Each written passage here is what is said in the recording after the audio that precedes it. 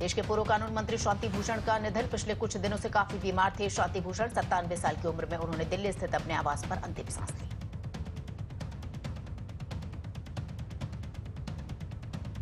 Supreme court collegium ने केंद्र को भेजी सिफारिश। इलाहाबाद और गुजरात हाई कोर्ट के चीफ जस्टिस को सुप्रीम कोर्ट में जज नियुक्त करने की सिफारिश भेजी गई है।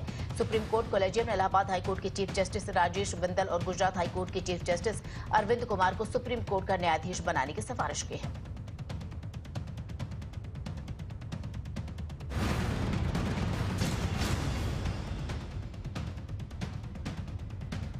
लखनऊ के बास्तार नगर में ई रिक्शा बैटरी की दुकान में लगी आग। बैटरी फटने से एक आदमी गंभीर रूप से घायल। इलाज के दौरान युवक की गई जान। वहीं मौके पर पहुंची प्रशासन की टीम आग लगने के कारणों का पता लगाने में जुटी।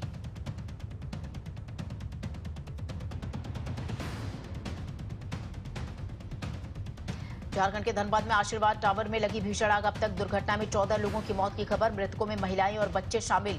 मौके पर प्रशासन की टीम रेस्क्यू अभियान चला रही है। 10 मंजिला है आशीर्वाद टावर।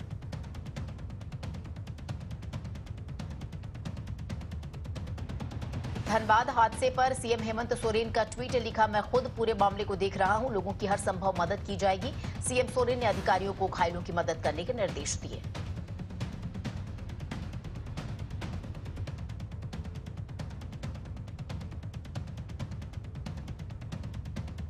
महाराष्ट्र के ठाणे में रिहायशी कॉम्प्लेक्स में लगी आग। आग बुझाने का काम जारी। आग लगने से इलाके में मची अफरा तफरी। समय रहते मौके पर पहुंची दमकल विभाग की टीम।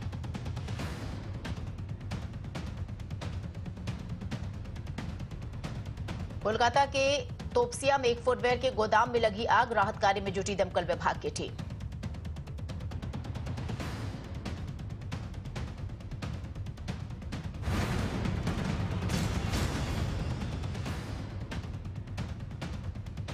केरल के त्रिशूर में पटाखा बनाने वाले फैक्ट्री में धमाका। हादसे में घायल शख्स की मौत। यूनिट का लाइसेंस कैंसिल।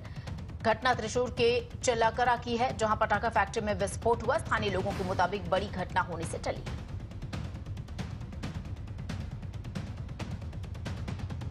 आंध्र प्रदेश के अनकापल्ली में प्राइवेट लैब के रिएक्टर में धमाका। दमकल विभाग ने कड़ी मशक्कत के बाद आग पर पाया काबू। जिला अग्निशमन अधिकारी ने दी जानकारी। सुरक्षा उपाय को देखते हुए आसपास के कारखानों को भी बंद किया गया।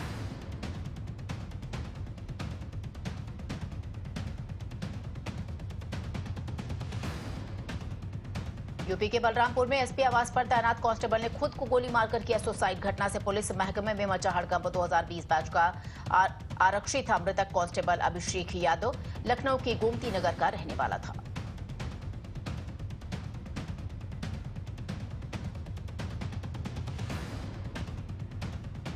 आंध्र प्रदेश के अनंतपुर में पुलिस ने बरामद किए 5000 से ज्यादा मोबाइल फोन। पुलिस के मुताबिक 2022 में शुरू की गई चैट बॉट सेवा की मदद से 8 करोड़ 25 लाख रुपए के 5000 से ज्यादा मोबाइल फोन बरामद किए गए हैं। एसपी ने मीडिया से बातचीत करते हुए बताया कि 15 दूसरे राज्यों के लोगों और हमारे राज्य के 18 जिलों के लोगों को खोए हुए सेल फोन सौंपने में बहुत खुशी हुई।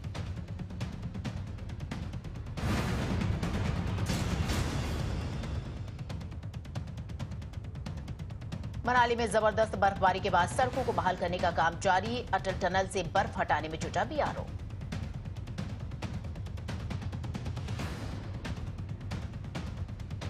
एलओसी पर कड़ाके की ठंड के बीच आर्मी के जवान कर रहे हैं देश की रक्षा। बर्फ से ढकी देश की सीमा पर जवानों ने की पेट्रोलिंग।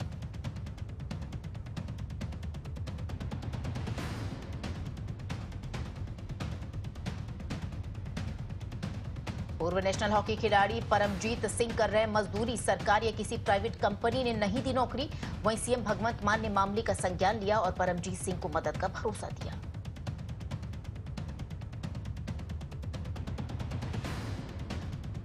कुश्ती संगठन विवाद की जांच के लिए बनी निगरानी समिति में बदलाव। समिति में शामिल हुई बबीता फोगाट। कुश्ती संघ के अध्यक्ष ब्रजभूषण सिंह पर आरोप लगाने वाले पहलवानों ने कहा था कि जांच समिति में सरकार ने अपनी मर्जी से लोग चुने हैं। पहलवानों के इस बयान के बाद बबीता फोगाट को जांच समिति में शामिल किया गया।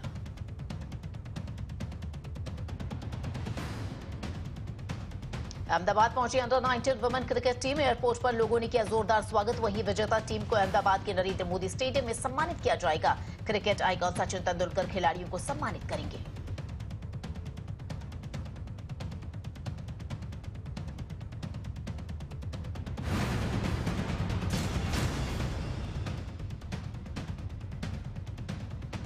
अमेरिका के joint chief of staff general से एनएसए अजित डोभाल ने की मुलाकात। भारत अमेरिका द्विपक्षीय सहयोग के पहलुओं पर हुई चर्चा।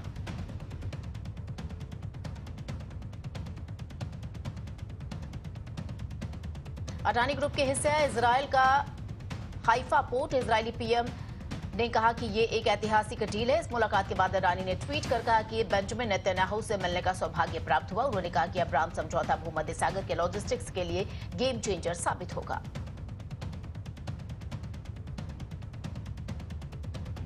पाकिस्तान के पेशावर आत्मघाती हमले में बड़ी मरने वालों की संख्या। ब्लास्ट में 100 लोगों की जान गई, 169 घायल। इस बीच राहत बचाव में जुटे अधिकारियों ने आत्मघाती हमले को अंजाम देने वाले संदिग्ध शख्स का कटा हुआ सिर बरामद किया।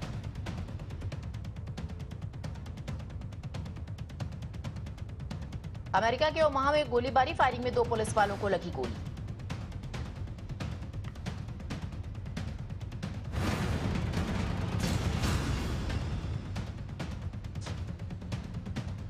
ब्रसेल्स में वेतन बढ़ोतरी को लेकर 10,000 से ज्यादा लोगों ने किया विरोध प्रदर्शन। लोगों ने बेरोजगारी के खिलाफ अपनी आवाज की बुलंद।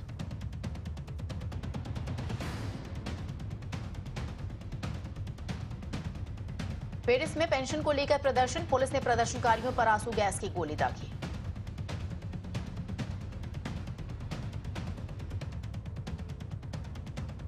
रूस ने Su-35 एयरक्राफ्ट से यूक्रेन पर किया हमला। कॉम्बैट ऑपरेशन का वीडियो जारी।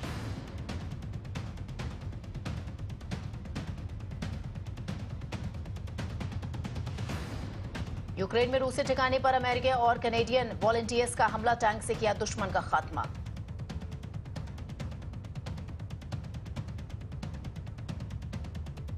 रूस लगातार कर रहा है बड़े युद्ध की तैयारी। Su-34 विमान से अभ्यास करते दिखे रूसी सैनिक।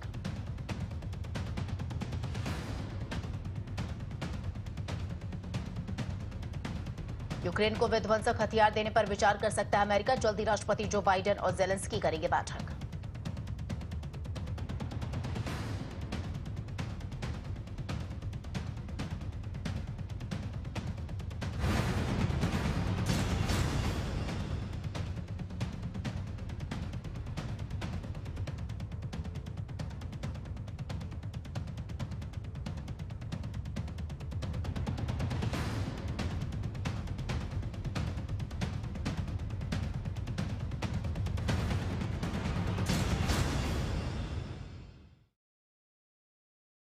और इधर गुजरात के मोरबी पुल हादसे को लेकर नया अपडेट सामने आया है। हादसे के मुख्य आरोपी ने आखिरकार चीफ जुडिशियल की अदालत में आत्मसमर्पण कर दिया है। आपको बता दें कि जयसुख पटेल को चार्जशीट में मुख्य आरोपी के रूप में नामित किया गया है। वहीं ओरेवा के अधिकारियों सहित 9 अन्य लोगों को भी चार्जशीट में नामजद किया गया है। गौरतलब है कि मोरबी पुल हादसा 30 अक्टूबर पिछले साल हुआ था, जिसमें करीब 135 लोगों की जान चली गई थी। Last but not the least, he has surrendered, and it's a big development for this case also. And it was presumed before that he would be surrendering, but this has gone very strategically. If you just see the chronology of whole of the case coming down to this, tomorrow it's going to be a very important hearing on which the petition which he has filed. Jayasukh Patel, a hearing would be on that for a bail application which he has submitted. Sessions Court Morbi would be taking up that matter tomorrow, and just a day before he comes out and he surrenders in front of the court. This was expected, but it's not expected by the authorities. You know, authorities were expecting that he might just surrender in the police station, but he directly went to the court and he surrendered there in the court. So it's a setback for the authorities. Big questions for them, that why were the authorities and the police not able to nab this individual who is running around for three months, and he was nowhere to be seen. But just a day before, when an important hearing is going to take place, he suddenly arrives at Morbi and no one comes to know about it. So that's a very big question, and the police is about, but the police will have to give answers for that. और बात अब दिल्ली की कर लेते हैं। दिल्ली सरकार के शिक्षकों को प्रशिक्षण के लिए फिनलैंड भेजने का मामला एक बार फिर से उपराज्यपाल और दिल्ली की आम आदमी पार्टी सरकार के बीच विवाद का विषय बन गया है। दिल्ली के उप मुख्यमंत्री मनीष सिसोदिया ने फिनलैंड में दिल्ली सरकार के शिक्षकों के प्रशिक्षण के लिए तत्काल अनुमति के लिए उपराज्यपाल को एक बार फिर से पत्र लिखा है।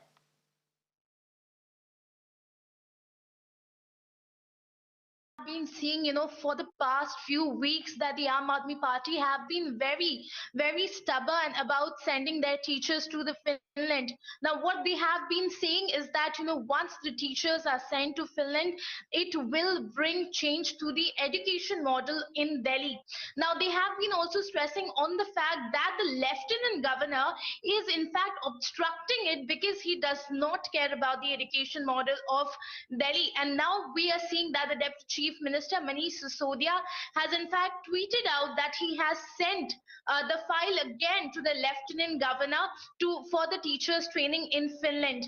Now, what the LG House is right now saying, and what the Lieutenant Governor had also said, that he needs, in fact, what Lieutenant Governor is saying, that there should be an analysis as to cost, how is the cost benefiting analysis of this whole project, and whether or not can the teachers be sent here itself. So that was the argument that was given by the Lieutenant Governor.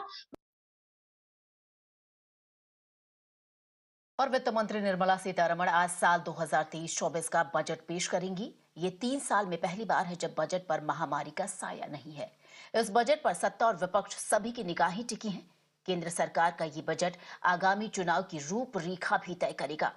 Budget सत्र को संबोधित करते हुए प्रधानमंत्री नरेंद्र मोदी ने कहा कि ये बजट आम नागरिकों की आशाओं और आकांक्षाओं को पूरा करने का एक प्रयास है। भारत के बजट के तरफ न सिर्फ भारत का लेकिन पूरे विश्व का ध्यान है। डावाडोल विश्व की आर्थिक परिस्थिति में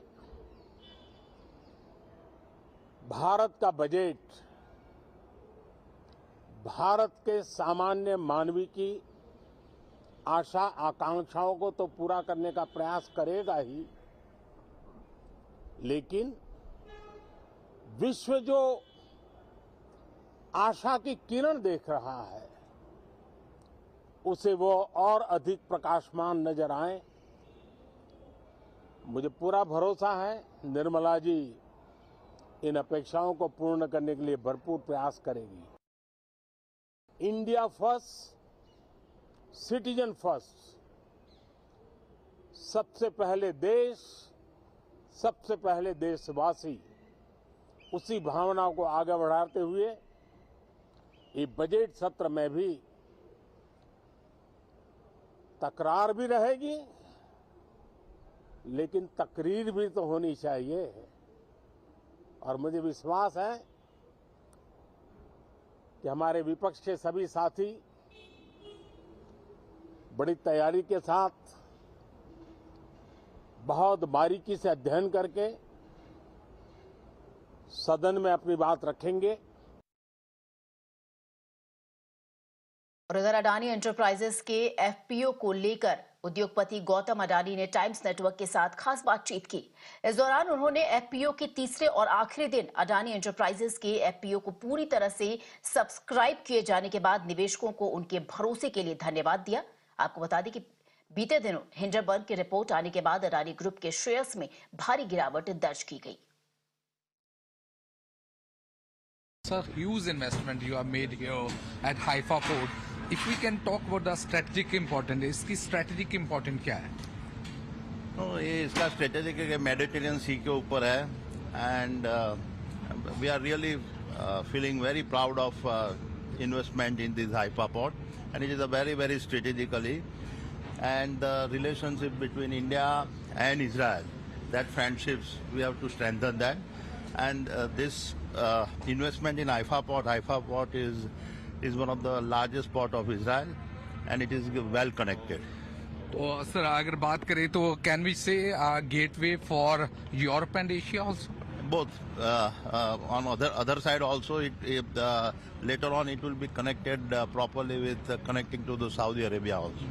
And if we can talk about the way we have seen that China is trying to have a road links also through the seaports, are we going to have a better connectivity? This will be a much better connectivity. Sir, and sir, today we have seen that Hindenburg's that controversy is going on. You have already given a very long clarification on this thing. Anything you want to convey because you feel that it's an attack on India? Besides, basically, of course, it is attack on India is one part, but ultimately, end of the day, we have completed our FPO, irrespective of what basically they have said, and I am really thankful to all our investors. PM cares fund को लेकर केंद्र सरकार का बड़ा बयान सामने आया है। केंद्र ने दिल्ली हाई कोर्ट को बताया कि PM cares fund public authority नहीं है। कोर्ट फंड को राज्य का हिस्सा घोषित करने की याचिका पर सुनवाई कर रहा था। केंद्र का कहना है कि पीएम केयर्स का गठन भारत के संविधान या संसद के किसी कानून के तहत नहीं किया गया है, साथ ही ये भारत सरकार द्वारा नियंत्रित नहीं है। याचिकाकर्ताओं ने कोर्ट में तर्क दिया कि सरकारी अधिकारियों ने पीएम केयर्स के लिए चंदा मांगा था। याचिकाकर्ताओं का क्या कुछ कहना, उन्होंने दावा किया कि इसे सरकारी कोष के रूप में पेश किया गया था। Center is very clear in saying that there is no control of either the central government or the state governments directly or indirectly as far as the functioning of PM CARES Fund is concerned in any manner whatsoever. It has been said by the PMO through this affidavit very clearly that the PM CARES Fund has been set up as a public charitable trust and that it is created neither under the Constitution or under the Parliament's legislation or any state legislature, which why they say that it cannot fall under the category of a state under Article 12 of the Constitution, and it does not constitute any such roles as a public authority as far as the Right to Information Act of 2005 is concerned.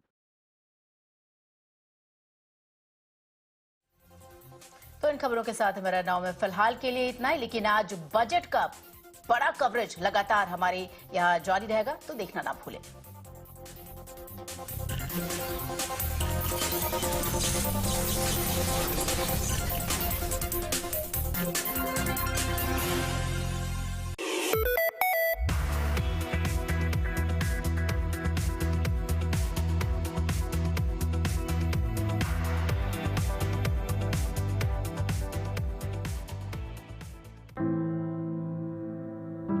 New. Every day we wake up to new possibilities, but riddled with old issues. Issues that refuse to go away from our city. Simply because we never say it loud enough for the authorities to pay heed. Come, fight it out. Say it loud to reclaim your urban life. We are with you. Mirror now. You first. Your issues are my stories, and that is news to me. Resident doctors out on the street. We expose the lies, uncover the truth, and demand accountability, all for a better tomorrow. Was a transformer blast? Oh, arrests have been made. On Mirror Now, we take the road less traveled, fight all odds, risk everything, only to highlight your plight. I am Neha Hebale, reporting for Mirror Now. You first.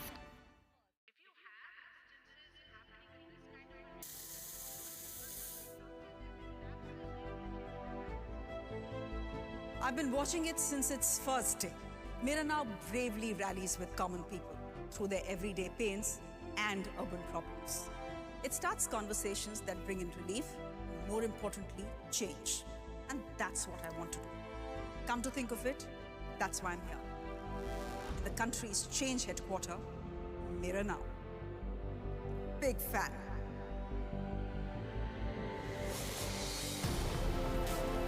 Hi, I'm Shreya Dhondial on the Urban Debate.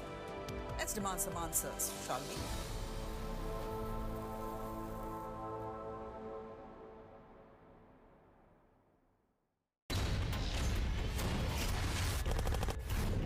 News is about one bold, strong voice that breaks silence.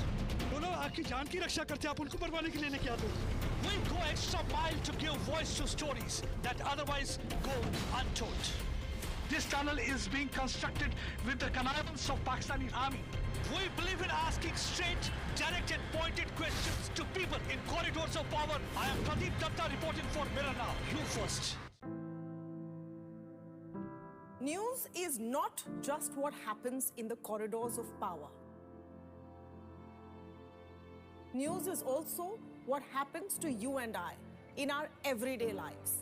Issues like traffic, core infrastructure, pollution, these matter equally, if not more. I stand with every tax-paying, law-abiding urban Indian because honestly, we deserve better. You've read the headline, now listen to the facts. Join me, Tamanna Inamdar, on Beyond the Headline. Mirror now, you first. Every day we wake up to new possibilities, but riddled.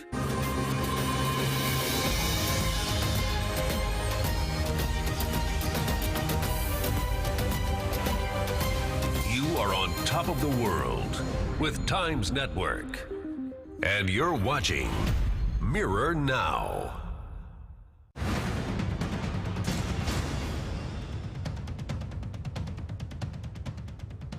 आज लोकसभा में पेश होगा budget. केंद्रीय वित्त मंत्री निर्मला सीतारमण आज संसद में पेश करेगी बजट। महंगाई की मार झेल रही जनता को आर्थिक मोर्चे पर राहत की आस। बजट से पहले संसद में राष्ट्रपति द्रौपदी मुर्मू ने संसद के दोनों सदनों को किया संबोधित।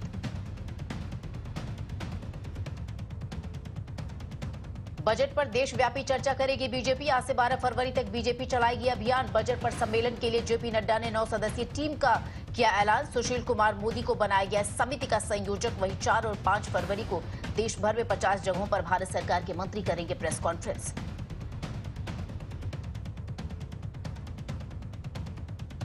बजट से पहले लोकसभा में पेश किया गया आर्थिक सर्वेक्षण। आर्थिक सर्वेक्षण में जीडीपी 6.5% रहने का अनुमान। इकोनॉमिक सर्वे में बताया गया है कि वित्त वर्ष 2022-23 में 6.5% विकास दर का अनुमान है, जबकि वित्त वर्ष 2021-22 में 8.7 आर्थिक विकास दर फीसदी रहा।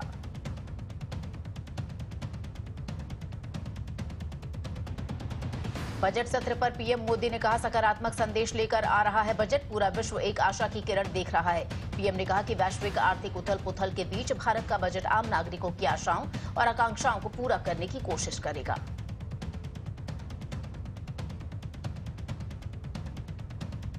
बजट से पहले कांग्रेस नेता रणदीप सुरजेवाला का केंद्र पर हमला। ट्वीट कर लिखा, मोदी सरकार में रोजगार नहीं बस झूठा प्रचार। सुरजेवाला ने केंद्र पर निशाना साधते हुए लिखा कि युवा रोजगार ढूंढ रहे हैं, वहीं जनता पर महंगाई का बोझ हर रोज बढ़ रहा है।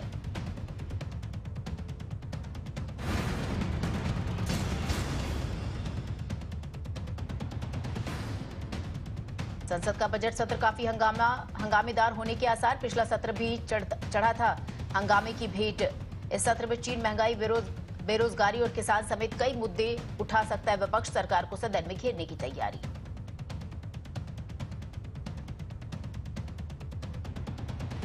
राष्ट्रवादी युवा अधिकार मंच का स्वामी प्रसाद मौर्य के खिलाफ प्रदर्शन। मौर्य का पुतला फूंका, जेल भेजने की मांग की। राष्ट्रवादी युवा अधिकार मंच के कार्यकर्ताओं ने पोस्टर बैनर लेकर स्वामी प्रसाद मौर्य के खिलाफ नारेबाजी की।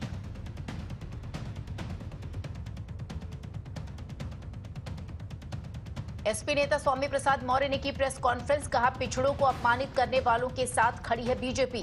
हिंदू कहकर वोट लेते हैं फिर अपमानित करते हैं। स्वामी प्रसाद ने बीजेपी पर हमला बोलते हुए कहा कि बेनकाब हो रहा है बीजेपी का काला चेहरा।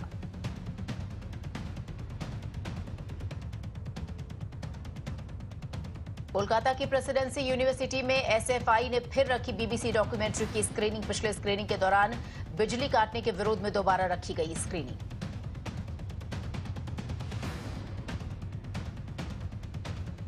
मालदा में मुख्यमंत्री ममता बनर्जी ने कई विकास परियोजनाओं का उद्घाटन किया। कहा, दिल्ली के नेता झूठे वादे करते हैं लेकिन पैसे नहीं देते। अपने संबोधन में ममता बनर्जी ने केंद्र सरकार पर झूठ बोलने, जन कल्याण का काम नहीं करने का आरोप लगाया।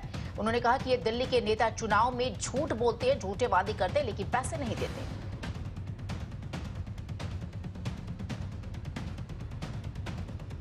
6 फरवरी को पीएम मोदी का कर्नाटक दौरा। बेंगलुरु में इंटरनेशनल कॉन्फ्रेंस और इंडिया एनर्जी वीक का करेंगे शुभारंभ। तुमकुरू में एचएएल का करेंगे उद्घाटन पीएम मोदी। 6 फरवरी को सुबह 10:55 पर बेंगलुरु पहुंचेंगे।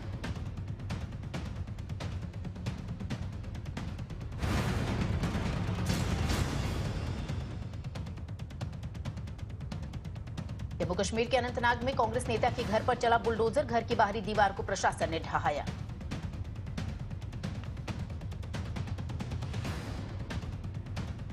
मध्य प्रदेश के सीहोर में कांग्रेस को लगा बड़ा झटका। 3 आदिवासी कांग्रेस छोड़ बीजेपी में हुए शामिल।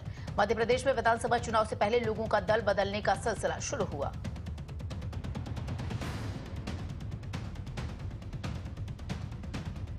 शिवराज सिंह सरकार को उमा भारती की खुली चुनौती। कहा, नई शराब नीति अगर हमारे हित में नहीं आई तो जो होगा वो अच्छा नहीं होगा। राजधानी भोपाल के अयोध्या नगर में शराब बंदी के खिलाफ धरने पर बैठी पूर्व मुख्यमंत्री उमा भारती ने कहा कि मध्य प्रदेश के मुखिया शिवराज सिंह चौहान ने 31 जनवरी 2023 को नई शराब बंदी लाने की बात कही थी।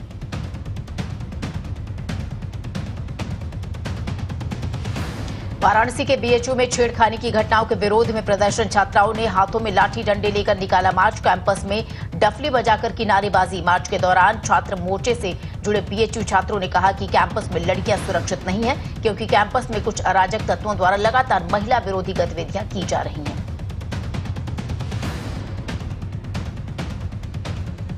वाराणसी दौरे पर रहे अनंत अंबानी पत्नी राधिका के साथ श्री काशी विश्वनाथ मंदिर के किए दर्शन। दोनों ने भगवान भोलेनाथ से सुखमय जीवन की कामना की।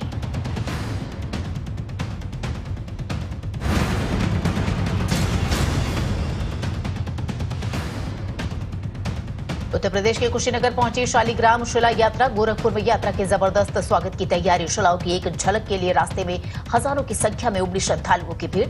कई जगह पर पूजा पाठ कर रहे हैं लोग।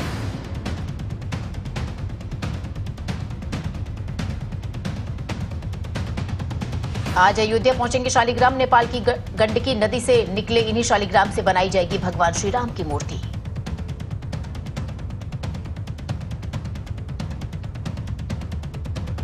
हैदराबाद में रियल एस्टेट कंपनियों पर आईटी की रेड। 50 जगहों पर छापेमारी। बीआरएस एमएलसी वेंकटराम रेड्डी के आवास पर भी छापेमारी।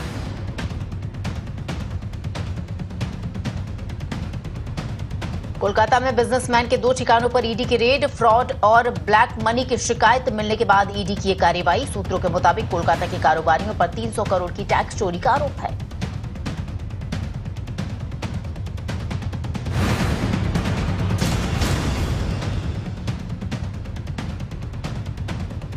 बिहार के छपरा में एक पार्टी में खाना खाने के बाद कई लोगों की तबीयत बिगड़ी। 50 से ज्यादा लोगों को हुई फूड पॉइजनिंग। मामला पानापुर थाना क्षेत्र का है, जहां एक पार्टी में खाना खाने के बाद कई लोगों की तबीयत बिगड़ गई। चिकित्सा अधिकारी के मुताबिक रात किसी पार्टी में खाना खाने के बाद 50 से ज्यादा लोग बीमार हुए।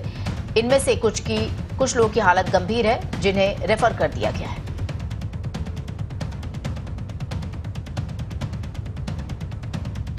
राजस्थान के टोंक में अधेड़ उम्र के शख्स के साथ पुलिस ने की मारपीट। घटना का वीडियो सोशल मीडिया पर वायरल। वीडियो में पुलिसकर्मी एक बुजुर्ग आदमी पर बेरहमी से लाठियां बरसा रहा है और उसे जमीन पर घसीटते हुए ले जाते दिख रहे हैं।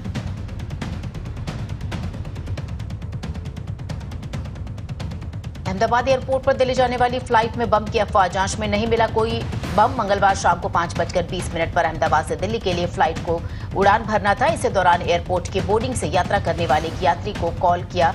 कहा कि फ्लाइट कुछ ही समय बाद उड़ान भरने वाली है, आप जल्दी से आ जाइए।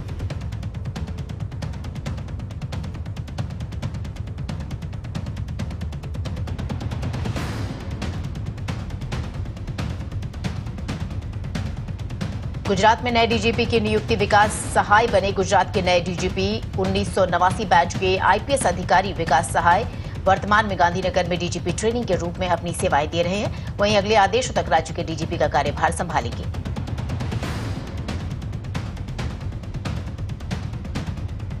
मोरबी ब्रिज हादसे के आरोपी जयसुख पटेल को पुलिस ने हिरासत में लिया। आज कोर्ट में पेश कर रिमांड मांगेगी पुलिस। 30 अक्टूबर को हुए मोरबी हादसे में 135 लोगों की जान गई थी, जबकि कई लोग घायल हुए थे। मामले में गुजरात पुलिस जयसुख पटेल समेत 10 लोगों को आरोपी बनाई है।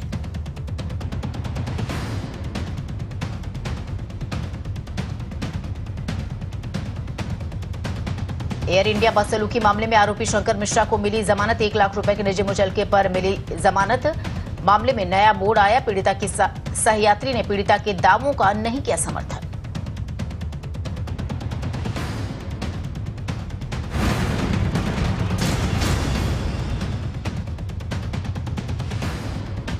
रेप केस में आसाराम को उम्र कैद। 9 साल के ट्रायल के बाद गांधीनगर सेशंस कोर्ट ने सुनाई सजा। 50,000 रुपए जुर्माना भी लगा। इससे पहले एक और बलात्कार मामले में आसाराम पहले से ही उम्र कैद की सजा काट रहा है।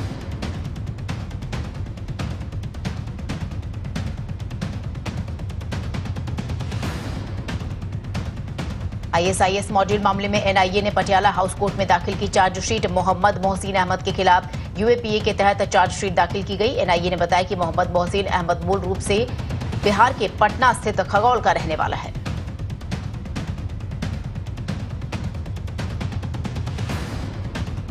बाहुबली मुख्तार अंसारी के सहयोगी पर प्रशासन की कार्रवाई। हाजी रफीक अहमद की 5 करोड़ की संपत्ति कुर्क। मुख्तार अंसारी के आर्थिक सहयोगी अभियुक्त हाजी रफीक अहमद उर्फ टाइगर पठान टोला कस्बा थाना कोतवाली का रहने वाला।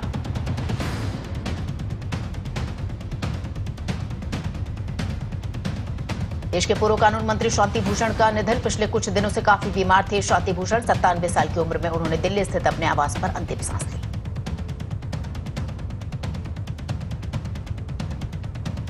सुप्रीम कोर्ट कॉलेजियम ने केंद्र को भेजी सिफारिश। इलाहाबाद और गुजरात हाई कोर्ट के चीफ जस्टिस को सुप्रीम कोर्ट में जज नियुक्त करने की सिफारिश भेजी गई है। सुप्रीम कोर्ट कॉलेजियम ने इलाहाबाद हाई कोर्ट के चीफ जस्टिस राजेश बिंदल और गुजरात हाई कोर्ट के चीफ जस्टिस अरविंद कुमार को सुप्रीम कोर्ट का न्यायाधीश बनाने की सिफारिश की है।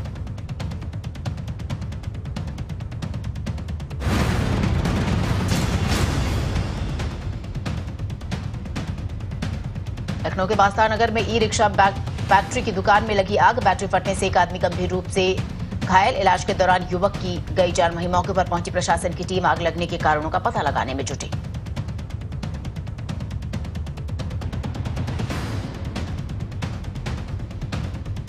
झारखंड के धनबाद में आशीर्वाद टावर में लगी भीषण आग। अब तक दुर्घटना में 14 लोगों की मौत की खबर। मृतकों में महिलाएं और बच्चे शामिल। मौके पर प्रशासन की टीम रेस्क्यू अभियान चला रही है। 10 मंजिला है आशीर्वाद टावर।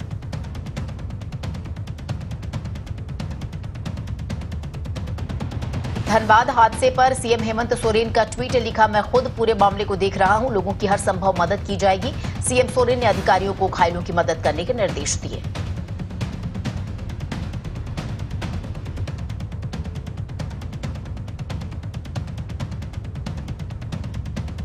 महाराष्ट्र के ठाणे में रिहायशी कॉम्प्लेक्स में लगी आग। आग बुझाने का काम जारी। आग लगने से इलाके में मची अफरा तफरी। समय रहते मौके पर पहुंची दमकल विभाग की टीम।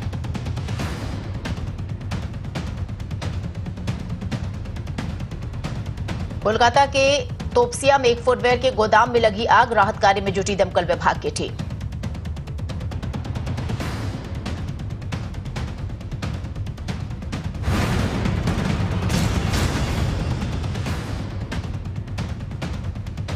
केरल के त्रिशूर में पटाखा बनाने वाले फैक्ट्री में धमाका। हादसे में घायल शख्स की मौत। यूनिट का लाइसेंस कैंसिल।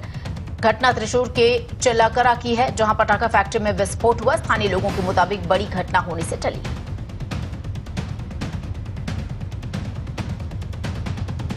आंध्र प्रदेश के अनकापल्ली में प्राइवेट लैब के रिएक्टर में धमाका। दमकल विभाग ने कड़ी मशक्कत के बाद आग पर पाया काबू। जिला अग्निशमन अधिकारी ने दी जानकारी। सुरक्षा उपाय को देखते हुए आसपास के कारखानों को भी बंद किया गया।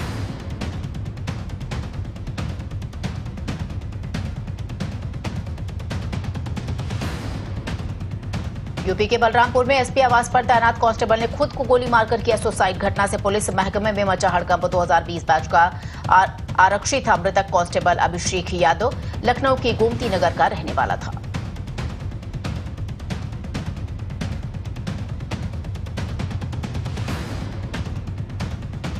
आंध्र प्रदेश के अनंतपुर में पुलिस ने बरामद किए 5000 से ज्यादा मोबाइल फोन। पुलिस के मुताबिक 2022 में शुरू की गई चैट बॉट सेवा की मदद से 8 करोड़ 25 लाख रुपए के 5000 से ज्यादा मोबाइल फोन बरामद किए गए हैं। एसपी ने मीडिया से बातचीत करते हुए बताया कि 15 दूसरे राज्यों के लोगों और हमारे राज्य के 18 जिलों के लोगों को खोए हुए सेल फोन सौंपने में बहुत खुशी हुई।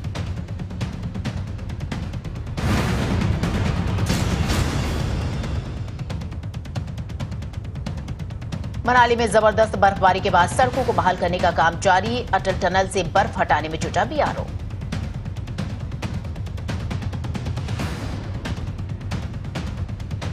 एलओसी पर कड़ाके की ठंड के बीच आर्मी के जवान कर रहे हैं देश की रक्षा। बर्फ से ढकी देश की सीमा पर जवानों ने की पेट्रोलिंग।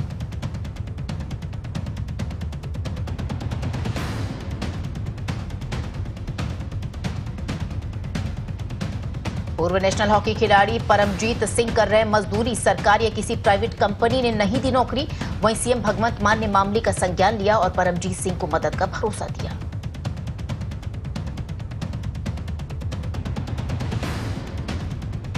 कुश्ती संगठन विवाद की जांच के लिए बनी निगरानी समिति में बदलाव। समिति में शामिल हुई बबीता फोगाट। कुश्ती संघ के अध्यक्ष ब्रजभूषण सिंह पर आरोप लगाने वाले पहलवानों ने कहा था कि जांच समिति में सरकार ने अपनी मर्जी से लोग चुने हैं। पहलवानों के इस बयान के बाद बबीता फोगाट को जांच समिति में शामिल किया गया।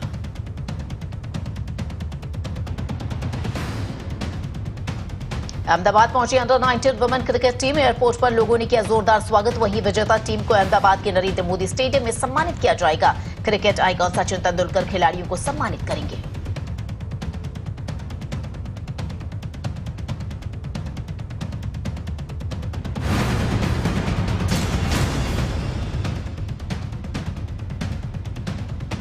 अमेरिका के joint chief of staff general से एनएसए अजित डोभाल ने की मुलाकात। भारत अमेरिका द्विपक्षीय सहयोग के पहलुओं पर हुई चर्चा।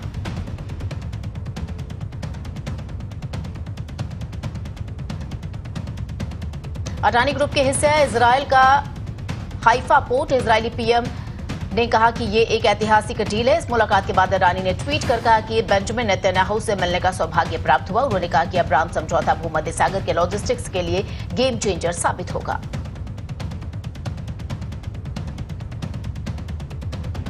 पाकिस्तान के पेशावर आत्मघाती हमले में बड़ी मरने वालों की संख्या। ब्लास्ट में 100 लोगों की जान गई, 169 घायल। इस बीच राहत बचाव में जुटे अधिकारियों ने आत्मघाती हमले को अंजाम देने वाले संदिग्ध शख्स का कटा हुआ सिर बरामद किया।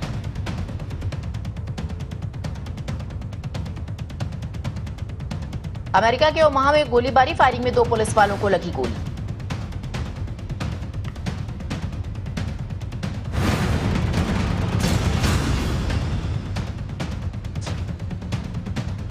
ब्रसेल्स में वेतन बढ़ोतरी को लेकर 10,000 से ज्यादा लोगों ने किया विरोध प्रदर्शन। लोगों ने बेरोजगारी के खिलाफ अपनी आवाज की बुलंद।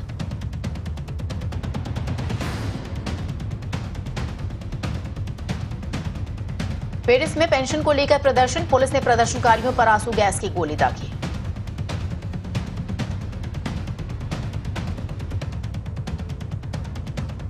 रूस ने Su-35 एयरक्राफ्ट से यूक्रेन पर किया हमला। कॉम्बैट ऑपरेशन का वीडियो जारी।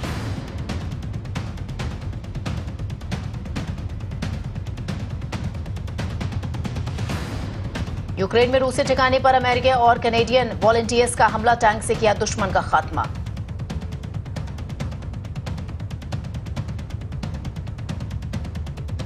रूस लगातार कर रहा है बड़े युद्ध की तैयारी। Su-34 विमान से अभ्यास करते दिखे रूसी सैनिक।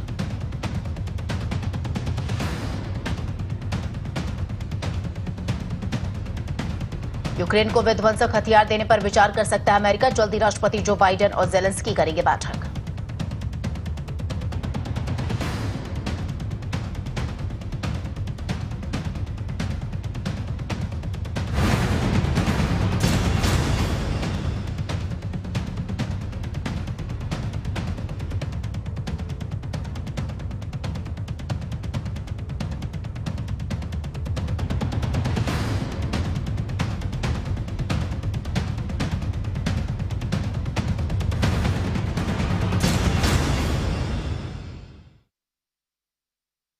और इधर गुजरात के मोरबी पुल हादसे को लेकर नया अपडेट सामने आया है। हादसे के मुख्य आरोपी ने आखिरकार चीफ जुडिशियल की अदालत में आत्मसमर्पण कर दिया है। आपको बता दें कि जयसुख पटेल को चार्जशीट में मुख्य आरोपी के रूप में नामित किया गया है। वहीं ओरेवा के अधिकारियों सहित 9 अन्य लोगों को भी चार्जशीट में नामजद किया गया है। गौरतलब है कि मोरबी पुल हादसा 30 अक्टूबर पिछले साल हुआ था, जिसमें करीब 135 लोगों की जान चली गई थी। Last but not the least, he has surrendered, and it's a big development for this case also. And it was presumed before that he would be surrendering, but this has gone very strategically. If you just see the chronology of whole of the case coming down to this, tomorrow it's going to be a very important hearing on which the petition which he has filed. Jayasukh Patel, a hearing would be on that for a bail application which he has submitted. Sessions Court Morbi would be taking up that matter tomorrow, and just a day before he comes out and he surrenders in front of the court. This was expected, but it's not expected by the authorities. You know, the authorities were expecting that he might just surrender in the police station, but he directly went to the court and he surrendered there in the court. So it's a setback for the authorities. Big questions for them, that why were the authorities and the police not able to nab this individual who is running around for 3 months, and he was nowhere to be seen. But just a day before, when an important hearing is going to take place, he suddenly arrives at Morbi and no one comes to know about it. So that's a very big question, and the police will have to give answers for that. और बात अब दिल्ली की कर लेते हैं। दिल्ली सरकार के शिक्षकों को प्रशिक्षण के लिए फिनलैंड भेजने का मामला एक बार फिर से उपराज्यपाल और दिल्ली की आम आदमी पार्टी सरकार के बीच विवाद का विषय बन गया है। दिल्ली के उप मुख्यमंत्री मनीष सिसोदिया ने फिनलैंड में दिल्ली सरकार के शिक्षकों के प्रशिक्षण के लिए तत्काल अनुमति के लिए उपराज्यपाल को एक बार फिर से पत्र लिखा है।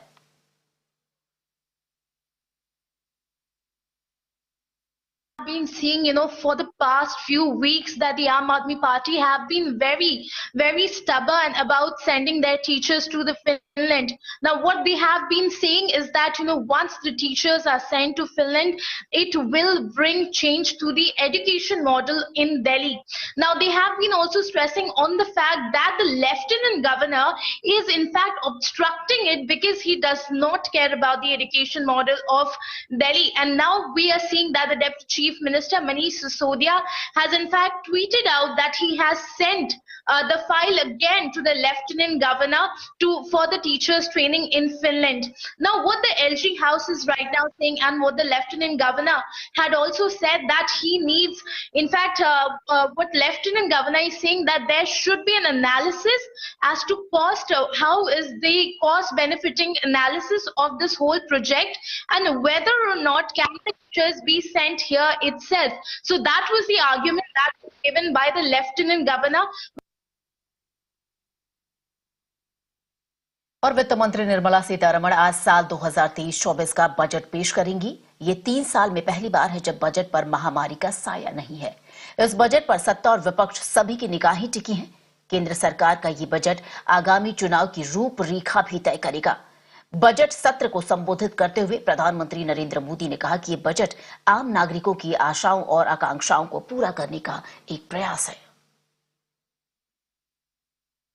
भारत के बजट के तरफ न सिर्फ भारत का लेकिन पूरे विश्व का ध्यान है। डावाडोल विश्व की आर्थिक परिस्थिति में भारत का बजट भारत के सामान्य मानवी की आशा आकांक्षाओं को तो पूरा करने का प्रयास करेगा ही, लेकिन विश्व जो आशा की किरण देख रहा है उसे वो और अधिक प्रकाशमान नजर आए। मुझे पूरा भरोसा है निर्मला जी इन अपेक्षाओं को पूर्ण करने के लिए भरपूर प्रयास करेगी। इंडिया फर्स्ट, सिटीजन फर्स्ट, सबसे पहले देश, सबसे पहले देशवासी, उसी भावना को आगे बढ़ाते हुए ये बजट सत्र में भी तकरार भी रहेगी, लेकिन तकरीर भी तो होनी चाहिए। और मुझे विश्वास है कि हमारे विपक्ष के सभी साथी बड़ी तैयारी के साथ बहुत बारीकी से अध्ययन करके सदन में अपनी बात रखेंगे। और उधर अडानी एंटरप्राइजेस के एफपीओ को लेकर उद्योगपति गौतम अडानी ने टाइम्स नेटवर्क के साथ खास बातचीत की। इस दौरान उन्होंने एफपीओ के तीसरे और आखिरी दिन अडानी एंटरप्राइजेस के एफपीओ को पूरी तरह से सब्सक्राइब किए जाने के बाद निवेशकों को उनके भरोसे के लिए धन्यवाद दिया। आपको बता दें कि बीते दिनों हिंडनबर्ग की रिपोर्ट आने के बाद अडानी ग्रुप के शेयर्स में भारी गिरावट दर्ज की गई। Sir, huge investment you have made here at Haifa port. If we can talk about the strategic importance, इसकी strategic importance क्या है? No, ये इसका स्ट्रेटेजिक मेडिटेरियन सी के ऊपर है and we are really feeling very proud of investment in this hyperport, and it is a very strategically, and the relationship between India and Israel, that friendships, we have to strengthen that, and this investment in Haifa port is one of the largest port of Israel, and it is well connected. तो sir अगर बात करें तो can we से gateway for Europe and Asia also? Both. On other side also, later on it will be connected properly with connecting to the Saudi Arabia also. And if we can talk about the way we have seen that China is trying to have a road links also through the seaports, are we going to have a better connectivity? This will be a much better connectivity. Sir, and sir, today we have seen that Hindenburg's that controversy is going on. You have already given a very long clarification on this thing. Anything you want to convey because you feel that it's an attack on India? Besides, basically, of course, it is attack on India is one part, but ultimately, end of the day, we have completed our FPO, irrespective of what basically they have said, and I am really thankful to all our investors. PM cares fund को लेकर केंद्र सरकार का बड़ा बयान सामने आया है। केंद्र ने दिल्ली हाई कोर्ट को बताया कि PM cares fund public authority नहीं है। कोर्ट फंड को राज्य का हिस्सा घोषित करने की याचिका पर सुनवाई कर रहा था। केंद्र का कहना है कि पीएम केयर्स का गठन भारत के संविधान या संसद के किसी कानून के तहत नहीं किया गया है, साथ ही ये भारत सरकार द्वारा नियंत्रित नहीं है। याचिकाकर्ताओं ने कोर्ट में तर्क दिया कि सरकारी अधिकारियों ने पीएम केयर्स के लिए चंदा मांगा था। याचिकाकर्ताओं का क्या कुछ कहना, उन्होंने दावा किया कि इसे सरकारी कोष के रूप में पेश किया गया था। Center is very clear in saying that there is no control of either the central government or the state governments directly or indirectly as far as the functioning of PM CARES Fund is concerned in any manner whatsoever. It has been said by the PMO through this affidavit very clearly that the PM CARES Fund has been set up as a public charitable trust and that it is created neither under the Constitution or under the Parliament's legislation or any state legislature which provides. They say that it cannot fall under the category of a state under Article 12 of the Constitution, and it does not constitute any such roles as a public authority as far as the Right to Information Act of 2005 is concerned. तो इन खबरों के साथ मेरा नाम है फिलहाल के लिए इतना ही, लेकिन आज बजट का बड़ा कवरेज लगातार हमारे यहाँ जारी रहेगा, तो देखना ना भूलें।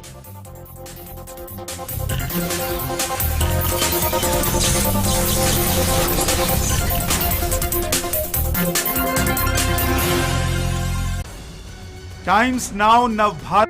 Every day we wake up to new possibilities, but riddled with old issues. Issues that refuse to go away from our city.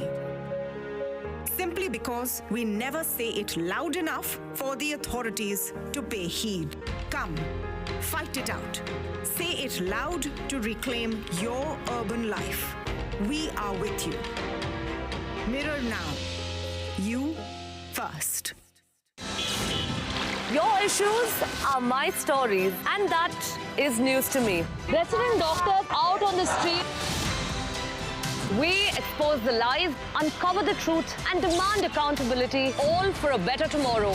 Was a transformer blast. No arrests have been made. On Mirror Now, we take the road less traveled, fight all odds, risk everything, only to highlight your plight. I am Neha Hebale, reporting for Mirror Now. You first.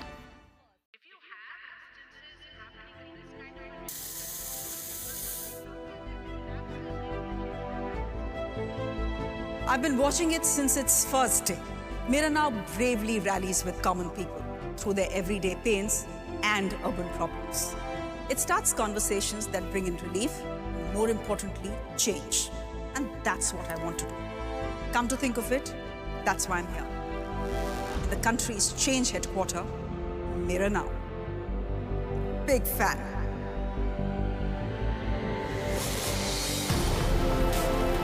Hi, I'm Shreya Dhondiyal on The Urban Debate.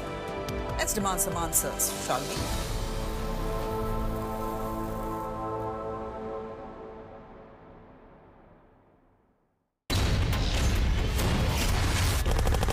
To me, news is about one bold, strong voice that breaks silence. बोलो आपकी जान की रक्षा करते आप उनको मरवाने के लिए लेके आते हो We go extra mile to give voice to stories that otherwise go untold. This tunnel is being constructed with the connivance of Pakistani army. We believe in asking straight, direct and pointed questions to people in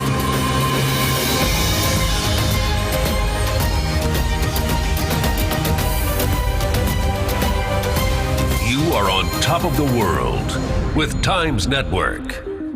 And you're watching Mirror Now. स्वागत है आपका। Metro morning देख रहे हैं आप और मैं हूं आपके साथ इंद्रजीत कौर। शुरुआत करते हैं इस वक्त की बड़ी खबर के साथ। बड़ी खबर आपको बता दें अहमदाबाद से है, जहां पर एयरपोर्ट पर बम की धमकी मिली और उसके बाद हड़कंप मच गया। कॉल करने वाले व्यक्ति ने दावा किया कि अहमदाबाद दिल्ली फ्लाइट में बम है। वहीं सूचना के बाद से पुलिस की कार्रवाई जारी है। जांच के मुताबिक कॉल करने वाले व्यक्ति ने फ्लाइट में बम होने के बारे में बताया। मामले को लेकर आगे की जांच में पुलिस फिलहाल जुट गई है। तो आपको बता दें कि अहमदाबाद एयरपोर्ट पर एक कॉल आया, बम होने की सूचना मिली अहमदाबाद दिल्ली फ्लाइट पर। और इसी पर ज्यादा जानकारी के लिए मेरे सहयोगी सिद्धार्थ इस वक्त फोन लाइन पर जुड़ चुके हैं। सिद्धार्थ, तो क्या इस बारे में अभी तक पता चल पाया है कि ये शख्स कौन था जिसने कॉल किया और क्या इसके पीछे की वजह रही? अभी जांच में क्या कुछ सामने आया है? बिल्कुल, कल उस वक्त अफरा तफरी का माहौल पूरी तरह से मच गया था कि जब ये जो फ्लाइट थी शाम को एयर एलियंस की फ्लाइट थी, उस फ्लाइट में जब यह बात पता चली कि यहाँ पे बॉम्ब हो सकता है, क्योंकि इस तरह के पहले भी 26 जनवरी के पहले लोकल थ्रेट्स आए थे, तो उसको लेकर के पुलिस भी सतर्क थी और वहां का जो एयर ट्रैफिक कंट्रोल का स्क्वाड था वो भी सतर्क था। पता चला था कि एलियंस एयर की फ्लाइट नंबर 91696 जो अहमदाबाद से दिल्ली जाती है डोमेस्टिक टर्मिनल नंबर 1 से, वहां पर इस तरह की बात एक किसी पैसेंजर को कॉल आया और कॉल रिसीव करने के बाद में फिर वहां पर अफरा तफरी का माहौल जो है वो पूरी तरह से खड़ा हो गया। और यही बड़ा कारण रहा कि उसको जब लोकल सीआईएसएफ और वहां के जवानों को इस बारे में बताया गया तो उन्होंने पूरी इस बात की तफ्तीश की। जो अहमदाबाद एयरपोर्ट से पुलिस कंट्रोल रूम को सूचित किया गया कि फ्लाइट में बम होने की जानकारी मिली है और एटीएस टावर के पास तत्काल इस टीम को फिर भेजा गया। लगभग 5:20 के आसपास पूरी ये घटना बनी और जो उसमें एक शख्स को भी अभी फिलहाल बुक किया गया है, उसे पकड़ा गया है जिसने कॉल किया है, पर इसमें कुछ ज्यादा जानकारी अभी पुलिस ने दी नहीं है क्योंकि उसके बस थोड़ी देर बाद ही इंडियन टीम भी आने वाली थी अंडर 19 की, तो सुरक्षा के लिहाज से पूरे मामले को पूरी तरह से साइड में किया गया और उस शख्स को भी जिसने कॉल किया है उसे फिलहाल डिटेन किया गया है और कानूनी कार्रवाई भी उसके सामने शुरू हो गई है। जी, बहुत बहुत शुक्रिया आपका इस तमाम जानकारी के लिए सिद्धार्थ।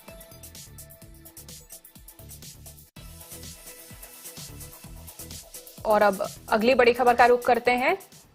खबर इम्फाल से। इम्फाल में कस्टम विभाग को बड़ी सफलता मिली है। विभाग ने भारी मात्रा में नशीली दवाओं की खेप जब्त की है। डिविजनल प्रिवेंटिव फोर्स ने मणिपुर में 2 करोड़ 68 लाख रुपए की ड्रग्स बरामद की है। 2 डीलरों के पास से भारी मात्रा में ड्रग्स बरामद हुई है। वहीं कस्टम विभाग की टीम ने 1 करोड़ 46 लाख रुपए मूल्य के 776 ग्राम की अफीम के पैकेट भी जब्त किए हैं। तो आपको बता दें बड़ी मात्रा में ये ड्रग्स की खेप मिली है। इम्फाल की ये घटना है जहां पर ये ड्रग्स की खेप मिली है। निबिर मेरे सहयोगी इस वक्त मेरे साथ जुड़ चुके हैं। निबिर, आखिर किस तरीके से अधिकारियों ने इस बड़ी मात्रा में ड्रग्स को बरामद किया? कहां से आ रही थी ये ड्रग्स, कहां पहुंचाई जा रही थी, क्या जानकारी है इस बारे में? जी हाँ, डिविजनल प्रिवेंटिव फोर्स जो है इम्फाल के, उन्होंने ये सीज किया है एटलीस्ट 26,000 टैबलेट्स जो कि 3 करोड़ वैल्यूएशन में है और 2 पैकेट ऑफ जो ओपीएम है और बहुत सारे जो साइकोट्रॉपिक सब्सटेंस है उनको सीज किया गया है। और ये इम्फाल के वेस्ट डिस्ट्रिक्ट में हुआ है, मणिपुर में। और ये कस्टम्स ने किया था। तो ये बहुत ही एक बड़ा इम्पोर्टेंट बस्ट है, बिकॉज मणिपुर में जो अभी वार ऑन ड्रग्स कैंपेन उनके चीफ मिनिस्टर चला रहे थे, जब वो फिर से गवर्नमेंट उनका आया, और तभी उसी वार ऑन ड्रग्स कैंपेन का ये एक बहुत बड़ा सीजर है, जो पुलिस लगातार वहाँ पे ड्रग्स का जो स्मगलिंग रोकने के लिए वो लगातार ये सीजर्स कर रहे हैं, और उसी का आज एक नमूना है जो जहाँ पे एटलीस्ट 3 करोड़ का ड्रग्स बरामद हुए हैं। जी बिल्कुल, बहुत बड़ी मात्रा में ये ड्रग्स बरामद हुई है। बहुत बहुत शुक्रिया निबेर आपका इस तमाम जानकारी के लिए।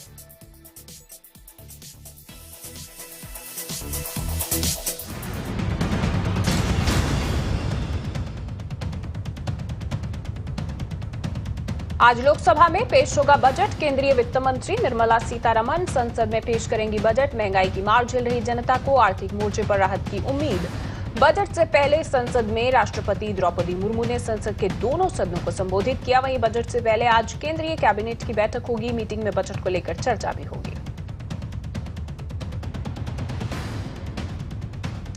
बजट पर देशव्यापी चर्चा करेगी बीजेपी। आज से 12 फरवरी तक बीजेपी चलाएगी अभियान। बजट पर सम्मेलन के लिए जेपी नड्डा ने 9 सदस्यीय टीम का गठन किया। सुशील कुमार मोदी को बनाया गया समिति का संयोजक। वहीं 4 और 5 फरवरी को देश भर में 50 जगहों पर भारत सरकार के मंत्री करेंगे प्रेस कॉन्फ्रेंस। बीजेपी शासित प्रदेशों के सीएम 2 फरवरी को करेंगे प्रेस वार्ता।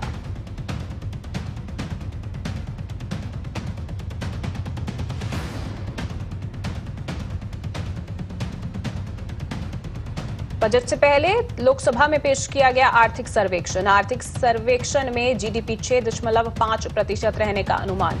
इकोनॉमिक सर्वे में बताया गया है कि वित्त वर्ष 2022-23 में 6.5% विकास दर का अनुमान है, जबकि वित्त वर्ष 2021-22 में 8.7 आर्थिक विकास दर रही है। और यूक्रेन और रूस के बीच युद्ध और वैश्विक आर्थिक संकट के चलते आर्थिक विकास दर बीते वर्ष जताए गए अनुमान से कम रह सकती है।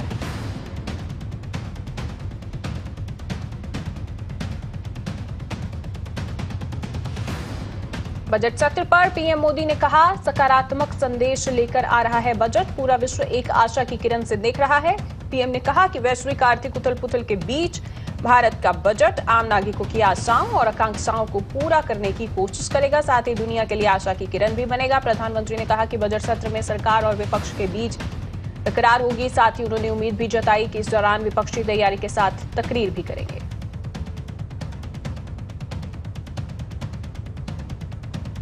बजट से पहले कांग्रेस नेता रणदीप सुरजेवाला का केंद्र पर हमला। ट्वीट कर लिखा, मोदी सरकार में रोजगार नहीं बस झूठा प्रचार। सुरजेवाला ने केंद्र पर निशाना साधते हुए लिखा कि युवा रोजगार ढूंढ रहे हैं, वहीं जनता पर महंगाई का बोझ हर रोज बढ़ रहा है।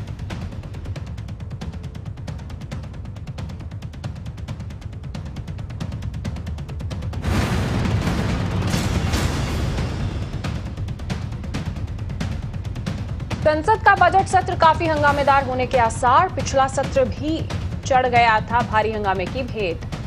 बजट सत्र में चीन, महंगाई, बेरोजगारी और किसान समेत कई मुद्दे उठा सकता है विपक्ष। सरकार को सदन में घेरने की तैयारी।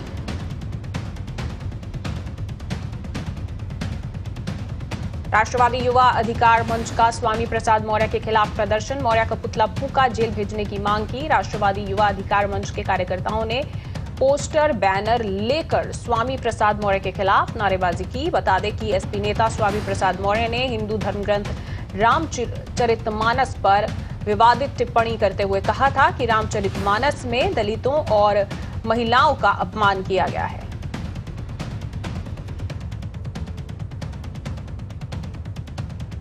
एसपी नेता स्वामी प्रसाद मौर्य ने की प्रेस कॉन्फ्रेंस। कहा, पिछड़ों को अपमानित करने वालों के साथ खड़ी है बीजेपी। हिंदू कहकर वोट लेते हैं फिर अपमानित करते हैं। स्वामी प्रसाद ने बीजेपी पर हमला करते हुए कहा कि बेनकाब हो रहा है बीजेपी का काला चेहरा। तमाम धमकियों के बाद भी उठाता रहूंगा आवाज।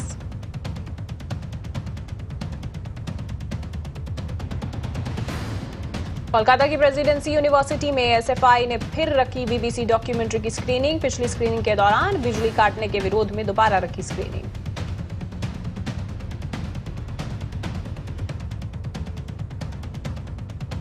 मालदा में सीएम ममता ने कई विकास परियोजनाओं का उद्घाटन किया। कहा, दिल्ली के नेता झूठे वादे करते हैं लेकिन पैसे नहीं देते। अपने संबोधन में ममता बनर्जी ने केंद्र सरकार पर झूठ बोलने, जन कल्याण का काम न करने का आरोप लगाया है। उन्होंने कहा कि ये दिल्ली के नेता चुनाव में झूठ बोलते हैं, झूठे वादे करते हैं लेकिन पैसे नहीं देते।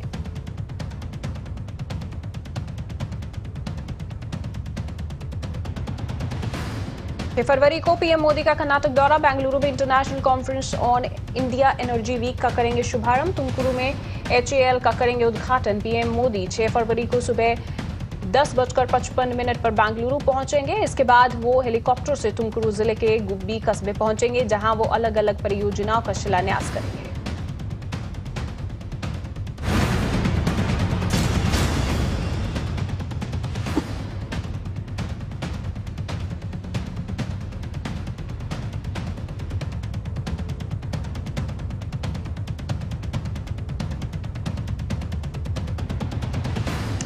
जम्मू कश्मीर के अनंतनाग में कांग्रेस नेता के घर पर चला बुलडोजर, घर की बाहरी दीवार को प्रशासन ने ढाया।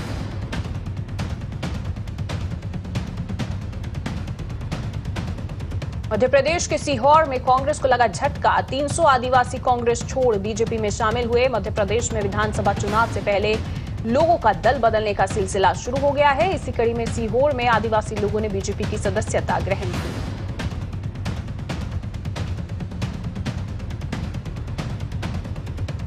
शिवराज सरकार को उमा भारती की खुली चेतावनी, कहा नई शराब नीति अगर हमारे हित में नहीं आई तो जो होगा वो अच्छा नहीं होगा। राजधानी भोपाल के अयोध्या नगर में शराबबंदी के खिलाफ धरने पर बैठी पूर्व मुख्यमंत्री उमा भारती ने कहा कि मध्य प्रदेश के मुखिया शिवराज सिंह चौहान ने 31 जनवरी 2023 को नई शराबबंदी लाने की बात कही थी, जो कि आज पूरी नहीं हुई है। लेकिन उसके बावजूद भी मुझे शिवराज सिंह चौहान पर यकीन है कि जल्द ही वो शराब नीति लाएंगे और मेरे सुझावों का उसमें अमल करेंगे।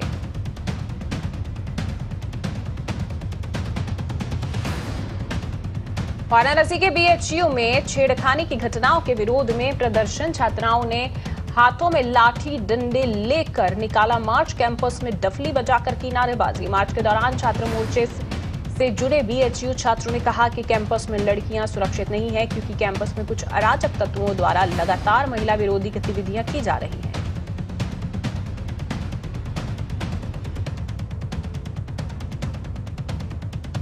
वाराणसी दौरे पर रहे अनंत अंबानी पत्नी राधिका के साथ श्री काशी विश्वनाथ मंदिर के किए दर्शन। दोनों ने भगवान भोलेनाथ से सुखमय जीवन की कामना की। इस दौरान बाबा विश्वनाथ धाम की भव्यता देखकर अनंत बेहद प्रसन्न नजर आए और कॉरिडोर की सराहना भी की।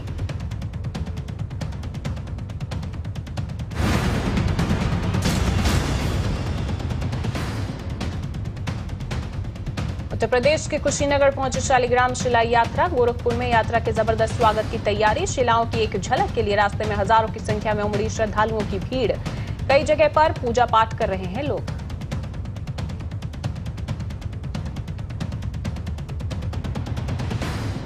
आज अयोध्या पहुंचेंगे शालिग्राम। नेपाल की गंडक नदी से निकले इन्हीं शालिग्राम से बनाई जाएगी भगवान श्री राम की मूर्ति। पीले रंग के कपड़े में लिपटी शालिग्राम की शिलाएं, कड़ी सुरक्षा के साथ आस्था के रथ पर राम रथ।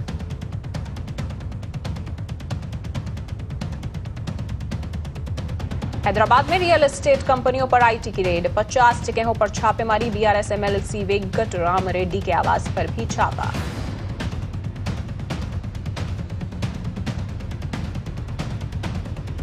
पश्चिम बंगाल के कोलकाता में बिजनेसमैन के 2 ठिकानों पर ED की रेड। फ्रॉड और ब्लैक मनी की शिकायत मिलने के बाद ED की कार्रवाई। सूत्रों के मुताबिक कोलकाता के कारोबारियों पर 300 करोड़ की टैक्स चोरी का आरोप है, जिन पर ED ने छापामार कार्रवाई की है।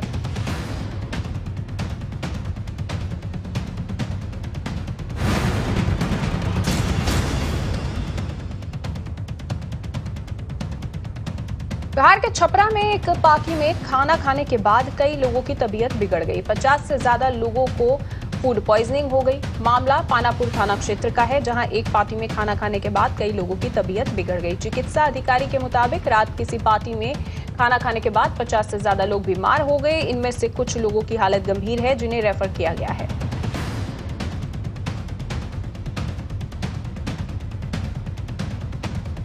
राजस्थान के टोंक में अधेड़ उम्र के शख्स के साथ पुलिस से की मारपीट। घटना का वीडियो सोशल मीडिया पर वायरल। वीडियो में पुलिसकर्मी एक बुजुर्ग आदमी पर बेरहमी से लाठियां बरसा रहे हैं और उसे जमीन पर घसीटते हुए ले जाते हुए दिखाई दे रहे हैं। वहीं मामले के तूल पकड़ने पर एसएचओ को लाइन हाजिर किया गया।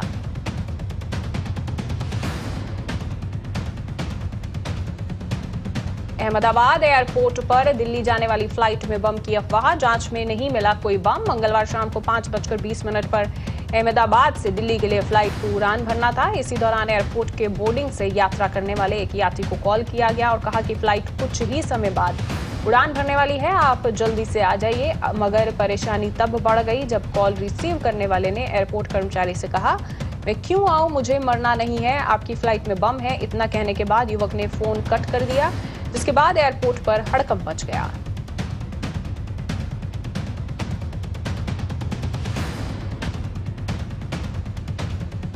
गुजरात में नए डीजीपी की नियुक्ति, विकास सहाय बने गुजरात के नए डीजीपी। 1999 बैच के आईपीएस अधिकारी विकास सहाय वर्तमान में गांधीनगर में डीजीपी ट्रेनिंग के रूप में अपनी सेवाएं दे रहे हैं। वे अगले आदेश तक राज्य के डीजीपी का कार्यभार संभालेंगे। आपको बता दें कि पिछले साल दिसंबर में हुए गुजरात चुनावों के मद्देनजर केंद्र सरकार की ओर से मौजूदा डीजीपी आशीष भाटिया को 8 महीने का सेवा विस्तार दिया गया था। 1985 बैच के आईपीएस अधिकारी भाटिया का कार्यकाल पिछले साल मई में ही समाप्त हो चुका था।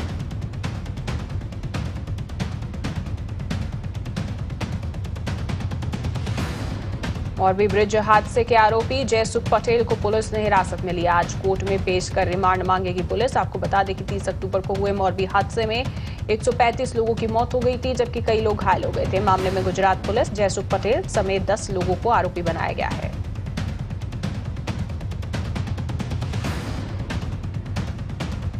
एयर इंडिया बदसलूकी मामले में आरोपी शंकर मिश्रा को मिली जमानत। 1 लाख रुपए के निजी मुचलके पर मिली जमानत। वहीं मामले में नया मोड़ आ गया है। पीड़िता की सहयात्री ने पीड़िता के दावों का नहीं किया समर्थन।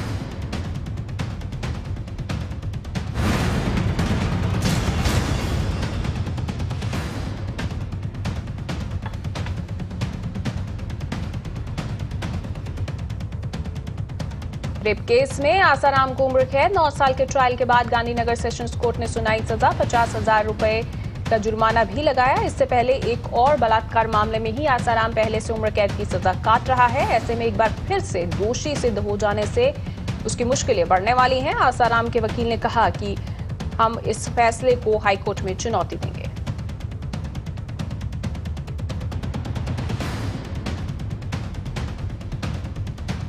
आईएसआईएस मॉड्यूल मामले में एनआईए ने पटियाला हाउस कोर्ट में दाखिल की चार्जशीट। मोहम्मद मोहसिन अहमद के खिलाफ यूएपीए के तहत चार्जशीट दाखिल।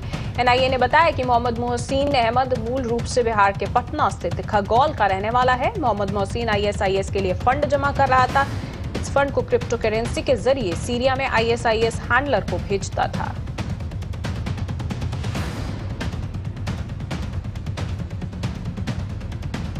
बाहुबली मुख्तार अंसारी के सहयोगी पर प्रशासन की कार्रवाई। हाजी रफीक अहमद की 5 करोड़ की संपत्ति कुर्क। मुख्तार अंसारी के आर्थिक सहयोगी अभियुक्त हाजी रफीक अहमद उर्फ टाइगर पठान टोला कस्बा थाना कोतवाली का रहने वाला है। डीएम ने अपराध से अर्जित किए गए अवैध संपत्ति को कुर्क करने का आदेश दिया, जिसके बाद कार्रवाई की गई।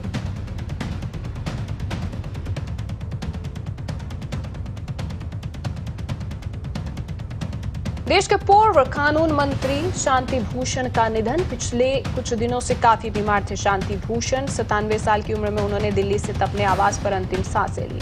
शांति भूषण ने ही इलाहाबाद हाईकोर्ट में काफी चर्चित मामले में राज नारायण का प्रतिनिधित्व किया था। 1974 में इंदिरा गांधी को प्रधानमंत्री के पद से हटाने का आदेश दिया गया था। उन्होंने मोरारजी देसाई मंत्रालय में 1977 से 1969 तक भारत के कानून मंत्री के रूप में कार्य किया था।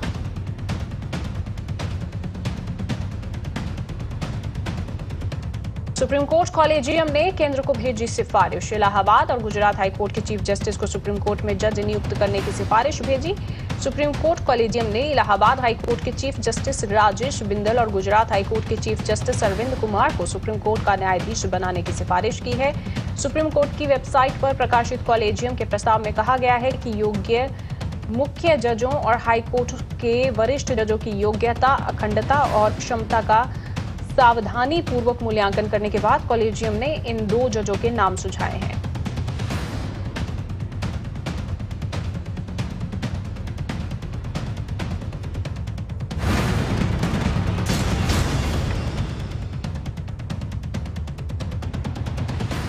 लखनऊ के बादशाह नगर में ई रिक्शा बैटरी की दुकान में लगी आग। बैटरी फटने से एक व्यक्ति गंभीर रूप से झुलसा। इलाज के दौरान युवक की मौत हो गई। वहीं मौके पर पहुंची प्रशासन की टीम आग लगने के कारणों का पता लगाने में जुट गई है। जानकारी के मुताबिक इसी बिल्डिंग में एक जिम में चलती थी। आग लगने के बाद जिम में अफरा तफरी मच गई, जिसके बाद दमकल कर्मियों ने बिल्डिंग के शीशे को तोड़कर सभी को सुरक्षित बाहर निकाला। वहीं इस हादसे में एक मजदूर की मौत हो गई।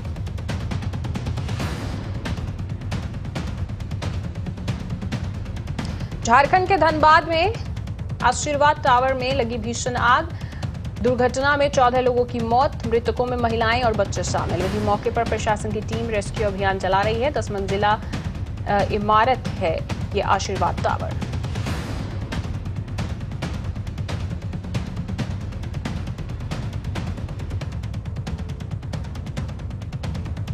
ट्वीट लिखा, मैं खुद पूरे मामले को देख रहा हूं, लोगों की हर संभव मदद की जाएगी। सीएम सोरेन ने अधिकारियों को घायलों की मदद करने के निर्देश दिए, साथ ही पीड़ित को सरकार की ओर से हर तरह की मदद का आश्वासन भी दिया।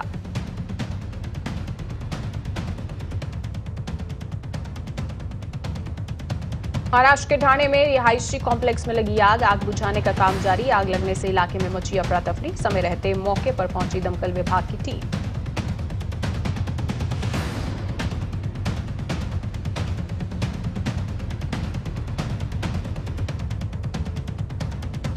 कोलकाता के तोपसिया में एक फुटवेयर के गोदाम में लगी आग। राहत कार्य में जुटी दमकल विभाग की टीम।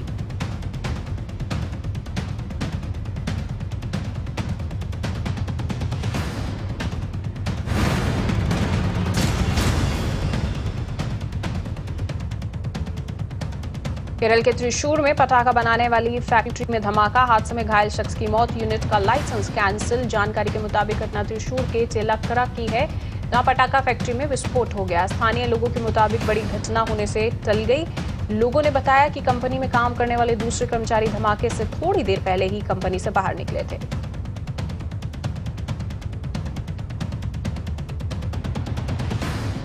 आंध्र प्रदेश के अनकापल्ली में प्राइवेट लैब के रिएक्टर में धमाका। दमकल विभाग ने कड़ी मुशक्कत के बाद आग पर पाया काबू।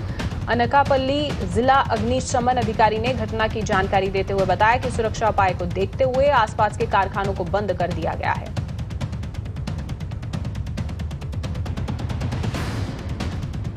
यूपी के बलरामपुर में एसपी आवास पर तैनात कांस्टेबल ने खुद को गोली मारकर किया सुसाइड। घटना से पुलिस महकमे में मचा हड़कंप। 2020 बैच का आरक्षी था मृतक कांस्टेबल अभिषेक यादव। वो लखनऊ के गोमती नगर का रहने वाला था। मामले में एसपी केशव कुमार ने आशंका जताई कि मृतक कांस्टेबल माइग्रेन की समस्या से ग्रसित था और जिसके चलते उसने आत्महत्या की है। एसपी ने कहा कि इसके अतिरिक्त भी तमाम बिंदुओं पर जांच की जा रही है और शव का पोस्टमार्टम कराया जा रहा है।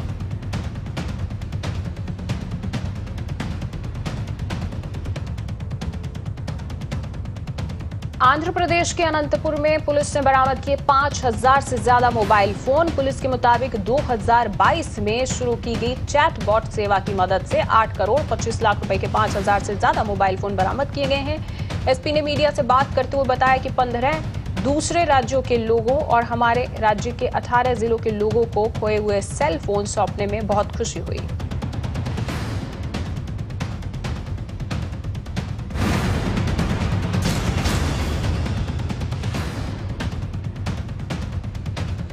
मनाली में जबरदस्त बर्फबारी के बाद सड़कों को बहाल करने का काम जारी है। अटल टनल से बर्फ हटाने में जुटा बीआरओ।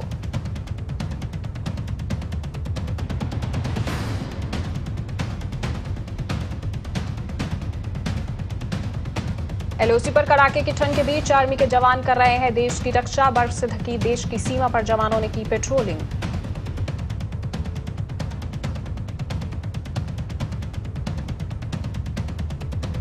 पूर्व नेशनल हॉकी खिलाड़ी परमजीत सिंह कर रहे हैं मजदूरी। सरकार या किसी प्राइवेट कंपनी ने नहीं दी नौकरी। वहीं सीएम भगवंत मान ने मामले का संज्ञान लिया है और परमजीत सिंह को मदद का भरोसा दिया है।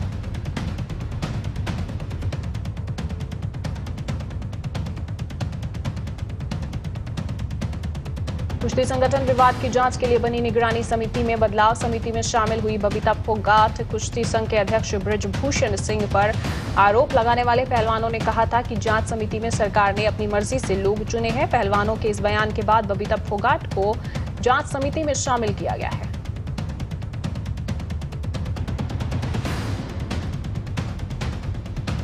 अहमदाबाद पहुंची under 19 women cricket team. Airport पर लोगों ने किया जोरदार स्वागत। वहीं विजेता टीम को अहमदाबाद के नरेंद्र मोदी स्टेडियम में सम्मानित किया जाएगा। क्रिकेट आइकॉन सचिन तेंदुलकर खिलाड़ियों को सम्मानित करेंगे।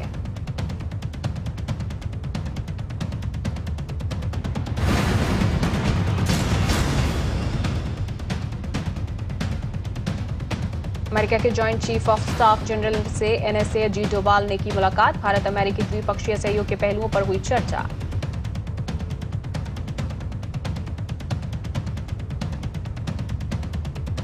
अडानी ग्रुप के हिस्से आया इजराइल का Haifa port. Israeli PM Netanyahu ने कहा ये एक ऐतिहासिक डील है। इस मुलाकात के बाद अडानी ने ट्वीट कर कहा कि बेंजामिन नेतन्याहू से मिलने का सौभाग्य प्राप्त हुआ है।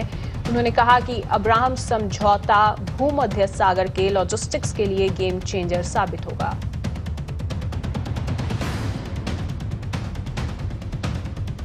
पाकिस्तान के पेशावर आत्मघाती हमले में बढ़ी मरने वालों की संख्या। ब्लास्ट में 100 लोगों की मौत, 169 घायल। इस बीच राहत बचाव में जुटे अधिकारियों ने आत्मघाती हमले को अंजाम देने वाले संदिग्ध शख्स का कटा हुआ सर बरामद किया है। अधिकारियों का मानना है कि इसी शख्स ने मस्जिद में जुहर की नमाज के दौरान खुद को उड़ा लिया था।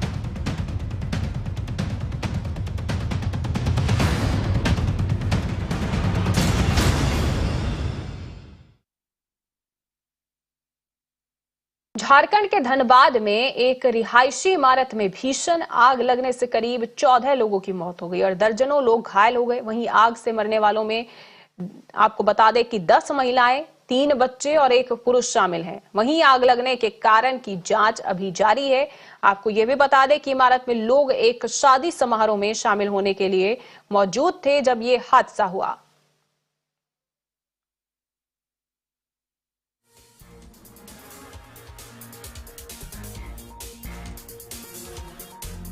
और फिलहाल वक्त एक ब्रेक का है। ब्रेक के बाद भी खबरें लगातार जारी रहेंगी। इसी के साथ ही आप तमाम अपडेट्स के लिए हमें सोशल मीडिया पर भी लगातार फॉलो कर सकते हैं।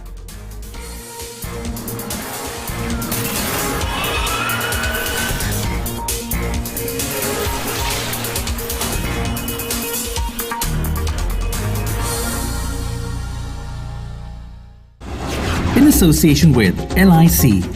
Every day we wake up to new possibilities, but riddled with old issues. Issues that refuse to go away from our city. Simply because we never say it loud enough for the authorities to pay heed.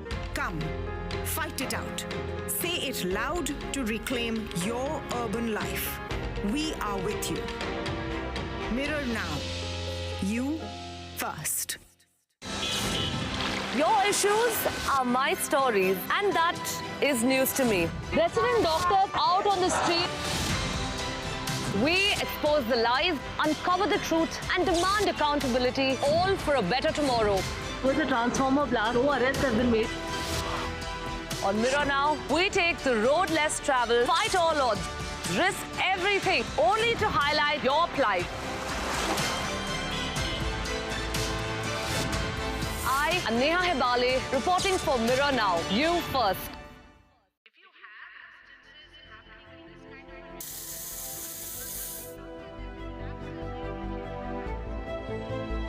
I've been watching it since its first day.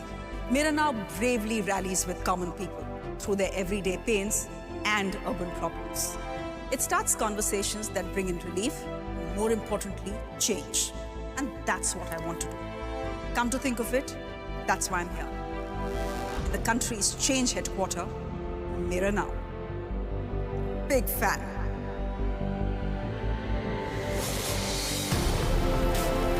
Hi, I'm Shreya Dhondial on The Urban Debate. Let's demand some answers, shall we?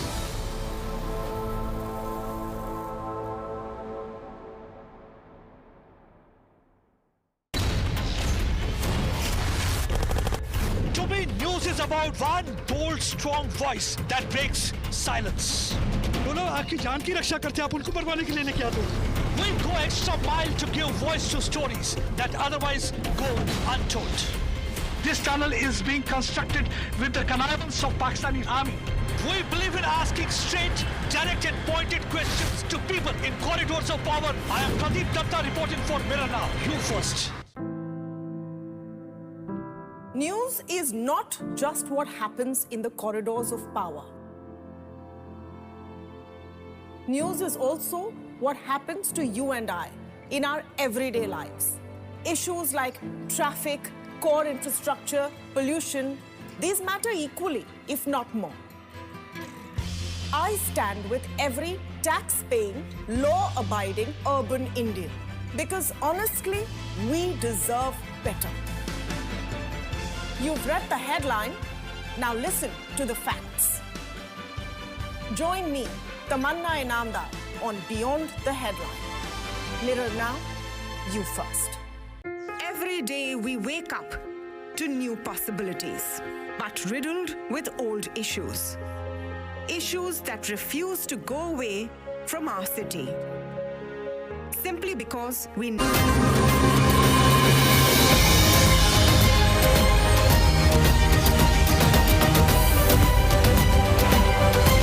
You are on top of the world with Times Network. And you're watching Mirror Now. नमस्कार, सुबह के 7:30 बजने वाले हैं। आप देख रहे हैं मेट्रो मॉर्निंग और मैं हूं आपके साथ श्वेता सिंह। इस बुलेटिन की शुरुआत करेंगे और दिखाएंगे आपको बजट से जुड़ी हर छोटी बड़ी खबर। और सीधे शुरुआत ही कर लेते हैं बजट की खबर से। आपको बता दें, वित्त मंत्री निर्मला सीतारमण आज साल 2023-24 का बजट पेश करेंगी। ये 3 साल में पहली बार है जब ये महामारी का साया नहीं है बजट पर। और खास तौर पर इस बजट पर आपको बता दें, मध्यम वर्गीय जो परिवार है उसकी निगाहें टिकी हुई हैं। बेसब्री से उस पिटारे का इंतजार कर रहा है कि कब वो पिटारा खुलेगा और मध्यम वर्गीय परिवार के लिए कुछ अनोखा तोहफा उसमें से आएगा। केंद्र सरकार का ये बजट आगामी चुनाव की रूपरेखा भी तय करेगा। बजट सत्र को संबोधित करते हुए प्रधानमंत्री नरेंद्र मोदी ने कहा था कि ये बजट आम नागरिकों की आशाओं और आकांक्षाओं को पूरा करने का एक प्रयास है। तो आज बजट पेश होगा और इस पिटारे में निर्मला सीतारमण वित्त मंत्री के उस पिटारे में क्या कुछ खास होगा उस पर सभी की निगाहें होंगी। खासतौर पर मिडिल क्लास जो है उसकी निगाहें, जो सैलरीड पीपल हैं उनका ये होगा कि जो टैक्स का स्लैब है वो कितना बढ़ाया जाता है, क्या उससे उन्हें थोड़ी राहत मिलेगी। इसके साथ ही जो खेती से जुड़े किसान हैं वो भी आस भरी निगाहों से इस पिटारे की तरफ देख रहे हैं। और सीधे रुक करेंगे हमारे सहयोगी कुंदन। आपको बता दें कि वित्त मंत्री के आवास के बाहर से हमारे सहयोगी कुंदन इस वक्त हमारे साथ लाइव जुड़ गए। कुंदन, निश्चित तौर पर मध्यम वर्गीय जो एक बड़ा तबका होता है और किसान वर्ग, ये दो तबके ऐसे हैं जिन्हें अगर देखा जाए, आस तो सबको है लेकिन ये दो तबका ऐसा है जो आस भरी निगाहों से देख रहा है कि इस पिटारे में, वित्त मंत्री के इस पिटारे में क्या कुछ नया, क्या कुछ खास होगा उनके लिए।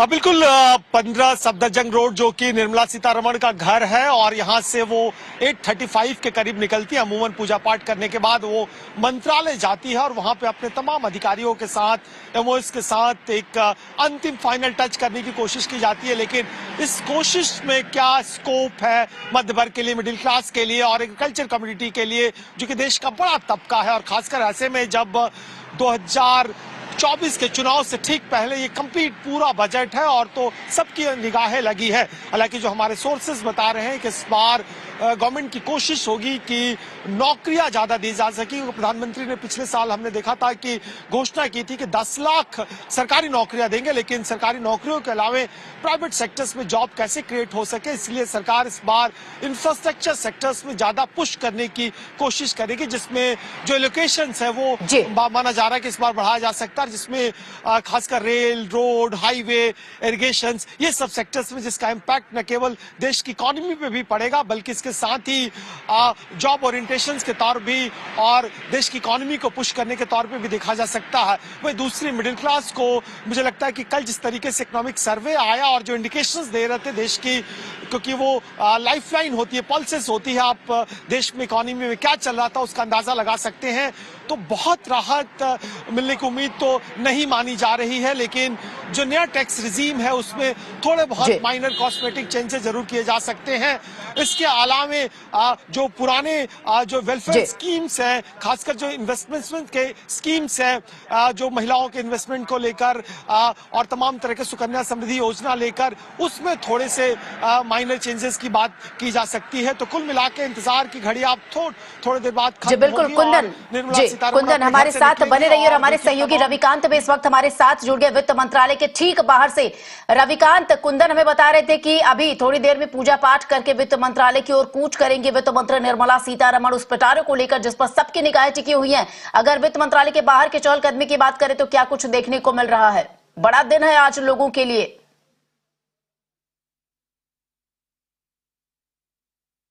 देखिए, आज का दिन बहुत बड़ा है और पूरे हिंदुस्तान की निगाहें इस वक्त वित्त मंत्रालय पर टिकी हुई हैं। निर्मला सीतारमण जब अपने आवास से निकलेंगी तो यहीं वित्त मंत्रालय पहुंचेंगी। अपने वीडियो जर्नलिस्ट से अनुरोध करूंगा यहाँ की तस्वीरें आपको एक बार दिखाते हैं। फाइनेंस मिनिस्टर अपने दोनों एमओएस और सभी अधिकारियों के साथ यहाँ पर पहुंचेंगी और उसके बाद जो टैब होता है जिसके अंदर बजट जो है पूरी तरीके से समाहित है और उसके अंदर क्या कुछ है ये जानने के लिए हमें 11 बजे का इंतजार करना होगा। लेकिन अधिकारियों से मिलने के बाद वो यहाँ से सीधे राष्ट्रपति भवन जो कि ठीक बगल में है वहां जाएंगी। राष्ट्रपति को जो बजट है वो दिखाया जाता है और उसके बाद 10:15 पर वो संसद भवन के अंदर पहुंचेंगी जहां कैबिनेट की बैठक होगी और उस कैबिनेट की बैठक में बजट को मंजूरी दी जाएगी और उसके बाद बजट जो है वो 11 बजे टेबल हो जाएगा। अब बात इस बात को लेकर हो रही है कि आखिरकार इस बजट में क्या कुछ मिलने जा रहा है। तो सरकार कोई ऐसा बजट पेश नहीं करने जा रही है लोक लुभावन जिससे बहुत सारी सौगातें जो है वो आम जनता को मिले। एक बैलेंस बजट जो है सरकार प्रोड्यूस करने जा रही है और इसके साथ ही इन चीजों का ध्यान रखा जाएगा कि जो वर्ल्ड में इकोनॉमी की हालात हैं वैसी स्थिति भारत में ना आए, भारत की अर्थव्यवस्था सुदृढ़ बनी रहे। इसके लिए जो रिफॉर्म के जो कदम उठाए जाते हैं सरकार के द्वारा वो उठाए जाएंगे। लेकिन मिडिल क्लास को हर बार उम्मीद रहती है कि सरकार उसके लिए कुछ करे। तो हो सकता है कि इनकम टैक्स का जो स्लैब है उसमें कुछ फेरबदल किया जाए, उसमें बढ़ोतरी की जाए। इसके साथ ही सरकार जो है वो एक इंडिपेंडेंट एनर्जी के ऊपर काम कर रही है ताकि जो दूसरे देशों पर हमारी निर्भरता है वो कम हो जाए। तो ग्रीन हाइड्रोजन मिशन के लिए सरकार जो है बजट का जो एलोकेशन है वो इसमें कर सकती है। इसके साथ ही किसानों की आय को दोगुना करने के लिए लगातार सरकार प्रयासरत है। तो किसानों को भी बहुत सारी उम्मीदें हैं। हो सकता है कि प्रधानमंत्री किसान सम्मान निधि योजना की जो राशि है उसको बढ़ा दिया जाए। इसके साथ ही एमएसएमई सेक्टर पर भी सरकार का पूरा ध्यान रहता है और इंफ्रास्ट्रक्चर को मजबूत करने के लिए बजट जो है इस बार उसी रूप में बनाया जाएगा। लेकिन मिडिल क्लास को क्या कुछ मिलता है, आम जनता को क्या कुछ मिलता है, उसके पॉकेट में क्या कुछ जाता है, रोजगार को बढ़ाने के लिए क्या कुछ किया जाता है, उसके लिए हमें फिलहाल 11 बजे का इंतजार करना होगा। लेकिन इतना तय है कि बजट में बहुत सारी सौगातें सरकार नहीं देने जा रही है जो उम्मीदें की जा रही हैं। इसलिए बहुत ज्यादा उम्मीद करने वालों को हो सकता है कि बजट पेश होने के बाद थोड़ी मायूसी हाथ लगे। जी, तो बहुत सारी सौगातें सामने नहीं रखी जाएंगी, एक बैलेंस्ड बजट होगा। कुंदन और रविकांत, आप दोनों का बहुत बहुत शुक्रिया इन तमाम जानकारी के लिए। तो 11 बजे वो समय है जब वो पिटारा खुलेगा और पता चलेगा कि आपके लिए क्या कुछ खास है, किस सबके लिए कितना खास है इस बजट के पिटारे में। फिलहाल आपको बता दें आज सभी की निगाहें मोदी सरकार के आखिरी बजट पर टिकी हुई है, इस कार्यकाल के आखिरी बजट पर। वहीं देश के नौजवानों को आखिर क्या चाहिए, युवा पीढ़ी है उन्हें क्या चाहिए, इस पर जहां कुछ को टैक्स स्लैब में संशोधन की उम्मीद है तो वहीं कई लोगों को उम्मीद है कि सरकार महंगाई को कम करने की दिशा में काम करेगी। सुनिए। Well, everyone has their concerns in their mind, and to share some, we are joined by a few people here. First, Mehak, I'll come to you. Me and you, everyone is a taxpayer here, and we particularly belong to middle class family. We have our own woes. What are your expectations from this particular budget? I feel this budget should be very populous, considering that the next year is the election year, and also since this would be the best time for the government to start working and showcasing their vision for the next year, for the next 5 years. Absolutely. So I feel that there should be a lot of exemptions, lot of changes in the policy, and also belonging to the fintech industry, I feel this would be the best time to introduce e-rupee linked subsidies. Wow. Yeah, Yes. and Finland is a great case study, but there's a lot more scope in India. अब मेरा expectation है कि अभी salary के budget के लिए जो 2.5 लाख का भी एक्सटेम टैक्स एग्जम्पशन है जी।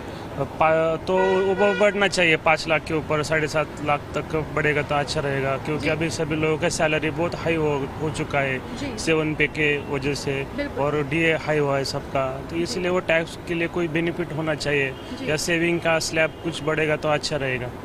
एवरेज 6-7 लाख रुपए सैलरी होने के बाद भी हमारे हाथ में कुछ भी नहीं रहता है। मतलब जब से मोदी गवर्नमेंट आया तब हम लोगों ने सोचा था 2014 के बाद बेसिक एग्जम्पशन 2.5 लाख से 5 से 7.5 हो जाएगा, लेकिन उसमें कुछ बदलाव नहीं स्पेसिफिकली। मुझे तो कुछ मतलब मुझे ऐसा लग रहा है ये गवर्नमेंट में इसके बारे में सोचना चाहिए। बेसिक अपना ATC का डिडक्शन है 1.5 लाख का, उसके बारे में भी ज़्यादा कुछ नहीं। कब से 1.5 लाख है? मतलब मैं जब से 10वीं 12वीं में था तब से 1.5 लाख का एग्जम्पशन है, अभी उसके बारे में कुछ नहीं। ATD का है, उसका मेडिक्लेम का, उसके बारे में कुछ स्पेसिफिक ऐसा नहीं है। मुझे लगता है एक नॉर्मल स्टैंडर्ड ऑफ लिविंग मतलब ये करने के लिए एक 8-9 लाख का पैकेज होने के बाद भी हमारे हाथ में कुछ नहीं रहता है। Day by day GST is getting much more complicated. I would expect that government streamline these processes, the technical part and also the rates. Recently they have started charging GST on food products also. So this I think should be some items should be exempted so that even the average and poor middle class poor people also afford it. तो युवा पीढ़ी को और खासतौर पे नौकरी पेशा लोगों को काफी उम्मीदें हैं, कई तरीके के संशोधन की भी उन्होंने बात की। और इस बीच आपको बता दें कि बजट पेश होने से पहले हमने मध्यम वर्गीय परिवार की आशाओं के बारे में जानने की कोशिश की। सरकार से वो किस तरीके से उम्मीद लगा बैठे हैं, खासतौर पर इस बजट में। क्या इस बार का बजट मिडिल क्लास के लिए सुकून भरा रहेगा? उनकी उम्मीदों और सरकार के बजट से पहले हमने RBI के पूर्व गवर्नर रघुराम राजन से भी खास बातचीत की। सुने क्या कुछ कहना है उनका।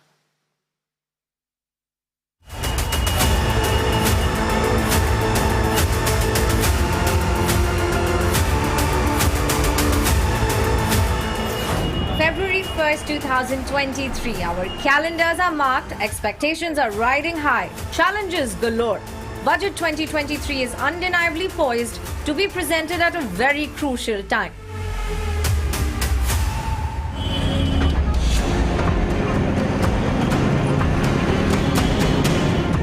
With a pressing need to fuel India's growth momentum at a time when most of the developed world is staring at a recession. Well, Finance Minister Sitharaman has to deal with the jumbo pressures of managing expectations of a struggling middle class, of disappointed but wishful taxpayers, and the job-seeking youth of a post-pandemic India. Well, to top it all, the stage is set amidst a challenging political landscape. This is Modi government's last full-year budget ahead of 2024 Lok Sabha elections and is going to set the tone for his re-election campaign. We do need targeted spending at the very poor, but we also need to understand even the layer above that, the lower middle class is suffering because of the lack of jobs. I know we are going into an election year, not this year, but the next one. So this budget is a preparation for an election year. But I think the best thing the government could do is focus on how it re-energizes growth.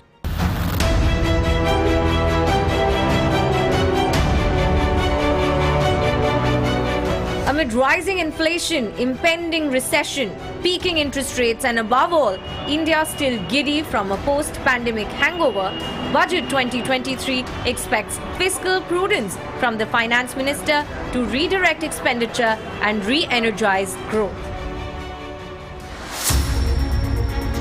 The biggest challenge for the Modi government right now is how to boost the country's economic growth rate while reining in inflation. India's retail inflation slowed down to an 11-month low of 5.88% in November, notably below the RBI's tolerance level of 6%. When Finance Minister appears with her Bahi Khata outside the North Block on Feb 1st, 2023, she is believed to be carrying answers to a billion Indians' hopes and expectations. Well, on Mirror now, keeping you first, we discuss what does an average Indian want. a country in which the highest population is in the age group of 15 to 64 and every third person is a youth. What reliefs and reforms do the salaried middle class, taxpayers and small business owners want? Well, revision of income tax slabs to ease personal income taxation, home loan interest rate cuts and hiking interest rebates on home loans, and even increasing standard deduction limits and incentivizing savings. All of these demands will help rev up our consumer-driven economy and add to common man's relief. But all of this while keeping the fiscal deficit in check and ensuring the government's coffers don't take a hit from losing tax revenue in the endeavour to give middle class some relief. Budget 2023 will face the litmus test of boosting growth, appeasing voters, and all of this while controlling inflation. Raksha Bihani for Mirror Now. तो middle class के लिए कितना सहायक होगा ये budget, फिलहाल देखने वाली बात होगी। रुक कर लेते इस वक्त की एक बड़ी खबर का। आपको बता दें, अमेरिकी राष्ट्रपति जो बाइडेन के यूक्रेन के राष्ट्रपति जेलेंस्की से बातचीत से पहले सूत्रों के हवाले से ये बड़ी खबर इस वक्त आ रही है कि अमेरिका जो है वो 2 बिलियन का पैकेज तैयार कर रहा है, यानी सैन्य मदद पहुंचाएगा यूक्रेन को। इससे पहले यूक्रेन ने फाइटर जेट F-16 की डिमांड की थी, हालांकि अमेरिकी राष्ट्रपति जो बाइडेन इसके पक्ष में नहीं थे, उन्होंने इनकार कर दिया था। और उस बातचीत से पहले सूत्रों के हवाले से ये बड़ी खबर आ रही है कि अमेरिका $2 बिलियन का जो सैन्य सहायता का पैकेज है वो यूक्रेन को देगा।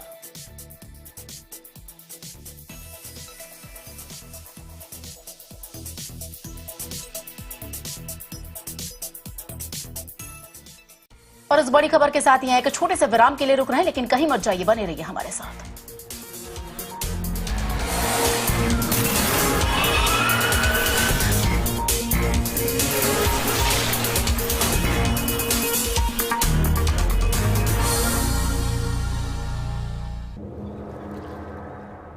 Every day we wake up to new possibilities, but riddled with old issues. Issues that refuse to go away from our city. Simply because we never say it loud enough for the authorities to pay heed. Come, fight it out. Say it loud to reclaim your urban life. We are with you. Mirror Now. You first. Your issues are my stories, and that is news to me. Resident doctors out on the street. We expose the lies, uncover the truth, and demand accountability, all for a better tomorrow. With a transformer blast, no arrests have been made. On Mirror Now, we take the road less traveled, fight all odds, risk everything, only to highlight your plight. I am Neha Hebale, reporting for Mirror Now. You first.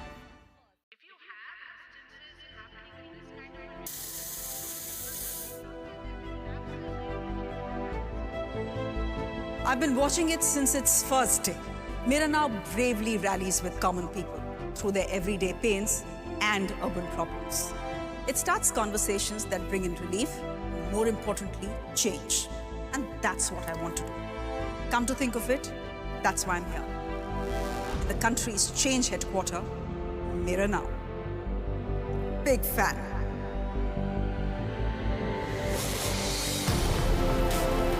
Hi, I'm Shreya Dhondial on The Urban Debate.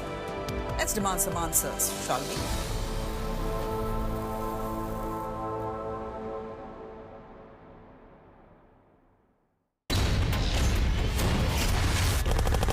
To me, news is about one bold, strong voice that breaks silence.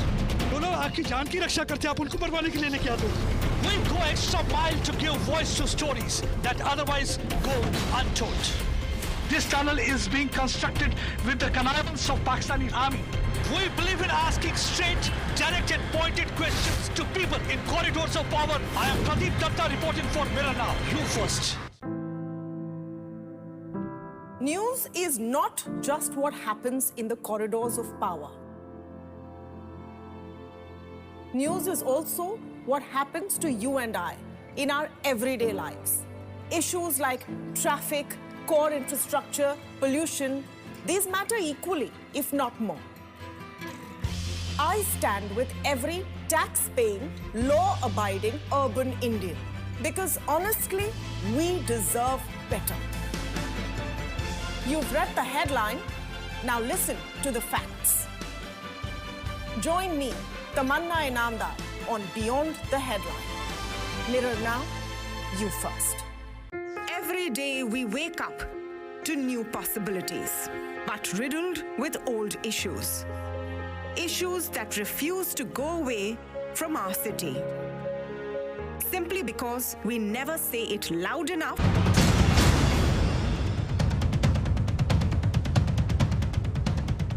Jharkhand के धनबाद में 10 मंजिला आशीर्वाद tower में लगी भीषण आग। अब तक दुर्घटना में 14 लोगों की मौत, मृतकों में महिलाएं और बच्चे शामिल। मौके पर प्रशासन की टीम पहुंची।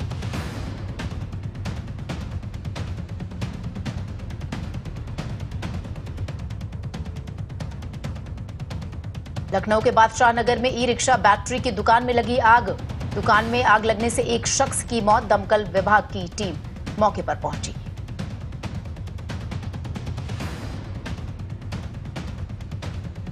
धनबाद हादसे पर सीएम हेमंत सोरेन का ट्वीट लिखा, मैं खुद पूरे मामले को देख रहा हूं, लोगों की हर संभव मदद की जाएगी।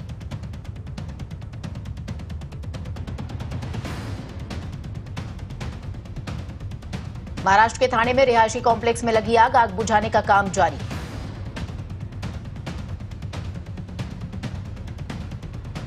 कोलकाता के तोपसिया में एक फुटवेयर के गोदाम में लगी आग। राहत कार्य में जुटी दमकल विभाग की टीम।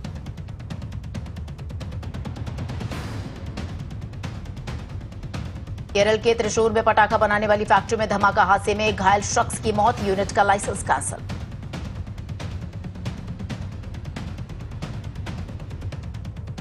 आंध्र प्रदेश के अनकापल्ली में प्राइवेट लैब के रिएक्टर में धमाका। दमकल विभाग ने कड़ी मशक्कत के बाद आग पर पाया काबू।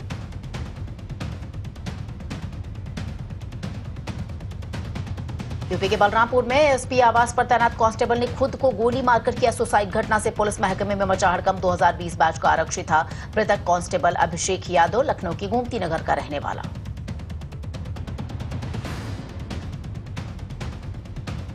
आंध्र प्रदेश के अनंतपुर में पुलिस ने बरामद किए 5000 से ज्यादा मोबाइल फोन। पुलिस के मुताबिक 2022 में शुरू की गई चैटबॉट सेवा से की मदद से 8 करोड़ 25 लाख रुपए के 5000 से ज्यादा मोबाइल फोन जब्त किए गए।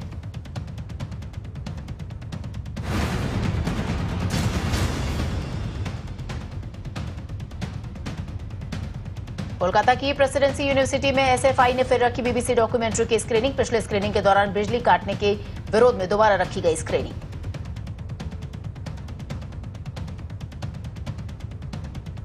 मालदा में सीएम ममता ने कई विकास परियोजनाओं का उद्घाटन किया। कहा, दिल्ली के नेता झूठे वादे करते लेकिन पैसे नहीं देते।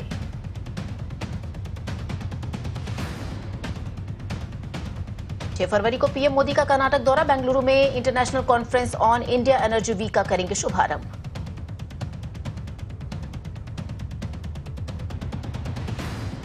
जम्मू कश्मीर के अनंतनाग में कांग्रेस नेता के घर पर चला बुलडोजर। घर की बाहरी दीवार को प्रशासन ने ढहाया।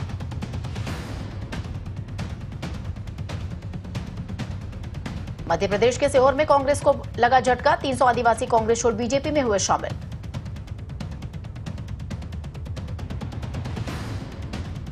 वाराणसी के बीएचयू में छेड़खानी की घटनाओं के विरोध में प्रदर्शन। छात्राओं ने हाथों में लाठी डंडे लेकर निकाला मार्च। कैंपस में डफली बजाकर की नारेबाजी।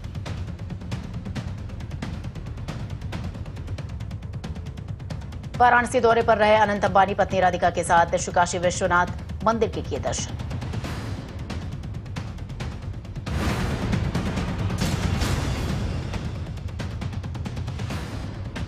कुशीनगर पहुंची शालिग्राम शिला यात्रा। गोरखपुर में यात्रा के जबरदस्त स्वागत की तैयारी।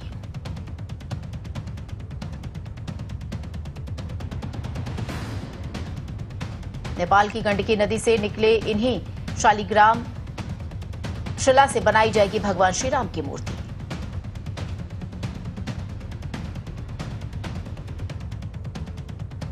हैदराबाद में रियल एस्टेट कंपनियों पर आईटी की रेड। 50 जगहों पर छापेमारी। बीआरएस एमएलसी वेंकटराम रेड्डी के आवास पर भी छापेमारी।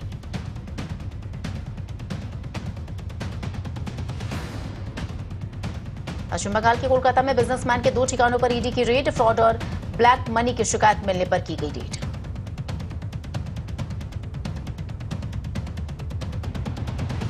बिहार के छपरा में एक पार्टी में खाना खाने के बाद कई लोगों की तबीयत बिगड़ी, 50 से ज्यादा लोगों को हुई फूड पॉइजनिंग।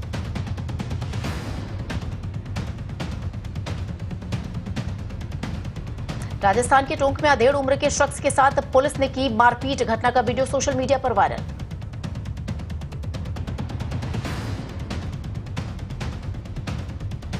अहमदाबाद एयरपोर्ट पर दिल्ली जाने वाली फ्लाइट में बम की अफवाह, जांच में नहीं मिला कोई बम, मंगलवार शाम 5 बजे की घटना।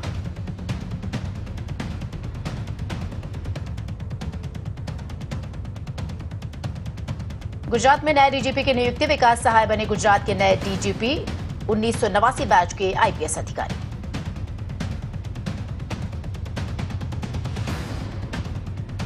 मोरबी ब्रिज हादसे के आरोपी जयसुख पटेल को पुलिस ने हिरासत में लिया, आज कोर्ट में पेश कर रिमांड मांगी की पुलिस।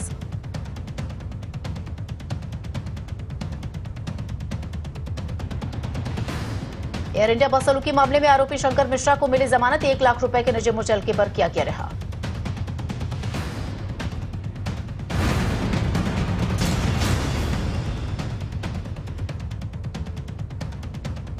रेप केस में आसाराम को उम्र कैद, 9 साल के ट्रायल के बाद गांधीनगर सेशन कोर्ट ने सुनाई सजा।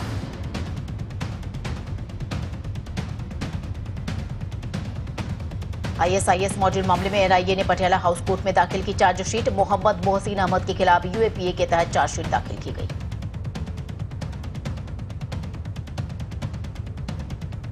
मुख्तार अंसारी के सहयोगी पर प्रशासन की कार्रवाई, हाजिर रफीक अहमद की 5 करोड़ की संपत्ति कुर्क।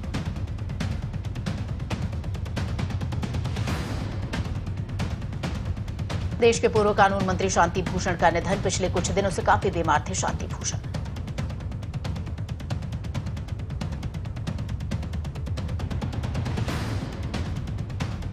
सुप्रीम कोर्ट कॉलेजियन में केंद्र को भेजे सिफारिश, इलाहाबाद और गुजरात हाई कोर्ट के चीफ जस्टिस को सुप्रीम कोर्ट में जज नियुक्त करने की सिफारिश की।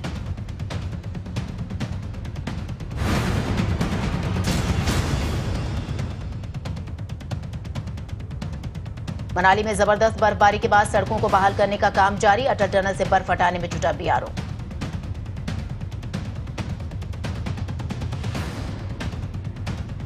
एलओसी पर कड़ाके की ठंड के बीच आर्मी के जवान कर रहे हैं देश की रक्षा, बर्फ से ढकी देश की सीमा पर जवानों ने की patrolling.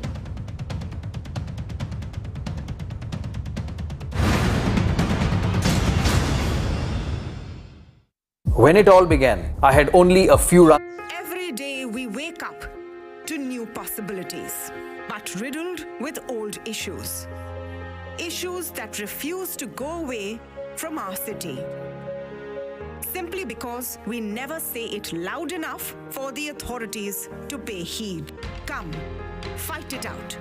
Say it loud to reclaim your urban life. We are with you. Mirror now. You first. Your issues are my stories, and that is news to me. Resident doctors out on the street. We expose the lies, uncover the truth, and demand accountability, all for a better tomorrow. With a transformer blast, 2 arrests have been made. On Mirror Now, we take the road less traveled, fight all odds, risk everything, only to highlight your plight. I am Neha Hebale, reporting for Mirror Now. You first.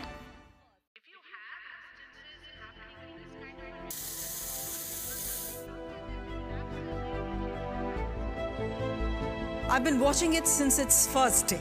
Mirror Now bravely rallies with common people through their everyday pains and urban problems. It starts conversations that bring in relief, more importantly, change. And that's what I want to do. Come to think of it, that's why I'm here. The country's change headquarters, Mirror Now. Big fan.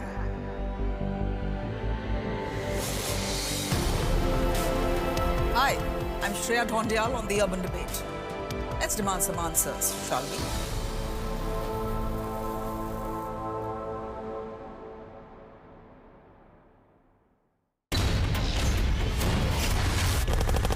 To be news is about one bold, strong voice that breaks silence.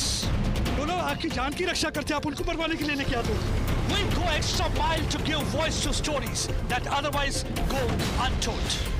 This tunnel is being constructed with the connivance of Pakistani army. We believe in asking straight, direct and pointed questions to people in corridors of power. I am Pradeep Datta reporting for Mirror Now. You first. News is not just what happens in the corridors of power. News is also what happens to you and I in our everyday lives. Issues like traffic, core infrastructure, pollution, these matter equally, if not more. I stand with every tax-paying, law-abiding urban Indian because honestly, we deserve better. You've read the headline, now listen to the facts. Join me, Tamanna Inamdar, on Beyond the Headline. Mirror Now, you first. Every day we wake up to new possibilities, but riddled with old issues. Issues that refuse to go away from our city. Simply because we never say...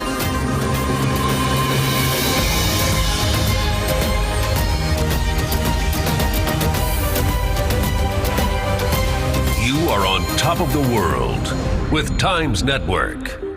And you're watching Mirror Now. स्वागत है आपका। Metro morning देख रहे हैं आप और मैं हूं आपके साथ इंद्रजीत कौर। शुरुआत करते हैं हेडलाइंस के साथ। वित्त मंत्री निर्मला सीतारमन आज अपना 5वां बजट करेंगी पेश। 2024 लोकसभा चुनाव से पहले मोदी सरकार के कार्यकाल का आखिरी फुल बजट। मध्यम वर्गीय परिवार की निगाहें बजट पर टिकी, टैक्स रिलीफ की उम्मीद।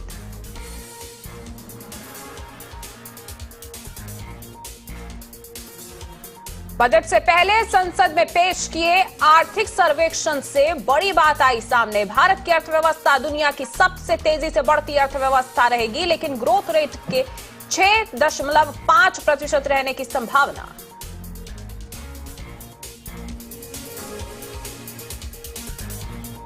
धनबाद में एक बिल्डिंग में आग लगने से 14 लोगों की मौत, दर्जनों घायल, मरने वालों में 10 महिलाएं और 3 बच्चे शामिल।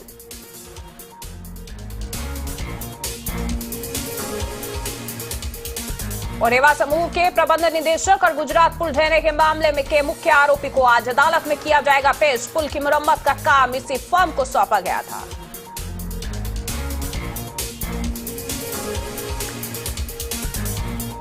कुश्ती संघ के अध्यक्ष ब्रजभूषण सिंह पर आरोप लगाने वाले मामले में कुश्ती संगठन विवाद की जांच के लिए बनी निगरानी समिति में बदलाव। पहलवानों ने समिति में शामिल हुई बबीता फोगाट। पहलवानों ने फोगाट के नाम का पैनल में शामिल करने के लिए भेजा था।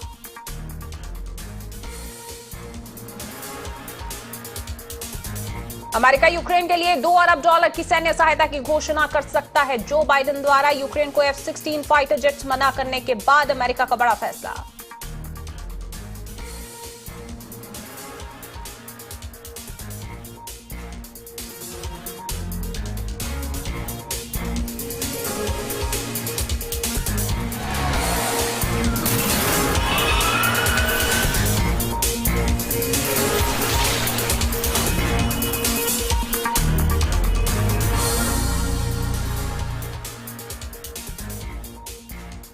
वित्त मंत्री निर्मला सीतारमन आज साल 2023-24 का बजट पेश करेंगी। ये 3 साल में पहली बार है जब बजट पर महामारी का साया नहीं है। इस बजट पर सत्ता और विपक्ष सभी की निगाहें टिकी हुई हैं। केंद्र सरकार का ये बजट आगामी चुनाव की रूपरेखा भी तय करेगा। बजट सत्र को संबोधित करते हुए प्रधानमंत्री नरेंद्र मोदी ने कहा कि ये बजट आम नागरिकों की आशाओं और आकांक्षाओं को पूरा करने का एक प्रयास है। तो आपको बता दें कि आज वित्त मंत्री निर्मला सीतारमन बजट पेश करेंगी। इस दौरान कई उम्मीदें हैं आम लोगों को और टैक्स से रिलीफ की उम्मीद की जा रही है, क्योंकि लगातार मांग हो रही थी कि टैक्स स्लैब जो है ATC की उसको बढ़ाकर 2 लाख तक कर दिया जाए और लोग काफी उम्मीद भी कर रहे हैं।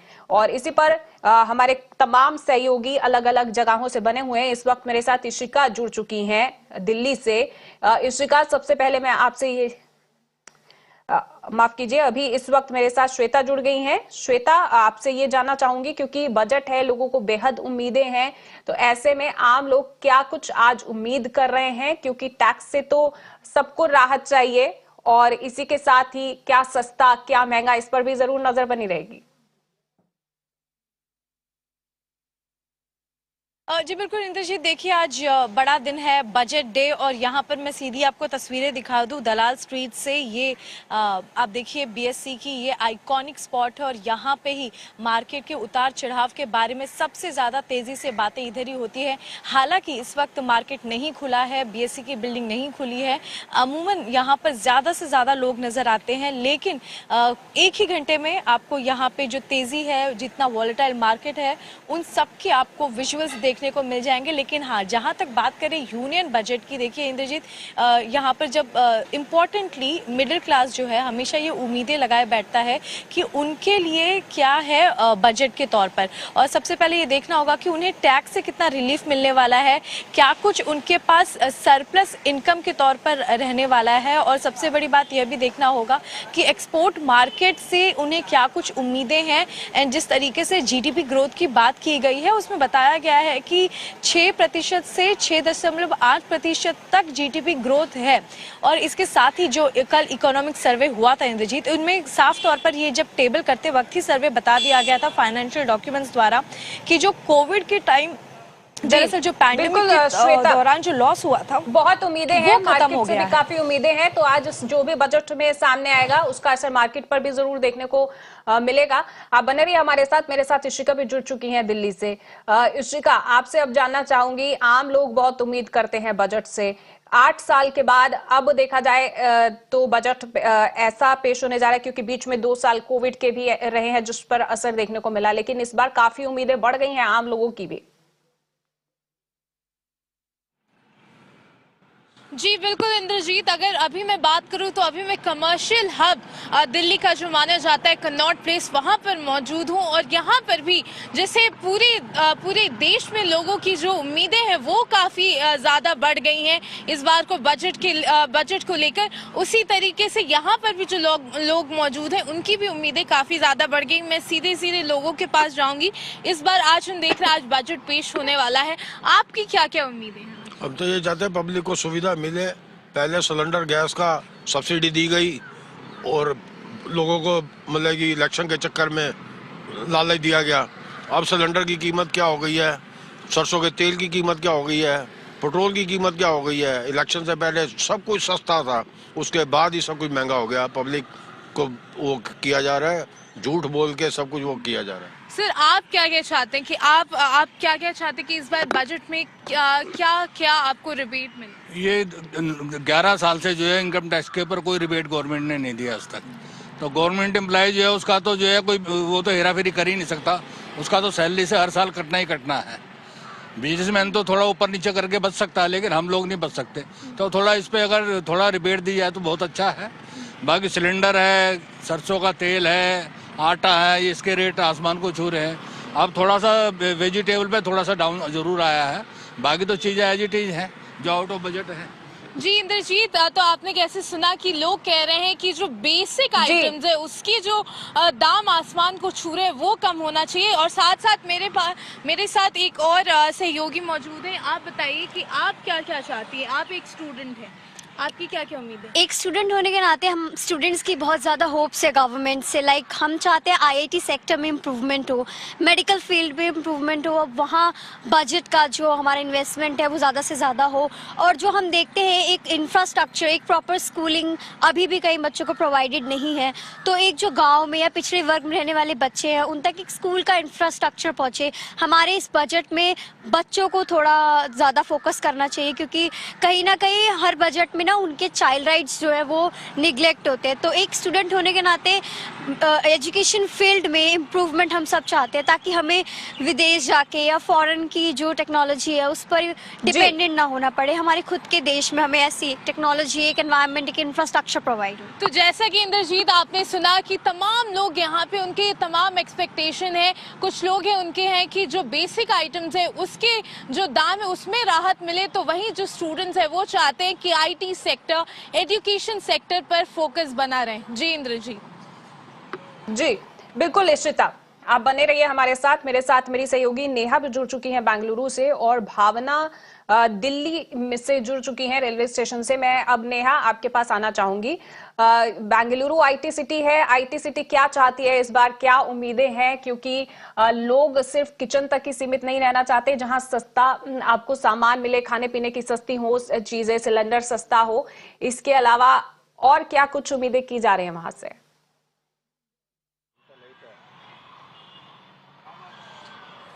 जी देखिए, बिल्कुल हम अभी कई देर से इनफैक्ट कई लोगों से बात करने की कोशिश तो कर रहे थे कि उनका अभी एग्जैक्टली बजट से क्या एक्सपेक्टेशंस है। हम ट्राई करते हैं यहाँ पे एक जन से बात करने के लिए। Excuse me sir, hi, if I can just speak to you for a quick minute, we are talking to people about their budget expectations, it's likely to be presented today. I want to ask you, you know, as a common man, as someone who is working in the country and paying your taxes, what are your expectations from the budget today? Yeah, I think I'm not the right person. I'm here visiting outside of the country. Okay. So yeah, I know the budget is here. I mean, Modi government is doing good, but I don't think I have too many expectations because I don't stay here. Okay. Okay. All right. Okay. Thank you. देखिए जी, हम अभी तो मतलब लोग से बात करने की तो कोशिश तो कर ही रहे थे।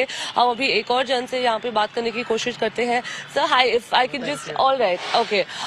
हम इनफैक्ट हम अभी लोगों से जो बात कर ही रहे थे अभी कई देर से, वो यही बता रहे थे कि आज इनफैक्ट उनके भी बजट से काफी एक्सपेक्टेशंस है यहाँ पे कि इनफैक्ट ये जो टैक्सेस जो अभी इनफैक्ट स्लैब्स है उसको अभी कम किया जाए, यहाँ तक कि इनफैक्ट जो अभी इन्फ्लेशन और ग्लोबल इकोनॉमिक स्लो डाउन भी जो अभी आगे प्रिडिक्ट हो रहा है उसको भी इनफैक्ट ईज करने की कुछ ना कुछ कोशिश की जाए। लेकिन यहाँ पे ये भी इम्पोर्टेंट है रखना, इनफैक्ट मायने यहाँ पे ये भी आज लेता है कि आज इनफैक्ट यहाँ पे एक और जन है। Sir hi, if I can just speak to you for a minute, okay.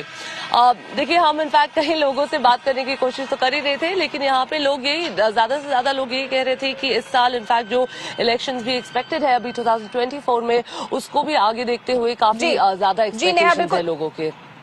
जी बिल्कुल, लोगों की काफी उम्मीदें हैं। नेहा आप बने रहिए हमारे साथ। श्वेता मेरे साथ लगातार बनी हुई है, मुंबई से दलाल स्ट्रीट के बाहर बनी हुई है। श्वेता, मैं आपसे जानना चाहूंगी कि आखिर मार्केट आज क्या उम्मीद कर रहा है, किस तरीके के चेंजेस, किस तरीके के बदलाव या किस तरीके का इम्पैक्ट हो सकता है बजट पर?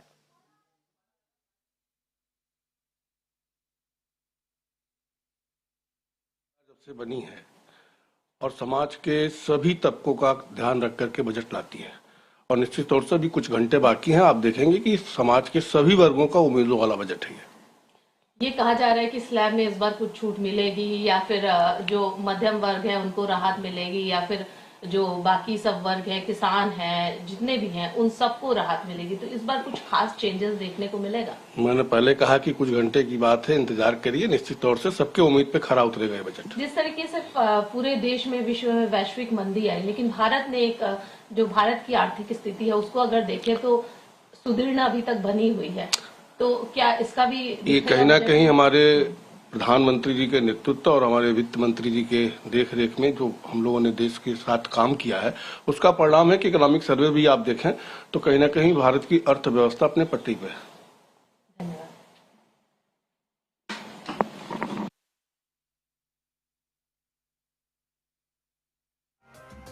तो एमओएस फाइनेंस मिनिस्टर कह रहे हैं कि सबकी उम्मीदों पर खरा उतरेगा आज का बजट, तो इस पर नजर बनी रहेगी। श्वेता मेरे साथ जुड़ी हुई है। श्वेता, मेरा सवाल आपसे वही है कि आखिर मार्केट को आज क्या उम्मीदें हैं इस बजट से? जी बिल्कुल इंद्रजीत, आपने सही कहा। देखिए, जब भी ये बजट का ये बहुत बड़ा दिन होता है और तभी मार्केट एक वॉलेटाइल फॉर्म में पूरी तरीके से बिहेव करने लगता है। इस पर ज्यादा जानकारी के लिए हमारे साथ मार्केट एक्सपर्ट जो 3 दशकों से मार्केट पर नजर रखे हुए हैं, AP शुक्ला जी मौजूद है। सर, स्वागत है आपका। सबसे पहले जानना चाहेंगे, मार्केट का बिहेवियर एक तरफा, लेकिन दूसरी जगह जब हम बजट की बात करते हैं, मिडिल क्लास लोगों को खासा उम्मीदें होती हैं, लेकिन इवेंचुअली निकलकर उनके पास कुछ आता नहीं है। इस बजट से क्या कुछ उम्मीदें हैं, जबकि हम 2024 के इलेक्शंस को भी मद्देनजर रख रहे हैं? जी हाँ, ये सेंट्रल इलेक्शन के पहले का फुल फ्लेज बजट होगा, और मुझे ऐसा लगता है कि वित्त मंत्री जी जो हमेशा सब लोगों का ध्यान रखती आई हैं और इस बार भी अच्छा खासा ध्यान रखेंगे, और इलेक्शन के मद्देनज़र भी ये बजट बनाया गया होगा। और आप ये समझते हैं, मेरा ये मानना है कि ये रूरल इकोनॉमी को मेनली फोकस करके बनाया गया होगा कि रूरल इकोनॉमी को कैसे ज़्यादा से ज़्यादा फायदा पहुंचाया जाए, जिससे जो पलायन होता है शहरों की वो थोड़ा कम हो। और आज आप देखेंगे कि इंडिया का डिजिटाइजेशन होने के बाद पलायन में काफ़ी हद तक रुका, जो हो रहा था वो उस पर रुका है। रीज़न यह है कि आज हर चीज़ें आपको आपके घर पे ही मिल रही हैं, चाहे नेट बैंकिंग हो, चाहे कोई भी टाइप का आपको चाहिए इंफॉर्मेशन हो या किसी से कनेक्ट होना हो, सारी चीज़ें आपको आपके घर पे फिंगर टिप पे अवेलेबल है। अब रही बात इंफ्रास्ट्रक्चर वहाँ बढ़ाने की, तो आप देखेंगे आज गांव की सड़कें, गांव में हेल्थ, गांव में एजुकेशन, गांव के इंफ्रास्ट्रक्चर और पानी पीने की सुविधा, हर घर हर नल में पानी के जो देने जा रहे हैं, ये सारी जो मूलभूत जो है सुविधाएं वो गांव में, हर गांव में अभी तक पहुंच गई हैं करीब करीब। तो अभी गांव के से शहर के साइड में जो पलायन होता था वो रुक गया है। अभी रही बात कि उनको कैसे रोजगार दिया जाए। आप ये देख रहे हैं कि अभी स्टार्टअप इंडिया बहुत जोर से काम, 6.5 लाख से ज़्यादा स्टार्टअप इंडिया में काम कर रहे हैं, उसमें से बहुत सारे यूनिकॉर्न बन गए हैं।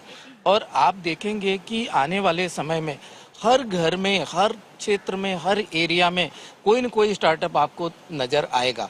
हमारे यहाँ टैलेंट की कमी नहीं है, हमारा पॉपुलेशन ही आज हमारा सबसे बड़ा असेट बन गया है। तो ये सारी चीज़ों पे वित्त मंत्री जी का ध्यान होगा।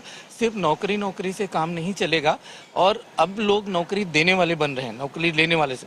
हाँ, ग्रामीण क्षेत्रों में अभी भी है कि हमें सरकारी नौकरी मिले, हुए क्रेज जो होता है आज भी है, लेकिन आने वाले समय में देखेंगे कि ये भारत का होगा और पूरी दुनिया में आज भारत का डंका बज रहा है।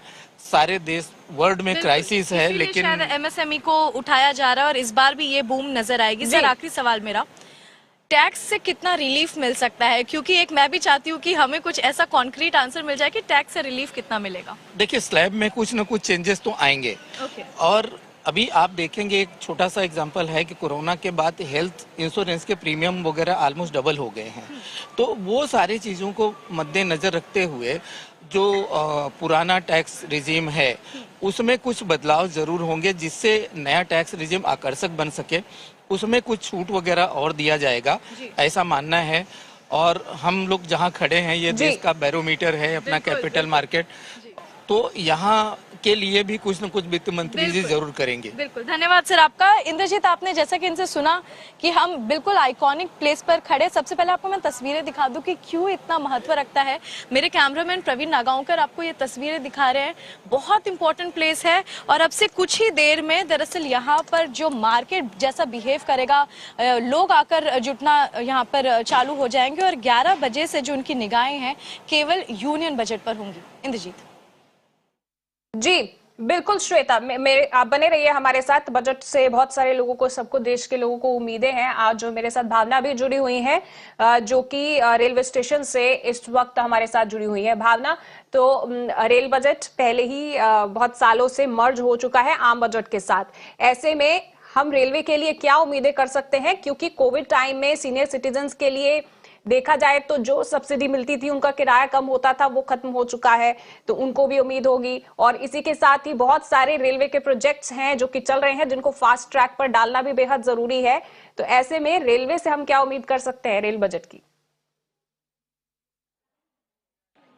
अब बिल्कुल जिस तरह से आपने बताया कि रेल बजट अब मर्ज हो चुका है, रेलवे स्टेशन पे मौजूदगी है, तो सबसे बड़ी बात यह है कि जो रेल किराया है उस पर सबकी निगाहें आज टिकी होंगी कि जिस तरह से मध्यम वर्गीय परिवार की बात करें तो रेल का किराया बहुत ज्यादा महंगा, और सीनियर सिटीजन्स का जिस तरह से जो किराया पहले कम हुआ करता था उसे बढ़ा दिया गया था, तो इस पर भी सीनियर सिटीजन्स की निगाहें टिकी हुई है। फिलहाल देखिए, रेलवे स्टेशन पे तमाम लोग आपको नजर आ रहे होंगे। हम कुछ लोगों से बात करेंगे और उम्मीदें उनकी जानेंगे कि इस बार सरकार से क्या उम्मीदें हैं। जिस तरह से आज बजट आने वाला है, रेल बजट भी उसमें आएगा, उसमें रेल के किराया, तमाम सारी चीजें होंगी। एक आम जनता होने के नाते आपकी क्या उम्मीदें हैं? क्या बताएं इसमें मैडम हम? आप क्या सोचते हैं कि बजट जो होना चाहिए लोगों के लिए कैसा होना चाहिए? जो भी हो, किराया नहीं बढ़ना चाहिए, हम तो यही बताएंगे। और क्या चाहते हैं, और कैसे होना चाहिए बजट, इसके बारे में? देखिए, जो आम लोग हैं फिलहाल स्टेशन पे आपको नजर आ रहे होंगे, कुछ लोगों से बात करते हैं। सर, कहाँ से आ रहे हैं आप? मैं तो दुबई से आ रहा हूँ अभी। अच्छा, आप दुबई से आ रहे हैं, लेकिन आज देश का बजट आने वाला है, कैसा होना चाहिए देश का बजट? जी, देश का बजट होना चाहिए हमारे जो इंडियन सिटीजन्स हैं उनके फेवर में होना चाहिए और अच्छी होनी चाहिए। मेरी फैमिली आ रही है लेकिन 2 घंटे डिले चल रहा है ट्रेन। तो मैं समझ सकता हूँ कि विंटर का समय है, तो वेदर थोड़ा चेंजेस है, क्लाइमेट थोड़ा चेंज है, तो मैं ब्लेम नहीं कर सकता कि हाँ रेलवे की सिस्टम खराब है। हम लोग को खुद एजुकेट होना पड़ेगा, अवेयर होना पड़ेगा कि हाँ हम लोग कर क्या रहे हैं। ठीक है, मतलब आप सोचते हैं कि सरकार तो अपना काम कर रही है, लोगों को भी आप क्या सोचते हैं कि बजट कैसा होना चाहिए, खासतौर पर रेल बजट कैसा होना चाहिए? देखिए, रेल बजट ऐसा होना चाहिए कि जो प्रोजेक्ट है, रेलवे का जो प्रोजेक्ट है ऑन टाइम होना चाहिए। अगर कोई प्रोजेक्ट आज पारित कर दिए, वो प्रोजेक्ट 25 साल चल रहा है। आज अगर टेंडर हुआ है तो अगर 50 करोड़ रुपए हुआ है तो खत्म होते होते वो 100 करोड़ रुपए पहुंच जाता है। तो ये मैं कहना चाहूंगा कि जो प्रोजेक्ट है जितना है उसको उतना ही आप वादा करो कि जो कर सको। प्रोजेक्ट जल्द से जल्द सरकार खत्म करे। कैसा होना चाहिए देश का बजट, आप क्या सोचते हैं? बजट तो ये है कि सभी को ध्यान में रख के ही देना चाहिए। आप क्या उम्मीद कर रहे हैं कि सरकार इस बार कैसा बजट? नहीं, बजट तो इनका अच्छा होगा, इसमें नो डाउट। मोदी सरकार है, सबके लिए सोच रहे हैं। कोरोना से आदमी निकल के आया बाहर, और महंगाई भी थोड़ी बढ़ी है, तो महंगाई में थोड़ा कंट्रोल होगा।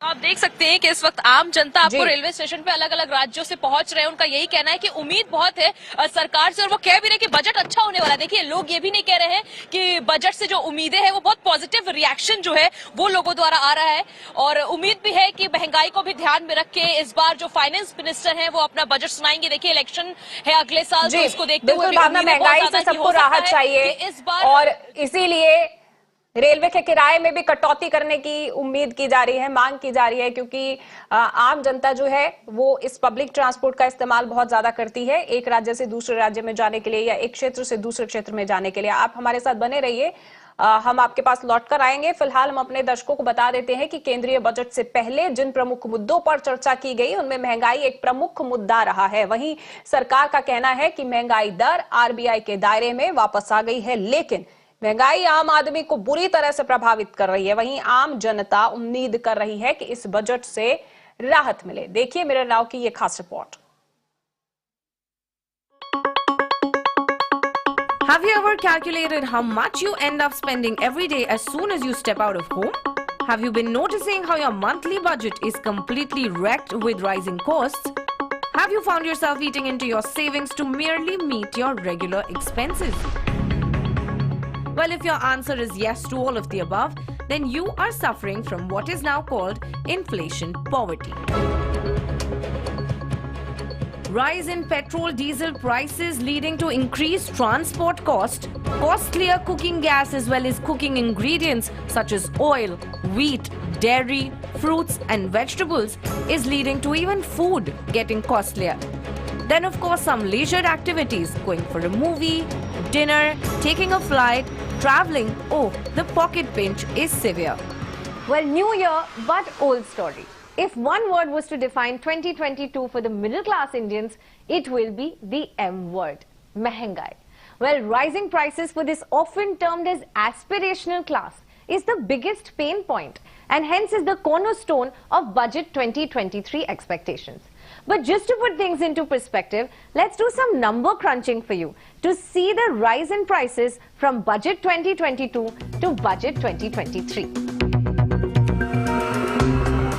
Well, statistically speaking, the key consumer inflation number has come down from the peak of over 7% to 5.72% in December, but this consumer price inflation number does not reflect all that the average middle class Indian spends on.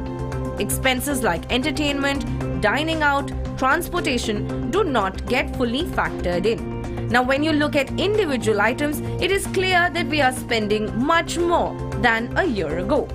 For example, Mother Dairy toned milk cost rupees 49 per litre in March of 2022 but rose to rupees 53 per litre in December 2022. LPG cooking gas, well, a 14.2 kg Indian gas cylinder was for rupees 949.50 paise in the national capital in March of 2022, but increased to rupees 1003 by the end of the year. In January of 2022, petrol was at rupees 95.45 per litre in Delhi, which currently stands at rupees 96.76. Now airfares. Well, ATF or aviation turbine fuel saw 8 price hikes only in 2022. So much so that overall throughout 2022, ATF prices went up by 55%, thereby impacting airfare. Now, a flight from New Delhi to Mumbai, which was for Rs 5,675 in January 2022, shot up to Rs 9,640 in December of 2022, well, a whopping 70% rise. Not just that, in the international circuit, a Mumbai to New York sector saw a total hike of 152.6%. On to another key part of household budgets, pulses.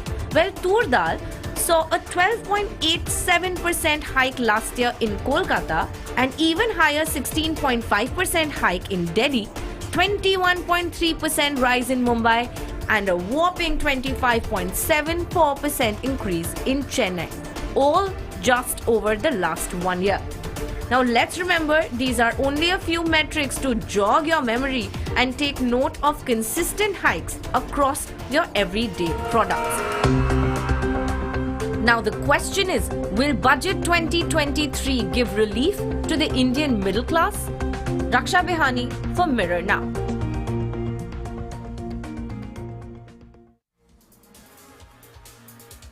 और फिलहाल वक्त एक break का है। Break के बाद भी budget की कवरेज दिन भर जारी रहेगी। हमारे तमाम संवाददाता ग्राउंड जीरो पर बने हुए हैं, आपको तमाम अपडेट देते रहेंगे। फिलहाल एक ब्रेक के लिए रुकते हैं।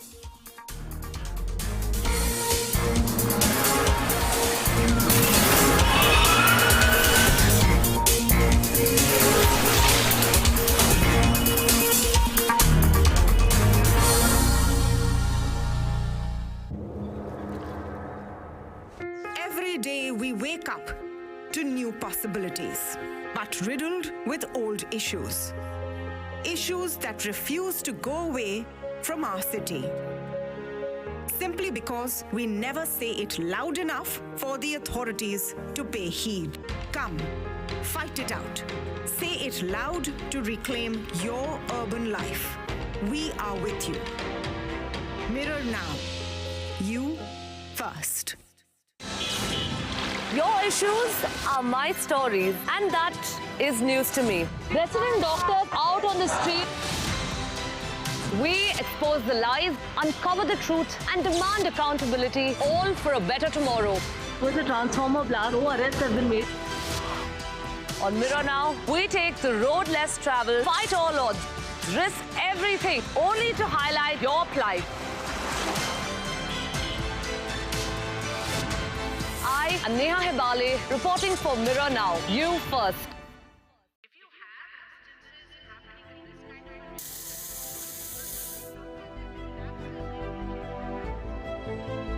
I've been watching it since its first day. Mirror Now bravely rallies with common people through their everyday pains and urban problems. It starts conversations that bring in relief, more importantly, change. And that's what I want to do. Come to think of it, that's why I'm here. The country's change headquarters, Mirror Now. Big fan.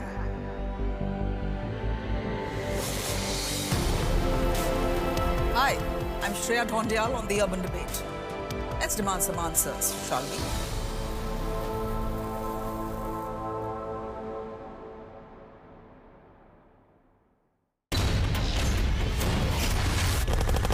To me, news is about one bold, strong voice that breaks silence. बोलो आपकी जान की रक्षा करते आप उनको मरवाने के लिए लेके आते हो। We'll go extra mile to give voice to stories that otherwise go untold. This tunnel is being constructed with the connivance of Pakistani army. We believe in asking straight, direct and pointed questions to people in corridors of power. I am Pradeep Datta reporting for Mirror Now. You first. News is not just what happens in the corridors of power. News is also what happens to you and I in our everyday lives. Issues like traffic, core infrastructure, pollution, these matter equally, if not more. I stand with every tax-paying, law-abiding urban Indian because honestly, we deserve better. You've read the headline, Now listen to the facts. Join me, Tamanna Inamdar, on Beyond the Headline. Mirror now, you first.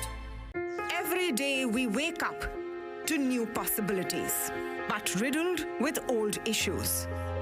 Issues that refuse to go away from our city. Simply because we never say it loud enough for the authorities to pay heed. Come, fight it out. Say it loud to reclaim your urban life. We are with you. Mirror now. You first. Your issues are my stories, and that is news to me. Resident doctors out on the street. We expose the lies, uncover the truth, and demand accountability, all for a better tomorrow. Was a transformer blast. No arrests have been made. On Mirror Now, we take the road less traveled, fight all odds, risk everything, only to highlight your plight.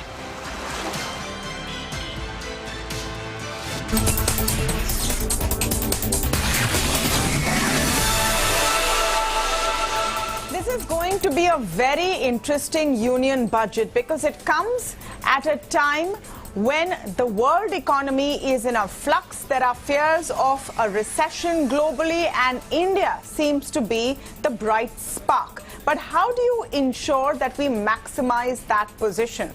On the other hand, it's also the last full budget before the next general elections. So the questions are now abounding on whether this will be in some form a populist budget.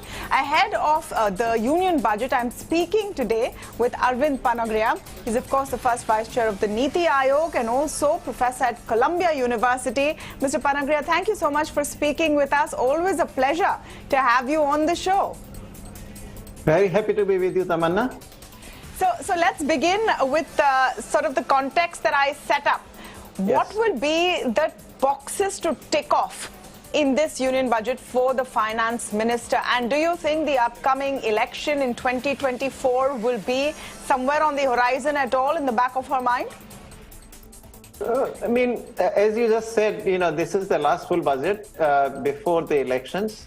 So I imagine that, it will play some role, but I don't think it will play a big role. Because, ultimately there will be the interim budget before the elections, and if the government really feels that it needs to play up a bit the populism, it still has that opportunity in the interim budget. So that's one fact, and the other fact is that, this government has generally been responsible in terms of even when adopting, populist schemes. These are schemes which do actually bring in assured benefits to whoever the intended beneficiary is. So even if some of it is done, it will take a form which would have real impact rather than simply wasting the money. Yeah. So that's one, and then we can talk about what else the budget could try to do. Absolutely, we'll definitely get into it, but I just want to set the stage a little bit. That is a big domestic consideration, right? The next election and whether that will play out or not. What is the form that populism will take, if at all? That is one part of it. The second part of it is sort of cementing India's position as a nation that will do relatively well. And here the word relative is key.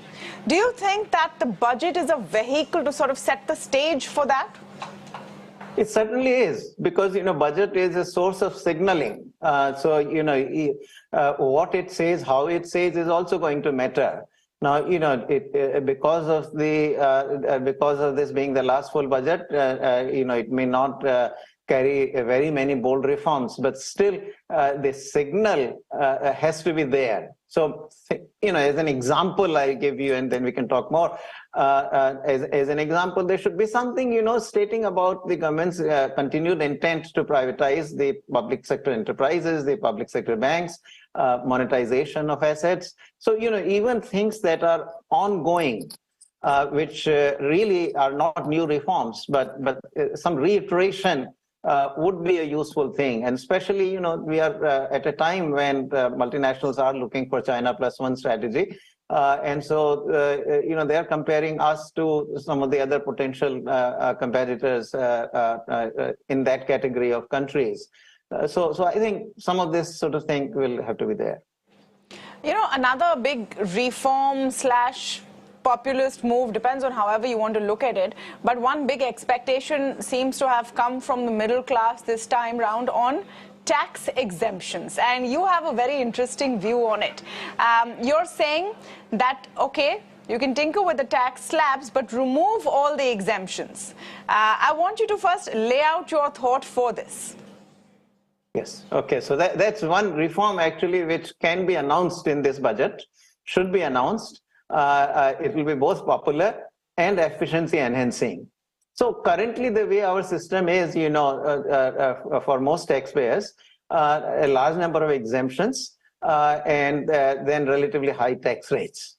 What these exemptions do is to introduce a kind of, inequity across taxpayers with the same income. So, if you have the same income that I have, but you are spending your income in such a way that you are able to make use of the exemptions, but I'm spending my income in a way that I can't make use of the exemptions, then I pay more taxes than you do. That I think is not only inequitable, but is also distortionary, because it in a way is encouraging people to spend money in a certain way rather than according to their own priorities.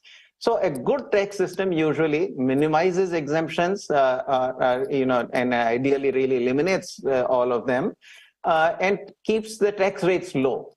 Now, the government had tried this, in the budget 2020-21. It introduced an alternative tax schedule, which taxpayers could use.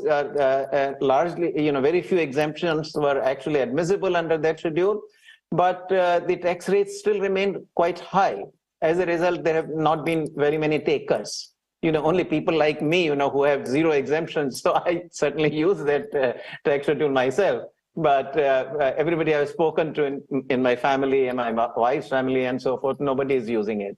So what we need to do, the spirit of the reform was correct, that have a tax schedule which eliminates the exemptions, but at the same time they bring down the tax rates. You can have 4 or 5, 6 tax rates. If there is some uncertainty, that with only 2 tax rates or 3 tax rates and no exemptions given somehow and lower tax rates, if there is fear that this is going to lead to reduced revenues, then the government could use 4 or 5 tax rates. Today, computers, the big effort of the taxpayer is in figuring out the exemptions today. So once you are done, but Mr. Panagia, if I may come to it, and I'll come to the new tax regime. We need to unpack that. But when you talk about exemptions and that sort of forcing you where to spend your money, now the idea always seemed to be to push taxpayers to spend their money virtuously. So, for example, all the exemptions on home loans did push the boom of that sector in India to some extent. Exemptions which are given for health insurance or for, life insurance policies or towards some sort of savings or government bonds. The idea was always, or seems to be, to push expenditure in a virtuous path or a virtuous direction. Do you think there's no merit to that? Well, look, what is the virtue here? You're trying to do good to me as the taxpayer. Well, allow me to judge. Why am I not be the best judge of what is good for me? How will the government know? Each of us has a different situation. The burden on the burden of disease may be different across families. The needs for savings may be different across families. Needs for housing may be different across families. Allow the taxpayer to make that decision. I think that is the point here. That what we are saying, the point you are making is that we got a state which knows better than me, the taxpayer, on what is good for me. And point I'm making, actually, sir, the virtue is not from the point of view of the taxpayer, but from where money is going and whether it's a good idea for the nation. So, for example, you give a boost to a sector or a certain kind of saving, and that seems to benefit the larger good or the greater good. That was the thought behind it, wasn't it? Yeah, well, so I would like to be convinced that it is actually for the greater good. You can possibly make a case for example, giving the break on the interest payments on loans that you borrow for housing, because if you make the argument that investment in housing somehow is a major investment in anybody's life, and most families will in their lifetime will make that kind of investment and all, and that it boosts the economy, it boosts growth.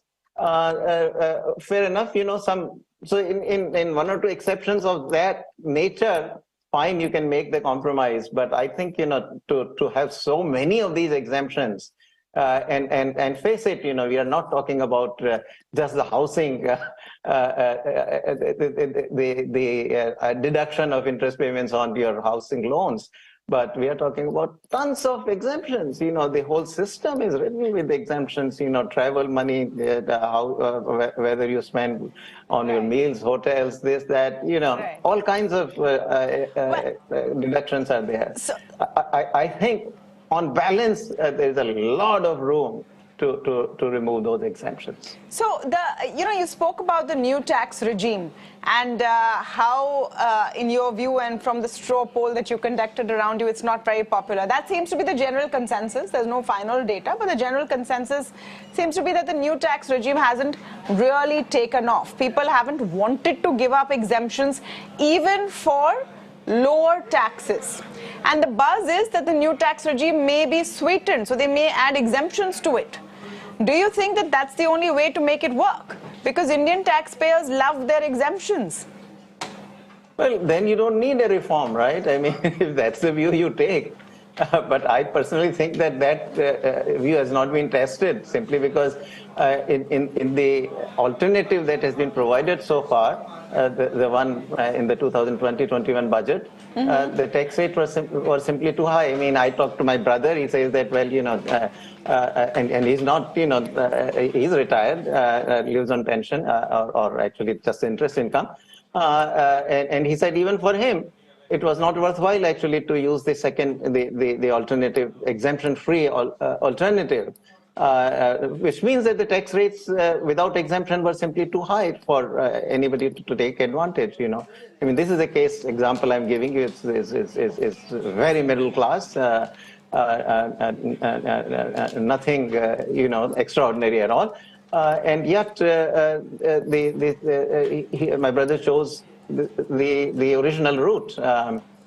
So only, as I said, in my case, there's zero exemption. So fine, some advantage to using. So what would make the new tax regime, essentially a tax system with no exemptions, work and be palatable and fair? Let's be honest, the middle class taxpayer hasn't got a real break from the government for a while. So what would be, a fair sort of a proportion? How low would the taxes need to be to justify lopping off all the exemptions?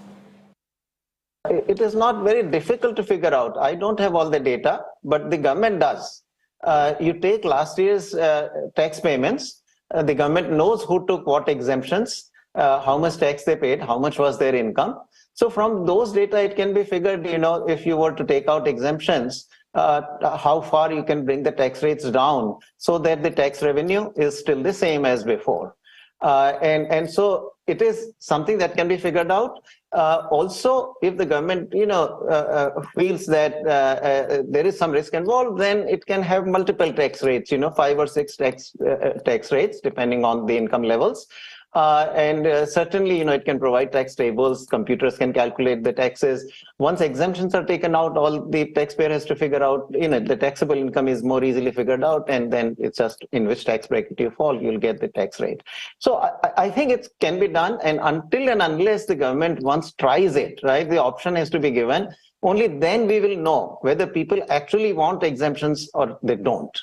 My hunch is that most people will actually come to begin using the new tax rates so that it gives them greater freedom to use their own income in the way they want to use it. So I think it's a win-win kind of reform. The government doesn't have to lose revenue, and the taxpayer gets lower tax rates and gets to spend it the way the taxpayer wants. You know, the chatter and the populist talk is that the middle class, the salaried middle class, deserves a lower tax rate. Do you think the fiscal space for this exists right now? The target this year is 6.4%. The finance minister has said we will hit it, and we're expecting a lowered target and lowered glide path going ahead. But do you think at this juncture, India really has the space to spend? Well, I personally don't think that the government should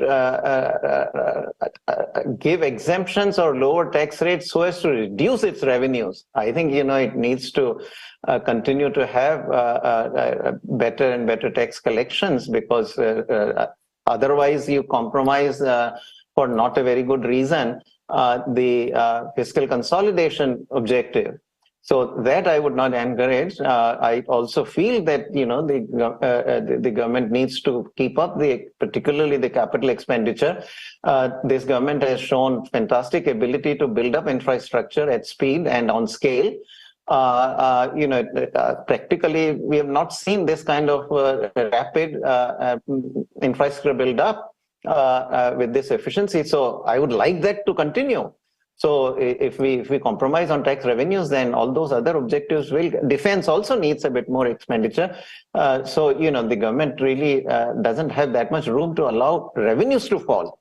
So this is why I say that if you actually do the personal income tax reform, you can satisfy the taxpayer because you will be lowering the tax rates. You will not lose your revenue, and efficiency actually of expenditures would improve. So I think all in all, this is a very win-win kind of reform.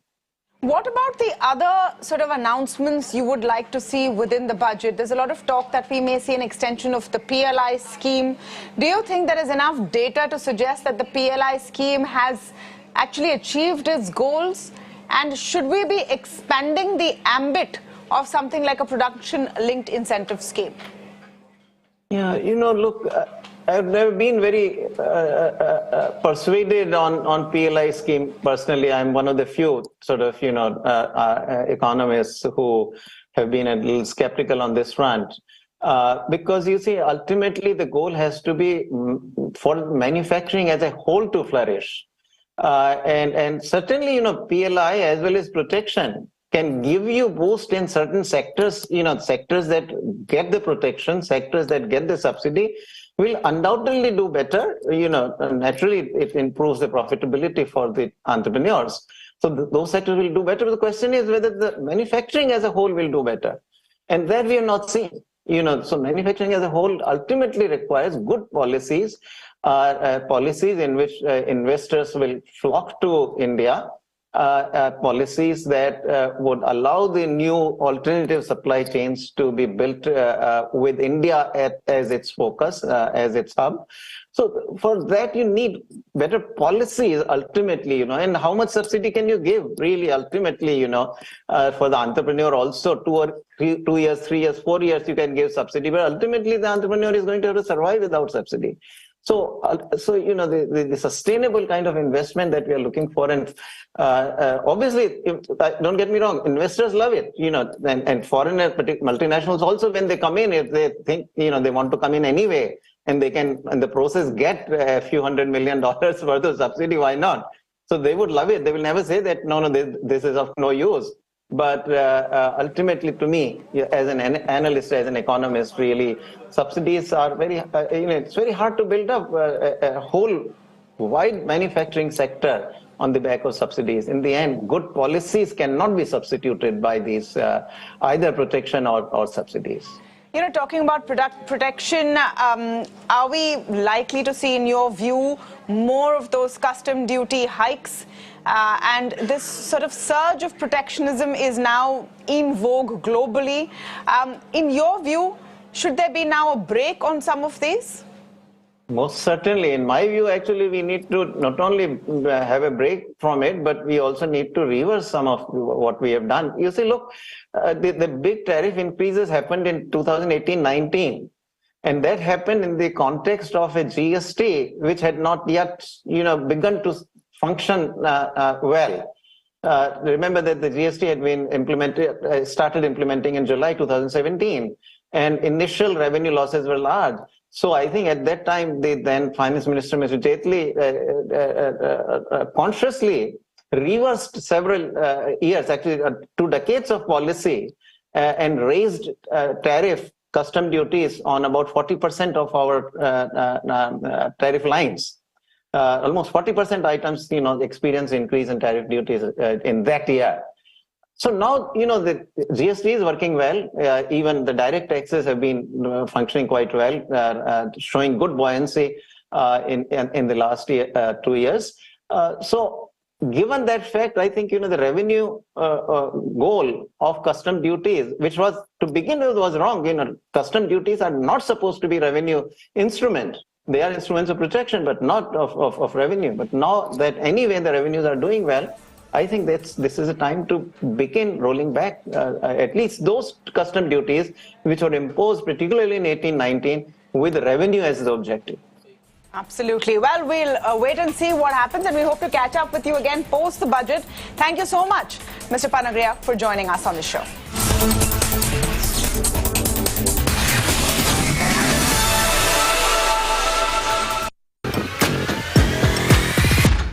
Every day we wake up to new possibilities, but riddled with old issues.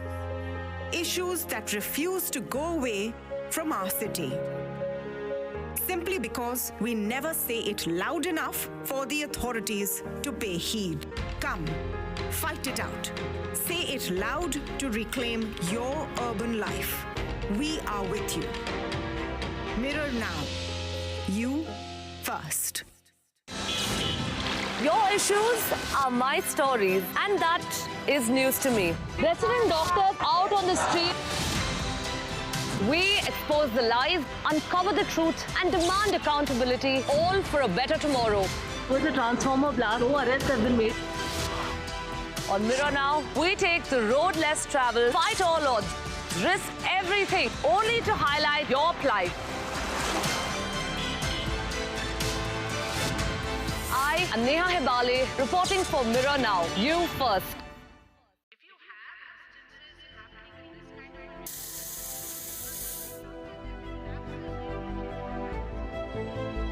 I've been watching it since its first day. Mirror Now bravely rallies with common people through their everyday pains and urban problems. It starts conversations that bring in relief, and more importantly, change. And that's what I want to do. Come to think of it, that's why I'm here. In the country's change headquarters, Mirror Now. Big fan.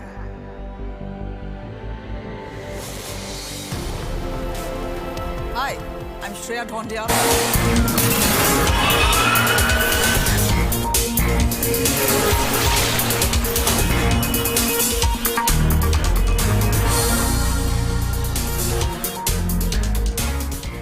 Break के बाद आप सभी का एक बार फिर से स्वागत है। आपको बता दें आज सभी की निगाहें जो है वो मोदी सरकार के इस कार्यकाल के आखिरी बजट पर टिकी हुई हैं। चेन्नई के लोगों की इस बजट से कितनी आस है, क्या कुछ चाहते हैं, इस पर क्या उन्हें चाहिए, आपको बता दें टैक्स स्लैब में संशोधन के साथ और क्या क्या उम्मीद है उनकी, सुनिए उन्हीं की जुबानी। Right now, I'm being joined by a few citizens from Chennai to ask about their, expectations on this year's union budget. So, what is your expectation on this year's budget? So, as a tax-paying citizen, every year we'll have some expectations, like from the presentation. So, what is yours for this time? So, as you know, for the longest time, we've been hoping for some kind of a breakthrough as far as your income tax is concerned, the personal tax especially. So I'm really hoping at least the slabs are revised in some way, or there is a complete waiver which we have been hoping for a really long time, which have not come across in any of the budget. So that would be one of my number one expectation. I also hope that the regular consumption patterns, regular consumptions that a citizen has normally in terms of dining or going to a salon, for example, all those will become a little cheaper during this budget. That's my greatest hope as a citizen for that. Earlier used to be capital gain tax, like once you cross 1 year, there won't be any tax for equity. But if you look at last couple of years, it's around some 15% for within a year. And for long term, it's 10%.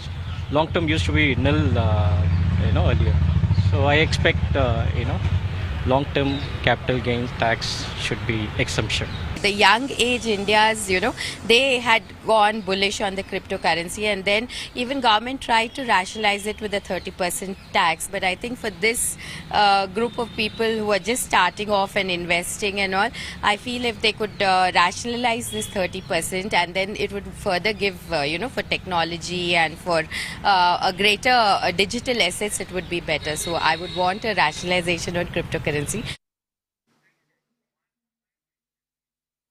और वित्त मंत्री निर्मला सीतारमण, आपको बता दें, वित्त मंत्रालय पहुंच चुकी है और 11 बजे क्लियर हो जाएगा कि इस बजट में कितना कुछ आपके लिए है। फिलहाल इस खबर के साथ इस बुलेटिन में मेरे साथ इतना ही। देखते रहिए मेरा नाम।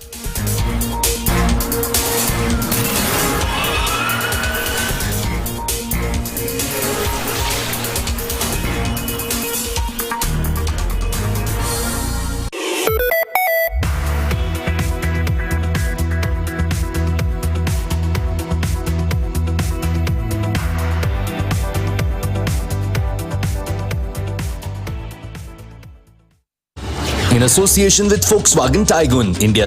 Every day we wake up to new possibilities, but riddled with old issues. Issues that refuse to go away from our city. Simply because we never say it loud enough for the authorities to pay heed. Come, fight it out. Say it loud to reclaim your urban life. We are with you. Mirror now.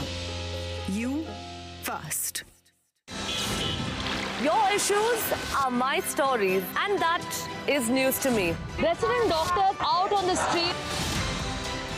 We expose the lies, uncover the truth, and demand accountability, all for a better tomorrow. Was a transformer blast. No arrests have been made. On Mirror Now, we take the road less traveled, fight all odds, risk everything, only to highlight your plight.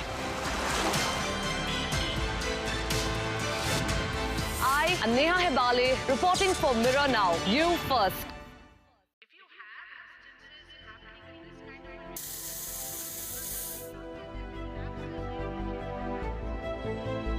I've been watching it since its first day. Mirror Now bravely rallies with common people through their everyday pains and urban problems. It starts conversations that bring in relief, and more importantly, change. And that's what I want to do. Come to think of it, that's why I'm here. The country's change headquarters, Mirror Now. Big fan.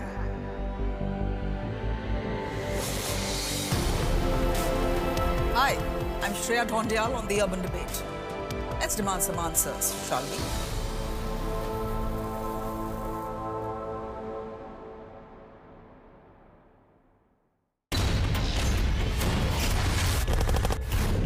News is about one bold, strong voice that breaks silence. बोलो आपकी जान की रक्षा करते आप उनको मरवाने के लिए क्या दो? We'll go extra mile to give voice to stories that otherwise go untold. This tunnel is being constructed with the connivance of Pakistani army. We believe in asking straight, direct and pointed questions to people in corridors of power. I am Pradeep Datta reporting for Mirror Now. You first. News is not just what happens in the corridors of power.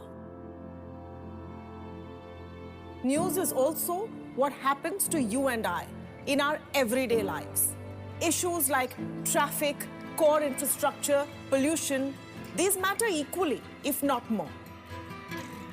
I stand with every tax-paying, law-abiding urban Indian because honestly, we deserve better. You've read the headline, now listen to the facts. Join me, Tamanna Inamdar, on Beyond the Headline. Mirror now, you first. Every day we wake up to new possibilities, but riddled with old issues. Issues that refuse to go away from our city. Simply because we never say it loud enough for the authorities to pay heed. Come, fight it out. Say it loud to reclaim your urban life. We are with you. Mirror now. You first. Your issues are my stories, and that is news to me. Resident doctors out on the street. We expose the lies, uncover the truth, and demand accountability, all for a better tomorrow. Was a transformer blast. No arrests have been made. On Mirror Now, we take the road less traveled, fight all odds, risk everything, only to highlight your plight. I am Neha Hebale, reporting for Mirror Now. You first.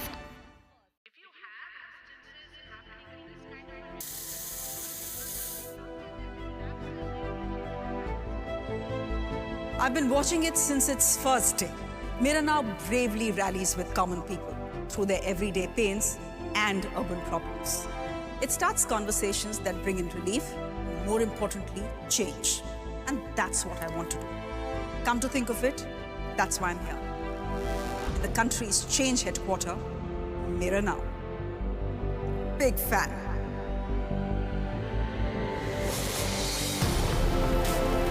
Hi, I'm Shreya Dhondial on the Urban Debate. Let's demand some answers, shall we?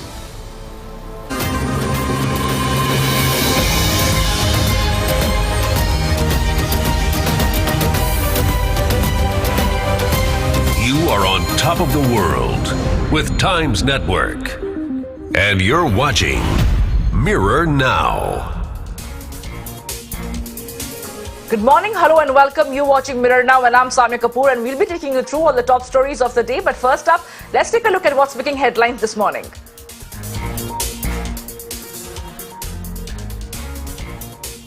Finance Minister Nirmala Sitharaman to present her fifth budget today. Modi government's last full budget before the 2024 elections. All eyes on whether the Finance Minister will give tax relief to the middle class ahead of an election year.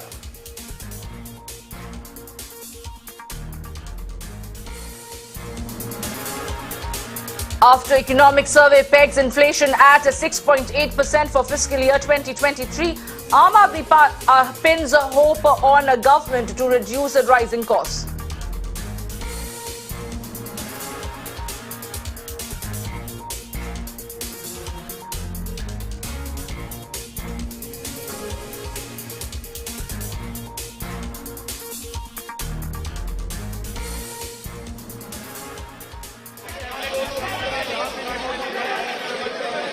Well, that is the Finance Minister Nirmala Sitharaman holding the Bahi Khata before she presents the budget for the fifth time around in her tenure as the Finance Minister.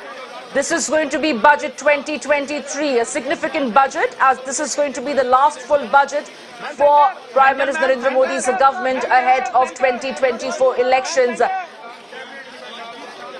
The Finance Minister, along with her team of officers from the Finance Ministry, is showing the Bahi Khata before she takes this across to the Parliament.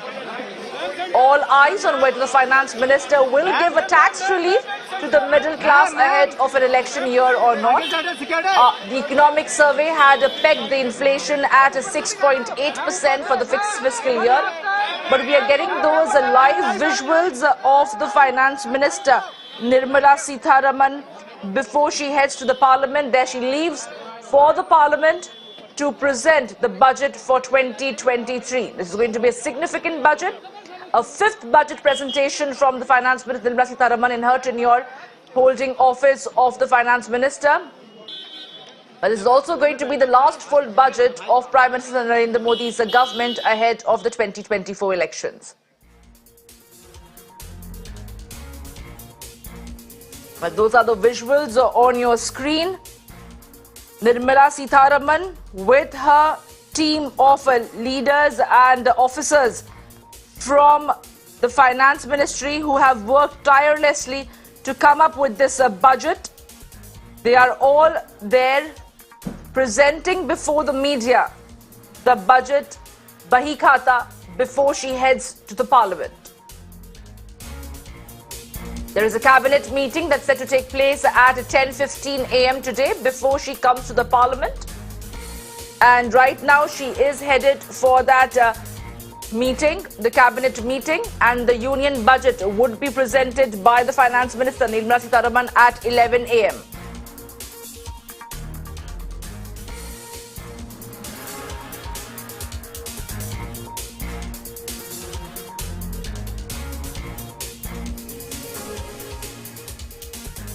And to get us the mood of the nation from across India, I am joined by my colleagues who are going to be getting us the voice of the people at large as to what are their expectations from this budget 2023. I am joined by my colleagues Dharani.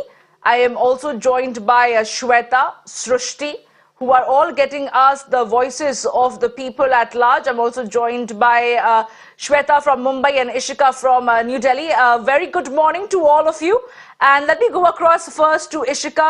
Ishika, you are here in the national capital, and the Finance Minister Nirmala Sitharaman has just left for the cabinet meeting right now. She will be presenting her fifth budget, but it is also going to be Prime Minister Narendra Modi's government's last budget, last full budget before 2024 elections. What are the people of the national capital, their aspirations and desires from this this budget for the electoral year? Samya, as you rightly said that right now, today Modi government 2.0, their last budget is going to be presented in the Parliament at 11 a.m. and the whole nation is waiting for that moment. I am present here at the commercial hub in New Delhi at Connaught Place, and people here also have, some kind of expectations from the Finance Minister before, before she presents the budget 2023. Let me go across to them.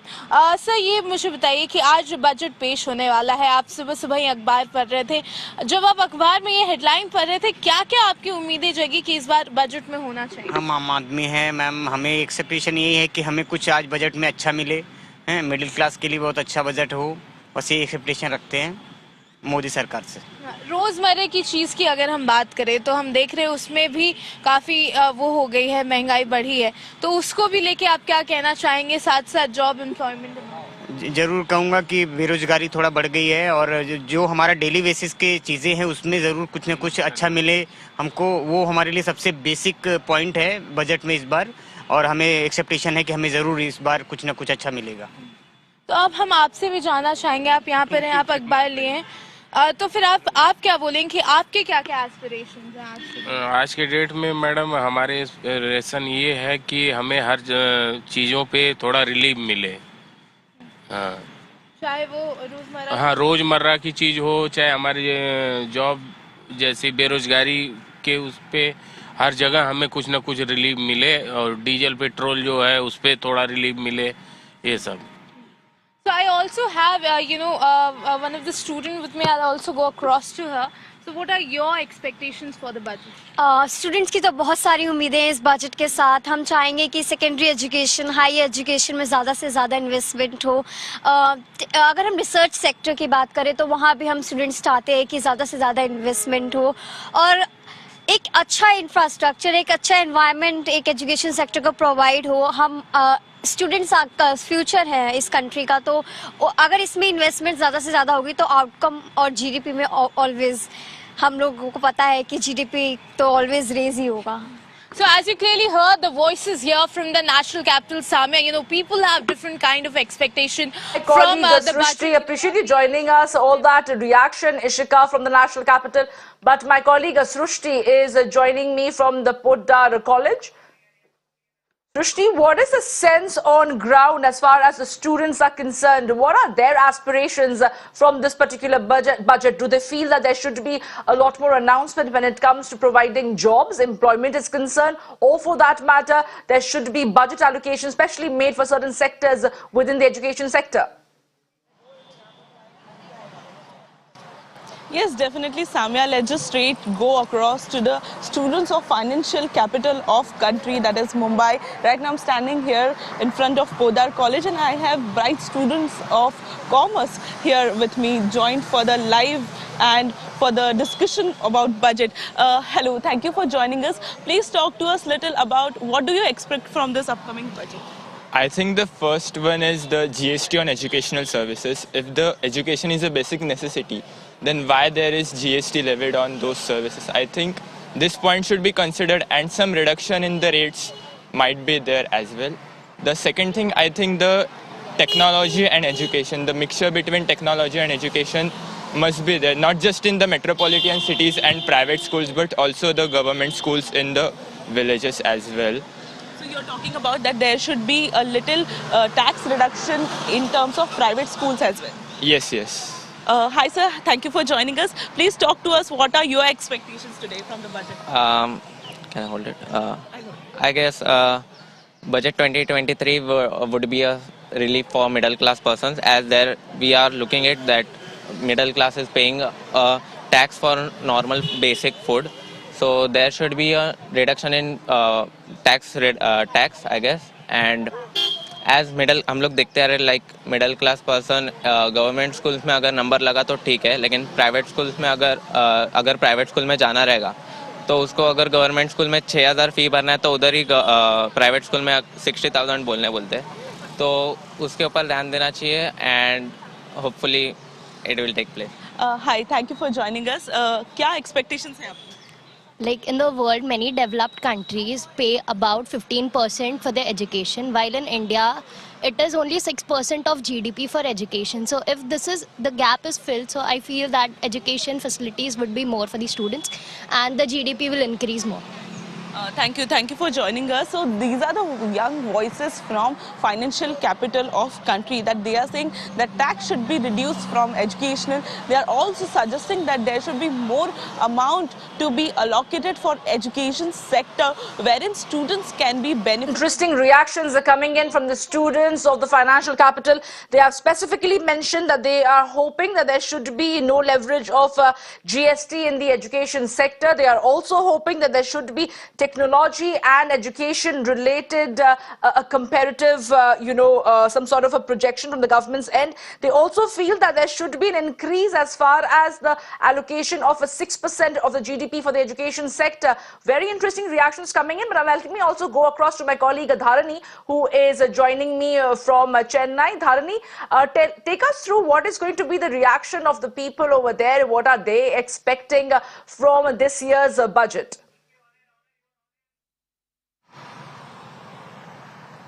Well, Samya, this year's budget becomes all the more crucial as it is going to be the last budget prior to the next, parliamentary elections. And of course, right now I'm being joined by a tax-paying citizen from Chennai. So he is among the working population and he is a tax-paying citizen. And of course, we'll go to his point of view. Sir, what is your expectations from, this year's union budget, and especially that this happens, prior to the next election. So it becomes all the more important in that manner. So what do you expect out of it?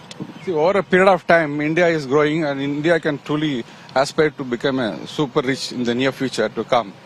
But I am particularly looking at two big problems facing the country. One is a growing inequality of income, the gap between rich and poor. The rich are becoming richer and poor are becoming poorer. Okay, this needs to be addressed sometime sooner or later. The second problem pertains to standards of governance. This is becoming poorer and poorer. We have all-round problems all over. All these standards of governance problems are buried beneath. Okay, so this cannot be done overnight in one budget or so. For a period of time, it has to be done. So I will be happy if some honest effort is made to address these two big problems in the budget. Okay, this budget should be a budget based on some vision, not accountants' work. Okay, specifically, I have an issue to point out. One is regarding the glitches in the software for e-filing of tax returns. So this needs to be addressed. It is still continuing more than a period of 2 or 3 years now. So your focus area is going to be these. Apart from this, would you like to talk anything about the GST or any focus areas? For example, environmental sustainability or a huge investment in education or something like that. No, India has got a lot of ambition when it comes to developing green energy. Okay, keeping the environment safe and clean and so on. But these initiatives should be supported with a good budget and moreover create awareness among the public, to go along with this government's initiatives.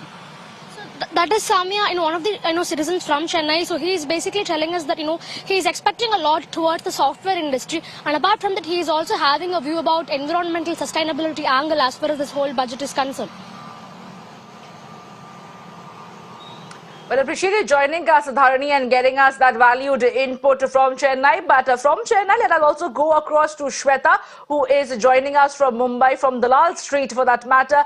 Shweta, what is the mood over there? Take us to the market experts. How are they looking at it? What are the projections? Well, absolutely. Good morning, Samia. And this is the big budget day, and we are present at the barometer of the market. That's Dalal Street, and we are joined by market expert Mr. Siddharth Kuawala. Mr. Siddharth, you have been time and again connected with Mirror now when it comes to market and finance. Today, what are the expectations from the union budget? And secondly, which is quite important to know, what can middle class expect from this budget? I think this budget should be focusing both growth and social, because elections are going to be there in 24. Right. And at the same time, I think the growth story also will continue. Some more scheme like PLI, or maybe some additional sectors may get a PLI schemes or related something. And even government may announce some amnesty scheme like they had announced before also, whereby they can do more collection of money, because ultimately it is what is collected and that is what you spend, revenue and expenditure. Right, right. So we feel that this budget, government within their limits will try and focus and cover every single part of social and on growth aspect, like related to infrastructure. Like last year, Gati Shakti was announced, and under that many projects now are under process. And I am seeing there has been good momentum. I hope it helps for Definitely, further. it's a great boom for infrastructure also. But what does the union budget has for the middle class? The section is quite huge. There's a vast population of middle class, and it is known that whenever union budget is there, we play a very vital role. Yeah. Yes, and this time expectation is high. The threshold limit may be increased to 5 lakhs. Maybe under ATC and other things also the limits will go up. Even under insurance scheme limits may go up more than 50,000. And maybe most likely Ayushman Bharat, the flagship program of the government, it may include middle class, whereby it gives benefit to the masses of the country. Absolutely. Thank you for connecting with us. In fact, Samia, let me quickly give you a glimpse of the iconic spot. And this is BSC. My video journalist is showing you, Praveen Naugaonkar. And remember, it is very important to note that all eyes are glued on union budget, and everyone, as soon as the traditional way of Bahi Khata is seen with the union finance minister, everyone just hopes one single thing, that this time there should be relief from taxes and they could save more for the year. Back to you. Absolutely, Shweta, and the middle class, like you mentioned, the taxpayers are looking towards the budget 2023 to see whether at all there's going to be any respite for the taxpayer or not. But let me also go across to my colleague Neha, who is joining us from the IT capital of Bengaluru. Neha, very good morning to you. Tell us where you are right now in Bengaluru, and what are the people of Bengaluru thinking about the 2023 budget? What are their expectations? Where do they feel there should be a need for the government to work upon?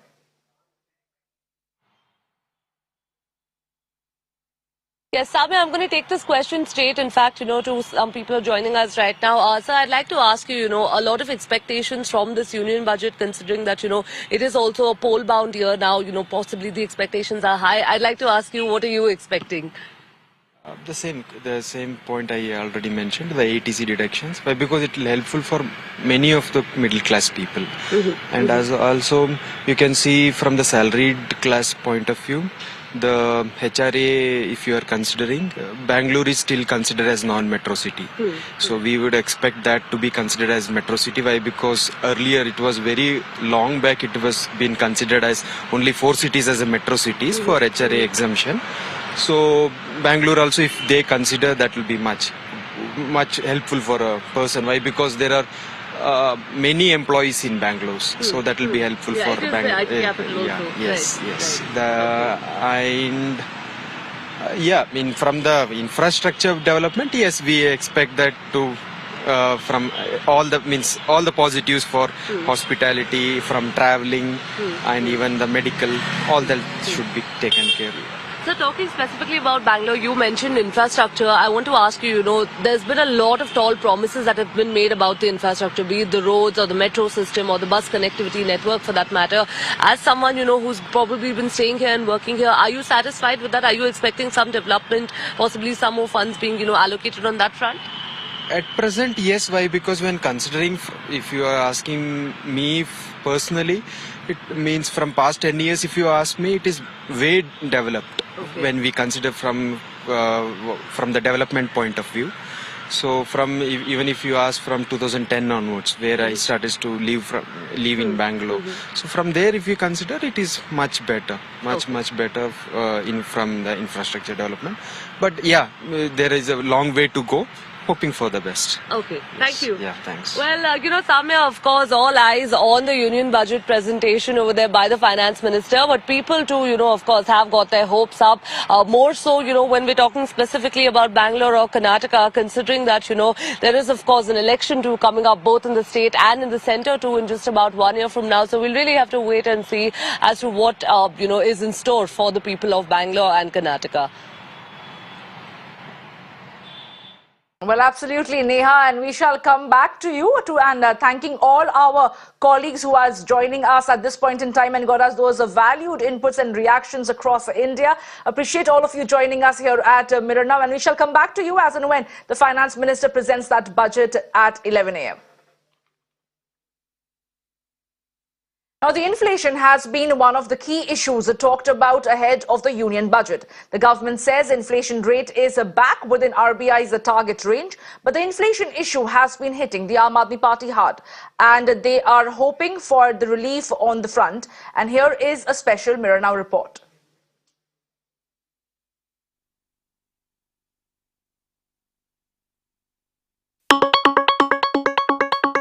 Have you ever calculated how much you end up spending every day as soon as you step out of home?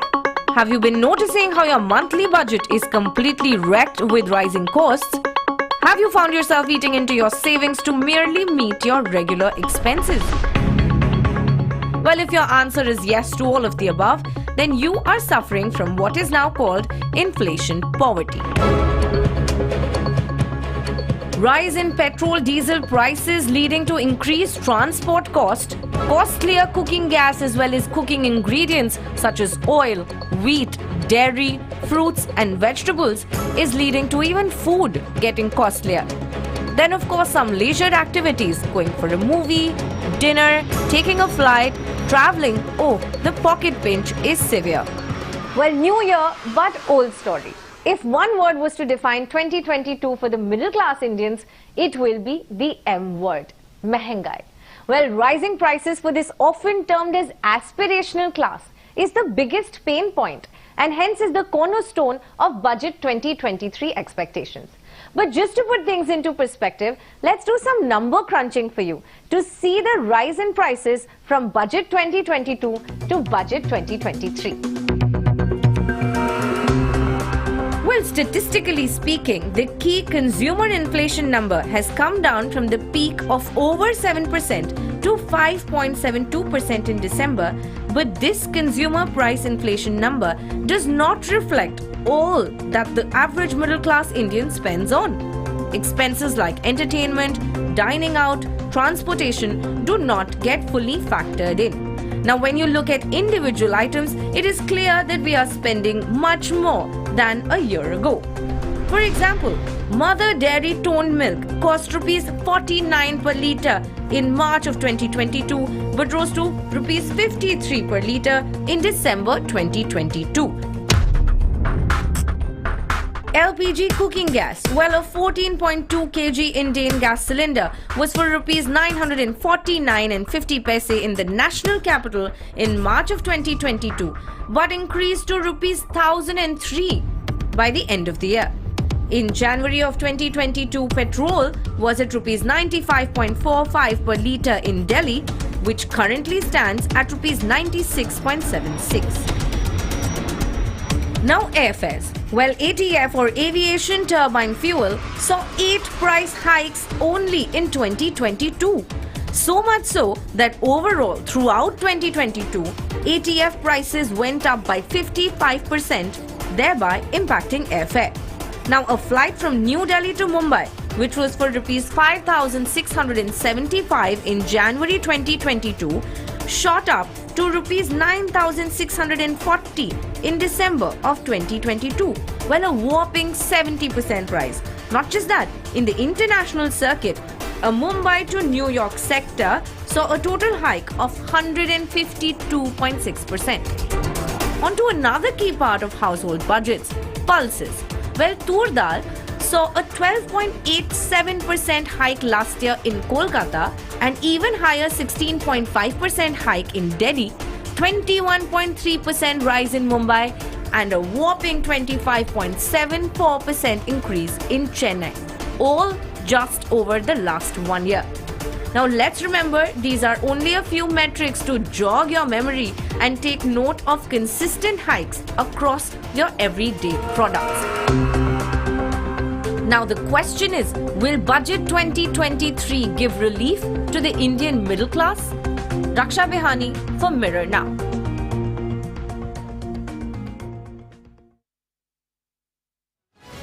And with that, we're slipping into a short break right now. Lots more lined up. Stay tuned and keep watching Mirror Now.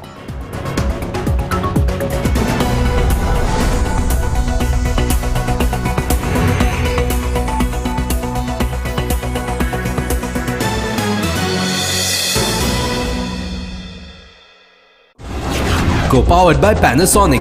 Every day we wake up to new possibilities, but riddled with old issues. Issues that refuse to go away from our city. Simply because we never say it loud enough for the authorities to pay heed. Come, fight it out. Say it loud to reclaim your urban life. We are with you. Mirror Now. You first. Your issues are my stories, and that is news to me. Resident doctors out on the street. We expose the lies, uncover the truth, and demand accountability, all for a better tomorrow. With a transformer blast, no arrests have been made. On Mirror Now, we take the road less traveled, fight all odds, risk everything, only to highlight your plight. I am Neha Hebale, reporting for Mirror Now. You first.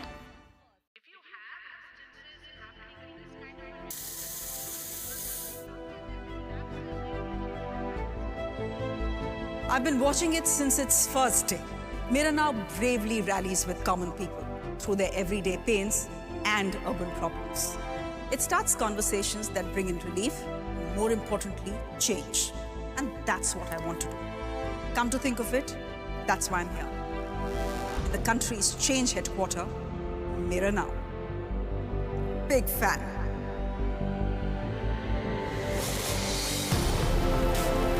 Hi, I'm Shreya Dhondial on The Urban Debate.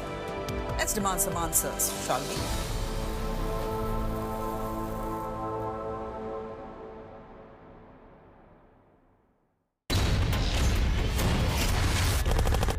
To me, news is about one bold, strong voice that breaks silence. बोलो आपकी जान की रक्षा करते आप उनको मरवाने के लिए लेके आते हो. We'll go extra mile to give voice to stories that otherwise go untold. This tunnel is being constructed with the connivance of Pakistani army. We believe in asking straight, direct and pointed questions to people in corridors of power. I am Pradeep Datta reporting for Mirror Now. You first. News is not just what happens in the corridors of power. News is also what happens to you and I in our everyday lives. Issues like traffic, core infrastructure, pollution, these matter equally, if not more. I stand with every tax-paying, law-abiding urban Indian because honestly, we deserve better. You've read the headline, now listen to the facts.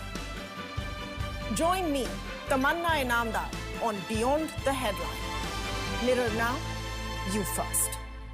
Every day we wake up to new possibilities, but riddled with old issues. Issues that refuse to go away from our city. Simply because we never say it loud enough for the authorities to pay heed. Come, fight it out.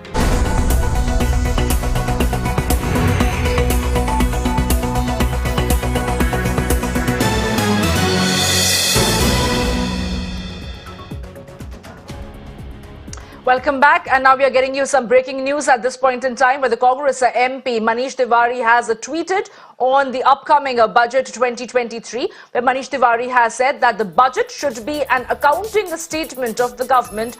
In most countries, budget is a non-event. He also goes on to say that in India, it's an opportunity for grandstand. Well, that is the big breaking news that we're getting you at this point in time, where a senior Congress parliamentarian, Manish Tiwari, has tweeted ahead of a budget 2023. He says that the budget should be an accounting statement of the government, and in most countries, a budget is a non-event. Although in India, it's an opportunity for grandstand. He has tweeted, and I quote him, that the union budget should be an accounting statement of the central government, how much it earned and spent. In most countries, a budget is a non-event. In India, it is once in a year opportunity for the finance minister to grandstand, an annual demonstration of state's coercive stranglehold on economy. Well, that is the big breaking news that we're getting you at this point in time. My colleague Niyamika is joining me on the phone line to get us more details. Niyamika, very good morning to you. And even before the budget is presented, strong words are coming in from the Congress parliamentarian Manish Tiwari, who says that this budget ends up becoming an annual demonstration of the state's coercive stranglehold on economy. Congress is already critical of the budget before it's presented.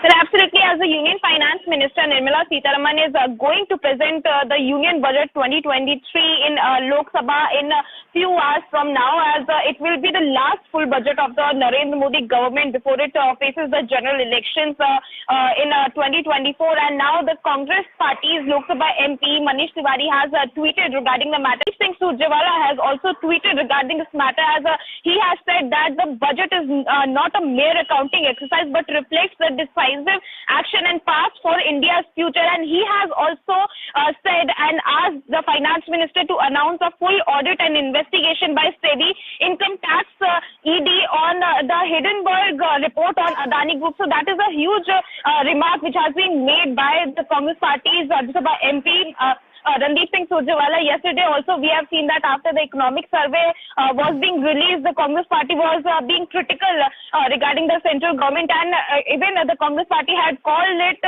just an excuse script for the union budget. So that was the kind of a line which has been taken on the part of the Congress Party just before the union budget is being given by the Finance Minister Nirmala Sitharaman in the Parliament today.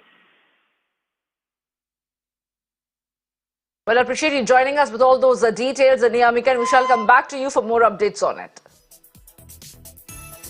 And now we're getting you some breaking news at this point in time, where the Finance Minister meets the President Draupadi Murmu before presenting the 2023 Union Budget. Well, this is a customary meet which the Finance Minister does every single year. This is how the President gets the first glimpse at the budget. That is the picture that we're putting out for you. The Finance Minister meets the President Draupadi Murmu before presenting 2023 Union Budget. From here, she is going to be heading to the Parliament to present the budget. But remember, before that, there is a cabinet meeting that will set to take place at around 10:15 today. And those are the visuals on your screen. This is a significant budget for the government, as this is an election budget. This is also the last full budget of the government ahead of the 2024 elections. A fifth budget presentation by Finance Minister Nirmala Sitharaman will take place at 11 a.m. in the Parliament today.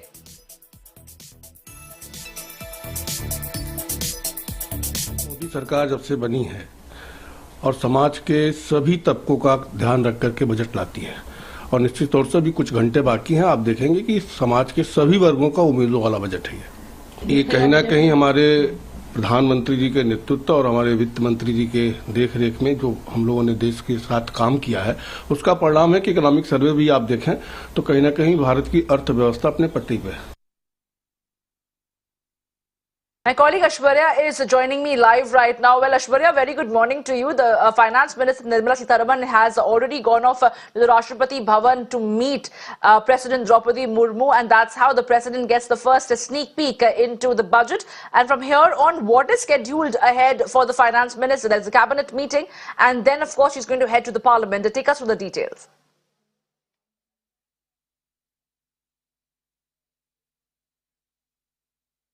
Well, it's a very important day for Finance Minister Nirmala Sitharaman, as she visited first Rashtrapati Bhavan and met Draupadi Murmu. Later, her cavalcade left for the Parliament, where she will be first meet Prime Minister Narendra Modi and Lok Sabha Speaker Om Birla. And later, yesterday, as far as the economic survey was concerned, which was laid down in the house of the in the lower house, and now that will be presented. There has been a customary function which we saw each and every year, where Nirmala Sitharaman, economic advisor, MOS Finance, all comes out from the Rashtrapati Bhavan and later visits the Parliament. And before that, a joint photograph will be clicked where she will be clicked as this time as well. The budget will be on the e-tablet as from where she will be reading. But clearly, this time it is going to be stormy as far as the budget session is concerned, because yesterday as well, several opposition parties have stated that before, after the budget that will be presented by Finance Minister Nirmala Sitharaman, there should be discussions on several important topics, including the ongoing, Adani and Hindenburg report, and also the SBI and LIC, shares as well. So, these should be one of the reflections that opposition parties were demanding. But certainly, it's a very important day, as because this will be the last full budget of the Modi government 2.0 as far as 2023 is concerned. And next year, the country is going for the general elections as well. So it has been expected by Finance Minister Nirmala Sitharaman that major focus would be on the economic growth, and as suggested by the economic survey as well, the GDP has been predicted from 6 to 6.8 for the fiscal year of 2023. So that would be the focus, as Prime Minister Narendra Modi yesterday mentioned that the motto of his government has been always India first and citizen first, and that's the theme of the budget so far. How it would be accepted by the opposition parties and general in large would be seen later in the day. But 11 a.m. sharp is the time when Finance Minister Nirmala Sitharaman will be presenting budget. And like you were mentioning, Ashwarya, that how the opposition is going to react to the budget, that remains to be seen. But the senior Congress party leader, Manish Tiwari, has already tweeted, and he is critical of the budget, where he goes on to say that budget in India is once-in-a-year opportunity for the finance minister to grandstand. The Congress party already critical of the budget even before it's presented. What is the opposition expecting? Because there were several key issues that were raised in the all-party meeting that was chaired by Parliament Affairs Minister Prahlad Joshi earlier, where they wanted to discuss certain issues. How has been the government's response to it?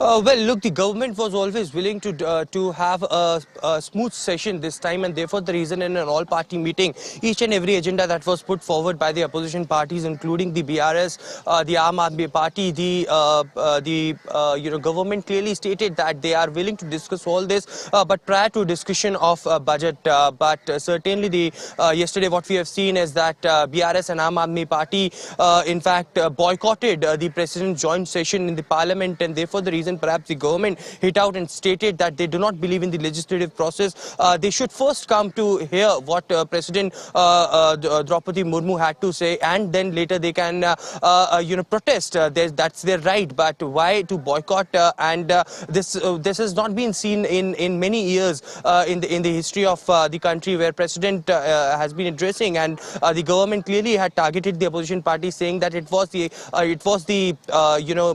disrespect for President as well.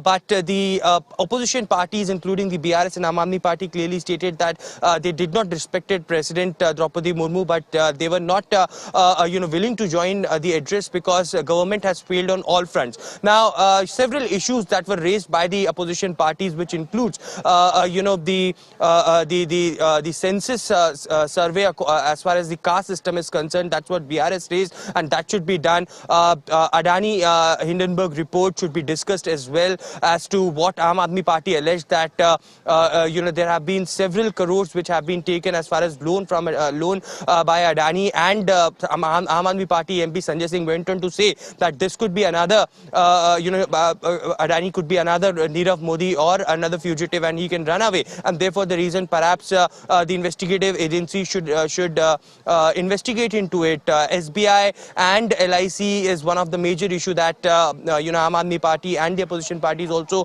raised to discuss in the floor of the parliament. But whether the government is willing to discuss or not is something which remains to be seen. But the opposition parties clearly stated that in all party meeting, government was not very much agreed to their demands. But Prahlad Joshi came out and said that they wanted to run the parliament in a very smooth way, and therefore the reason they are ready to discuss any issue, but only after the budget would be discussed, after Nirmala Sitharaman will put out today. But on the other side, yesterday as well, Prime Minister Narendra Modi, who came and interacted to the media just before the president's address, also mentioned the fact that because it's going to be the last budget of the Modi government 2.0, the focus of Finance Minister Nirmala Sitharaman would be to enhance the growth of the agriculture sector and also the industrial sector. Manufacturing sector is something that they are looking upon, and in the economic survey, service sector is something that has predicted a growth in compared to last few years. So that would be the major focus as well. It has been also said that this time there would be no changes in the income tax slab as well, and that would be a great relief for the middle class and salaried income people. So that would be another focus as far as the budget is concerned. But yes, as Manish Tiwari and other Congress leaders already had been opposing, it's going to be a very stormy session, and that's what is expected from from this session of the parliament as well. Absolutely, Aishwarya, and I appreciate you joining us with all those details, and we shall come back to you as and when that budget is presented by the Finance Minister in the Parliament.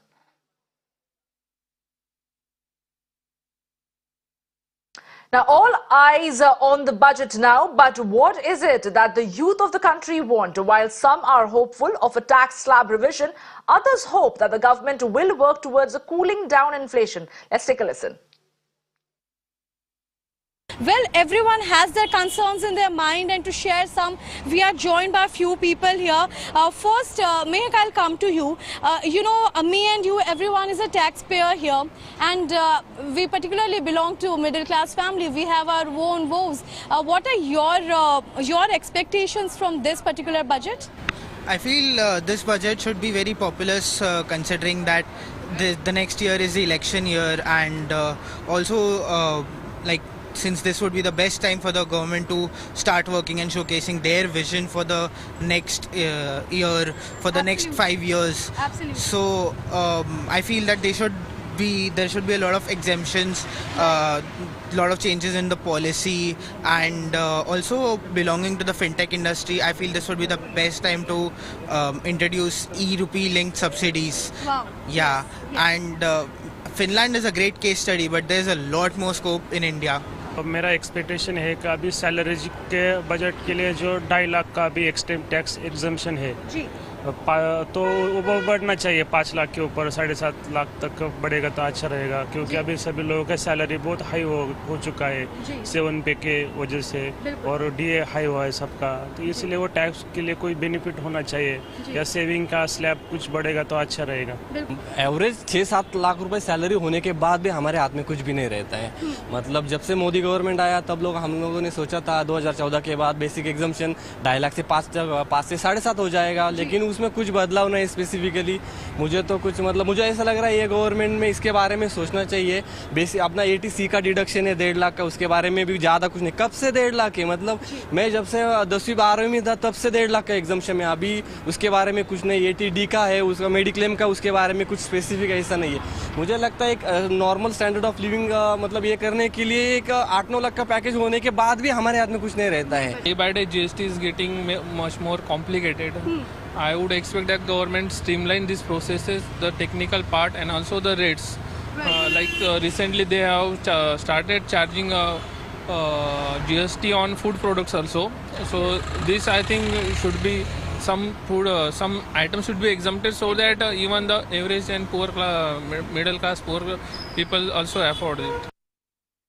And we're getting you some more breaking news at this point in time, where the Congress's Lok Sabha MPs are going to be holding a meeting at 10:30 a.m. today. And this meeting has been called by Lok Sabha leader of the House for the Congress party, Adhir Ranjan Chaudhary. Well, that is the big breaking news that we're getting you at this point in time, that all the Congress MPs from Lok Sabha are going to be in a meeting at around 10:30 a.m. The meeting has been called by Lok Sabha leader of the House for the Congress party, Adhir Ranjan Chaudhary. And to get us more details, I'm joined by my colleague Niyamika live right now. And Niyamika, a very good morning.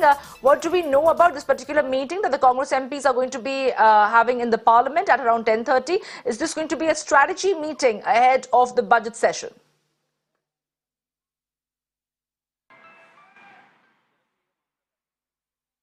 Absolutely, as this meeting has been called by the leader of opposition in Lok Sabha, Adhir Ranjan Chaudhary, and in this meeting all the Lok Sabha MPs of the Congress party are going to participate at 10:30 a.m. This meeting has been called at the CPP office, as the Congress party is going to prepare a strategy regarding the budget session, as today now the Union Finance Minister Nirmala Sitharaman is going to present the Union budget for 2023, and this is going to be the last budget of Narendra Modi government 2.0 before the general elections are going to be announced by next year. And for that matter, now a lot of expectations are being made on the part of the common man for the central government. But on the other hand, we have also witnessed that the Congress party has already started attacking the central government, as yesterday also we have seen that after the economic survey was being released, now then the Congress party had criticized the central government for making mere excuses, and even they had called that economic survey is just an excuse for the union budget that is going to be presented by the Finance Minister Nirmala Sitharaman, as the Congress party has alleged that the central government is trying to make excuses through COVID-19 or Ukraine war, and that is the only reason why they want to hide the real facts, that what is the reason that the economic situation in our country is deteriorating. And for that matter, now the Congress party is also raising questions from the central government, and they are hoping that it is going to give some kind of relief to the common people of this country. Well, I appreciate you joining us with all those details, Niyamika.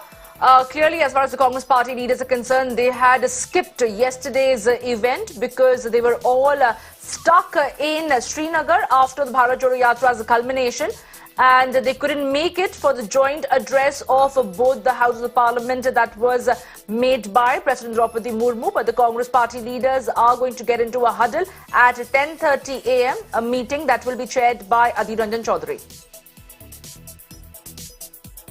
Now, earlier, my colleague Tamanna spoke to former VC of Niti Aayog, Arvind Panagaria, on the budget India has been waiting for. Let's take a listen.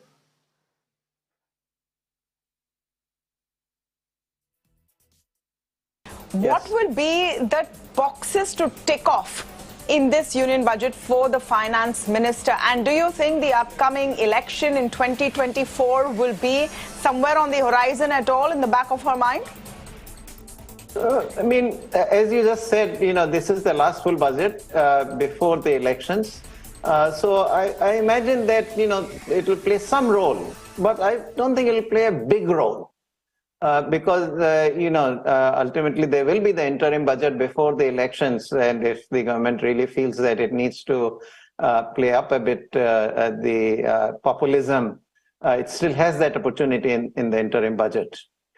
So that's one fact, and the other fact is that, this government has generally been responsible in terms of even when adopting, populist schemes. These are schemes which do actually bring in assured benefits to whoever the intended beneficiary is. So even if some of it is done, it will take a form which would have real impact rather than simply wasting the money. Yeah. So that's one, and then we can talk about what else the budget could try to do. Absolutely, we'll definitely get into it, but I just want to set the stage a little bit. That is a big domestic consideration, right? The next election and whether that will play out or not. What is the form that populism will take, if at all? That is one part of it. The second part of it is sort of cementing India's position as a nation that will do relatively well. And here the word relative is key. Do you think that the budget is a vehicle to sort of set the stage for that? It certainly is, because budget is a source of signaling. So what it says, how it says, is also going to matter. Now because of this being the last full budget, it may not carry very many bold reforms, but still the signal has to be there. So, as an example I'll give you, and then we can talk more.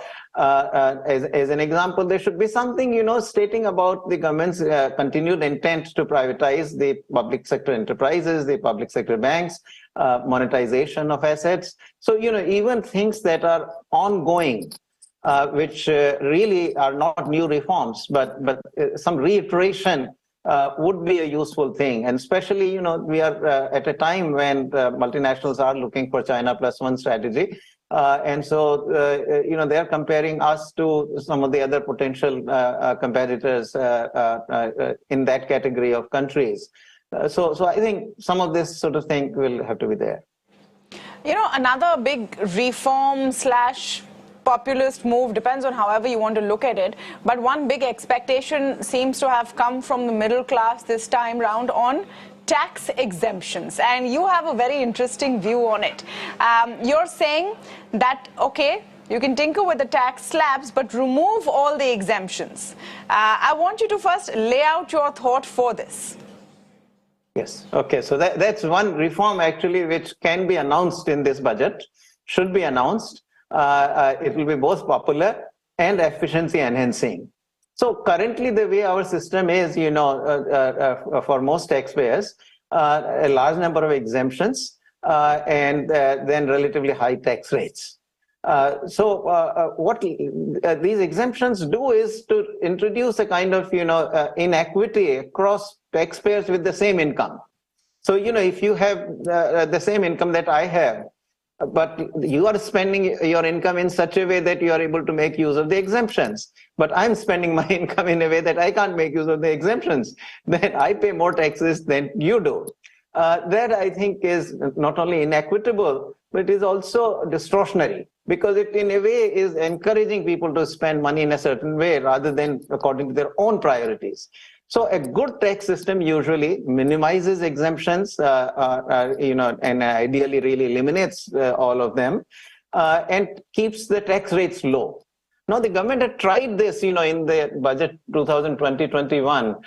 It introduced an alternative tax schedule, which taxpayers could use. Largely, very few exemptions were actually admissible under that schedule. but the tax rates still remain quite high. As a result, there have not been very many takers. Only people like me, who have zero exemptions. So I certainly use that tax schedule myself. But everybody I've spoken to in my family and my wife's family and so forth, nobody is using it. And with that, it's a wrap on this edition of the broadcast. Stay tuned and keep watching Mirror Now for more news and updates.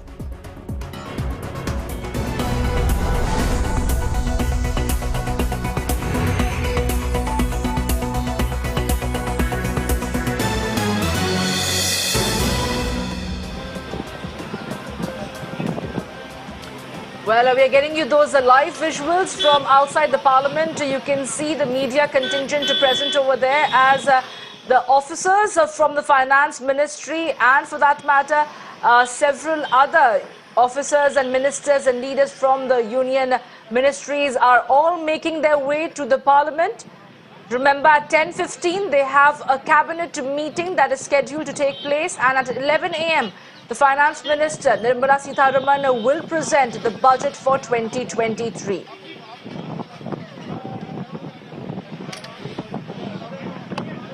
Remember, the Finance Minister, Nirmala Sitharaman, had met President Draupadi Murmu a short while back and presented the first copy of the budget 2023 to her. That's how the President gets the first glimpse of the budget. From here on, the Finance Minister is going to be a part of the cabinet meeting that will take place at 10:15 and at 11 a.m. in the Parliament when the budget session commences. The Finance Minister, Nirmala Sitharaman, is going to present the budget 2023.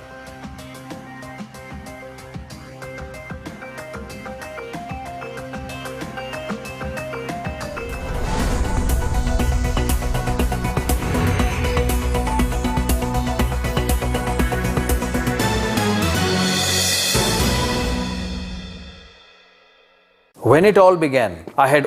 Every day we wake up to new possibilities, but riddled with old issues. Issues that refuse to go away from our city. Simply because we never say it loud enough for the authorities to pay heed. Come, fight it out. Say it loud to reclaim your urban life. We are with you. Mirror Now. You first. Your issues are my stories, and that is news to me. Resident doctors out on the street.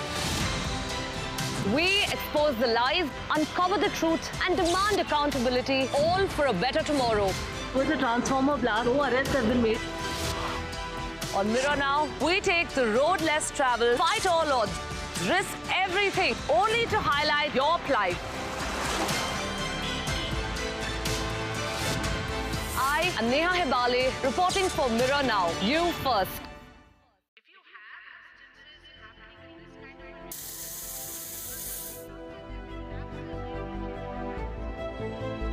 I've been watching it since its first day. Mirror Now bravely rallies with common people through their everyday pains and urban problems. It starts conversations that bring in relief, more importantly, change. And that's what I want to do. Come to think of it, that's why I'm here. The country's change headquarters, Mirror Now. Big fan.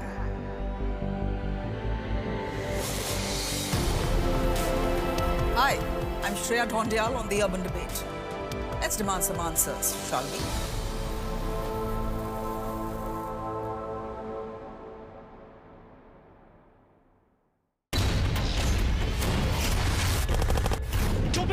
Is about one bold, strong voice that breaks silence.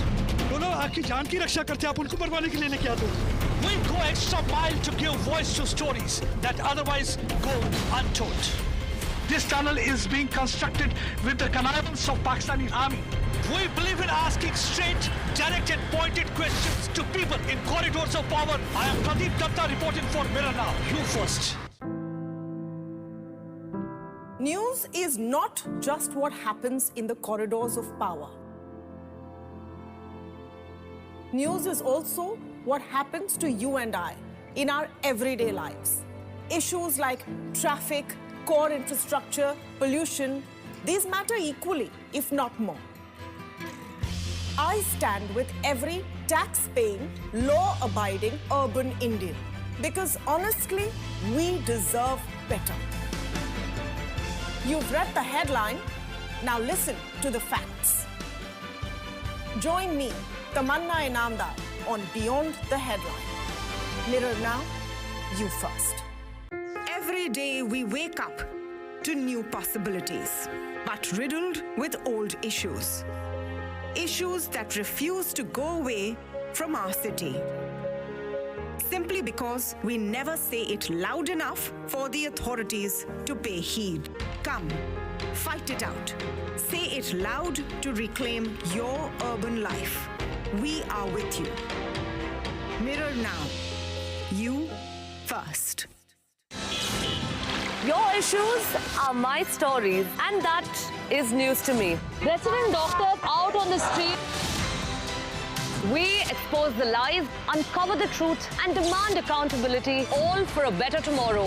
Was a transformer blast. No arrests have been made. On Mirror Now, we take the road less traveled, fight all odds, risk everything, only to highlight your plight. I am Neha Hebale, reporting for Mirror Now. You first.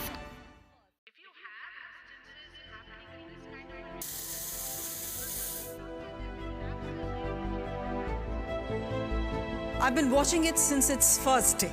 Mirror Now bravely rallies with common people through their everyday pains and urban problems. It starts conversations that bring in relief, and more importantly, change. And that's what I want to do. Come to think of it, that's why I'm here. In the country's change headquarters, Mirror Now. Big fan.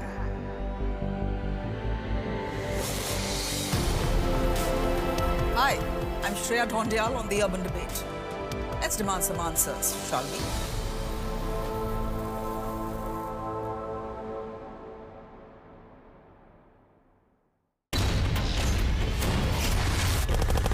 To me, news is about one bold, strong voice that breaks silence. बोलो आपकी जान की रक्षा करते आप उनको मरवाने के लिए लेके आते हो। We'll go extra mile to give voice to stories that otherwise go untold. This tunnel is being constructed with the connivance of Pakistani army. We believe in asking straight, direct and pointed questions to people in corridors of power. I am Pradeep Datta reporting for Mirror Now. You first. News is not just what happens in the corridors of power. News is also what happens to you and I in our everyday lives. Issues like traffic, core infrastructure, pollution, these matter equally, if not more. I stand with every tax-paying, law-abiding urban Indian because honestly, we deserve better. You've read the headline, now listen to the facts. Join me, Tamanna Inamdar, on Beyond the Headline.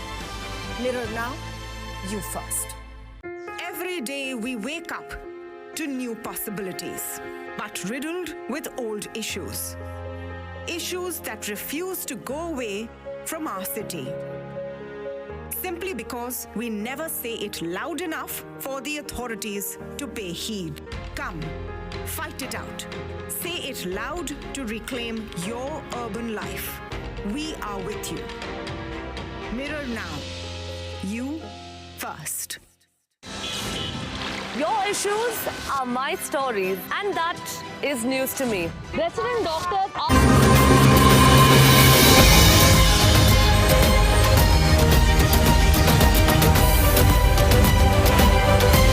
You are on top of the world with Times Network.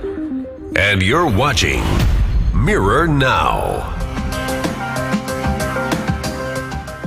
Hi everyone, good morning. And good to see all of you. That's Tamanna joining us from Bombay. Hi Tamanna. Hi, all of you, hi, of course, everyone. are joining us here on Mirror Now as we count. Hi, as we count down to Nirmala Sitharaman's big budget speech. It's her fifth, and God knows she's in a fairly unenvious position. I mean, after all, delivering on the expectations of a billion plus people is next to impossible. I don't think even Ma Lakshmi can do it. Now, the government's outlook is fairly sunny. That, of course, is a good thing because sentiment is everything when it comes to the economy. But by the end of it, will you end up smiling? That is a question that Tamanna is actually going to decipher for all of us because she's the one who understands the big words. She's the one who understands all the big numbers. She's with us through the budget speech, and by the end of it, will be telling us what we should be taking away from the budget. But before we get to that, and before we get to our guests, a quick look, Tamanna, at the big headlines. We are tracking this up. Finance Minister Nirmala Sitharaman will be presenting a fifth budget in the next 1 hour or so. This is Prime Minister Modi's last full budget before the 2024 elections. And of course, all eyes on whether the centre will give tax relief to the middle class ahead of an election year.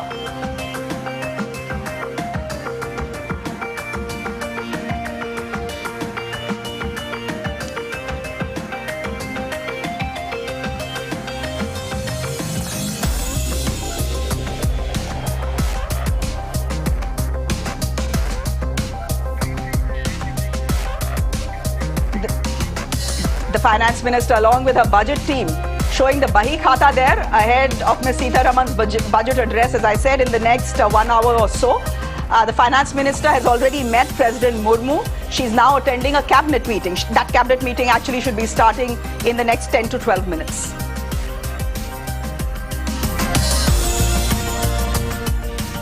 After the economic survey pegs inflation at 6.8% for the fiscal year 2023, the Aam Aadmi pinning hopes on the government to reduce rising costs. Will that happen?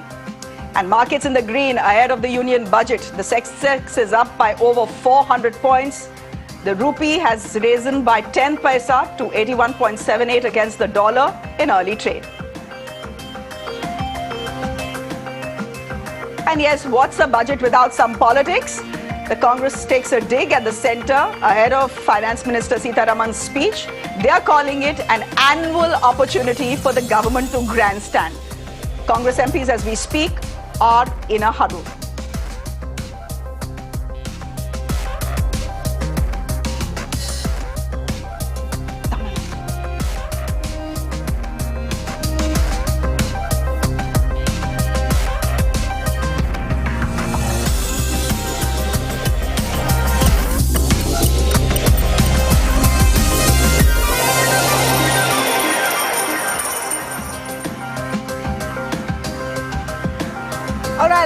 Our mega budget coverage on Mirror now. You know, over the years, Shreya, the question has always been raised time and again, what's the big deal about the budget? After all, since the inception of GST, the tax rates on various items has been taken out of the ambit of the budget. So you will remember the good old days when, the finance minister used to go into intense detail. This will be the duty on leather slippers. This will be the duty on umbrella handles. That doesn't happen anymore. Also, this government in particular makes a lot of big announcements, policy announcements outside the budget. So, what's the big deal? Well, in the Indian context, the budget is not just a bland presentation of accounts. It's a forecast for how the government sees the economy. It's a report card, in a sense, where every government talks about all the good they believe they have done. It's a vision statement, and yes, also a political tool all rolled into one. It's important to read between the lines to see what the message is. The very direct impact, of course, is to our taxes. Right now, at the highest level, an individual pays more tax on their income than a corporate. So if you earn more than 10 lakh rupees a year, you pay 30%. A corporation earning crores would pay a maximum of 25%. You know what is the tax exemption for medical expenses, annual checkups for an individual and their family? 25,000 rupees a year. How much did you spend the last time you had medical expenses?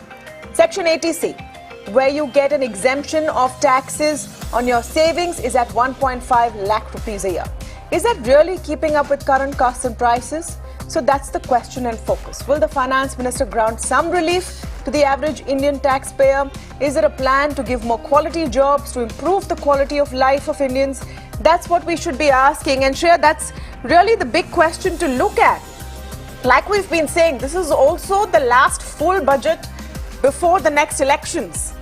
So will the Modi Sarkar reach out to their voters?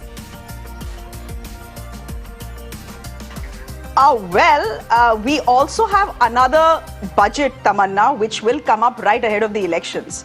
So my own sense is that why should the government spend all its ammunition in this budget? I'll tell you why. On the mini budget I'll tell you why. And reap the dividends. No, I'll tell you why. Because that would be a truncated budget. It would be right before the general elections. It would be a vote on account. And typically, governments don't expend their full firepower in that budget just a few months before they go into election mode.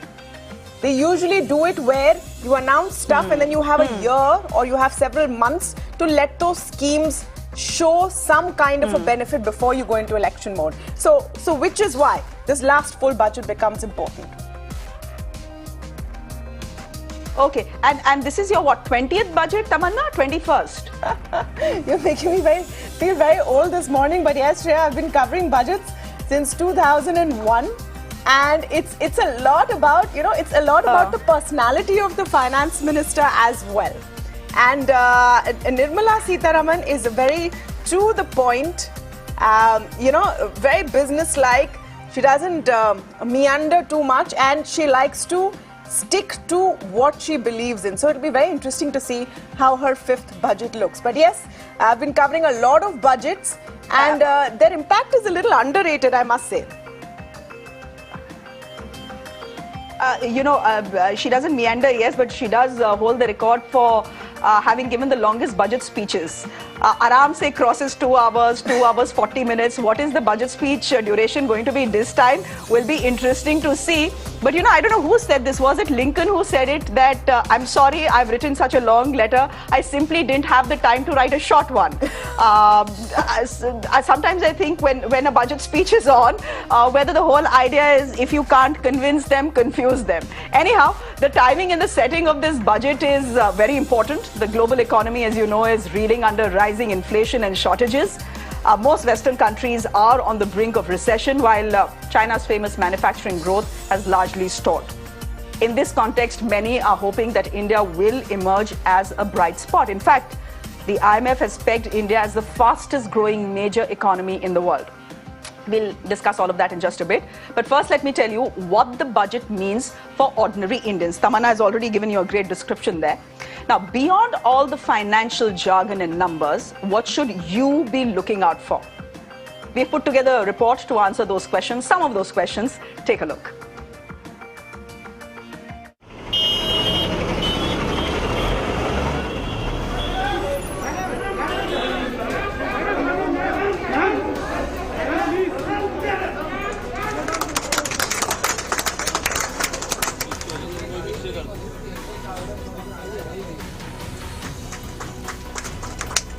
Economic Survey 2022-23 highlights.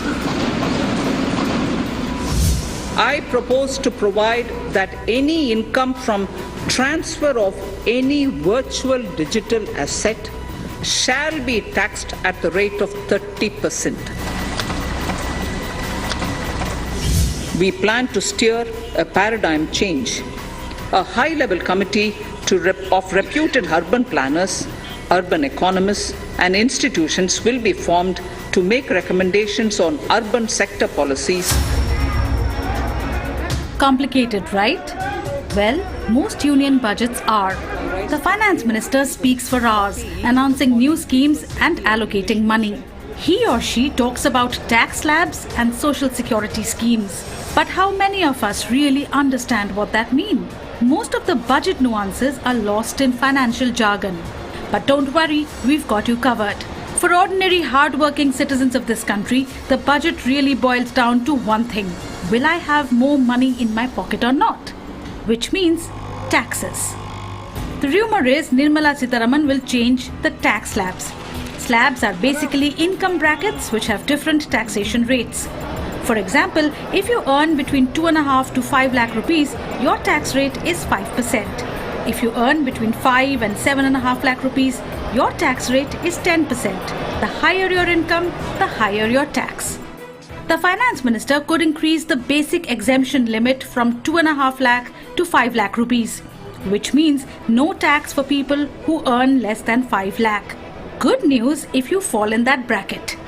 Equally important is customs duty. The finance minister is said to have drawn up a list of items which could soon become expensive to import. Don't worry, the list doesn't include your everyday items. The duty on things like jewelry, high-end electronic goods and plastic goods are expected to be increased. Higher customs duty equals higher cost in the market. The government faces a tough balancing act in Parliament. On the one hand, it's their last full budget before elections in 2024, so populism would be the politically savvy choice. But as they say, good politics is bad economics. Considering the global economic outlook, a fiscally prudent budget is the need of the hour. As for ordinary citizens, just watch out for the taxes and customs duties. Okay, let's get straight to our first guest this morning. Mr. K.V. Subramaniam is joining us on the broadcast, Tamanna. He is, of course, the executive director of the IMF, but also a veteran of budgets here in India. Mr. Subramaniam, good morning. Good to see you here. You're cheerful despite the fact that you've had marathon sessions across television channels. It's not just you who's looking sunny. The government has been looking fairly sunny for the last 48 hours as well. The Prime Minister was speaking yesterday, Mr. Subramaniam, and he said, well, what Nirmala Sitharaman is going to do is try and fulfill the aspirations of every citizen in this country. Great to hear, but how the hell do you fulfill the aspirations of 1.4 billion people? I mean, Sakshat Ma Lakshmi cannot do it. That's a nice preamble, Shreya. I will start by first just correcting something that you were mentioning, saying that, good economics does not make for good politics. I think that was a saying of the past. Since 2014, especially under this government, I think it has been clearly shown that good economics can make for good politics as well. So I think it is time we change that particular credo. Now, as for the sunshine, I must say, actually, there is no sun out there here in Washington, D.C. It is, it's past almost close to midnight. But I'm happy because, the budget is coming at a time when the Indian economy is clearly, the bellwether for the global economy, in some sense, the locomotive that is pulling the global economy, because it is the positive outlier on two counts. On the one hand, if we take growth with the global economy looking at a possible recession in Europe, advanced economies and overall global economy, likely to grow at between 1 to 1.5%. India will be growing at, in excess of 6.5%. I think that is the first aspect. And second, this is at a time when, these advanced economies are facing between 2.5 to 4 times their historical, average inflation. India is actually comfortable now. The latest print is about 5.5%, which is, within the RBI range inflation target, and also is coming down. So I think, both on inflation and on growth, we are actually doing well. And this is, we must recognize it is because of sage policy steps that were taken during COVID, which has ensured that our macro fundamentals are really strong. Yes, of course, I think going into the election year, there may be, some populism, but my sense is that, it'll be populism that will still be responsible. It'll be responsible, and therefore, I think we can look for I'm hoping for a budget that does do good economics and good politics as well. In this day and age, K.V. Subramaniam, and this is Tamanna here, it depends on who is doling out. So you can call it either Revdi or great policy decisions. So it really depends on who's doling it out and who's commenting on it. But I want to ask you a question about the economic survey, which your successor has put out yesterday, because you're the veteran of economic surveys as the former chief economic advisor as well. What struck me is the range for growth for Indian GDP next year, which is from 6 to 6.8. That's an 80 basis point breadth. What that's telling me, and correct me if I'm wrong, is that we don't really know what's going to happen. The lower end is 6, the upper end is 6.8, you have a median of 6.5, but it means kuch bhi ho sakta hai. Hopefully 6.8, but can also be 6. Some are saying sub 6. So what does that tell you? That tells you that we have to move towards a situation of uncertainty, isn't it? What's your take? So, Tamanna, good morning, and I'll respond to that question. But let me first respond to your comment. There is a difference between Revdis, and others. When you have expenditure that actually builds either physical capital or human capital. If we take healthcare spending or education spending, for instance, those build human capital. I don't call them Revdis. Or if they encourage private investment, I think those are not Revdis. So I think we have to make that distinction. Now, when it comes to the growth numbers, I do agree that the range has been higher than was the case in earlier instances. I would think it may be a reflection of the fact that there is significant uncertainty, during this time period, especially with the global economy. We're not sure, whether the global economy will be, in a recession, or will it be actually growing marginally. So some part of the, I think the higher range may be stemming from the higher uncertainty. I think you have to be sympathetic, though, Tamanna. In general, any prediction is a very, very difficult exercise. If all of us could predict, perfectly, I think we all would be millionaires. I think I agree, but the reason I asked you this question specifically is because you know the drill. 6 to 6.8% is quite a wide range. I agree. Yeah.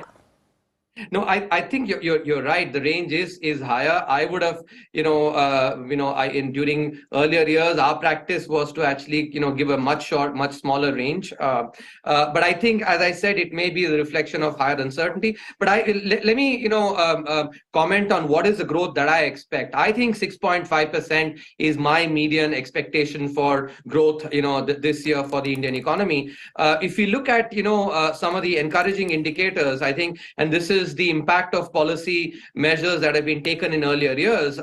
The manufacturing sector growth as a percentage of GDP has increased significantly, and one of the other important facts that the economic survey pointed out was private capital expenditure in manufacturing, for instance, from the April to December period of this year is 5 times that in FY20. I think that is excellent news, because the steps like PLI and Gati Shakti and other infrastructure, measures have been focused on encouraging manufacturing, and especially encouraging investment in manufacturing, and to see that happening, I think does bode well. Overall, I do think that if the impact of the global economy on India may not be that large, because, it is only exports and to some extent foreign investment that may get impacted. So I am comfortable with the 6.5%, as a growth expectation. Okay, Mr. Subramaniam, as you speak, the Prime Minister has arrived there for the cabinet meet. This is, of course, part of the SOP before every budget is presented. So there he is, looking rather somber, but well, he's. Well, I don't know. I can't say. He looks a bit angry to me. Mr. Subramaniam, I don't think there is any point trying to decode the Prime Minister's body language. Ek zamane mein it used to be a big fashion on Indian TV, just by the way. But that's the Prime Minister there arriving for the cabinet meeting, part of the protocol. Mr. Subramaniam, as I was coming in, I mean, you and Tamanna can, of course, speak about the macro numbers. But as I was coming in, the question my driver asked me, Madam, aap budget ke liye ja rahi hain? Kya sasta hone wala hai aur kya mehenga hone wala hai? Now we know that that's not something that the budget gives us anymore, right? Because indirect taxes are out of the ambit of the budget. That's part of the GST. So we won't get to know kya sasta hua, kya mehenga hua. That exercise happens outside of the budget. Can I ask you then, why the budget is such a big deal? I'll tell you why I'm asking this question. If indirect taxes that impact the Aam Aadmi in any case are not going to be discussed, debated or announced in the budget, is it then a non-event, like Manish Tiwari says? It is just an occasion for the government to grandstand, say big things, give out complicated numbers, confuse everyone, and well, no delivery by the end of it. No, I don't think so. And I'm saying this not just from the vantage point that I occupied, in North Block. See, you have to recognize that one of the key aspects, that the Indian economy needs and people in India especially need are jobs. And I think, economic policy has a very crucial role to play in creating jobs in the economy. If you look at the recent data, I think especially the PLFS data, the official data, I think the emphasis on manufacturing sector growth, has been beneficial for employment. The economy has recovered very well, from the COVID pandemic. If you look at the traditional indicators like the labor force participation ratio, the unemployment rate, and the worker to population ratio, all of them have actually recovered, recovered beyond pre-pandemic levels. So I think from the perspective of economic policy, and if you would recall, in the last several budgets, the emphasis has been on public capital expenditure. Now, why does this matter for the common person? It matters because, when you have capital expenditure, construction activity grows up, and we all know very well that the urban poor, a large, section of those actually work in the construction sector. And I think jobs are created, real wages there grow up, increase. So the budget is a very important policy. Every day we wake up to new possibilities, but riddled with old issues. Issues that refuse to go. Taxes, indirect taxes being taken out. The emphasis now is far more on policy measures, and which is, I think, a good thing. To the point of direct taxes, Mr. Subramanian, and a lot of our viewers watching right now are urban, middle-class, salaried employees who are wondering why they should pay 30% plus on earning 10 lakh rupees and more a year, while corporations are capped at 25%, one of the lowest in the world, why the deductions have nothing to do with current inflationary rates. I mean, under Section 80C, you have an exemption of 1,50,000 a year, in which you have a plethora of choices, but then that's it, 1,50,000 a year, that's it. If you have a home loan, even your principal amount is exhausted in that. That doesn't seem quite fair. Do you think with a 6.4% fiscal deficit target, we have the space to give some reprieve, some relief to the salaried individual, not just salaried, the average income taxpayer? So I think, Tamanna, this particular point between corporations versus individuals is far more nuanced than, it is portrayed. You have to recognize that eventually, who is it that, benefits from corporate activity? It is people who go and work there. If you think about it, and by the way, I'm not batting for anybody, any, industrialists, because I don't, do any work for them. But, and no industrialist takes their money or net worth and stacks it under pillows. They actually put it in factories, they as investment, and those create jobs. So I think you have to recognize that corporations eventually are basically just entities that are comprised of people, and corporate activity leads to employment. So I think this is an incorrect comparison which we should not make. Now, when it comes to Like the corporate will invest, we will spend. If you reduce our taxes, we'll save more, we'll invest more in the markets, we'll buy more, stuff, we'll contribute to the economy, we'll spend on services. It's good economics as well. It's not a dole. Yes. No, of course, but that does not mean that actually, there is a Goldilocks balance there. You don't, if you extend that argument that you're giving, actually, that would mean that you take the tax rate to zero, in which case, actually, the tax revenue is zero as well. So I think it is important to recognize the balance. I do think that, not just in India, even in the United States and in other advanced economies, it is a fact that the employed class actually, ends up paying, or taking up a bigger burden. It's not just a fact in India, it is a fact everywhere. I think that's something which we have to recognize. Yes, there is some scope for possibly for reduction of the of taxes, income taxes, for the middle class. But you do have to actually take into account that this is a fact that obtains everywhere, not just in India. And it is actually consistent. You have to keep in mind, economists always talk about the interplay between risk and return. Corporate activity or starting a firm is far riskier than employment. And I myself am an employee, so I'm not a proprietor, but I'm just laying out the economic argument, and therefore returns have to be commensurate world, employees are generally, employment is taxed more. But there is, I think, scope for reduction, on this, and I hope we see some of that in the budget, this year. Okay. Thank you very much, Mr. Subramaniam, for joining us. I think it's time you get yourself a cup of coffee. You've been hard at work. Thank you very much. But when it comes to taxes, even if there's a tinkering, we know there are no free lunches. So let's see what the finance minister does today. Thank you very much, sir, for joining us here on the broadcast. And I do hope you can join us once the budget has been announced, put forth in Parliament, and then maybe we can have your take on it as well. Thank you very much for joining us. For the moment, we are shifting our focus, Tamanna, straight to Parliament. This is where Madhav is sending us a report. Let's quickly go over to that. Minister Nirmala Sitharaman arriving in the Parliament for the budget. In fact, in her hands is the budget papers, of course, in the form of a bhai khata that you see. In fact,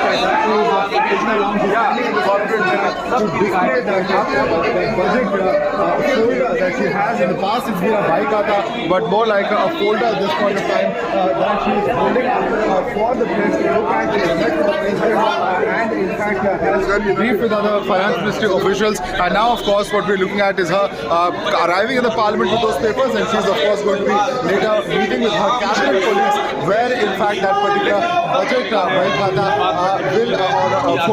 will be discussed. So very, very important. The fate of 1.3 billion Indians is something that she literally has in her hands, and they're going to be looking at this very, very closely in terms of relief, in terms of taxes, in terms of what kind of debates really can be received by the government at this point of time is the big question that is in fact on the minds of several as the finance minister arrives in Parliament for in fact the budget with the papers on her hands. Will there be any debates? Will there be any kind of populist announcements? Those are some of the questions even as the finance minister arrives in Parliament, and what really will be there in store as far as the future. Of course, we know that it is the last full budget of this NDA government before the 2024 Lok Sabha elections, and in that light many believe will be a populist one. So what will be those schemes? What really are we looking at is a very important question, even as the budget announcement is all set to begin in a short while from now.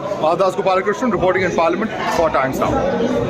Actually, about 32 minutes to go, to be precise, for that budget announcement to come in, and usually it starts bang on time. We don't know when it'll end, but it'll start at 11. Let's just get a quick macro take on where the economy is going. One of the important things that the Prime Minister said yesterday at the start of the session was that the world will be watching India's budget and looking to India at a time when the globe economically is in trouble. To speak more on this, I'm joined by Dr. Sajid Chinoy. He is the Chief India Economist at JP Morgan. Sajid, thank you so much for joining us as our run-up to the budget. So the expectation is that the budget will be populist because it's the last full one before election year. Do you think this government will do that at all? Looking at their track record so far, they don't go in for that big populism.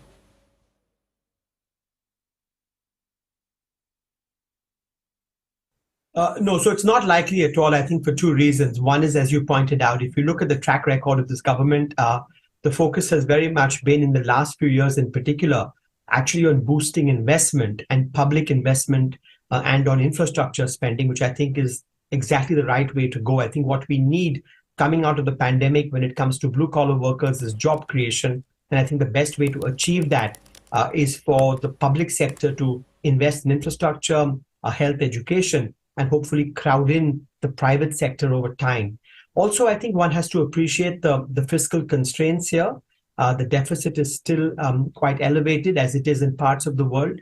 And so the government has this fine balancing act where you need to reduce the deficit. And we think there's about 0.5% of GDP fiscal consolidation. You want to be realistic on the revenue side, and you want to boost capital expenditure. So my sense is the rhythm of this budget will be very similar. The template will be very similar to the previous two budgets. And so I don't think this will be populist because I think that's not the government style. And I think there is no fiscal space at this point for anything but a bigger capex push. So having said that, Sajid, if you're saying there are fiscal constraints, where is the space? Where is the leeway for some sort of relief on direct tax or personal tax, which is being talked about so much, that there will be a tinkering of the tax rates? Do you think something will really happen substantially, or will it just be cosmetic? I think there could be some changes and some rationalization. I think one can't rule that out. I think also at some point, perhaps we have to revisit whether the whole personal income tax code needs to be reformed and rationalized. We had this in the case of corporate taxes, where rates came down and exemptions were rationalized. And perhaps at some point in time, we need to do the same thing in the coming years on the direct tax front. But perhaps this is not the year to take any large tax changes, given the fiscal uncertainty I spoke about, given the need to bring the deficit down, given the need to keep pressing on the public investment front. So I think while you could see some tax tweaks, I'm not expecting anything dramatic. So what about the new tax policy which came in with a lot of expectation? You pay less tax, but you don't get any exemptions. That didn't really do too well. It wasn't really a success. Do you think something will be done to make it more palatable?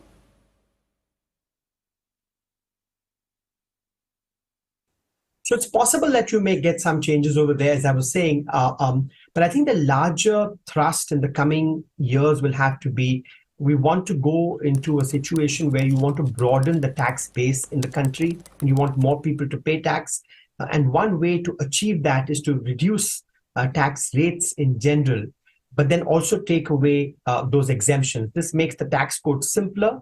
It makes the percent of population that are eligible to pay taxes larger, and therefore increases the tax net. So yes, I won't rule out that there could be some tweaks on the tax front, either the new one or the alternative one.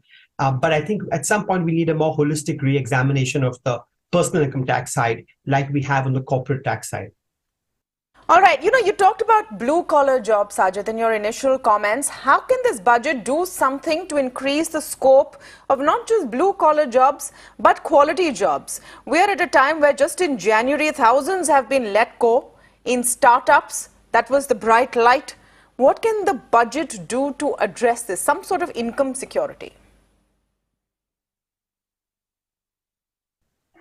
So, before I answer that, just one silver lining from the pandemic and the work from home is you've seen India's service exports do very well, right? So if you look in general, notwithstanding some of the pressures in the tech sector over the last couple of months, if you look back at the last 18 months, what you're seeing is very buoyant services growth. This is not just software, it's BPO, it's IT-enabled services. And these services used to generate about $18 billion in net exports 3 years ago. And that rose to about 21 billion last year. It's now tracking 26 billion. So I think the one silver lining has been that the increased digitalization around the world, the fact that work from home has made offshoring more attractive or more acceptable, is clearly benefiting India's services sector, services export sector, IT sector. And that bodes well for white-collar jobs, notwithstanding some of the recent pressures.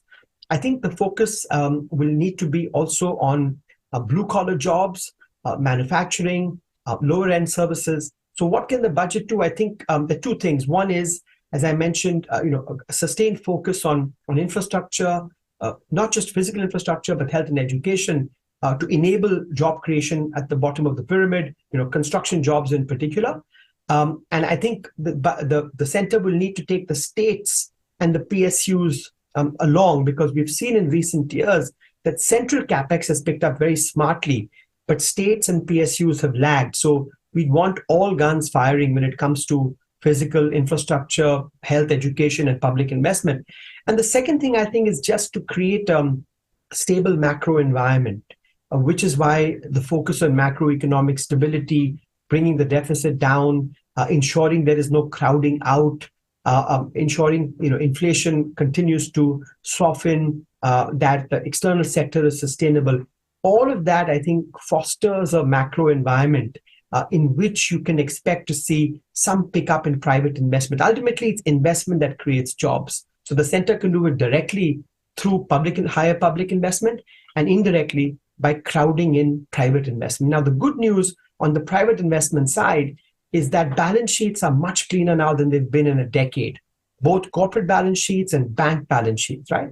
So the prerequisites are falling into place for firms to start investing. But this could still take some time. We had the IMF come out with its projection for 2023. Growth is going to slow. Global uncertainty is still high.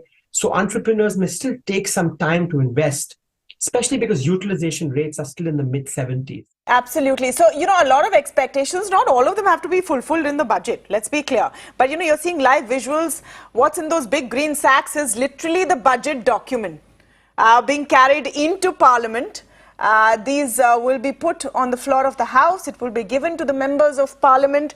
We saw earlier sniffer dogs checking all of it, a security check going on. In this digital age, yes, we do still print that budget document. A very little time, I think less than about 15 minutes left, 20 minutes left for the budget to be presented. We're taking a very short break, but we're coming right back. And when we return, we're focusing on what the urban Indian citizen wants from this budget.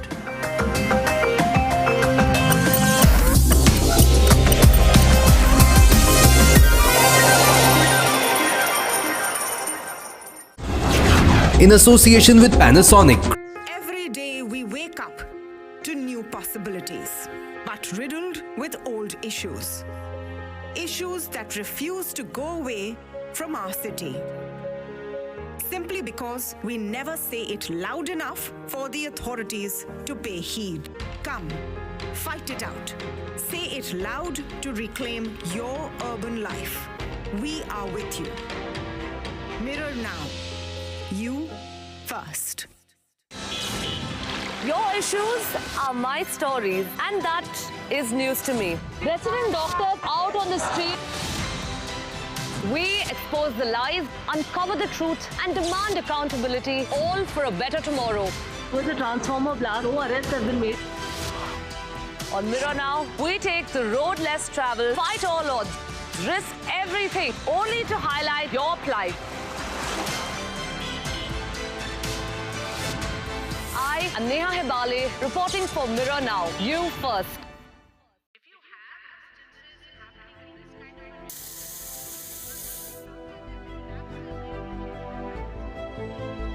I've been watching it since its first day. Mirror Now bravely rallies with common people through their everyday pains and urban problems. It starts conversations that bring in relief, more importantly, change. And that's what I want to do. Come to think of it, that's why I'm here.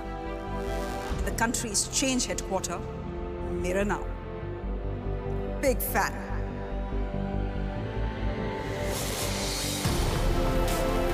Hi, I'm Shreya Dhondial on the Urban Debate.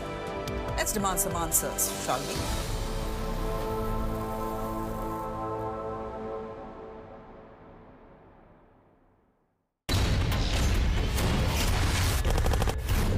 News is about one bold, strong voice that breaks silence. बोलो आपकी जान की रक्षा करते आप उनको मरवाने के लिए लेके आते हो. We go extra mile to give voice to stories that otherwise go untold. This tunnel is being constructed with the connivance of Pakistani army. We believe in asking straight, direct and pointed questions to people in corridors of power. I am Pradeep Datta reporting for Mirror Now. You first. News is not just what happens in the corridors of power. News is also what happens to you and I in our everyday lives. Issues like traffic, core infrastructure, pollution.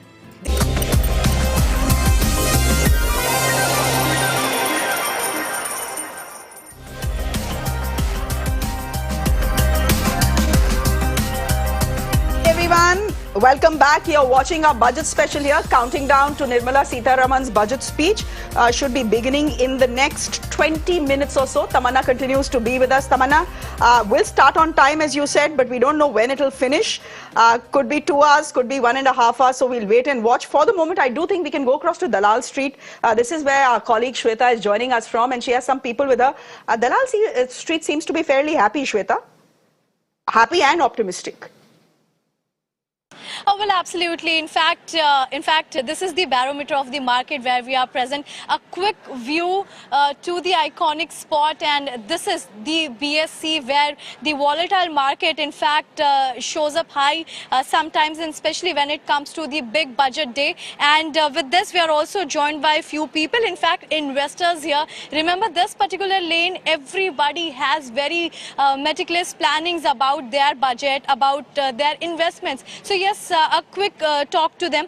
Sir, hi. Just one thing I would like to know from you. When we speak about budget, usually everyone is so much keen कि अब क्या आने वाला है, but when it comes to the middle class, subsequently their hands are empty. There is hardly any kind of savings. So this time, what a middle class person can expect from the budget? This year, middle class people have lots of expectations from finance minister, because last 2, 3, 4, 5 budgets we were just taking hope and nothing has come out. Middle class is the real genuine taxpayers. We are genuine taxpayers. We have supported this government the maximum, but middle class unfortunately has not got anything. At least in income tax rebates, 80C limit, 1,50,000 and standard deduction 50,000, that not changed for last 12 years. We expect limit to hike by a considerable amount. Income tax slab rate, 10 lakhs income is no meaning. Up to 10 lakhs, it should not be taxed. Right, right. So this is the important factor what we are also talking about. Yes, go ahead. One more point is Mediclaim. For 5 lakhs Mediclaim, I am paying premium of 50,000, 55,000, and they are taking 18% GST. But there is in 80D limit is not hiked. So middle class, something has to come. Let's hope for the best under Ayushman Bharat. Thank you for connecting with us. Well, yes, absolutely here we are seeing just as high as far as the last street is considered. And yes, within short time we'll see Union Finance Minister Nirmala Sitharaman presenting the budget, and all eyes glued for the budget. Back to you.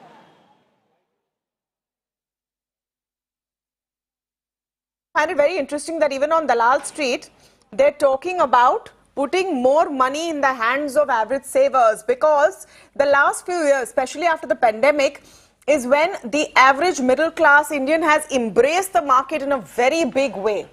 So more money to put in there. Just a quick check on how the markets have been doing this morning before we go to our expert. Markets have started on a very, very positive note. The Sensex opened about 450 points up. It's 520 up, nearly a percentage in the green. And it's trending well ahead of the budget after a very tough week so far. It's been tough for the markets, a lot of selling pressure, a lot of losses, but in fine fettle ahead of the budget. Usually, markets are very circumspect and tepid before a budget because they're waiting for the announcements. But here, the thumbs up has come in advance, and that's usually a good sign. Kishore Subramanian joining us now for more on what markets are expecting. Mr. Subramanian, I think the biggest question is, will there be any kind of taxation on long-term capital gains? And that's something the market is hoping does not happen. Kishore Subramanian, please. I'm also hoping that there is no tampering. Yeah, I'm also hoping. Go ahead, go ahead. They have the wrong guy on the screen right now. So we'll just tell our producers to first get Mr. Subramanian, who's in the studio with us. Hi, Mr. Subramanian. Good morning. Go ahead. Please answer someone's question. I'm also hoping that the long-term capital gain tax is not tampered with, and most importantly, the market is not going to react negatively until and unless there is a cut on the tax. Okay, so if there is going to be tampering with the long-term capital gain or the short-term, then the market is going to react negatively. And the second most important point where the market is going to react negatively is the fiscal deficit. That's the key number we are looking at, because this shouldn't be a populist budget. This should be a fiscally prudent budget. We should ensure that the fiscal deficit, we are on the right path. The government has done great work in the last 4 years. The capex investment, the importance given to infrastructure and the capex driven growth is very good. We, as the IMF says, is an island of isolated growth, and we're going to stick on to that 6.5 to 7% GDP growth if we do not make it populist. I know there are elections, political parties have compulsions, but you shouldn't traverse that path. So why are you saying this should not be a populist budget? And you yourself have mentioned the election. Does the government really have a choice? And when you say it shouldn't be populist, what do you mean? Should the government be conservative? Say, paisa bhi kam hai, so let's just continue to eat khichdi because it's good for our system. Let's not experiment with biryani because we don't know what it's going to turn out to be. Is that what you're saying? Yeah, quite similar. But see, I understand that every government, it's not about BJP, Congress, every government has the pressure of being populist. And this is the last full budget they have got. The next year is an interim budget. In case they want to have a dose of populism to be given, it should be in the interim budget, because then you can probably, but never a dose of populism the way Congress did, give Kisan loans, maaf kar do. Not those things at all. Fiscally being prudent, ensure that the middle. Food subsidy hai, uske liye bhi to bahut paisa lagta hai na. Why are you saying Congress did, No. Congress, what they did, see, BJP acquired the government in 2014 with a lot of bad economic management. We were at a high inflation scenario, our debt was going up, the entire IBC and the banking system has been cleaned up by the government. Today you're looking at the PSU stocks again rallying back. Only because the system has been cleaned up. So please understand, fiscally prudent does not mean you don't help the middle class. The middle class saving is important, the MSME is important, but do not lose your money and keep throwing away like loan waivers. No subsidy, DBT is a great thing going on. Ensure that fiscal prudence is maintained and our GDP growth will continue, and inflation has been tackled amazingly well by the RBI, and I think that is the right way to go. Okay, then very quickly then, you're saying this budget should not be populist. Let's see if Nirmala Sitharaman actually agrees with you. We'll know in the next 20 minutes, 15, 17 minutes. Yeah. So here's the thing. What happens to the middle class? Are you trying to tell me that even if there's going to be some tax tampering or tinkering, not tampering, tinkering, it will not happen this year? That it will possibly happen next year? Yeah, because there are dividends to be earned next year, not this year. Yeah, no, forget about the dividends to be earned. That's a small 5-10% part of the populism part. But what is important to understand is that middle class anyway has 5 lakh slab, okay? And if you look at all the exemptions which are already allowed, which is the section 80C, 80D, the housing loan interest, you have about 9.5 tak. If you have your salary, you can still come to no tax. I don't think so. I don't think so you should add any more as of now. This is good enough. Yes, if you want to have the super slab reduced from 30 to 25, it can benefit. But again, today we have a cushion of 19.8% higher tax revenue collection. Okay, I think Tamanna has a question for you. Tamanna, go ahead, Kishore, please. hi. I was wondering what exactly markets are cheering in your view? Is this more of covering up tracks, or are there any specific expectations? Yeah. Two things are happening. One is markets are covering up the short position thanks to Hindenburg and people like whom who have published a lot of reports, and there's been too much of short going on, because when the shorts happen, everybody tries to make money going short. So that cover up is happening definitely. And always remember, on the day of the budget, no bad news is very good news. So I am expecting there will be no bad news. Even if there is no good news, it's perfectly all right. We do not want to see a situation where the fiscal deficit projection is going off. The only thing I think from the last budget where there is a challenge or government has not been adequately able to do is meeting the targets of the disinvestment. That's something the government has to be very aggressive on, and because you have to mop up. The direct tax collection has gone up, GST is doing amazingly well. We should not do anything stupid now. Okay, don't do anything stupid is the hope from the market. Our hope is please do something good for the average Indian. The market has made enough money, but we want something good for the average Indian. Thank you, Kishore Subramanian. I'm joined by Mr. Govinda Rao as well. Market rally is a lot more pending. Yes, the eternal bulls. The eternal bulls are always hoping for the best. Govinda Rao is joining us now. Hello, sir. Thank you so much for joining our budget coverage. Shreya, I just want to take a second to tell our viewers what we're doing today on Mirror Now, which is differential.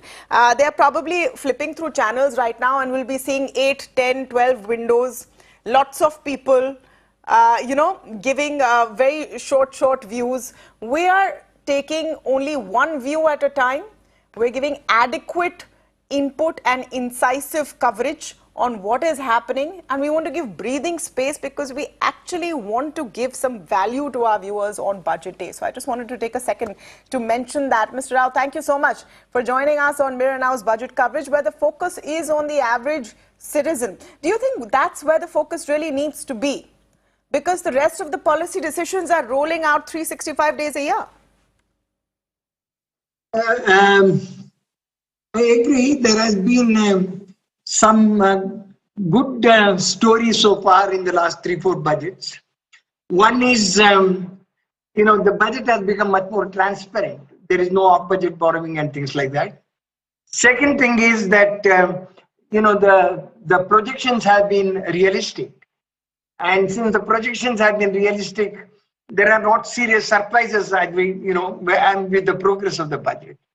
The third is, in the last couple of years, capital expenditures have shown a significant increase in spite of compressing fiscal deficits. And the fourth is the share of revenue deficit to fiscal deficit has shown a decline, particularly last year. So I would expect this to continue.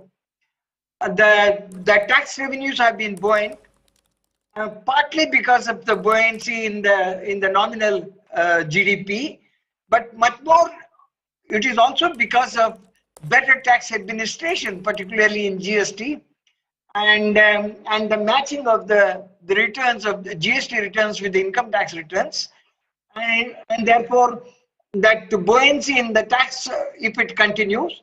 And already there have been some decisions to contain the subsidies, particularly the discontinuation of the Parliamentary Gram Kalyan Anna Yojana, and that is going to save the government, something like a 0.4% of GDP next year, and then lower input costs as far as the fertilizers things are concerned. Fertilizer prices are down, as compared to last year. So altogether, there are about something like 0.7%, 0.3% GDP on that account. So almost 0.7% GDP compression of, revenue expenditure, which would mean, that would mean that you can reduce the fiscal deficit by almost 0.7%. There would be some amount of pressure on increasing expenditures, but I would expect tax buoyancy to continue, even though the normal GDP growth is likely to be around 11.5% this year.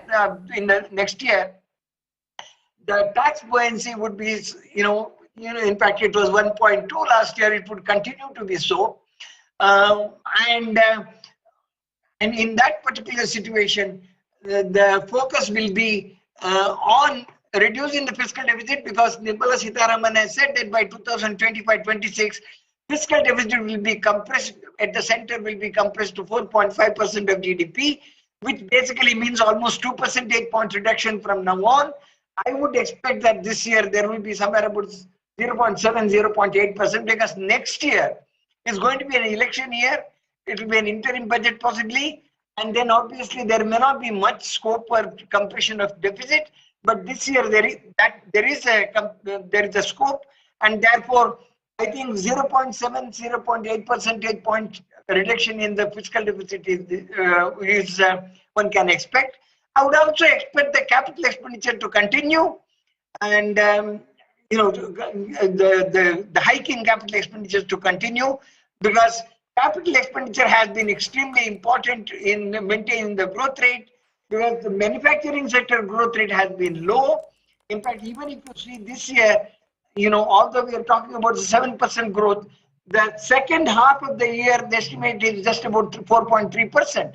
And manufacturing growth has been much lower. Right. And obviously, we do need to give public capital expenditure in the government sector, which would have an effect of crowding in. So there will be investment. There is already sort of the credit book, the books of the banks already show that absolutely, there is a lot of, absolutely. So we're poised better than before because there has been a consistent cleanup being going on. You know, I think the big takeaway is that all of this talk about India being a relative bright spot, how do we cushion ourselves? The one thing that experts are going to look at after the budget and beyond all of us wondering if we are paying less taxes is how are we going to ensure we're cushioning our economy against the gale storm which is to come? And that's the question. Thank you so much, Mr. Govinda Rao, for joining us. I'm going to go across to Neha Bale, my colleague who's joining us from Bengaluru, where we're talking about, you know, what the average Indian wants, but also what local business wants to boost their outlook in a tough year ahead. Yes, Neha.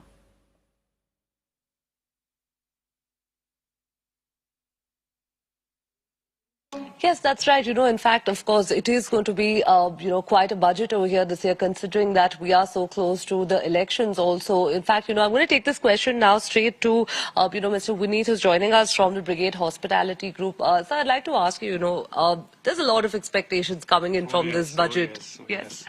Just like every year. Okay. We actually have a long list of expectations.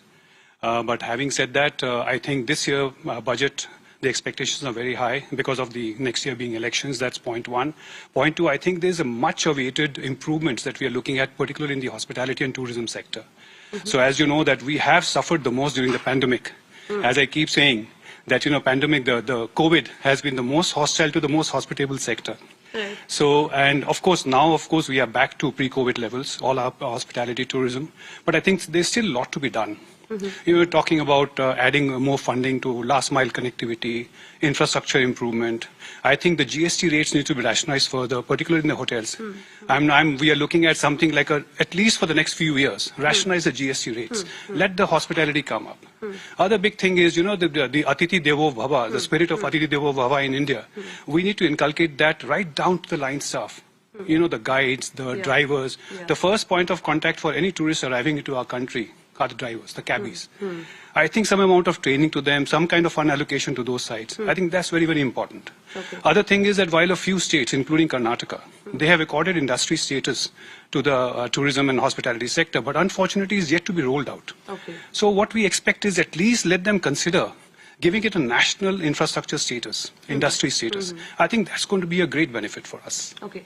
Now, you know, one thing, of course, so for the common man, cost of living and inflation in particular, you know, has gone up, and there's no two doubts about that. But having said that, you know, salaries per se aren't really going up. So considering, you know, of course, the spending now would have to considerably come down on the hospitality sector. So are you hopeful that, you know, this time around with the budget being presented, that there is going to be something? Absolutely. I think on the personal income tax front, we are looking at some amount of rationalization, some amount of fillip and stability being brought into the regular employee. I think that's definitely expected. Okay, okay. All right, thank you. Thank you. Well, you know, of course, you heard it there from someone who's been an expert also in the field of hospitality. We'll really have to wait and see as to what this budget holds for the common man and, of course, for all the other sectors as well. Thank you so much. Thank you so much, Neha, for joining us there. Kishore, you continue to be with us, and we were having a chat about inflation and how everything, absolutely everything has become much more expensive. You were telling me that even if your economy is growing, obviously inflation will grow. I agree with you. But is inflation out of control? I know what you're going to say. You're going to say, look at the world around you. A, it's collapsing. There's a war. Till 1 year ago, we didn't think it was possible, but there is a war that is raging on in Europe. China and Taiwan ka apna kuch chal raha hai.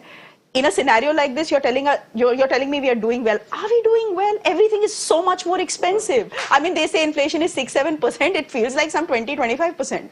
Okay, well, let's not go about what it feels like. The fact is that, yes, everything is more expensive. No, everything is at least 20 to 25%. No, everything is more expensive, and it will keep becoming expensive because in a growing economy, inflation cannot be tapered to suboptimal level of 2 and all. It's not even possible. You have to become a developed economy where your economical growth will saturate, and that's the time when you will have 3 or 2% or less than 2%.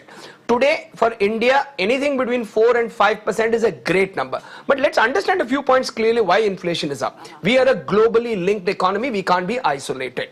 Though, very happy to say that today we are isolated in growth. We are the only growing country in the world, and that too north of 6.5-7%. No country, not even China, is going to match us. But I hope and pray that this decadal growth that's going to happen is going to be at 7 and 8%. Inflation is oil linked. Inflation is geopolitically linked. Inflation is globally linked. And you also have a world over recession, so there's going to be less spending on IT. So inflation is not going away, but RBI has done a great job in controlling it. I think we'll go down by another 1.5% in a year or so. And that's where it'll stagnate. Can the budget do anything about inflation or not really? No. Really. Budget cannot do. Budget is just an income expenditure statement. Okay, Kishore, as we speak, and Tamanna as we speak, live feeds started coming to us from the Lok Sabha. The Lok Sabha just about beginning. Everyone is Shanti se sitting down, which is a good thing, which is a good sign. And I think we can dip into what the speaker is saying. Let's go across to that.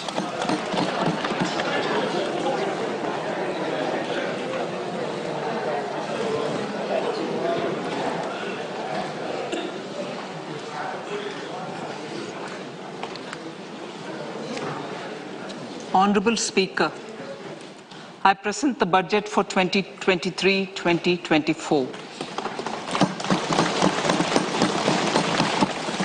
This is the first budget in Amrit Kal. This budget hopes to build on the foundation laid in the previous budget and the blueprint drawn for India at 100. We envision a prosperous and inclusive India in which the fruits of development will reach all sections and citizens, especially our youth, women, farmers, OBCs, scheduled castes and scheduled tribes. In the 75th year of our independence, the world has recognized the Indian economy as a bright star. Our current year's economic growth is estimated to be at 7%. It is notable that this is the highest among all the major economies. This is in spite of the massive slowdown globally caused by COVID-19 and the war. The Indian economy is therefore on the right track, and despite a time of challenges, heading towards a bright future. Today, as Indians stand with their head held high and the world appreciates India's achievements and successes, we are sure that elders who had fought for India's independence will, with joy, bless us in our endeavors going forward as well. Our focus on wide-ranging reforms and sound policies implemented through Sabka Prayas, resulting in Jan Bhagidari and targeted support to those in need, helped us perform well in trying times. India's rising global profile is because of the several accomplishments. Unique world-class digital public infrastructure, example, Aadhaar, CoWIN and UPI. COVID vaccination drive in unparalleled scale and speed. Proactive role in frontier areas such as achieving the climate-related goals, Mission Life and National Hydrogen Mission. During the COVID-19 pandemic, we ensured that no one goes to bed hungry with a scheme to supply free food grains to over 80 crore persons for 28 months. Continuing our commitment to ensure food and nutritional security, we are implementing from 1st January 2023 a scheme to supply free food grain to all Antyodaya and priority households for the next 1 year. Under PM Garib Kalyan Anna Yojana, the entire expenditure of about 2 lakh crore will be borne by the central government. In these times of global challenges, the G20 presidency gives us a unique opportunity to strengthen India's role in the world economic order. With the theme of Vasudhaiva Kutumbakam, we are steering an ambitious, people-centric agenda to address global challenges and to facilitate sustainable economic development. The government's efforts since 2014 have ensured for all citizens a better quality of life and life of dignity. The per capita income has more than doubled to 1.97 lakh rupees. In these 9 years, the Indian economy has increased in size from being 10th to 5th largest in the world.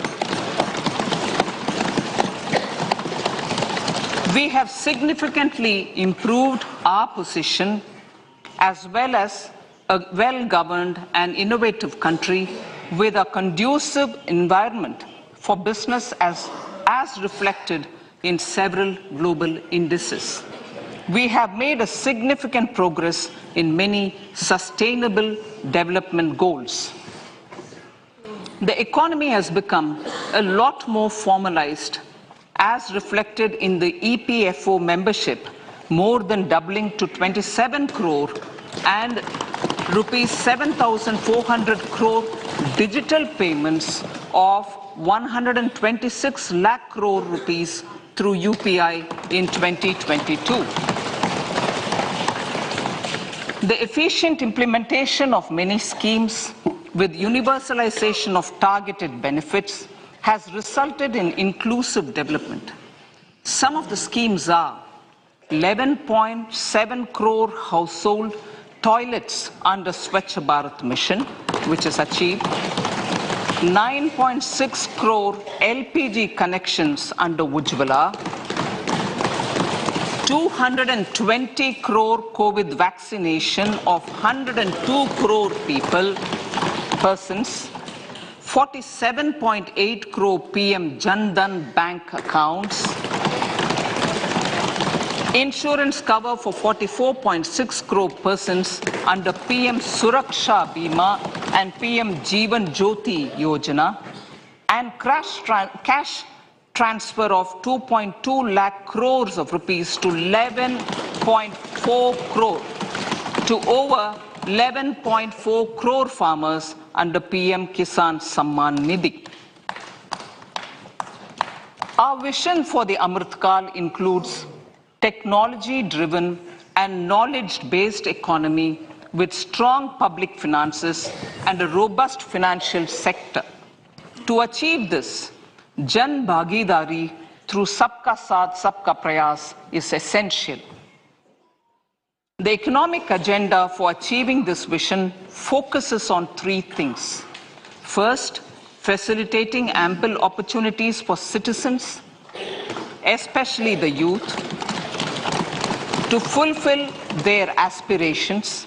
Second, providing strong impetus to growth and job creation.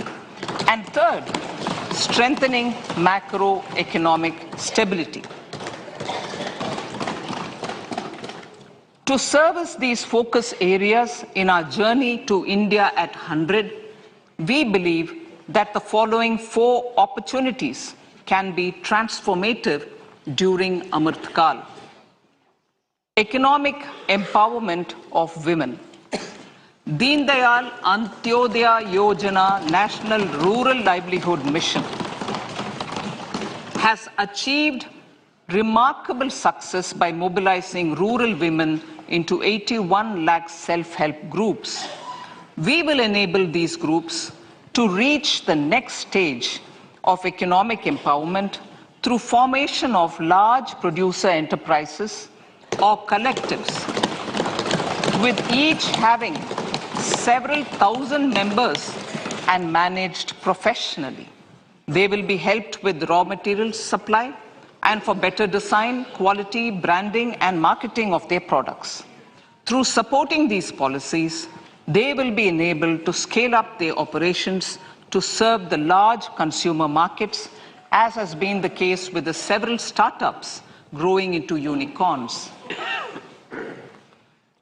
PM Vishwakarma Kaushal Samman, PM Vikas. For centuries, traditional artisans and craftspeople who work with their hands using tools have brought renown for India. They're generally referred to as Vishwakarma. The art and the handicraft created by them represents the true spirit of Atmanirbhar Bharat. For the first time, a package of assistance for them has been conceptualized. The new scheme will enable them to improve the quality, scale, and reach of their products, integrating them with the MSME value chain. The components of this scheme will include not only financial support, but also access to advanced skill training, knowledge of modern digital techniques, and efficient green technologies, brand promotion, linkage with local and global markets, digital payments, and social security. This will greatly benefit the scheduled castes, scheduled tribes, OBCs, women, and people belonging to the weaker sections. Tourism. The country offers immense attraction for domestic as well as foreign tourists. There is a large potential to be tapped in tourism. The sector holds huge opportunities for jobs and entrepreneurship for youth in particular. Promotion of tourism will be taken up on mission mode with active participation of states, convergence of government programs, and public-private partnerships. Green growth. We are implementing many programs for green fuel, green energy, green farming, green mobility, green buildings, and green equipment, and policies for efficient use of energy across various economic sectors. These green growth efforts help in reducing carbon intensity of the economy and provides for large-scale green job opportunities.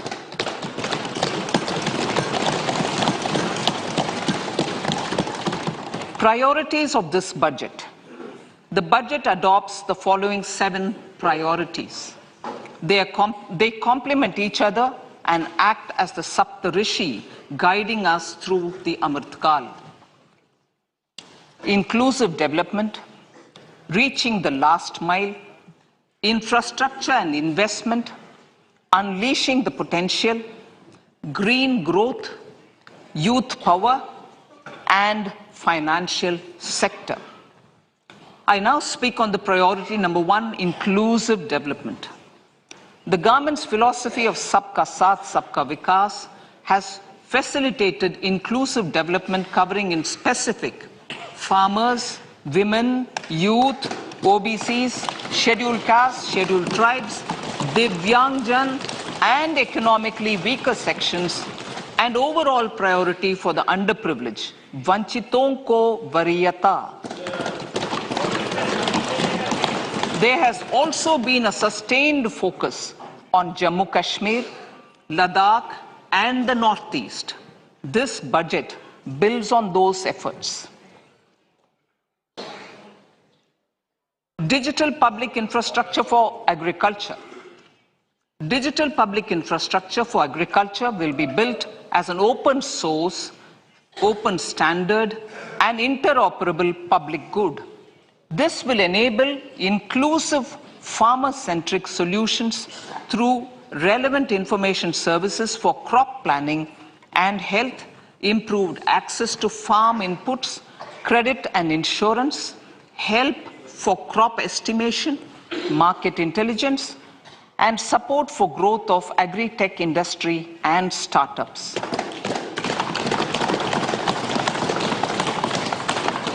An agriculture accelerator fund. An agriculture accelerator fund will be set up to encourage agri-startups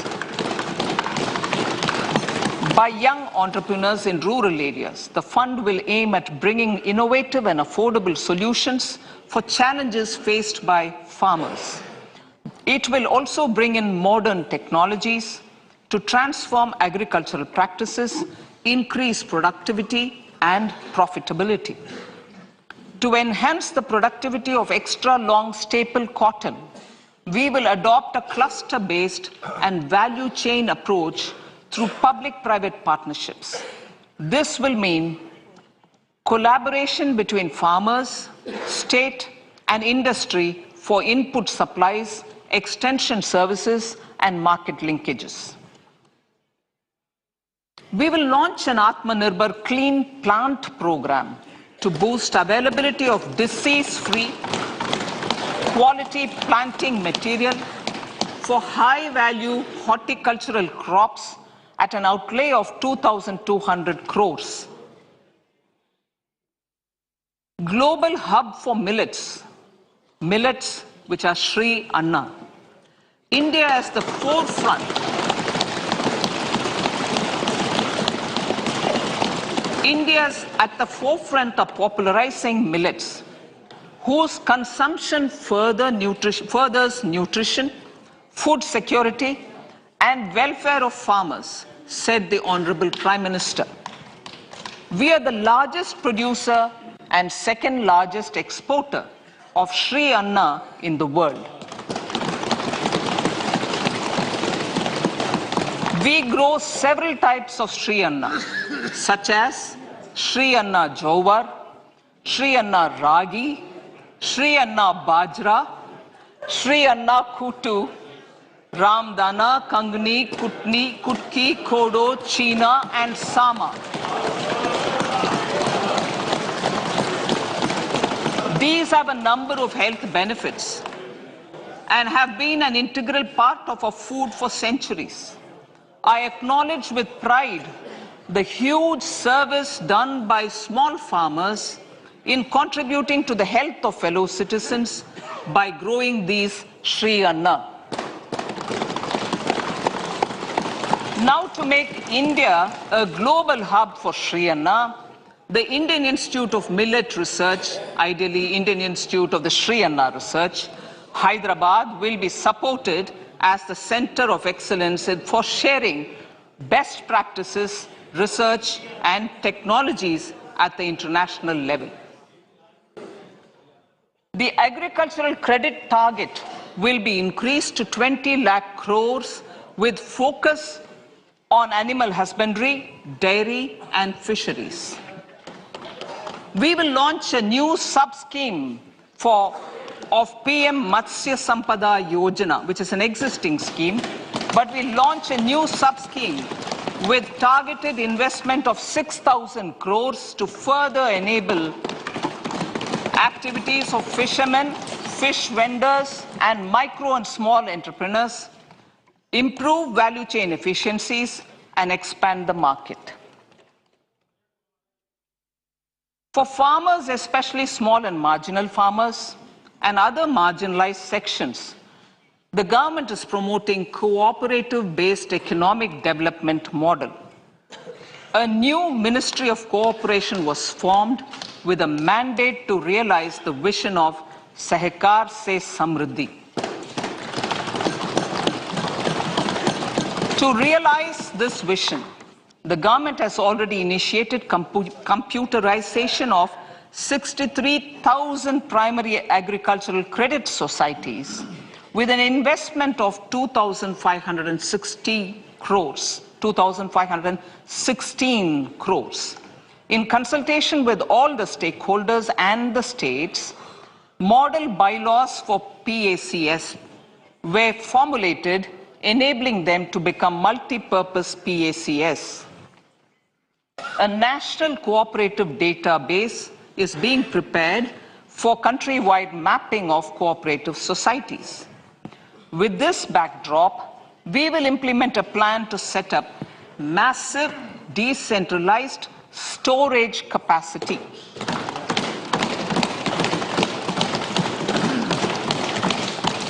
This will help farmers store their produce and realize remunerative prices through sale at appropriate times. The government will also facilitate setting up of a large number of multi-purpose cooperative societies, primary fisheries societies, and dairy cooperative societies in uncovered panchayat and villages in the next 5 years.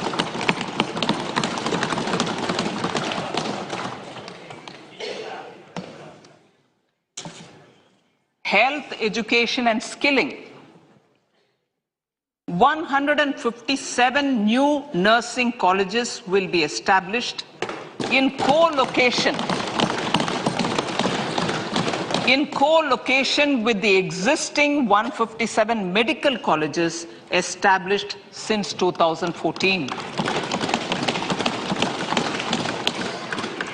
A mission to eliminate sickle cell anemia by 2047 will be launched. It will entail awareness creation, universal screening of 7 crore people in the age group of 0 to 40 years in affected tribal areas, and counseling through collaborative efforts of central ministries and state governments.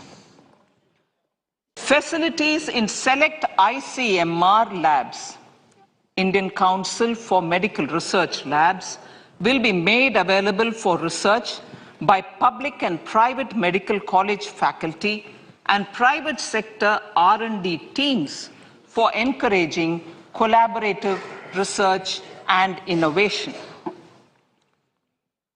A new program to promote research and innovation in pharmaceuticals will be taken up through centers of excellence.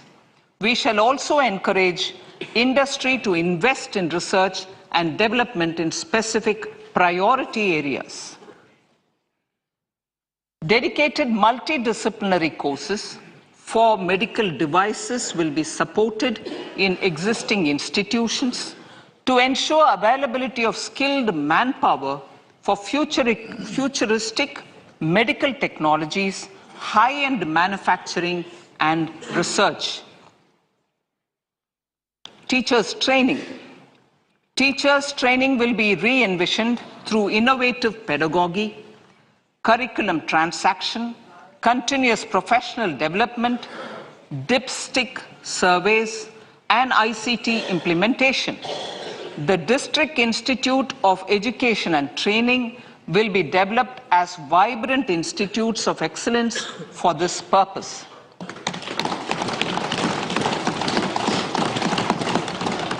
National Digital Library for Children and Adolescents. A National Digital Library for Children and Adolescents will be set up for facilitating availability of quality books across geographies, languages, genres, and levels, and device-agnostic accessibility. States will be encouraged to set up physical libraries for them at panchayat and ward levels and provide infrastructure for accessing the national digital library resources. Additionally, to build a culture of reading and to make up for pandemic time learning loss, the National Book Trust, the Children's Book Trust, and other sources will be encouraged to provide and replenish non-curricular titles in regional languages and in English to these physical libraries. Collaboration with NGOs that work in literacy will also be a part of this initiative to inculcate financial literacy. Financial sector regulators and organizations will be encouraged to provide age-appropriate reading material to these libraries. I move to priority 2, reaching the last mile. Prime Minister Vajpayee's government had formed the Ministry of Tribal Affairs and the Department of Development of Northeast Region to provide a sharper focus to the objective of reaching the last mile. Our government has formed the Ministries of Ayush, Fisheries, Animal Husbandry and Dairying, Skill Development, Jal Shakti and Cooperation. Building on the success of the Aspirational Districts program, the government has recently launched the Aspirational Blocks program, covering 500 blocks for saturation of essential government services across multiple domains such as health, nutrition, education, agriculture, water resources, financial inclusion, skill development, and basic infrastructure. Manya Speaker, sir, Pradhan Mantri PBTG, which is Primitive Vulnerable Tribal Groups Development Mission, is being launched. To improve socio-economic conditions of the particularly vulnerable tribal groups, the PBTGs as we refer them to, Pradhan Mantri PBTG Development Mission will be launched. This will saturate PBTG families and habitations with basic facilities such as safe housing, clean drinking water and sanitation, improved access to education, health, nutrition, road and telecom connectivity, and sustainable livelihood opportunities. An amount of 15,000 crores will be made available to implement the mission in the next 3 years under the Development Action Plan for the Scheduled Tribes. Ekalavya Model Residential Schools. In the next 3 years, Center will recruit 38,800 teachers and support staff for the 740 Ekalavya Model Residential Schools, which is serving 3.5 lakh tribal students.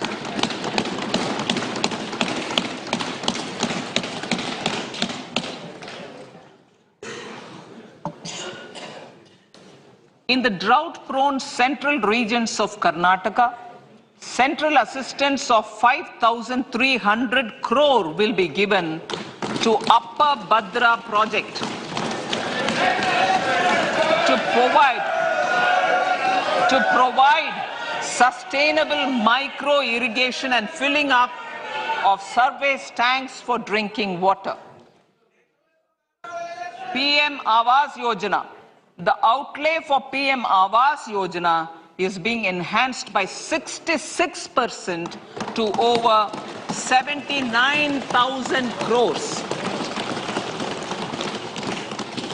Bharat Shared Repository of Inscriptions will be set up in a digital epigraphy museum with digitization of 1 lakh ancient inscriptions in the first stage. Support for poor prisoners. For poor persons who are in prisons and unable to afford the penalty or the bail amount, required financial support will be provided. Priority number 3, infrastructure and investment. Investments in infrastructure and productive capacity have a large multiplier impact on growth and employment. After the subdued period of the pandemic, private investments are growing again. The budget takes the lead once again to ramp up the virtuous cycle of investment and job creation. Honorable Speaker, sir, the capital investment outlay is being increased steeply for the 3rd year in a row by 33% to 10 lakh crores, which would be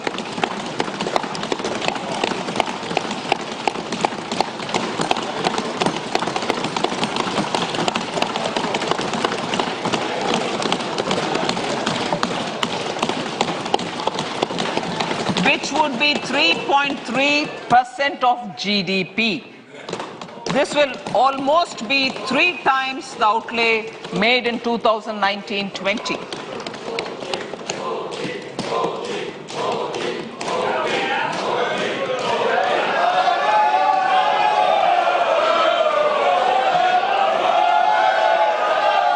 This substantial increase in recent years is central to the government's efforts to enhance growth potential and job creation, crowd in private investments, and provide a cushion against global headwinds. The direct capital investment by the centre is complemented by the provision made for creation of capital assets through grants and aids to state. The effective capital expenditure of the centre is budgeted at 13.7 lakh crore rupees, which will be 4.5% of GDP. Support to state governments for capital investment. I have decided to continue the 50-year interest-free loan to state governments for 1 more year to spur investment in infrastructure and to incentivize them for complementary policies actions with a significantly enhanced outlay of 1.3 lakh crores. The newly established Infrastructure Finance Secretariat will assist all stakeholders for more private investment in infrastructure, including railways, roads, urban infrastructure and power, which are predominantly depend on public resources. The harmonized master list of infrastructure will be reviewed by an expert committee for recommending the classification and financing framework suitable for Amartkal. A capital outlay, I'm talking about railways now, sir, Honorable Speaker, railways. A capital outlay of 2.40 lakh crores has been provided for the railways. This is the highest ever outlay this highest ever outlay is about 9 times the outlay made in 2013-14. 100 critical transport infrastructure projects for last and first mile connectivity for ports, coal, steel, fertilizer and food grain sectors have been identified. They will be taken up on priority with investment of 75,000 crores, including 15,000 crore from private sources. 50 additional airports, heliports, water aerodromes, and advanced landing grounds will be revived for improving regional air connectivity.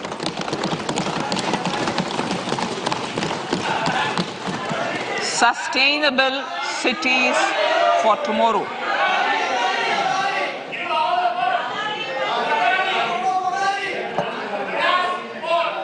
States and cities will be encouraged to undertake urban planning reforms and actions to transform our cities into sustainable cities of tomorrow. This means efficient use of land resources, adequate resources for urban infrastructure, transit-oriented development, enhanced availability and affordability of urban land and opportunities for all. Through property tax governance reforms and ring-fencing user charges on urban infrastructure, cities will be incentivized to improve their creditworthiness for municipal bonds. Like the RIDF, an Urban Infrastructure Development Fund will be established through use of priority sector lending shortfall. This will be managed by the National Housing Bank and will be used by public agencies to create urban infrastructure in Tier 2 and Tier 3 cities. States will be encouraged to leverage resources from the grants of the 15th Finance Commission as well as existing schemes to adopt appropriate user charges while accessing the UIDF. We expect to make available 10,000 crore rupees per annum for this purpose.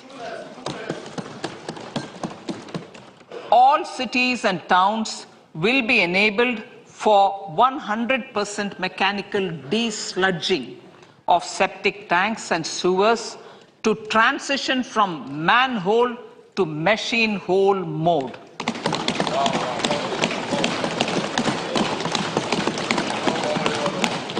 Enhanced focus will be provided for scientific management of dry and wet waste. Honorable Speaker, sir, our Prime Minister had said, good governance is the key to a nation's progress. Our government is committed to providing a transparent and accountable administration which works for the betterment and welfare of common citizens. Mission Karma Yogi. Under Mission Karma Yogi, centre, states and the union territories are making and implementing capacity building plans for civil servants. The government has also launched an integrated online training platform, I Got Karma Yogi, to provide continuous learning opportunities for lakhs of government employees to upgrade their skills and facilitate people-centric approach. Sir, for enhancing ease of doing business, more than 39,000 compliances have been reduced and more than 3,400 legal provisions have been decriminalized. For furthering the trust-based governance, we have introduced the Jan Vishwas Bill to amend 42 central acts. This budget proposes a series of measures to unleash the potential of our economy. Centers of Excellence for Artificial Intelligence. For realizing the vision of Make AI in India and Make AI Work for India, 3 centers of excellence for artificial intelligence will be set up in top educational institutions. Leading industry players will partner in conducting interdisciplinary research, develop cutting-edge applications, and scalable problem solutions in the areas of agriculture, health, and sustainable cities. This will galvanize an effective AI ecosystem and nurture quality human resources in the field. National Data Governance Policy. To unleash innovation and research by startups and academia, a national data governance policy will be brought out. This will enable access to anonymized data.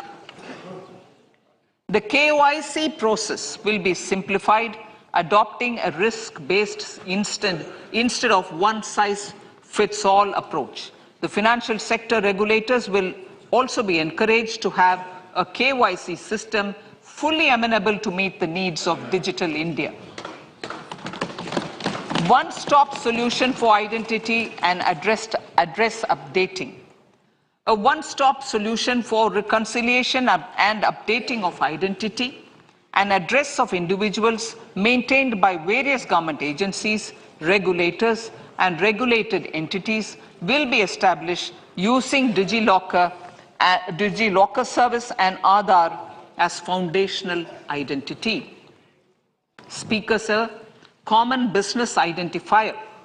For the business establishments required to have a permanent account number, the PAN will be used as the common identifier for all digital systems of specified government agencies.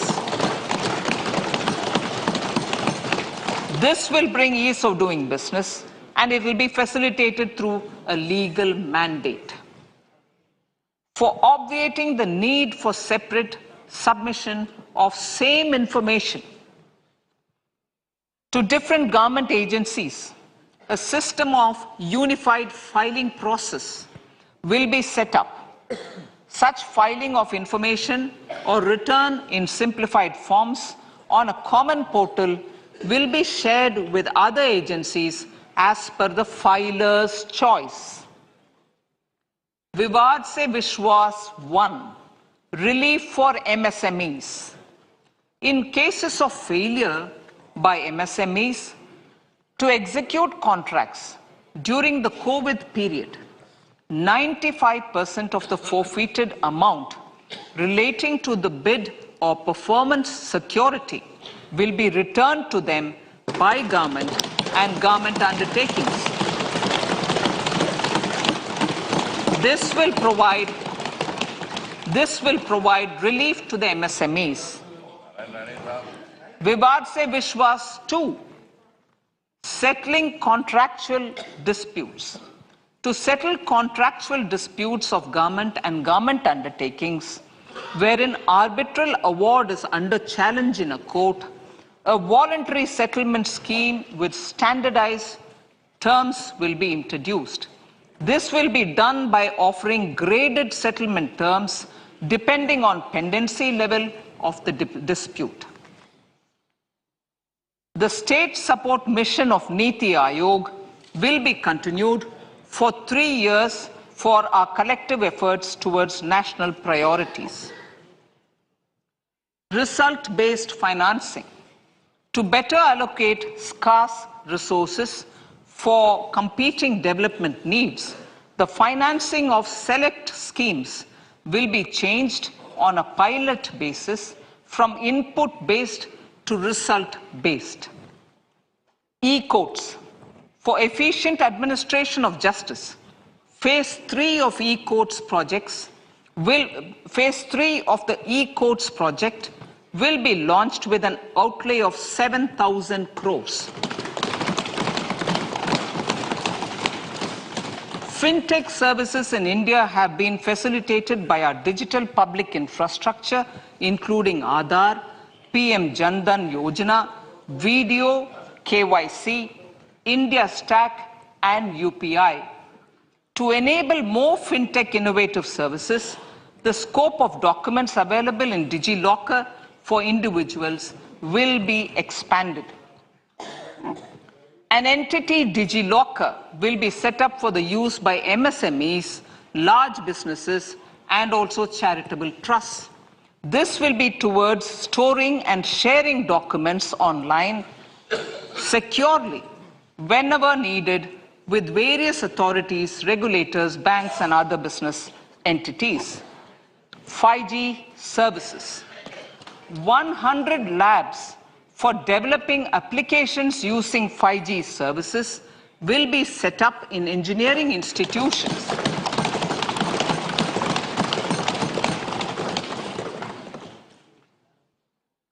To realize a new range of opportunities, business models, and employment potential, the labs will cover, among others, applications such as smart classrooms, precision farming, intelligent transport systems, and healthcare applications.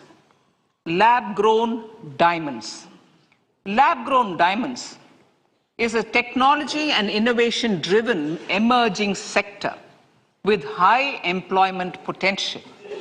These environment-friendly diamonds, which have optically and chemically the same properties as natural diamonds.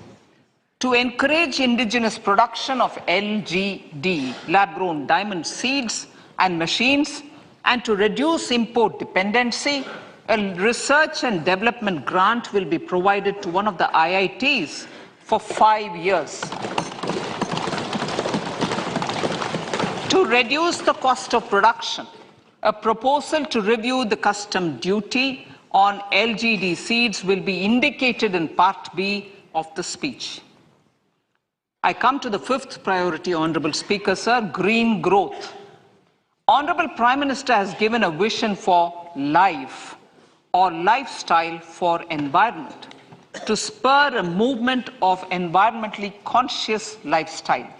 India is moving forward firmly for the Panchamrit, the net zero carbon emission by 2070 to usher in green industrial and economic transition. This budget builds on our focus on green growth. The recently launched National Green Hydrogen Mission, with an outlay of 19,700 crores, will facilitate transition of the economy to low carbon intensity, reduce in dependence on fossil fuel imports and make the country assume technology and market leadership in this sunrise sector. Our target is to reach an annual production of 5 MMT by 2030. Energy transition. This budget provides for 35,000 crores for priority capital investment towards energy transition and net zero objectives and energy security by Ministry of Petroleum and Natural Gas. To steer the economy on sustainable development path, battery energy storage systems with capacity of 4,000 MWH will be supported with viability gap funding. A detailed framework for pumped storage projects will also be formulated. Renewable energy evacuation. The interstate transmission system for evacuation and grid integration of 13 gigawatt renewable energy from Ladakh will be constructed with investment of 20,700 crore, including central support of 8,300 crores. Green credit program. For encouraging behavioral change, a green credit program will be notified under the Environment Protection Act.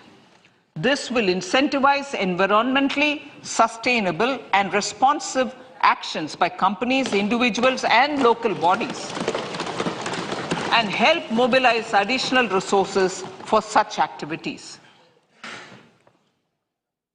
PM Program for Restoration, Awareness, Nourishment, and Amelioration of Mother Earth, PM Pranam, will be launched to incentivize states and union territories to promote alternative fertilizers and balanced use of chemical fertilizers. Go Bardhan scheme. 500 new waste to wealth plants under Go Bardhan, galvanizing organic bio-agro resources done. Go Bardhan scheme will be established for promoting circular economy. These will include 200 compressed biogas plants, including 75 plants in urban areas, and 300 community or cluster-based plants at a total investment of 10,000 crores. I will refer to this in Part B also.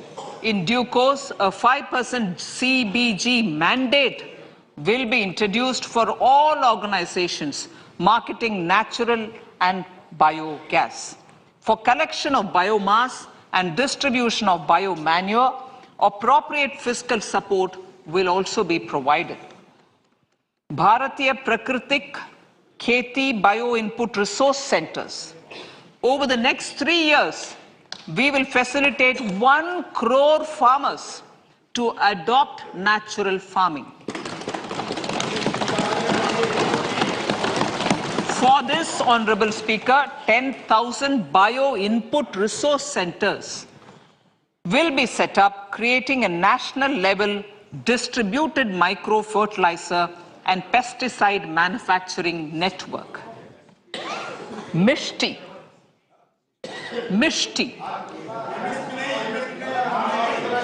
Building on India's success in afforestation, mangrove initiative for shoreline habitats and tangible incomes, Mishti, will be taken up for mangrove plantation along the coastline and on salt pan lands wherever feasible through convergence between Manrega, Campa, Fund and other sources. Amrit Dharohar. Wetlands are vital ecosystems which sustain biological diversity. In his latest Mann Ki Baat, the Prime Minister said, now, I quote, now the total number of Ramsar sites in our country has increased to 75, whereas before 2014, there were only 26, unquote. Local communities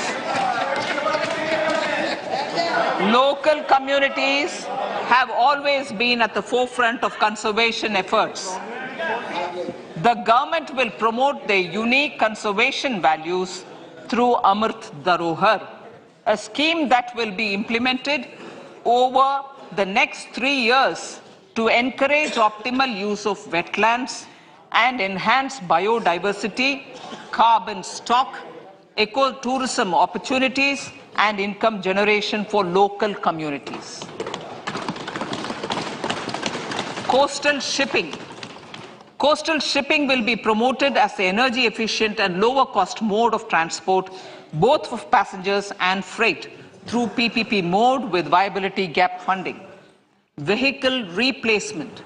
Vehicle replacement is an important continuing policy, replacing the old political,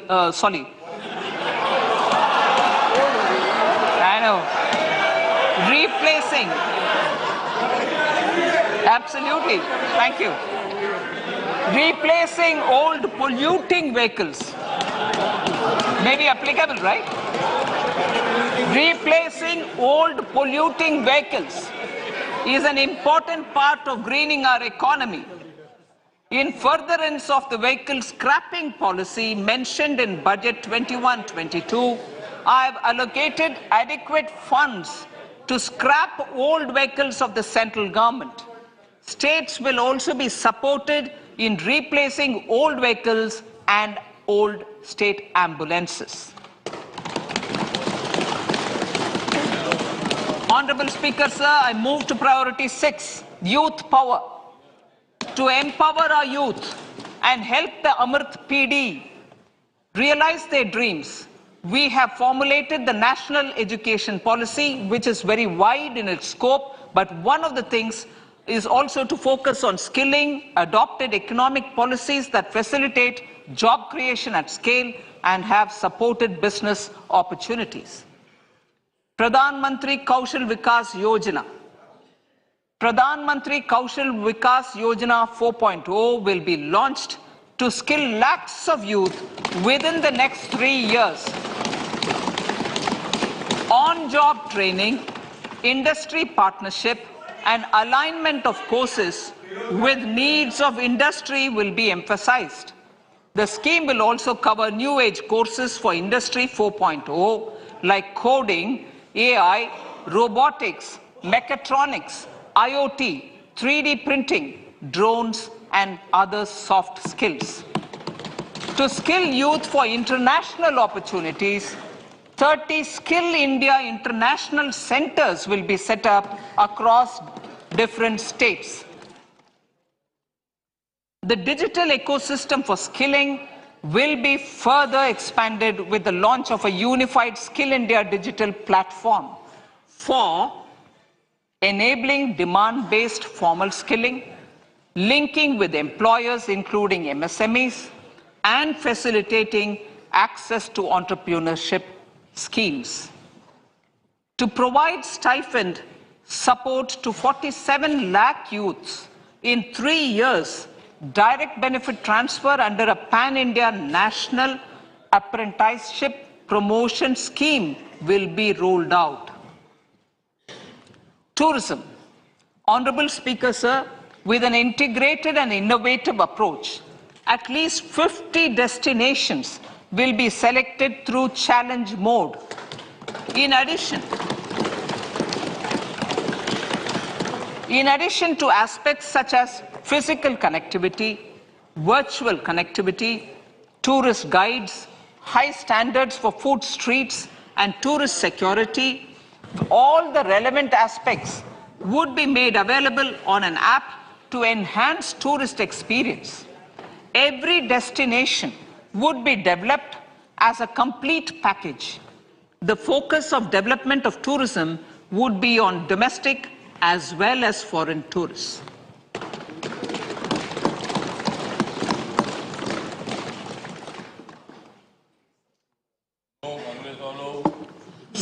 sector-specific skilling and entrepreneurship development will be dovetailed to achieve the objectives of Dekho Apna Desh initiative.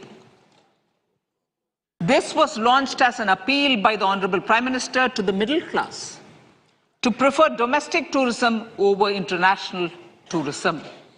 The integrated development of theme-based tourist circuits, the Swadesh Darshan scheme, was also launched. Under the Vibrant Villages program, tourism infrastructure and amenities will be facilitated in border villages. Unity Mall. States will be encouraged to set up a Unity Mall in their state capital or most prominent tourism center or the financial capital for promotion and sale of their one district, one product and GI products and other handicraft products, and for providing space for such products of all other states as well. Sir, priority number 7, financial sector. Our reforms in the financial sector and innovative use of technology have led to financial inclusion at scale, better and faster service delivery, ease of access to credit, and participation in financial markets. This budget proposes to further these measures. Credit guarantee for MSMEs. Last year, I proposed revamping of the credit guarantee scheme for the MSMEs. I am happy to announce that the revamped scheme will take effect from 1st April 2023 through infusion of 9,000 crores in the corpus. This will enable additional collateral-free guaranteed credit of 2 lakh crores of rupees. Further, the cost of credit will be reduced by about 1%. A national financial information registry will be set up to serve as the central repository of financial and ancillary information. This will facilitate efficient flow of credit, promote financial inclusion, and foster financial stability. A new legislative framework will govern this credit public infrastructure and will be designed in consultation with the RBI. To meet the needs of Amritkal and to facilitate optimum regulation in the financial sector, public consultation, as necessary and feasible, will be brought to the process of regulation making and issuing subsidiary directions. To simplify, to ease, and to reduce cost of compliance, financial sector regulators will be requested to carry out a comprehensive review of existing regulations. For this, they will consider suggestions from public and regulated entities. Time limits to decide the application under various regulations will also be laid down. Honorable Speaker, sir, to enhance business activities in GIFT IFSC, the following measures will be taken. Delegating powers under the SEZ Act to the IFSCA to avoid dual regulation. Setting up a single window IT system for registration and approval of IFSCA, SEZ authorities, GSTN, RBI, SEBI, and IRDAI. Permitting acquisition financing by IFSC banking units of foreign banks. Establishing a subsidiary of Exim Bank for trade refinancing. Amending IFSCA Act for statutory provisions for arbitration, ancillary services, and avoiding dual regulation under the SEZ Act, and recognizing offshore derivative instruments as valid contracts. Honorable Speaker, sir, data embassy. For countries looking for digital continuity solutions, we will facilitate setting up of their data embassies in GIFT IFSC.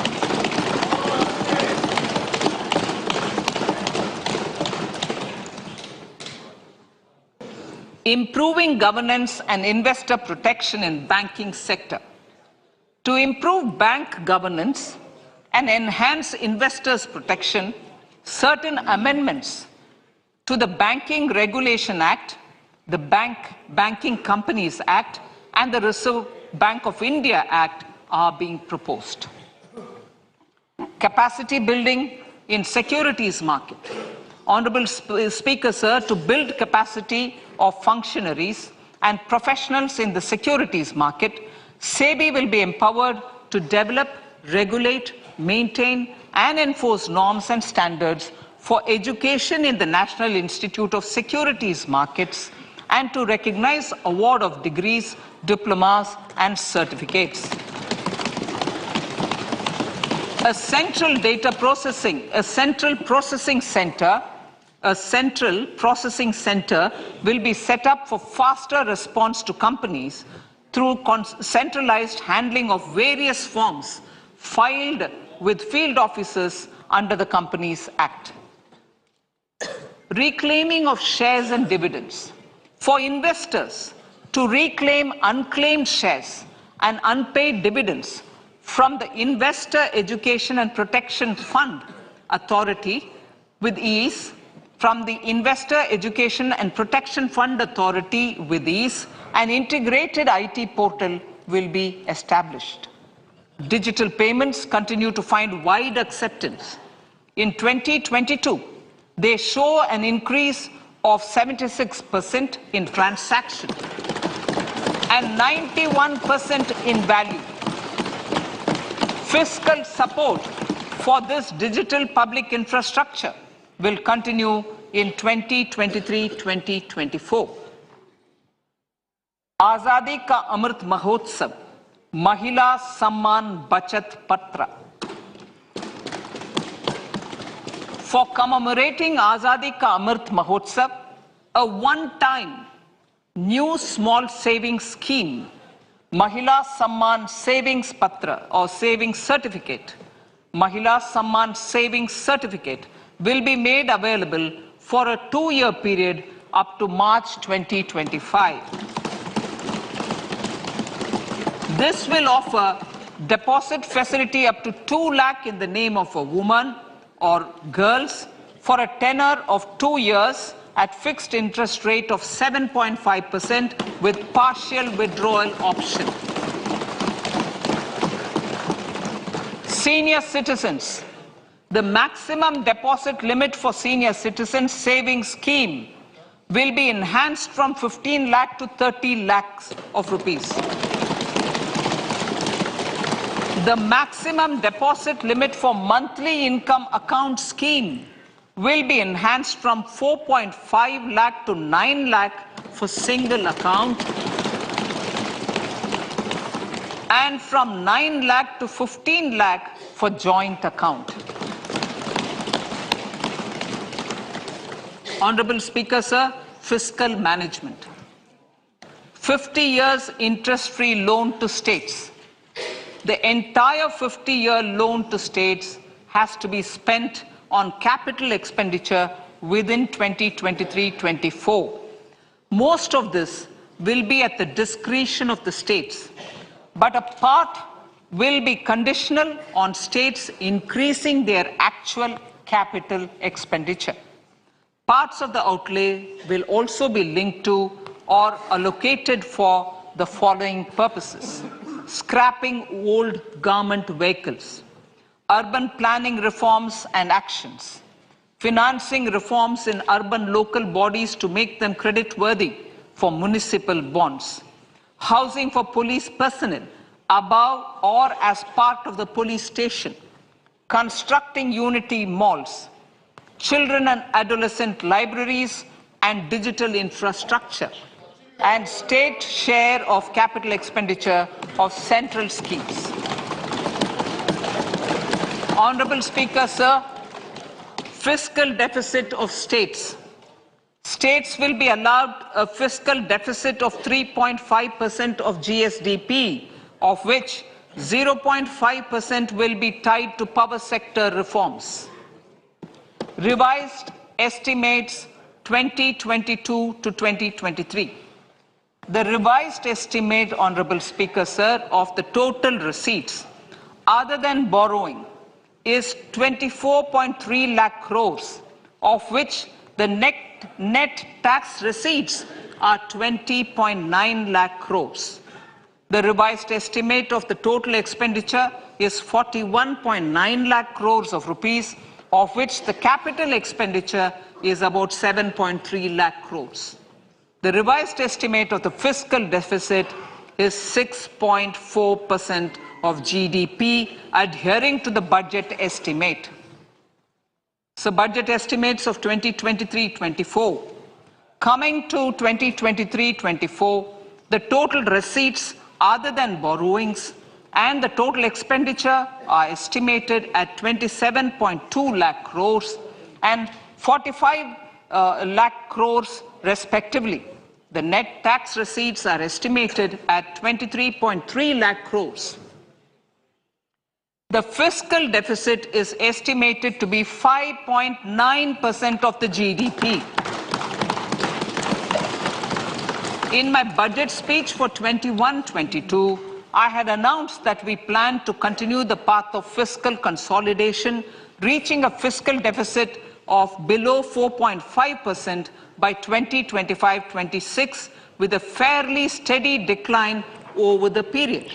We have adhered to this path, and I reiterate my intention to bring the fiscal deficit below 4.5% of GDP by 2025-26. To finance the fiscal deficit in 2023-24, the net market borrowings from dated securities are estimated at 11.8 lakh crores. The balance financing is expected to come from small savings and other sources. The gross market borrowings are estimated at 15.43 lakh crores of rupees. Honorable Speaker, sir, I now move to Part B.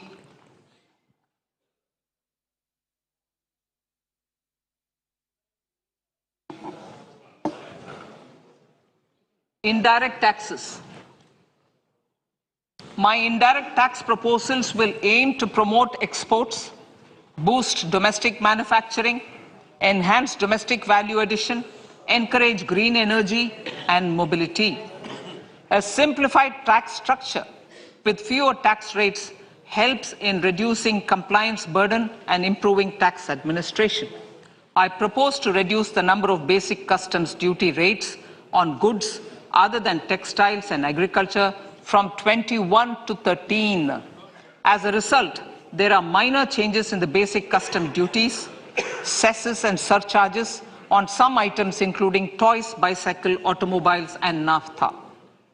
Green mobility. To avoid cascading of taxes on blended compressed natural gas, I propose to exempt excise duty on GST paid compressed biogas contained in it.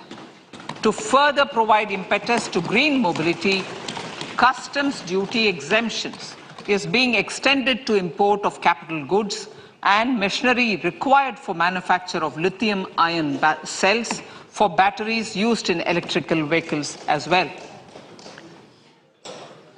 Electronics.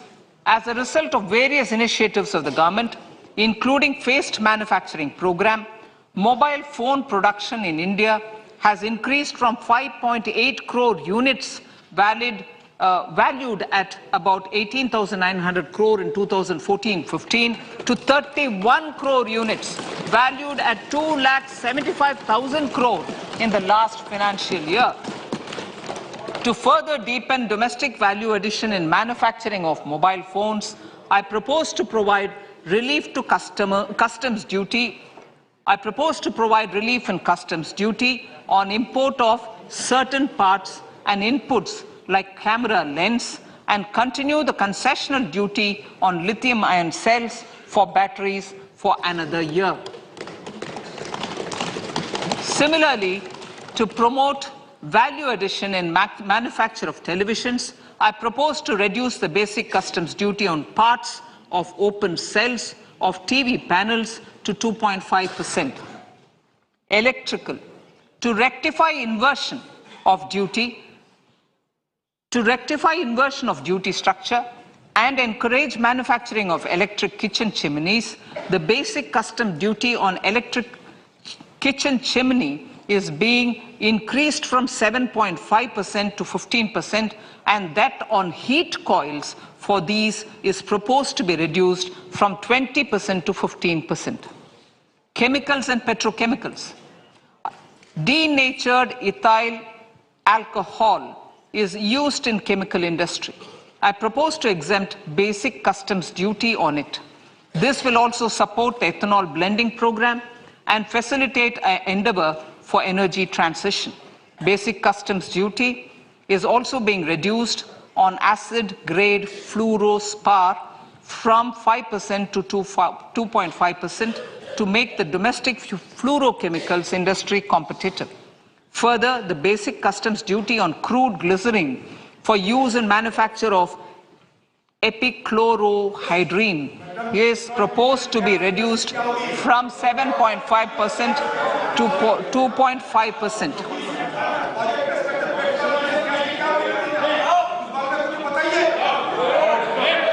Marine products. In the last financial year, marine products recorded the highest export growth, benefiting farmers in the coastal states of the country. To further enhance the export competitiveness of marine products, particularly shrimps, duty is being reduced on key inputs for domestic manufacture of shrimp feed. India is a global leader, as I said in Part A, in cutting and polishing of natural diamonds, contributing about 3/4 of the global turnover by value. With the depletion of deposits of natural diamonds, the industry is moving towards lab-grown diamonds, and it holds huge promise. To seize this opportunity, I propose to reduce the basic customs duty on seeds used in their manufacture. Custom duties on dore or doré and bars of gold and platinum were increased earlier this fiscal. I propose to increase the duties on articles made therefrom to enhance the duty differential. I also propose to increase the import duty on silver doors, bars and articles to align them with that on gold and platinum. To facilitate availability of raw materials for the steel sector, exemptions from basic custom duty on raw materials for manufacture of CRGO steel, ferrous scrap and nickel cathode is being continued. Similarly, the concessional BCD of 2.5% on copper scrap is also being continued to ensure the availability of raw materials for secondary copper producers who are mainly in the MSME sectors. Compounded rubber. The basic custom duty rate on compounded rubber is being increased from 10% to 25% or 30 kg, whichever is lower, at par with that of natural rubber other than latex, to curb circumvention of duty. Cigarettes. National calamity contingent duty on specified cigarettes was last revised 3 years ago. This is proposed to be revised upwards by about 16%. Direct taxes. I now come to my direct tax proposals. Honorable Speaker, these proposals aim to maintain continuity and stability of taxation, further simplify and rationalize various provisions to reduce the compliance burden, promote the entrepreneurial spirit, and provide tax relief to citizens.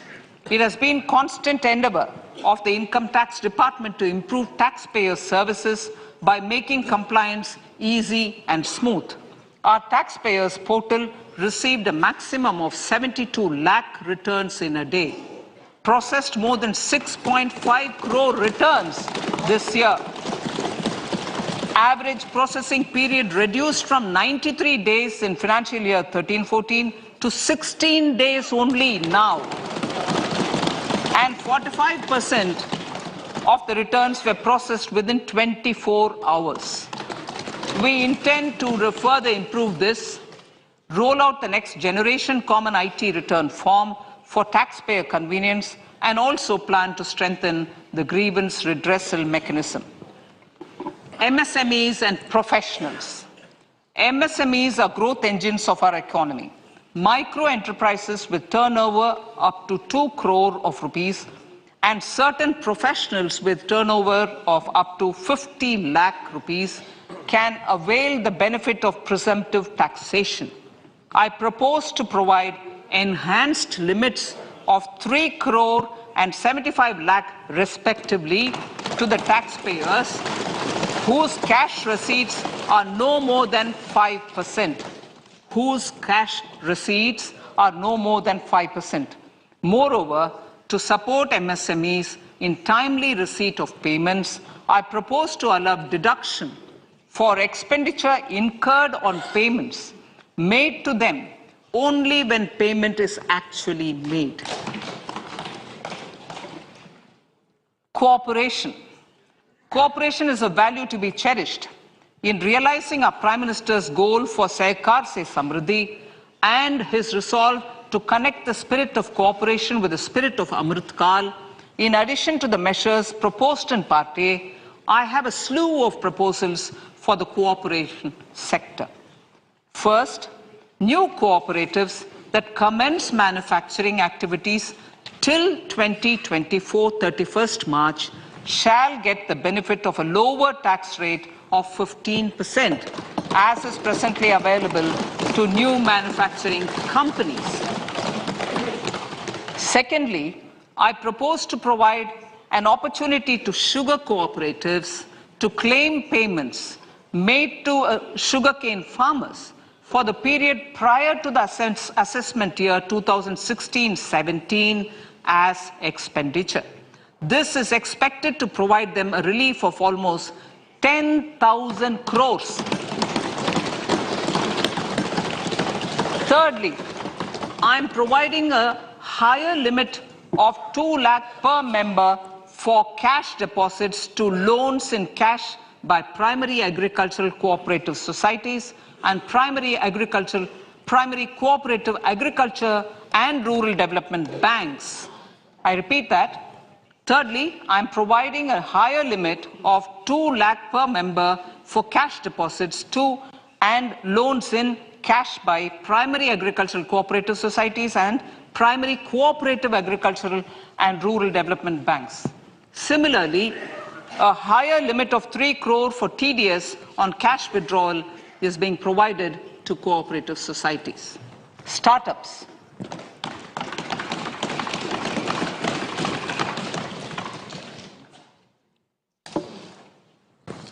Entrepreneurship is vital for a country's economic development. We have taken a number of measures for startups and they have borne results.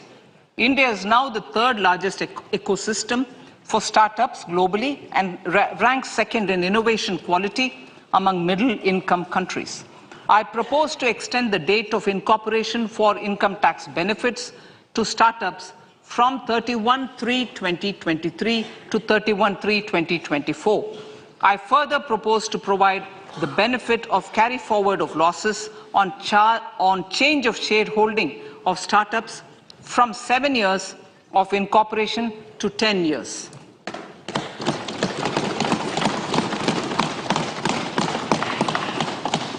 To reduce the pendency of appeals at commissioner level, I propose to deploy about 100 joint commissioners for disposal of small appeals. We shall also be more selective in taking up cases for scrutiny of returns already received this year. Better targeting of tax concessions.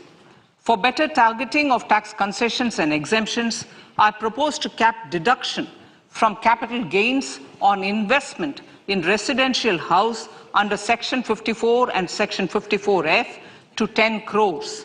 Another proposal with similar intent is to limit income tax exemption from proceeds of insurance policies with very high value.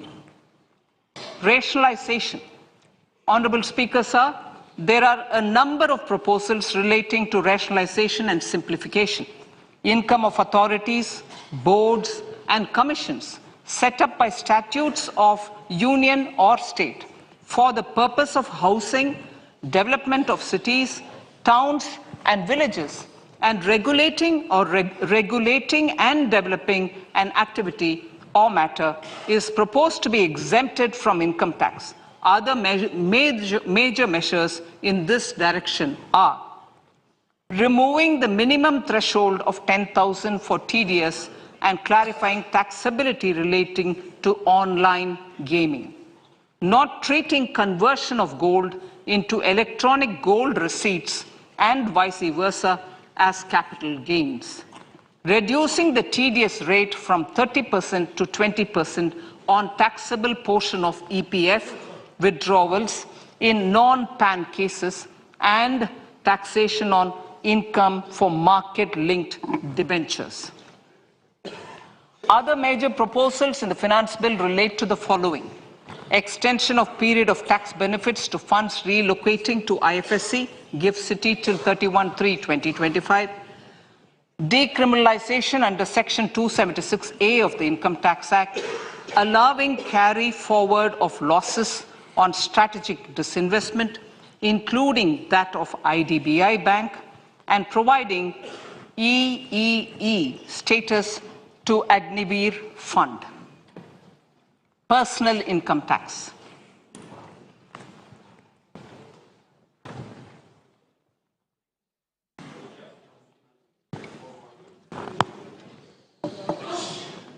Now I come to what everyone is waiting for. Personal income tax. I have 5 major announcements to make in this regard. These primarily benefit our hard-working middle class. The first one concerns rebate. Currently, those with income up to 5 lakh do not pay any income tax in both old and new regimes. I propose to increase the rebate limit to 7 lakhs in the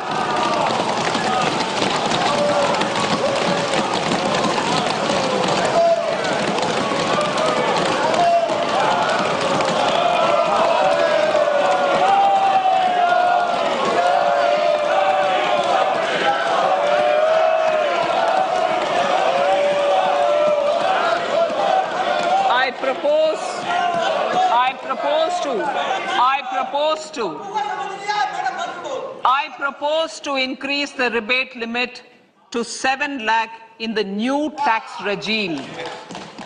Thus, persons in the new tax regime with income up to 7 lakhs will not have to pay any tax at all. The second proposal relates to middle class individuals. I had introduced in the year 2020 the new personal income tax regime with 6 income slabs starting from 2.5 lakh. I propose to change the tax structure in this regime by reducing the number of slabs to 5 and increasing the tax exemption limit to 3 lakhs. The new tax rates are 0 to 3 lakh, nil. 3 to 6 lakhs, 5%. 6 to 9 lakhs, 10%. 9 to 12 lakh, 15%. 12 to 15 lakhs, 20%. And above 15 lakhs, 30%. This will provide major relief to all taxpayers in the new regime. An individual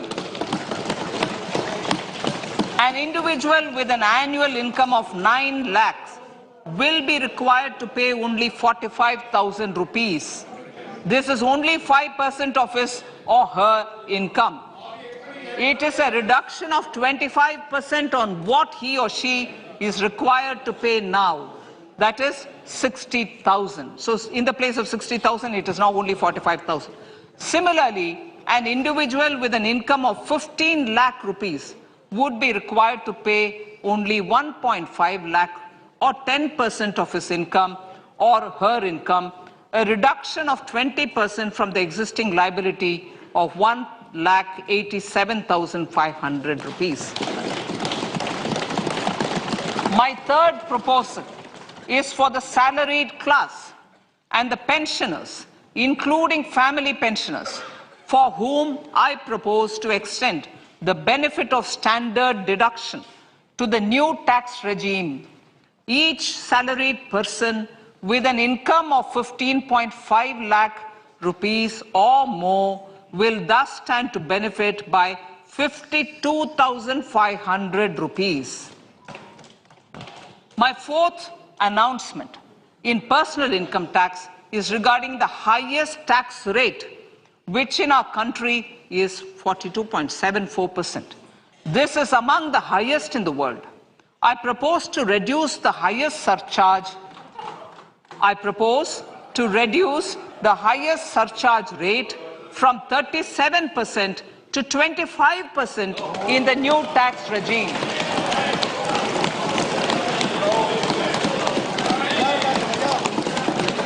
This would result in reduction of the maximum rate. This would result in the reduction of the maximum tax rate to 39%. Lastly, the limit of 3 lakh rupees for tax exemption on leave encashment on retirement of non-government salaried employees was last fixed in the year 2002, when the highest basic pay in the government was only 30,000 rupees per month. In line with the increase in the government salaries, I am proposing to increase this limit to 25 lakh rupees.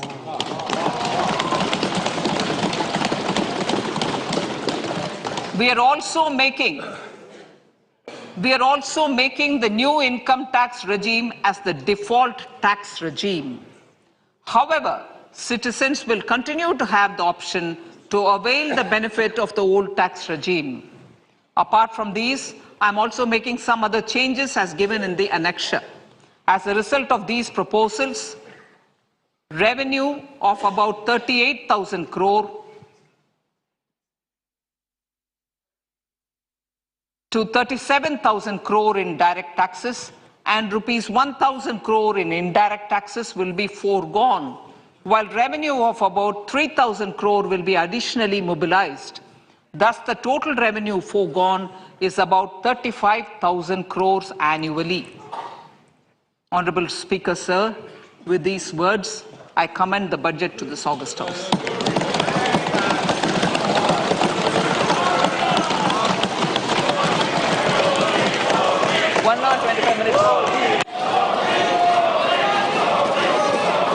Item number 1, माननीय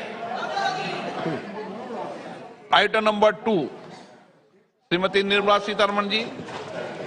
Sir, with your permission, I lay on the table of the following statements under Section 3(1) of the Fiscal Responsibility Budget Management Act 2003, 1 medium-term fiscal policy cum fiscal policy strategy statement and macroeconomic framework statement. माननीय सदस्यगण, जैसा कि आपको समाचार भाग 2 के माध्यम से पहले ही सूचित किया जा चुका है कि माननीय वित्त मंत्री जी के बजट भाषण की प्रतियां हार्ड कॉपी के रूप में उपलब्ध कराई गई है। आप बजट भाषण की अपनी अपनी प्रति प्रकाशन पलक से ले लें। आपको ये भी सूचित किया जाता है कि माननीय मंत्री द्वारा बजट प्रस्तुत किए जाने के पश्चात उसकी प्रतियां आपको मेंबर्स पोर्टल के माध्यम से उपलब्ध करा दी जाएगी। आइटम नंबर 3, माननीय मंत्री जी, वित्त मंत्री जी।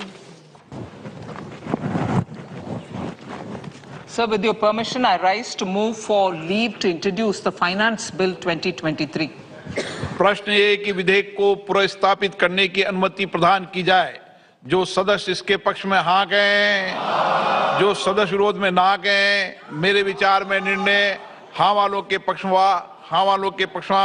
माननीय मंत्री जी विधेयक को पुनर्स्थापित करें। Sir, I introduce the bill. सभा की कार्रवाई कल गुरुवार दिनांक 2 फरवरी 2023 को प्राप्त 11 बजे तक के लिए स्थगित की जाती है।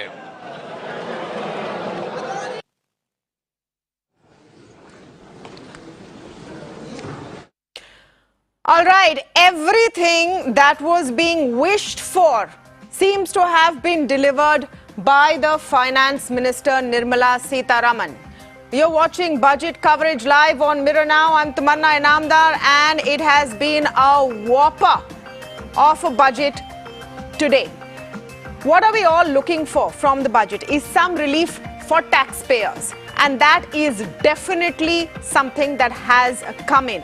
Now, let me just go through what has majorly happened. And essentially, the new tax regime has been sweetened, where we are seeing rates reduced to 5 slabs. It's gone from nil tax from 0 to 3 lakhs. 3 to 6 lakhs is 5%, 6 to 9 lakhs is 10%. But the important thing to remember over here is that if you earn up to 7 lakh rupees, as per the deduction, you will pay 0 tax. So that level, which was first 5 lakh rupees, has been increased to 7 lakh rupees. Apart from this, above 9 to 12 lakh rupees, you pay 15%, 12 to 15 lakh rupees, you pay 20%, and above 15 lakh rupees, you pay 30% in the new tax regime. All the sweeteners actually have been kept for the new tax regime, where you'll have to give up your exemptions, your current exemptions, which are of housing, which are of what you invest in some categories of mutual funds, what you invest in insurance. All of that goes out of the window. The exemptions that you get, for the principal that you pay on housing and many other categories under Section 80C no longer will count if you opt for the new tax regime. We saw that the new tax regime didn't really fly after it was announced in 2020. And here is the kind of response that has come from the finance minister. Apart from this, if I look at the top highlights at this point, a major capital expenditure has been pushed through, and we have seen that the government has come behind the Aam Aadmi, the salaried middle class, at this point. So major relief for taxpayers. We are seeing capital investment outlay bumped up to a really high rate, 33% actually, to 10 lakh crore rupees. So a push to really pump prime the economy coming in from the finance minister.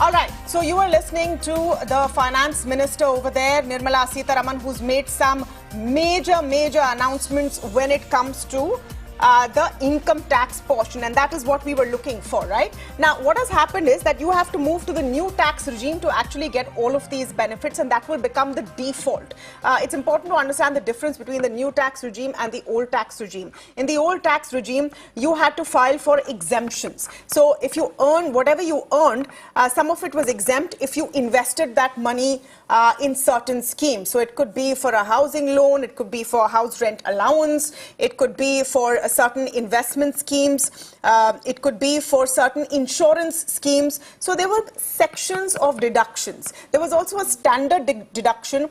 That level has also been increased. But you get all of this benefit if you move to the new tax regime. So the big question is, and you need to sit down and do the math after this, compared to what exemptions you take, what your income is at this point, and why you should move to the new tax regime. Does it work for you? In just a couple of minutes, I will be here with Monica Alan. She is the foremost personal tax expert and the right person to tell you what to do with your money.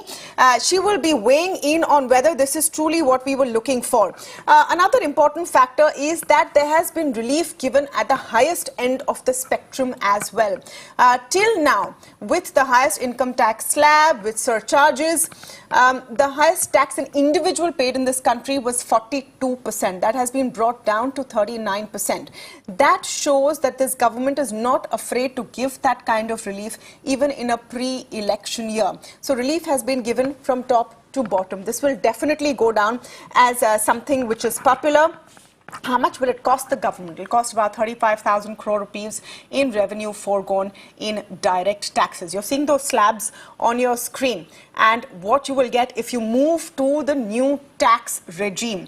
The idea has been for a while to push people to give up the exemptions and move to a new tax regime, to simplify it. Will this really do the trick? That's the question. I'm going to go across to Monica Hallan in just a bit. Yes, Monica, hi, great to have you. Great to have you on the show. And this is the big one, isn't it? They've pulled out all the stops, and as expected, because we spoke before this, before the budget as well, as expected, the push has come for the new tax regime. Correct. And in fact, this is what we were discussing the other day, that you know, what I had said is there seems to be some fiscal space, but if it will come to nudge people onto the new tax regime rather than keep them in this web of deductions, exemptions, rebates. So that, as expected, has happened. But what I'm seeing, Tamanna, is that some of these are beginning to seep into the new tax regime as well. So I'm still processing the budget speech, but you know, if they're increasing rebates, if they are introducing the rebates and they're introducing surcharge onto the new tax regime, then slowly, one by one, all the mess of the old tax regime will start showing up here as well. So I actually would have been happier to have lower rates and keep the rebate away, keep the standard deduction away, and just move people onto a simpler, you know, lower tax. The number of slabs can go down further, and just make it simpler. So as expected, there is a big nudge, and they've put this on default. So default essentially means is that if you don't choose which tax regime you want to be on, you are automatically put onto the new one, although the choice is still with you to opt for. So it's called opt-in and opt-out. In behavioral economics, it's called opt-in, opt-out. And opting, most people don't opt in, they just take the default. So it's good that the government is using default options to put people onto the new tax regime, Tamanna. Still to process what the final understanding of the new slabs also is, but you know, if it makes sense for people, they will actually move. You know, I want to actually play that out. Monica, let's just play that out, because the speech was so quick, and like you said, we'll have to wait for the budget document and go through the annexures to see the fine print. But let's just listen in once to exactly what the finance minister said while announcing these tax changes. The first one concerns rebate. Currently, those with income up to 5 lakh do not pay any tax, do not pay any income tax in both old and new regimes. I propose to increase the rebate limit to 7 lakhs in the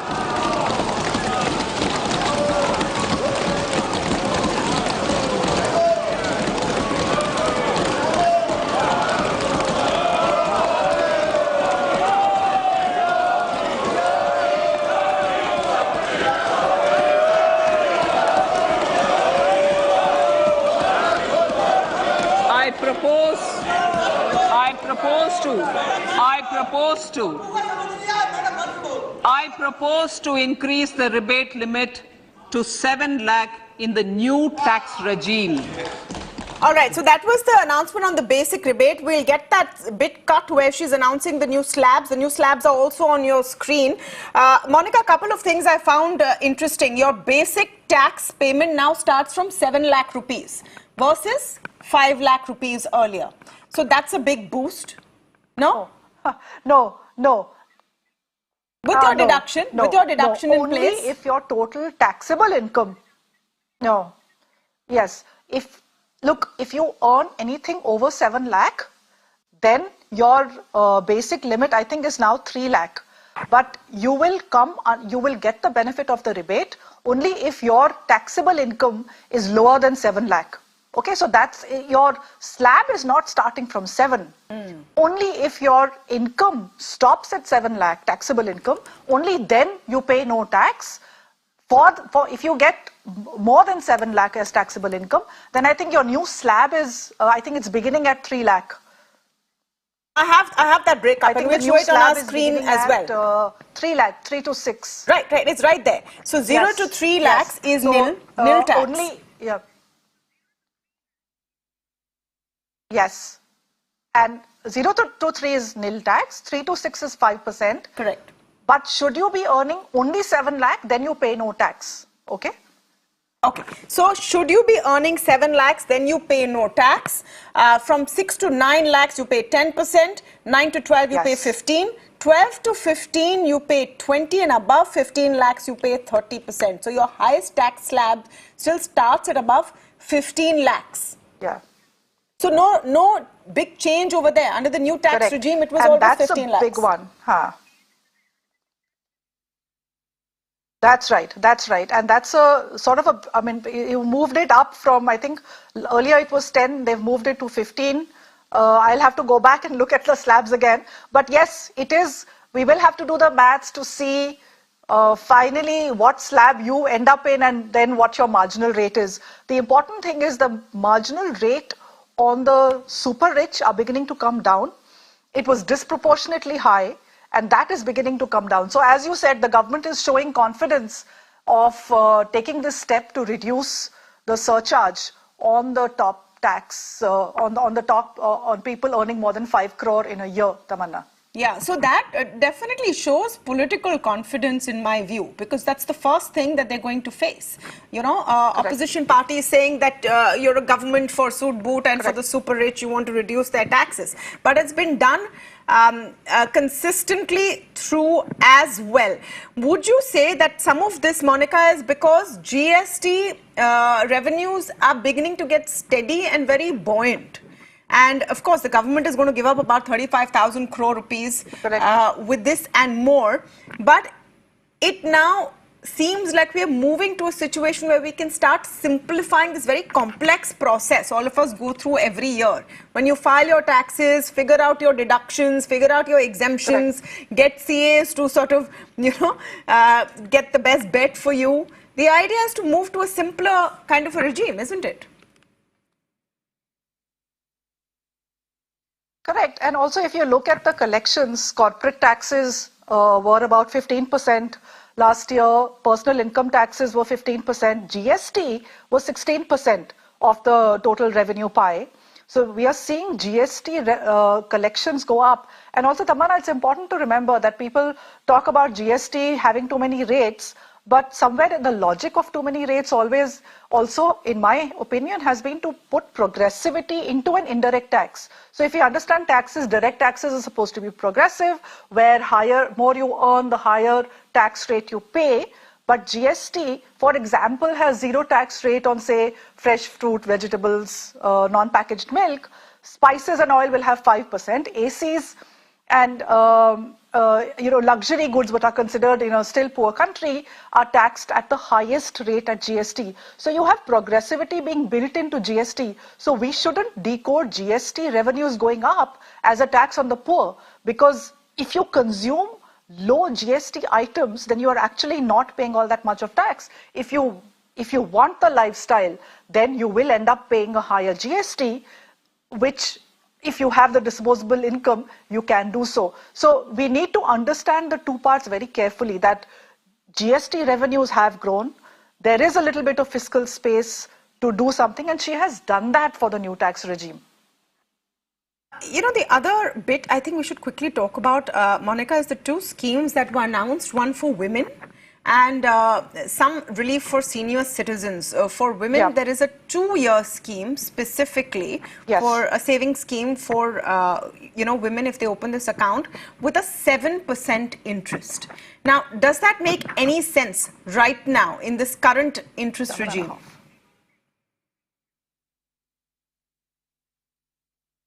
I think the number was 7.5.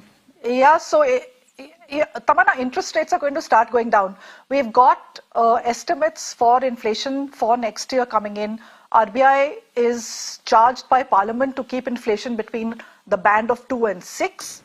It is going to meet that target next year because COVID is over. We are going to see lower inflation rates, therefore lower policy rates, therefore lower interest rates. So as we see the interest rate cycle unwind, this 7.5 lock-in will start to look very attractive.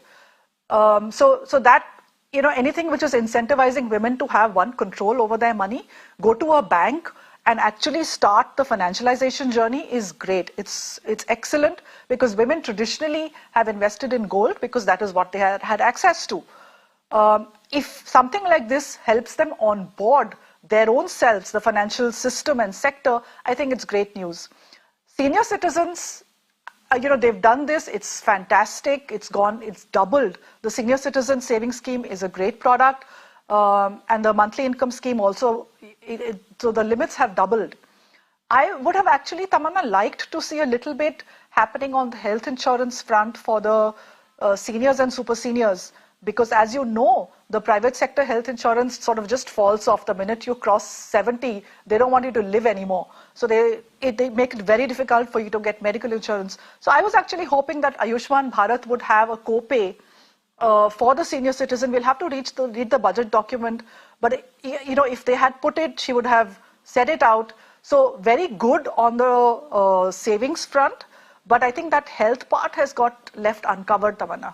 Yeah, and that is truly a big issue in this country. We're still very dependent on the private sector for quality health. Out of pocket expenditure is very, very high, though the Economic Service says or claims that it has come down. So some relief there, especially for senior citizens, would have been important. I just want to play out the part where she talks about those tax rates, Monica. Let's just listen into that for a second and get some clarity on what exactly this new tax regime is and why this could be a game changer in the way we have been paying taxes all of this time. Listen in. The second proposal relates to middle-class individuals. I had introduced in the year 2020 the new personal income tax regime with 6 income slabs starting from 2.5 lakh.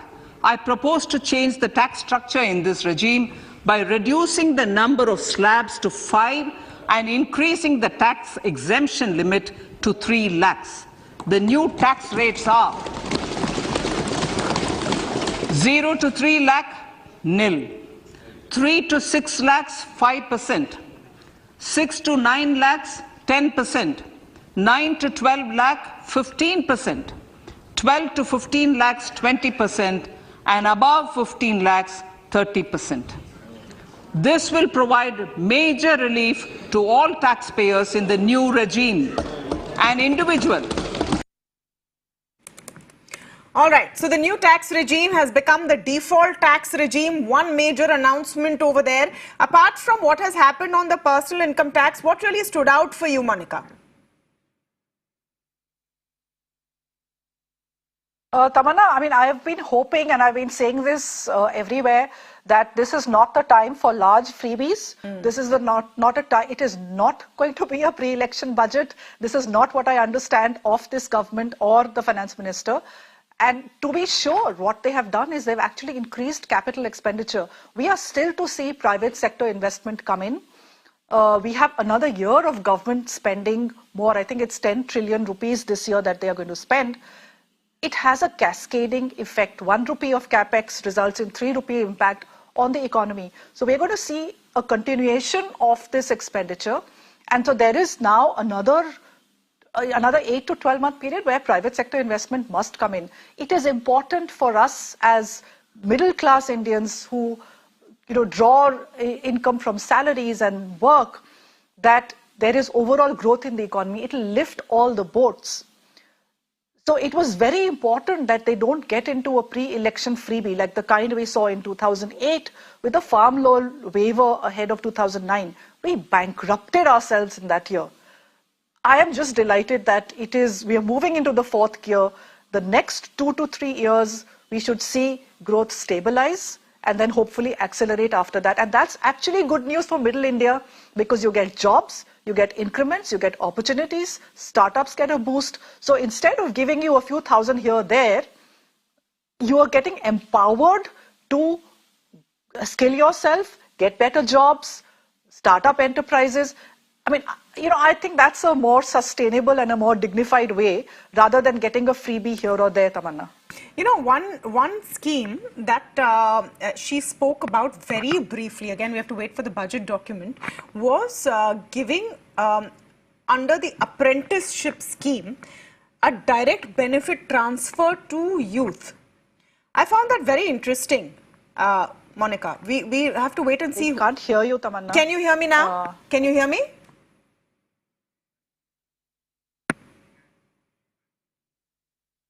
All right. I don't think she can hear me. Can you hear me, Monica? All right, we'll try and get her back. But I was talking about a scheme which looks at direct benefit transfer to youth under the apprenticeship scheme. Now, what exactly is that scheme? Who are these youth that will be identified and targeted for this direct benefit transfer? To what extent still, of course, remains to be seen. If I were to look at the key takeaways really from this budget, one is a very big capital expenditure announced by the government.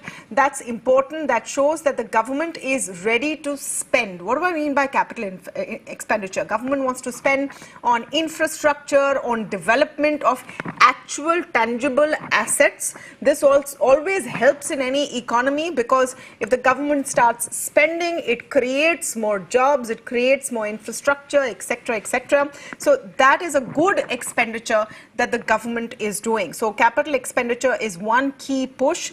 A very big focus, at least in the speech. We'll have to wait and see how much money has been allocated, but a very big push for a transition to a green economy. That was seen in the custom duty exemptions also. So less custom duties will be charged on the import of items like lithium batteries, for example, which is required for electric vehicles.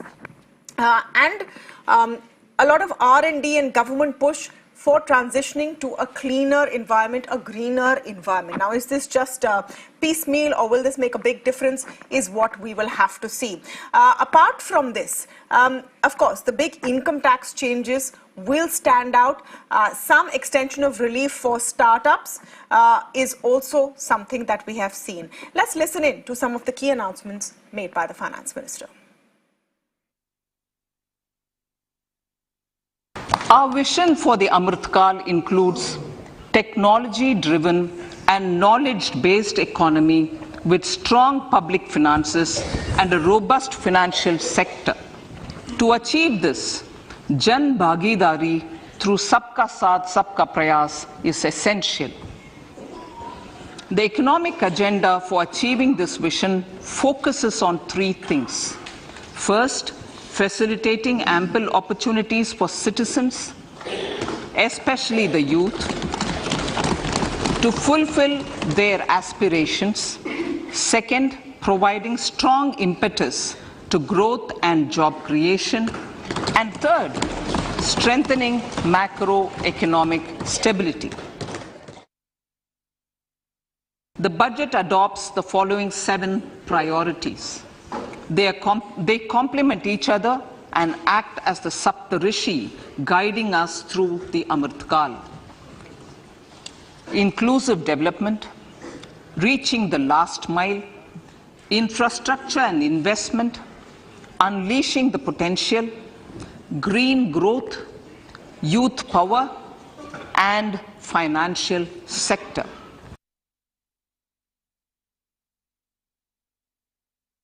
All right, so some reactions coming in politically as well. We have spoken with Karti Chidambaram outside the Parliament. Let's listen in. Karti Chidambaram over here with me. Your first view of the budget 2023, do you think there is a scope for this to be called a budget for the electoral year? See, I mean, generally, I'm a proponent of a low tax regime. So if taxes are cut and more liquidity is given in the hands of people, it's welcome. But to comment in a more educated manner about the budget, I need to look at the details. But the significant part of the budget was just a repetition of the presidential address and the economic survey report. Well, thank you. Well, that is Mr. Karti Chidambaram saying that giving tax benefit to the people is something that he is in favor of, but he is going to make an informed comment on it once he delves deeper into the budget. So that was Karthi Chidambaram. No one can really say that lower taxes is a bad thing. So, we were talking about what is going to be the big messaging before the 2024 budget. This is definitely one big headline to take forward. I don't think anyone is going to be able to say that lower taxes is bad. Everyone wants lower taxes for the middle class. And this is something that everyone's going to be happy with. Now, the new tax regime, I just want to add before I go to my colleague Arunil, he's actually in a management school with students right now. For youth, for young India, the new tax regime is great because they haven't created all of those assets and those deductions so far. It's, the first job or going into their first job for many of them, they don't have all of those Section 80C, 80D kind of expenditures, and the new tax regime works just fine. Arunil, what are the reactions coming into the budget? Well, Tamanna, I'm at present with students of Wellinger Institute of Management Studies. They've been watching you and your budget presentation on Mirror Now. These are the students who will soon be venturing into the professional world. The new tax regime, how that impacts them, we will understand. More relief for working professionals now. How do you look at it? You will soon be becoming a working professional. I think it's a very good thing that has been done, because to see most of us who will be entering, and considering the fact that even with an average income of 25,000, you would be the average paying Indian, it would help them. And 7 lakhs is generally something which most of new entrants work for. So it's a very good step towards a direction. And let's hope and see how it further helps us. What are the other significant aspects that you have liked in this budget or disliked in this budget? I think we will be the working professionals tomorrow, and we are like the leaders of tomorrow. And so the budget has been covering an aspect about the green energy and the infrastructural development, all those aspects. I think it's a very good opportunity for the students who are venturing out, who will be venturing out in the upcoming days in the corporate. So yeah, so that's. Young lady, we'll speak to you. What are the things that you liked about the budget or disliked about this 2023 budget? So we always talk about how the unemployment gap can be covered. So with this budget, it is a wonderful one in my opinion. I think that according to PM Kaushal Vikas Yojana and the National Education Policy, which was in loop, now they're talking about how this artificial intelligence can work for India, make AI in India. These are the slogans that have been coming on the budget today. So how IoT integration, AI, 3D printing can be enabled in the trainings that the students will be provided in the engineering and many of the management institutes, and then the jobs can be forwarded to them. So that's a very good thing. What are your points that you would like to make? So I think the capital investment outlay, which is of 20 lakh crore, I think which is very, very significant, because of course capital investment outlay will cover the infrastructure projects and all, and which will of course build in the job creation. So one expectation that we had from the budget that it will focus more on job creation. So I think this is a very significant impact effect that which will be carried forward for the job creation. So I think this is what I have significant light in the. Well, Tamanna, will speak to some more students over here as well. You tell us what are the things that you liked, the changes in tax regime, how does it impact you, how is it beneficial? So I would like to talk about the affordable green energy which has been promoted. As sustainable finance is a very growing topic in India, as a developing nation, certain measures which have been taken, that electrical vehicles prices have reduced, lithium-ion batteries prices have reduced. So this will help as an Indian citizen to grow, not only just focus on petrol and diesel engines, but also they can focus on electric cars. Anything that you would like to add?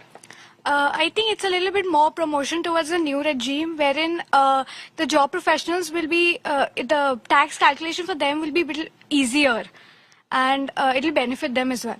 So, Tamanna, the financial experts like you have been analyzing this budget, but these are the young minds who also have their opinions, and many of them have liked the changes, especially in the income tax that have been made in this budget 2023. It's absolutely fabulous to hear some of their voices, and the fact that they have listened so carefully and understood what works for them for the budget. So superb voices coming in from there. And for a lot of them, the new tax regime is actually what's going to work. So thanks for that, Arunil. Monika's back with us. Monica, can you hear me? Yeah. I can hear you now. Yeah. So we were speaking with the management students from Wellingers, and I I was thinking about it. The new tax regime. We are a very young population. Most of our population is under the age of 30, 35. And the new tax regime is aimed at these people who haven't created these encumbrances yet, who haven't gone in, for certain kinds of investments based on the tax deduction they receive. And this is where you need to induct them by making the new tax regime a default. This is the clear move towards getting rid of the exemptions. Correct. It is a move to get away from that whole web of concessions and creating jobs for chartered accountants to a much simplified life, and also somewhere the confidence, Tamanna, of saying that you are not saving because there's a tax incentive. You're saving because you know that it helps you later to save. There are enough market opportunities to do so. And this younger generation who has been born after India moved away ideologically from socialism is a very different generation. And I'm delighted to hear their views. Because, people like us, my generation grew up still when India was on, just before markets opened up in 91. So we carry the baggage of socialism. But for these kids, I think it's fantastic that they enter the workplace with a new tax system in place so that they don't even start off on all this mess of ATCCD, ATC. Gosh, when you start doing the tax, you have to open that tax book to start going crazy because there is section, there's subsection, you start reading. It is a nightmare. So just a simplified, there is a tax, you pay it, everything is in white, and there is an opportunity in the economy to get wealthy, to get rich through a legal means, through a tax-paid means. So that is an ideological baggage. It's not a 70s ka smuggler anymore. You can only become rich if you're a smuggler or a bad guy. You can be rich by being a good guy, by doing your work, by doing your business, investing in the equity markets, and paying your taxes. So that's the new India I am looking at now. Monica, stay on with us. I just want to get more and more reactions because generally budget coverage, and just, a little bit over here, budget coverage tends to be very jargonized. We at news channels tend to forget that budget is actually for the people of this country, not just for us to write our headlines and fill talk time.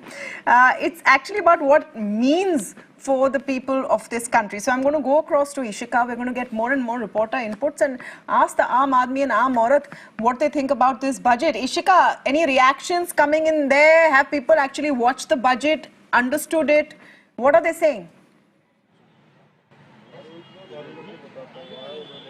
Well, definitely, the people of Delhi were very eagerly waiting for the budget, and since it is the big budget day, and whenever, when it was being presented, even they had their eyes glued on the TV screens. I have some people with me. I'll go directly to them. So I want to know from you that the budget has been presented. Many announcements have been made for common man, be it, the reduction in the custom duty for electronics, or be it, the rebate in the tax slabs. How do you see this budget? Are you satisfied? We as a traders expect huge demands from central government, as a big rebate has been given in the income tax slab. But still we are the biggest taxpayer of the country. We were expecting some big redevelopment of our markets and other aspects for the development of our business. We didn't get any declaration about the redevelopments and how we can recover our businesses from the losses, and how can we increase our businesses, and how can our markets can develop. So I want to know from you, the finance minister said that, they are also looking this budget as a, as easing the ease of business. How do you see that? See, whatever is the budget, as Nitin said, government needs to set aside some fund for market redevelopment, which is very important. We are in a market which is about 60 years old, and now the market needs a revamp and it has to be redone. The roads, the electricity system, everything is haywire. So we were expecting that from government, which hasn't come up.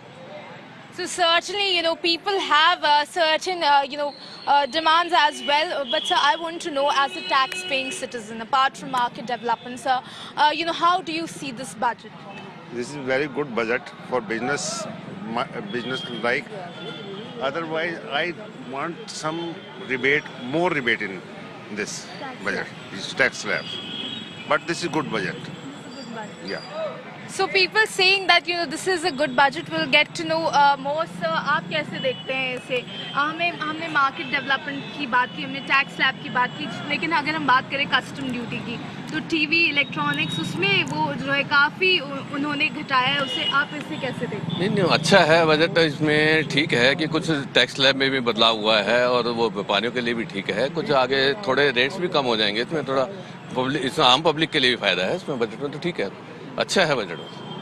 So clearly, Tamanna, what we are getting to know from the people are saying, that the budget is good, but certainly they were expecting many more announcements from the central government. But definitely, what they have concluded is that it is a good budget, but they will look towards the central government as to how they implement it here. Over to you. Thank you. Thank you for that, Ishika. A lot of reactions coming in. Monica, you said in the beginning of your comments after the budget that this is not a populist budget.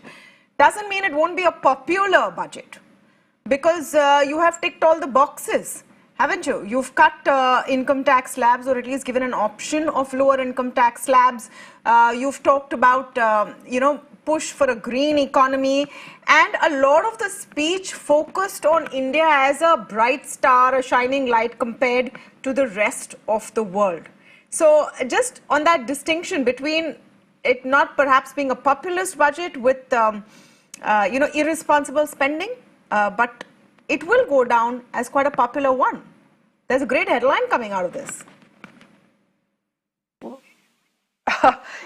What a tightrope walk for Nirmala Sitharaman to pull off, that you don't really give too much, but because of the programming of everybody through fairly strict budgets over the last few years, the expectations have gone down themselves. Look, if you didn't do anything last year coming out of COVID for the salaried class, and her comment was, at least I didn't increase your taxes, right? So there is a sort of a tough love coming from the Ministry of Finance. So it's also a matter of preparing people to say, look, do you want growth, or do you want 5,000, 10,000 as freebies we toss at you? It's far more dignified to go on the other path. But Tamanna, I want to just pick up on two other proposals. One is that they're capping the capital gains on investment in real estate. Right. She has said 10 crore, I think it's 10 lakh. We will have to figure that out. And the other one is that the conversion of gold to e-gold is exempt from capital gain. So basically they are nudging people to move from physical gold to digital gold, which is the government sovereign gold bond scheme. So if you buy the gold bond, sovereign gold bonds, there is no capital gains on that. But what about people who are holding gold but want to convert? For them, there is no capital gains on that. I just wish that she had extended this to equity as well, because remember, when people like us who invest through either equity or mutual funds, when we are rebalancing portfolios, moving from one to another scheme without consuming that money, we are just changing, we are still paying a capital gains tax. So maybe this is work in progress. In the next budget, we might see something, because we need to rationalize the capital gains rules as well. But we've seen a beginning with the gold from physical to e-gold.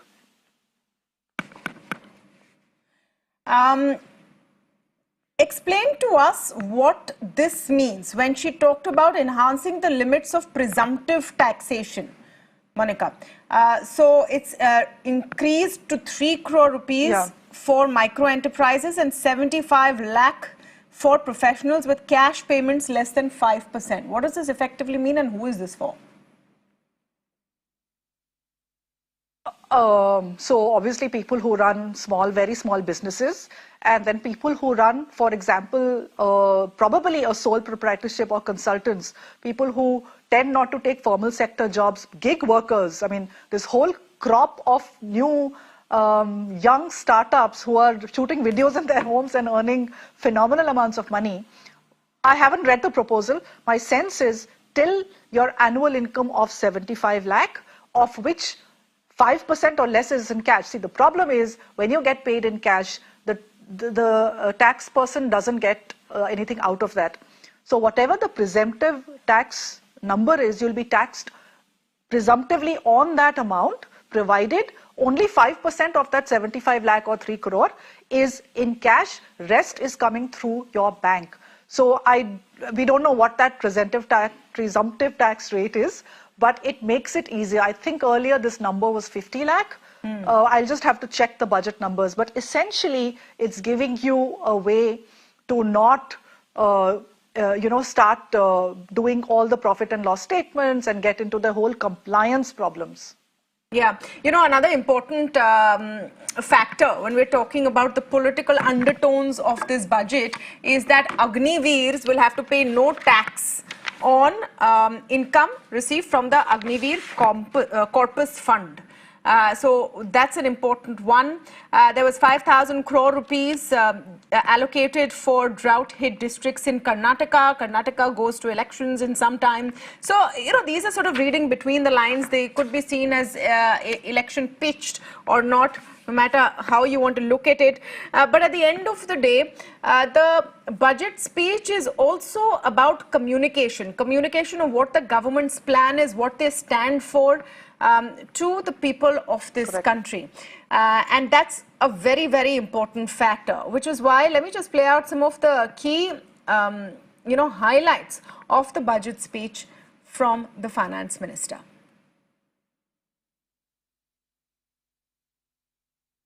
आजादी का अमृत महोत्सव, महिला सम्मान बचत पत्र.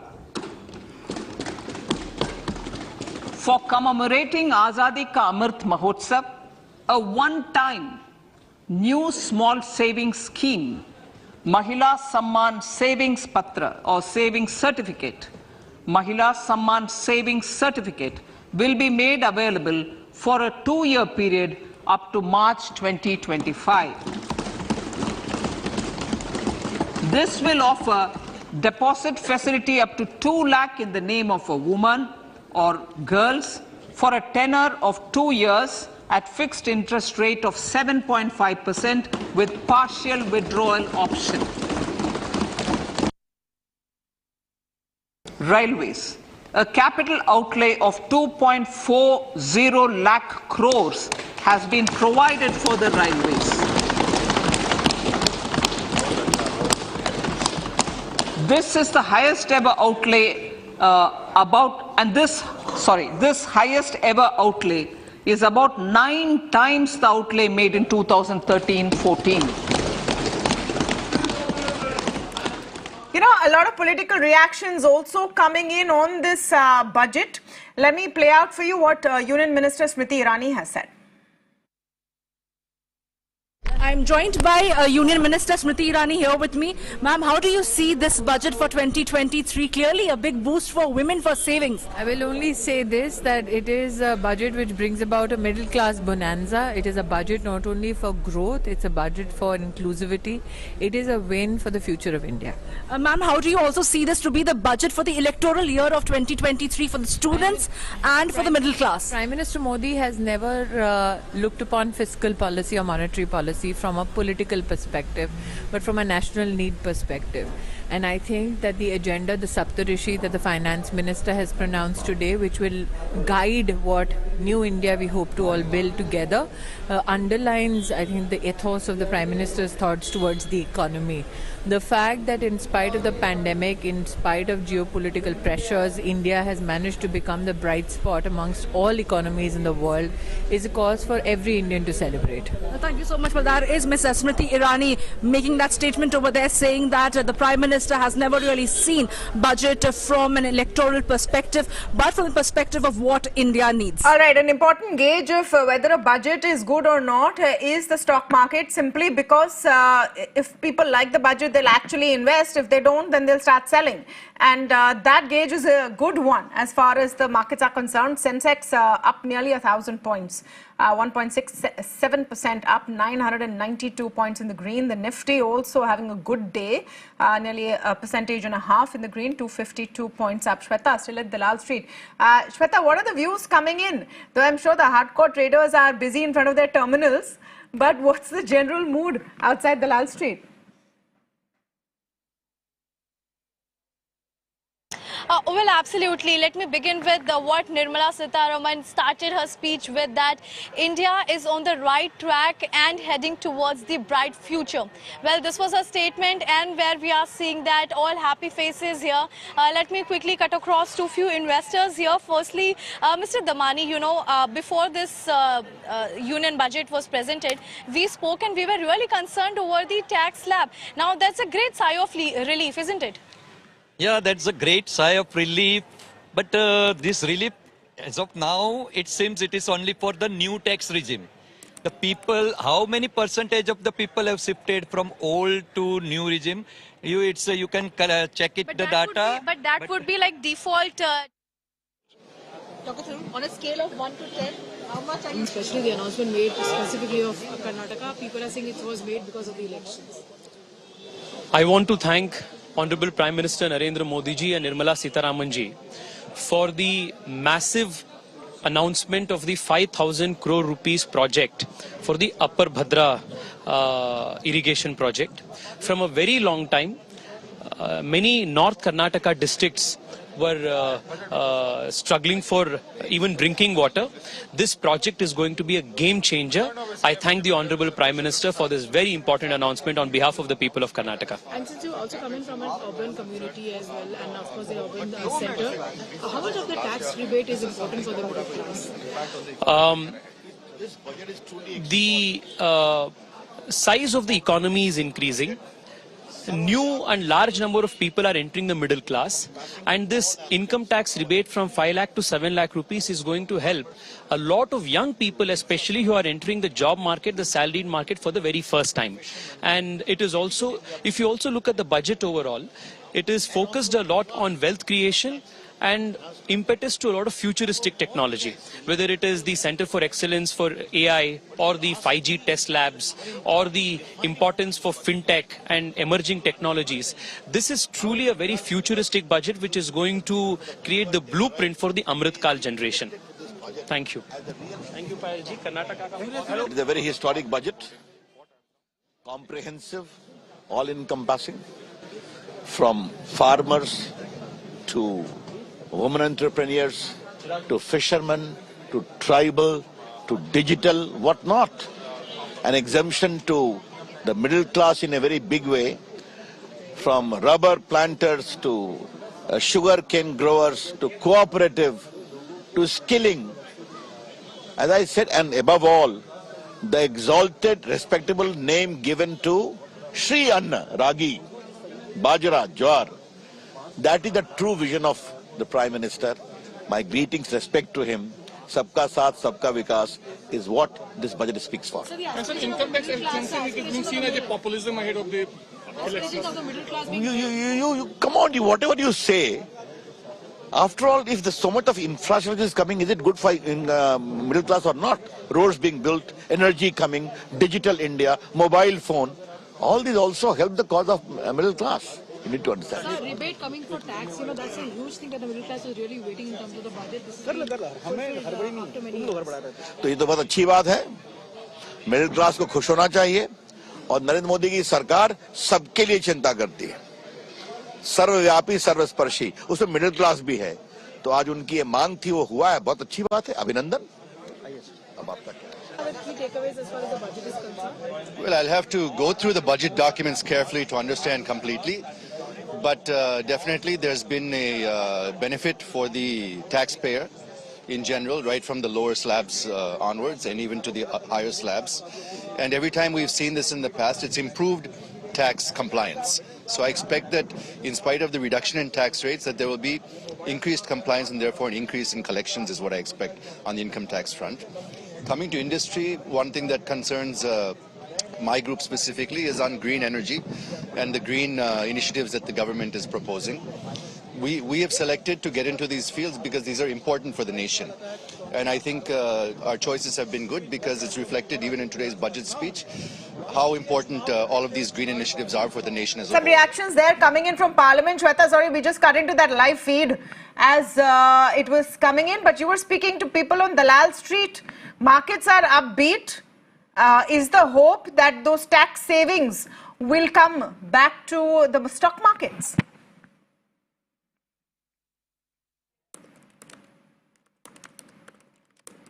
Well, absolutely. Let me quickly cut across to investors here. Broad smiles on their faces. Coming back to you again, we were discussing about the happiness post-budget. Wait, let me go to him first because he was discussing about the sentiments of the market. Mr. Shukla, over to you. This is a very, very positive sentiment. It's displaying in the screen and the face of investors. The historical building, of course. Yeah, definitely. So this is going to give a long-term growth story to our Indian economy. We are in 5th rank.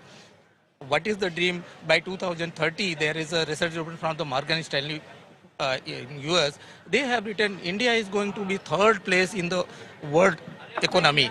So by 2030, we are looking around 10 trillion economy, Indian economy. By 2025-26, we are looking around $5 trillion economy. So we are on the right path. There is a right direction. FM has delivered what she has committed for our growth, for our employment, for every sector, in fact. Now everyone seems to be contacted. Yeah, everyone is like, yes, they have been taken care of. How do you read the sentiments of the market? Absolutely positive. I just rightly said, when the capex increases, consumption goes ahead, and there is consistency of policies, and they have reduced lot of compliances, legal framework, so ease of doing business. Yes. So all these positive aspects ultimately turns more into profitability for companies, and that reflects on the share price. And the share prices move up. So we as a stock investor will be very happy. Absolutely, Tamanna. In fact, you can look at the broad smile from an investor that he is happy about the infrastructure boom. Sir, over to you. Now you are seeing that post-budget, people are quite anticipating about the shares going high. Yeah, because investors are happy because one thing, Hindenburg, Adani issue is behind us. And second thing, Finance Minister has not touched capital gain tax. We were expecting that she may change period of capital gain from 1 year to 2 years or something like that. Are you happy with the post-budget being an investor? Definitely. As investors, we are very happy with this growth engine going ahead. It will take economy to the new fastest, just like a fastest track. Absolutely. Train. It will go faster than other. And among IMF report, next 10 years, world growth is 1.5%, but India growth will be more than 5 to 6%. So absolutely, that's what we are understanding, being on ground, where we are seeing market experts feeling contented at the same time. And in fact, when we speak about the investors, even they seem to be happy with the post-budget session. What we are getting to learn from them while interacting with them. All right. You know, we have the foremost voice on the budget right now on Mirror Now, because what's the big headline out of the budget?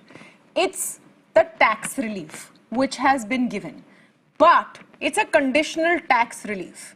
If you are right now sitting in, paying a certain amount of tax, it doesn't mean you suddenly pay less tax. You have to give up an exemption for that. Monica, I don't know if you've had the opportunity yet to do some basic number crunching, but what is your sense? Because remember, the new tax regime didn't really take off after 2020. It had very few takers. People were not willing to give up their exemptions. And people I know, I myself, when I did the math, it didn't make sense for me to move to the new tax regime. It needed a sweetener. Is this enough of a sweetener?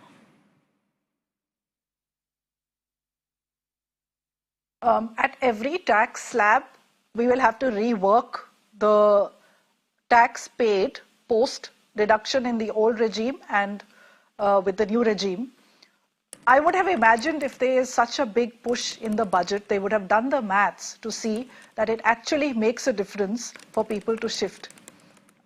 I have not had the opportunity to actually open my Excel sheets and plug the numbers in. I shall do that in a while. But my sense is that rather than get into this whole regime of deductions, exemptions, if it makes sense, then you move.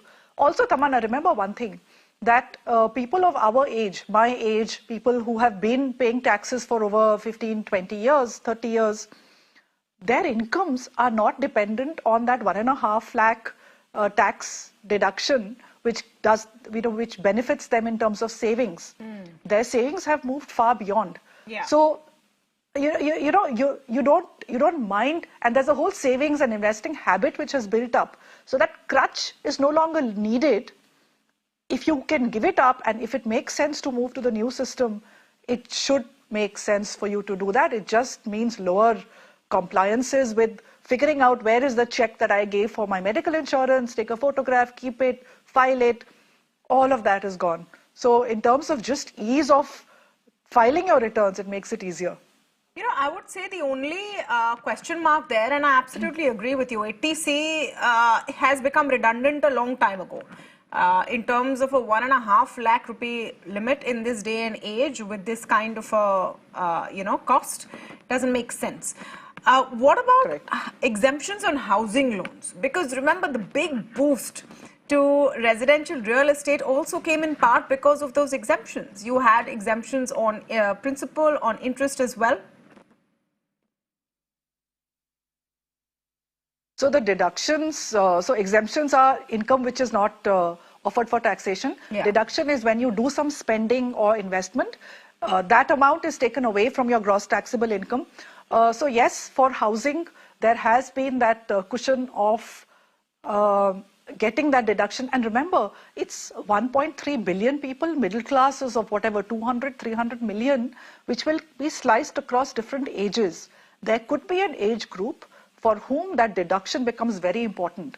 So if a couple is buying a house, I think you get a fairly high deduction if both take a home loan, because both the principal gets you 1.5 lakh and the interest, I think now gets you 2 lakh. So together you do get a very large deduction. But a person who's in their 40s has probably paid off their home loan. So we don't claim that deduction anymore because there isn't a home loan anymore. So it depends on your age and stage. There is never going to be a rule which fits everyone. So especially if you're a young starter out family, that deduction on home loan may swing the balance to stay with the old regime. So you do your math. We will be putting out the numbers soon. But ideologically, don't move to any tax regime. See what works for you. What is your age stage? What is it that you are getting back as a deduction? And then you choose to move or not move. It's an opt-in for the old regime. So be careful at the tax filing time. Okay. Do you think this is a game changer, Monica? When all the talk was taking place of what does the Indian salaried middle class get? We don't get the bang for our buck. We are just, it's a one-way street in terms of our contribution to revenues, but we don't really get anything much for it. In your view, is this cosmetic or is this a game changer? The middle class also is beginning to hopefully sense that the gravy train is on the growth path rather than a little bit of chillad here, there. Look, how much can the government give away? We all understand that you need tax revenues to spend on infrastructure. Now, the fact is that for the last 2 years, we've seen a major push on infrastructure. So look, I think nobody people are fairly sophisticated in their thoughts.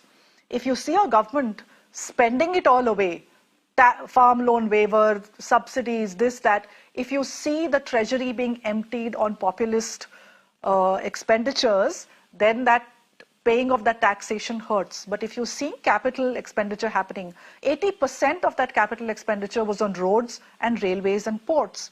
These are multipliers. At some point, that multiplier begins to happen. And Tamanna, one more thing. So there is a whole conversation about unemployment in India. Anybody who wants a job and not a government job, who wants to work, is skilled or is willing to get trained, there is work, there is a job.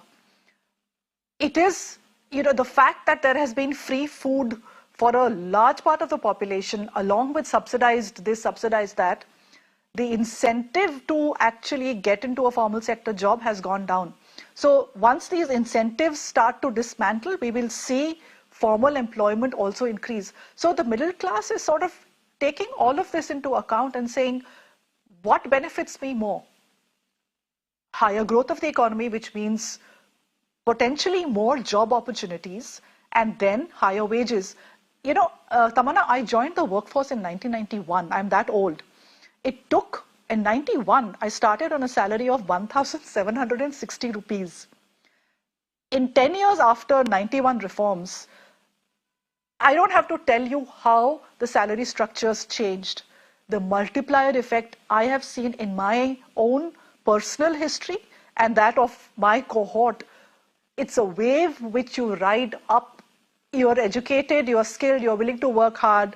We were not super smart. We were just average intelligence, hardworking people. Monica, you're being very humble. When the economy grows at 6, 7, 8%.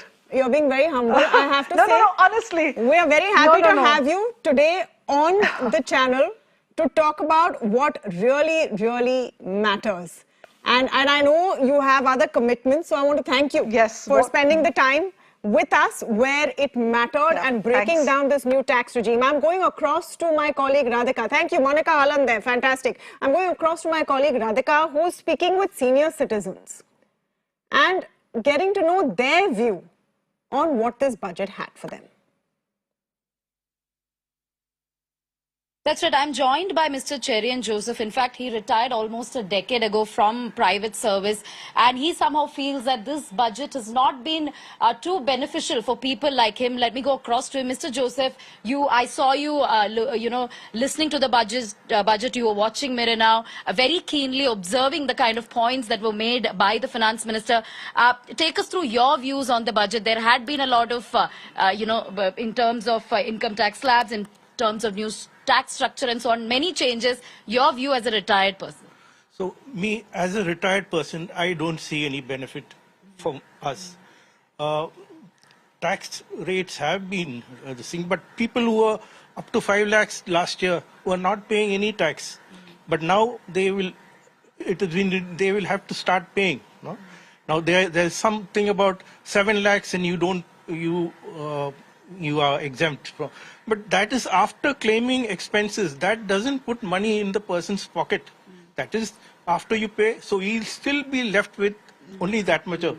Now for a senior citizen like me, I also heard things like high insurance premium you cannot claim exemption. Yeah? But at my age, we have to naturally increase the payments on insurance, no?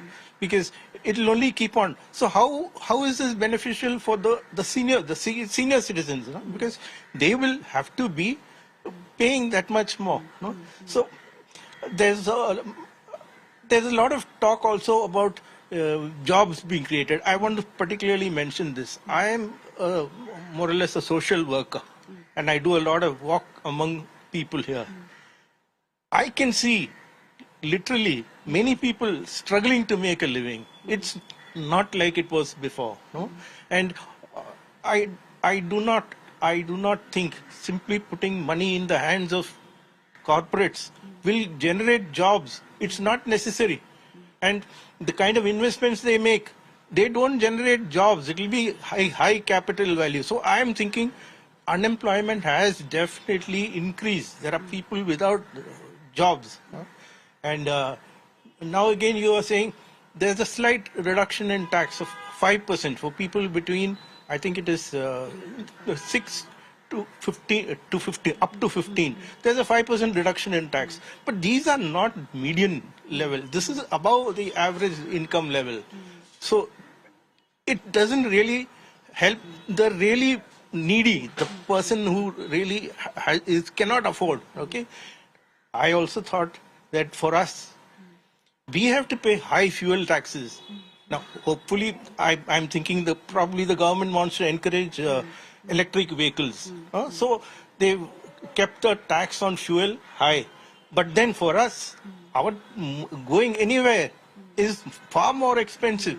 And people who just can't pay, means the rich or the professional, the businessman, can claim expense. This is an expense account. They can claim a deduction on fuel expenses.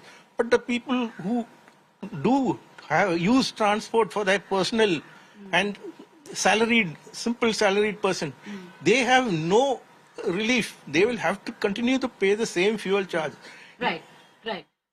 All right. Joseph, thank you so much for your views. Yeah. In fact, very, very, vocal views as far as, a retired man's perspective is concerned. He feels this is not a budget for him, not for retired people, not for senior citizens. Absolutely. Radhika there with, views coming in from senior citizens. I have Yamini Iyer with me on the show. We're going to get some corporate views also coming in just a bit. So stay tuned for that. Yamini Iyer right now joining us on the show. Yamini, let me begin with your quick take on the budget. Every year we talk about big bang budget. The markets want a no harm budget. But when we talk about the salaried middle class, we always end up asking, what did we get? Is there a clear answer this time round? Well, I think, the salaried middle class has actually been quite part of an important focus of this budget. The tax cuts and the reorganization of the tax rates by slabs was an important political message that I took away from this budget, to be honest. And it's interesting to see this because you haven't, ever since this government came in, traditionally political analysis tells you that the middle classes have been a core vote bank for the BJP, and yet budget after budget, the focus has very much been on corporate tax reduction as well as on the vulnerable. But political messaging-wise, this budget has focused on the middle class. Was that needed? Was that the right thing to do? There is going to be a revenue loss of about 37,000 crores. What implications does that have for the rest of the country? These are very important questions that we should be asking ourselves right now against the backdrop of COVID and COVID's K-shaped recovery. In my view, it is the poorest Indians that have suffered the most and the poorest Indians that needed the most amount of fiscal support. Yeah. So the poorest Indians needed fiscal support. There is some focus on them. Is it going to be enough? Sanjay Kapoor is joining us right now. He's the president of ACMA. Sanjay, great to have you on the show and on our budget coverage on Mirror Now. Thank you for speaking with us. Do you think that business has got enough support from this budget, especially looking into a year that's going to be tough? It's going to be tough for export-oriented businesses. Do you think that support has been coming in from this year's budget?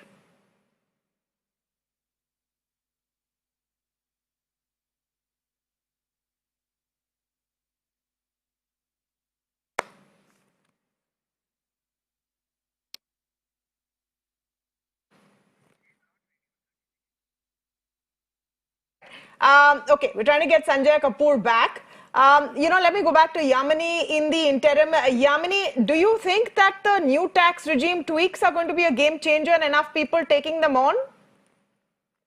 To be honest, I have to look at this a lot more carefully than I have right now. It seems to me that it all depends on how many people have entered into the new tax regime, and I can't say too much about that. But I do think the big question that we do want to ask ourselves is how does this impact the rest of the expenditure patterns of the budget?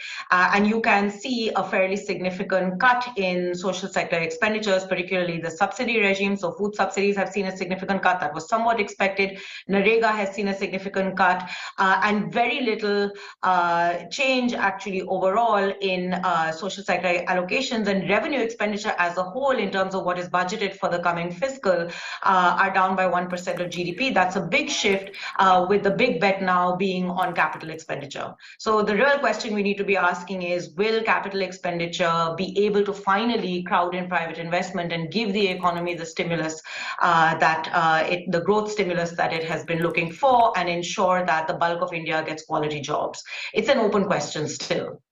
Yeah. I just want to come to you on capital expenditure. Big figure there, the finance minister talking about a huge increment in capital expenditure, and that's something economists will like to hear. And just an extension of that, we've stuck to the fiscal deficit at 6.4%.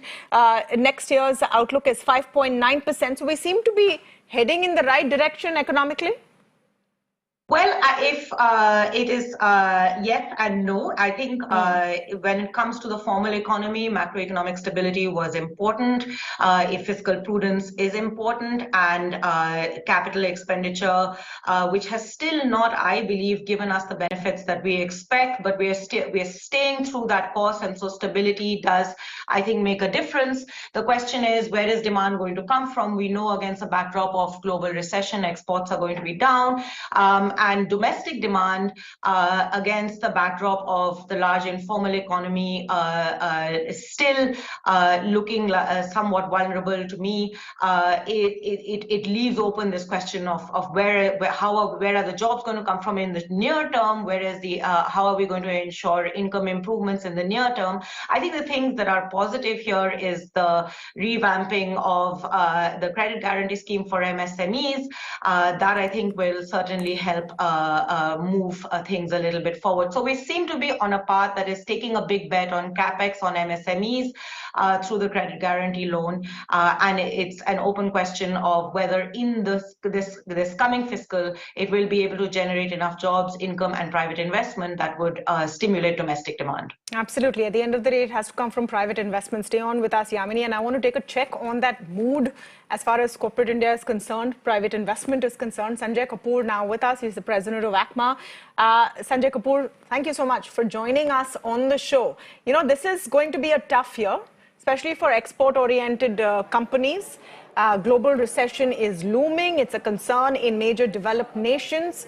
The question before the budget was that will the finance minister give enough leeway so that we can be resilient? Do you think that has come through as far as industry is concerned? So I feel, it's been definitely a very positive budget in terms of domestic growth as well.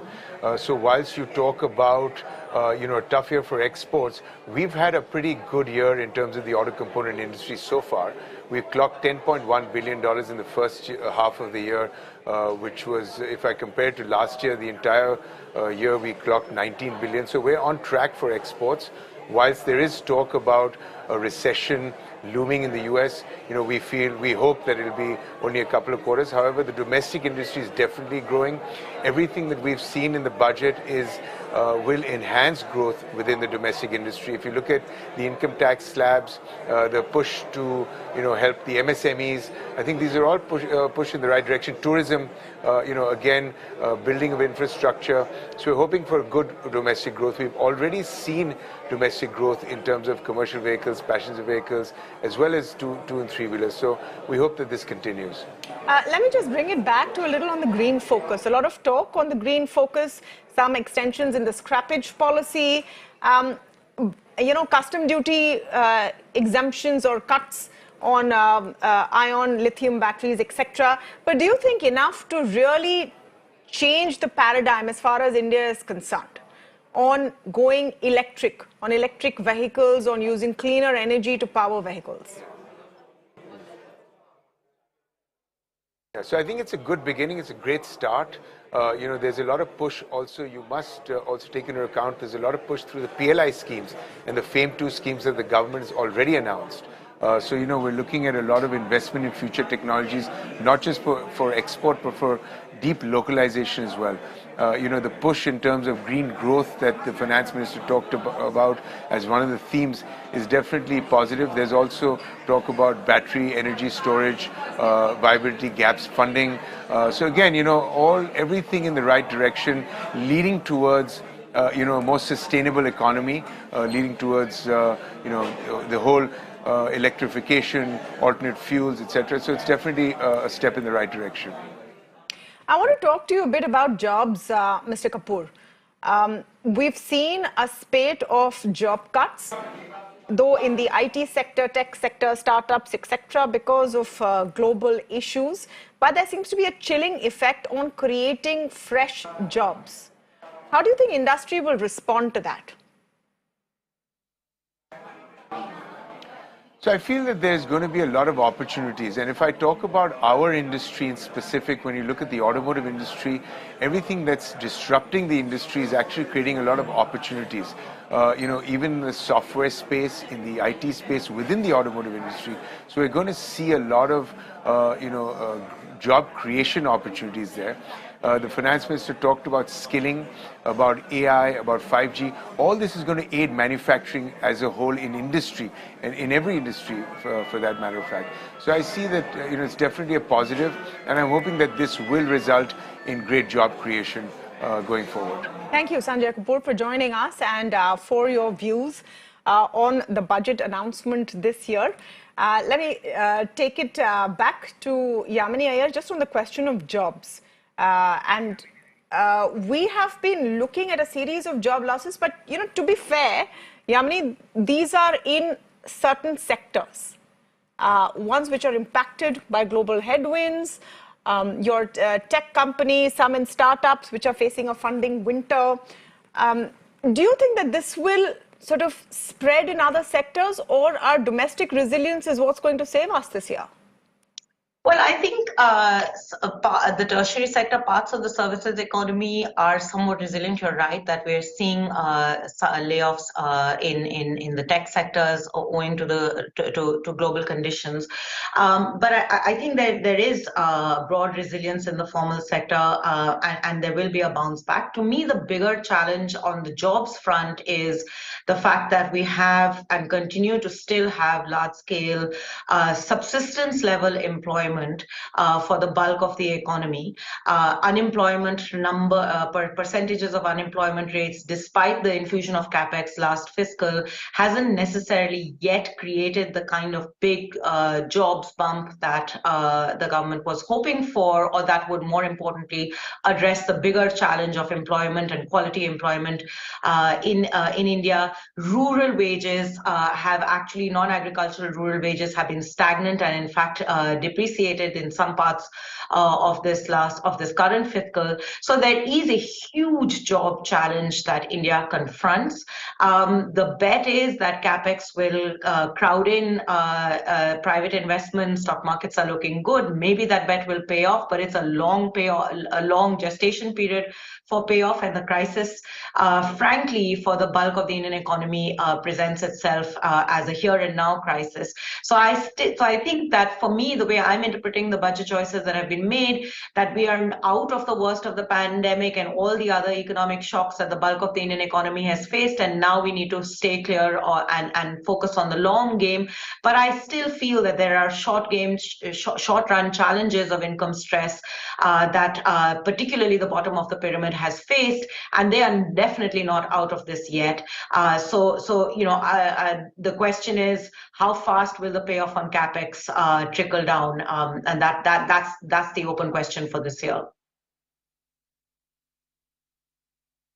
Yamini, for joining us as we continue our budget coverage on Mirror Now. The idea is to cut the clutter, stay away from the jargon, not crowd your screens with 8-10 boxes of talking heads simultaneously, but get to you the points that matter. So thank you, Yamini, for joining us in that endeavor. We're going to play out for you the top priorities that the finance minister identified for the budget and the key highlights of her speech. In case you missed it, listen in. The budget adopts the following 7 priorities. They complement each other and act as the Saptarishi guiding us through the Amritkal. Inclusive development, reaching the last mile, infrastructure and investment, unleashing the potential, green growth, youth power, and financial sector. Priority number 3, infrastructure and investment. Investments in infrastructure and productive capacity have a large multiplier impact on growth and employment. After the subdued period of the pandemic, private investments are growing again. The budget takes the lead once again to ramp up the virtuous cycle of investment and job creation. Honorable Speaker, sir, the capital investment outlay is being increased steeply for the third year in a row by 33% to 10 lakh crores, which would be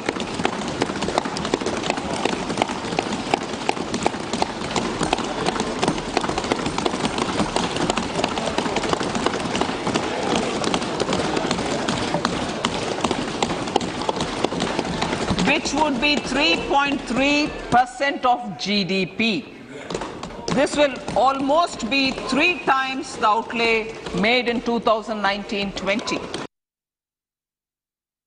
100 critical transport infrastructure projects for last and first mile connectivity for ports, coal, steel, fertilizer and food grain sectors have been identified.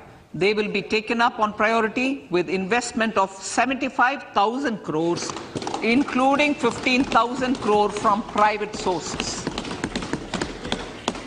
50 additional airports, heliports, water aerodromes, and advanced landing grounds will be revived for improving regional air connectivity. Health, education and skilling. 157 new nursing colleges will be established in co-location with the existing 157 medical colleges established since 2014. National Digital Library for Children and Adolescents. A National Digital Library for Children and Adolescents will be set up for facilitating availability of quality books across geographies, languages, genres, and levels, and device-agnostic accessibility. States will be encouraged to set up physical libraries for them at panchayat and ward levels and provide infrastructure. Centers of Excellence for Artificial Intelligence. For realizing the vision of Make AI in India and Make AI Work for India, 3 centers of excellence for artificial intelligence will be set up in top educational institutions. Leading industry players will partner in conducting interdisciplinary research, develop cutting-edge applications, and scalable problem solutions in the areas of agriculture, health, and sustainable cities. This will galvanize an effective AI ecosystem and nurture quality human resources in the field. Dedicated multidisciplinary courses for medical devices will be supported in existing institutions to ensure availability of skilled manpower for futuristic medical technologies, high-end manufacturing, and research. Teachers' training. Teachers' training will be re-envisioned through innovative pedagogy, curriculum transaction, continuous professional development, dipstick surveys, and ICT implementation. The District Institute of Education and Training will be developed as vibrant institutes of excellence for this purpose. To empower our youth and help the Amrit PD realize their dreams, we have formulated the National Education Policy, which is very wide in its scope, but one of the things is also to focus on skilling, adopted economic policies that facilitate job creation at scale and have supported business opportunities. Pradhan Mantri Kaushal Vikas Yojana.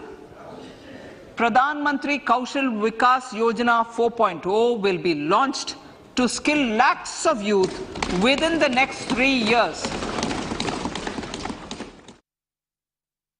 The recently launched National Green Hydrogen Mission, with an outlay of 19,700 crores, will facilitate transition of the economy to low carbon intensity, reduce dependence on fossil fuel imports, and make the country assume technology and market leadership in this sunrise sector.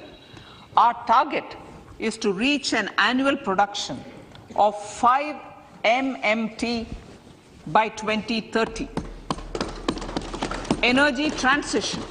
This budget provides for 35,000 crores for priority capital investment towards energy transition and net zero objectives and energy security by Ministry of Petroleum and Natural Gas. Our vision for the Amrit Kal includes technology-driven and knowledge-based economy with strong public finances and a robust financial sector. To achieve this, Jan Bhagidari through Sabka Saath Sabka Prayas is essential. The economic agenda for achieving this vision focuses on 3 things.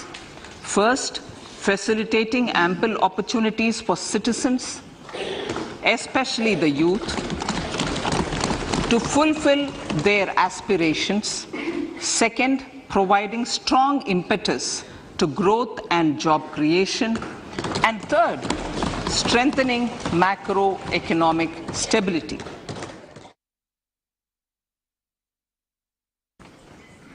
A national cooperative database is being prepared for countrywide mapping of cooperative societies. With this backdrop, we will implement a plan to set up massive decentralized storage capacity.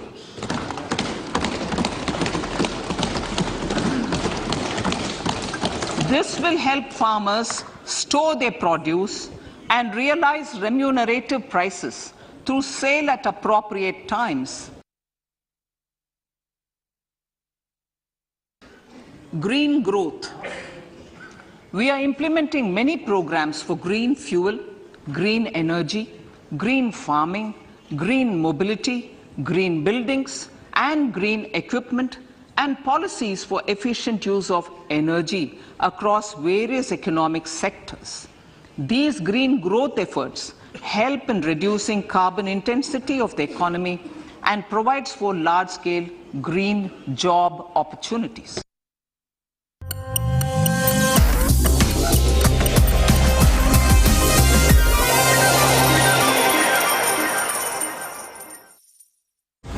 In association with Biotique, Biotique का cleansing toning. Every day we wake up to new possibilities, but riddled with old issues. Issues that refuse to go away from our city. Simply because we never say it loud enough for the authorities to pay heed. Come, fight it out. Say it loud to reclaim your urban life. We are with you. Mirror now. You first. Your issues are my stories, and that is news to me. Resident doctors out on the street. We expose the lies, uncover the truth, and demand accountability, all for a better tomorrow. With a transformer blast, no arrests have been made. On Mirror Now, we take the road less traveled, fight all odds, risk everything, only to highlight your plight. I am Neha Hebale, reporting for Mirror Now. You first.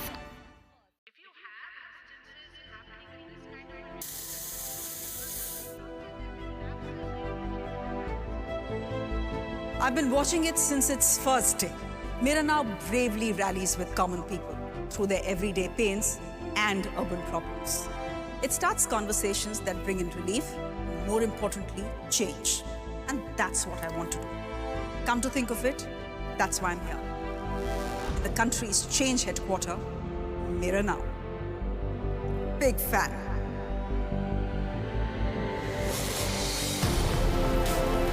Hi, I'm Shreya Dhondial on the Urban Debate. Let's demand some answers, shall we?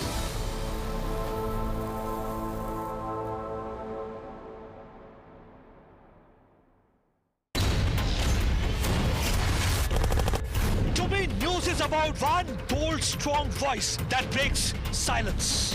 बोलो आपकी जान की रक्षा करते आप उनको मरवाने के लिए लेके आते हो We'll go extra mile to give voice to stories that otherwise go untold. This tunnel is being constructed with the connivance of Pakistani army. We believe in asking straight, direct and pointed questions to people in corridors of power. I am Pradeep Datta reporting for Mirror Now. You first.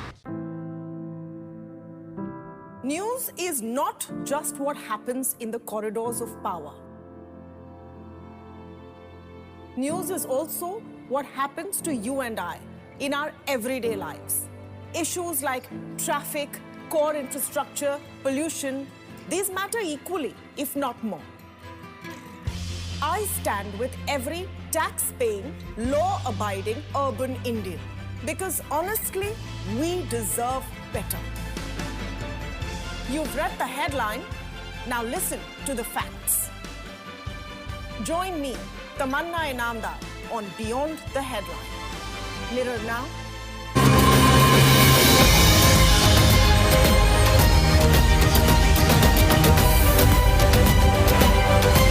You are on top of the world with Times Network.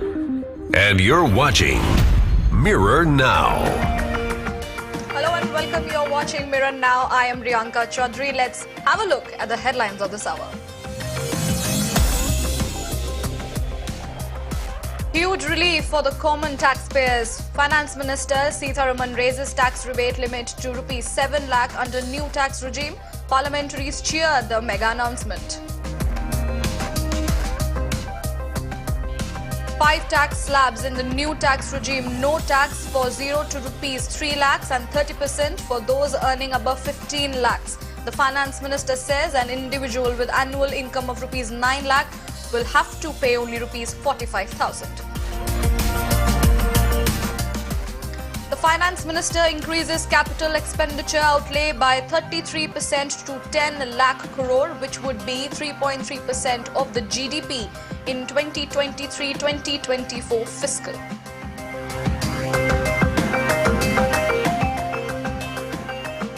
Finance Minister Sitharaman identifies 7 priority areas of the economy.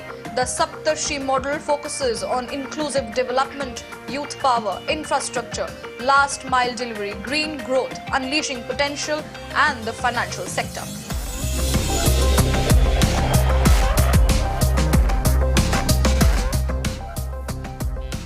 Senior Citizen Savings Scheme investment limit doubled to 30 lakh rupees. Maximum deposit limit for monthly income account scheme doubled to 9 lakh for single account and 15 lakh rupees for joint account.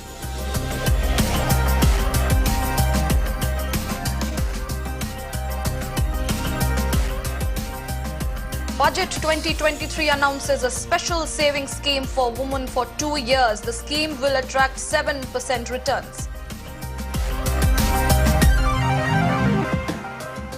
Fiscal deficit estimated at 5.9% of GDP. The government has adhered to path of lowering fiscal deficit, says the Finance Minister.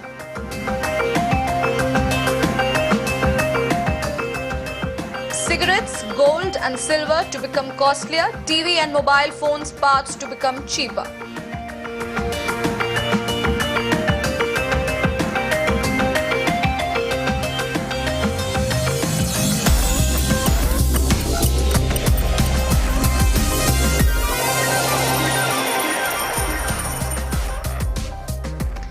Finance Minister Nirmala Sitharaman has unveiled the last full budget of Modi 2.0, terming it the first Amrit Kal budget.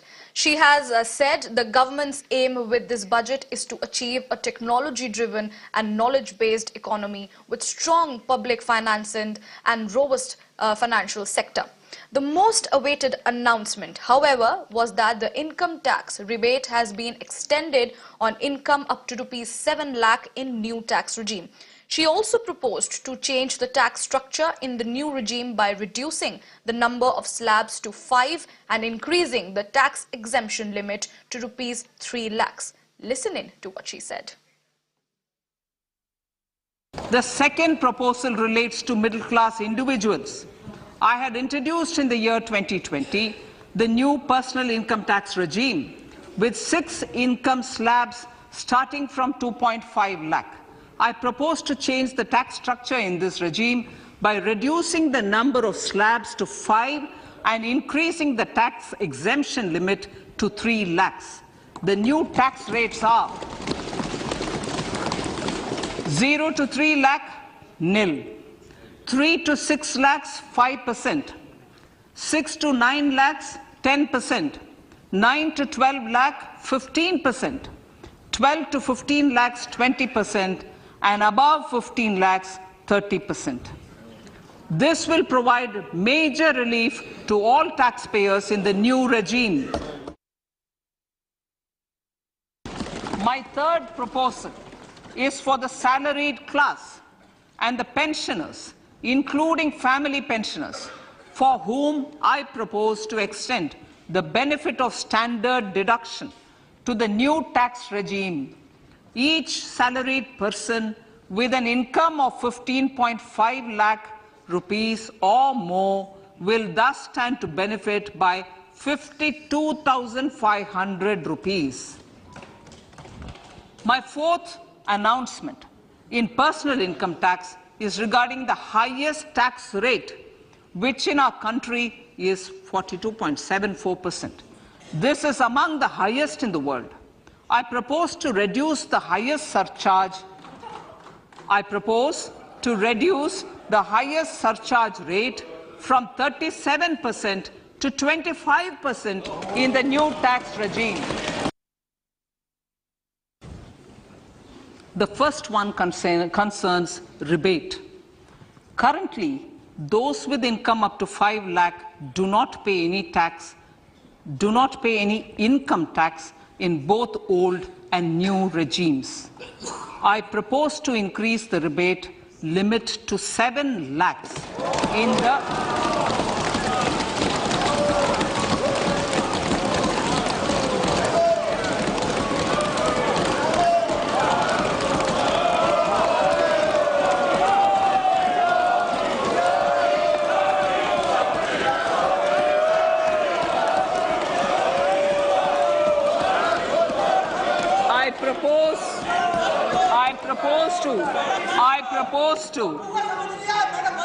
I propose to increase the rebate limit to 7 lakh in the new tax regime. All right, with that, I've been joined at this point of time by my colleague Deepak from Bengaluru. He is standing with IIM students. Deepak, take us through the reactions that you are gathering at this point of time.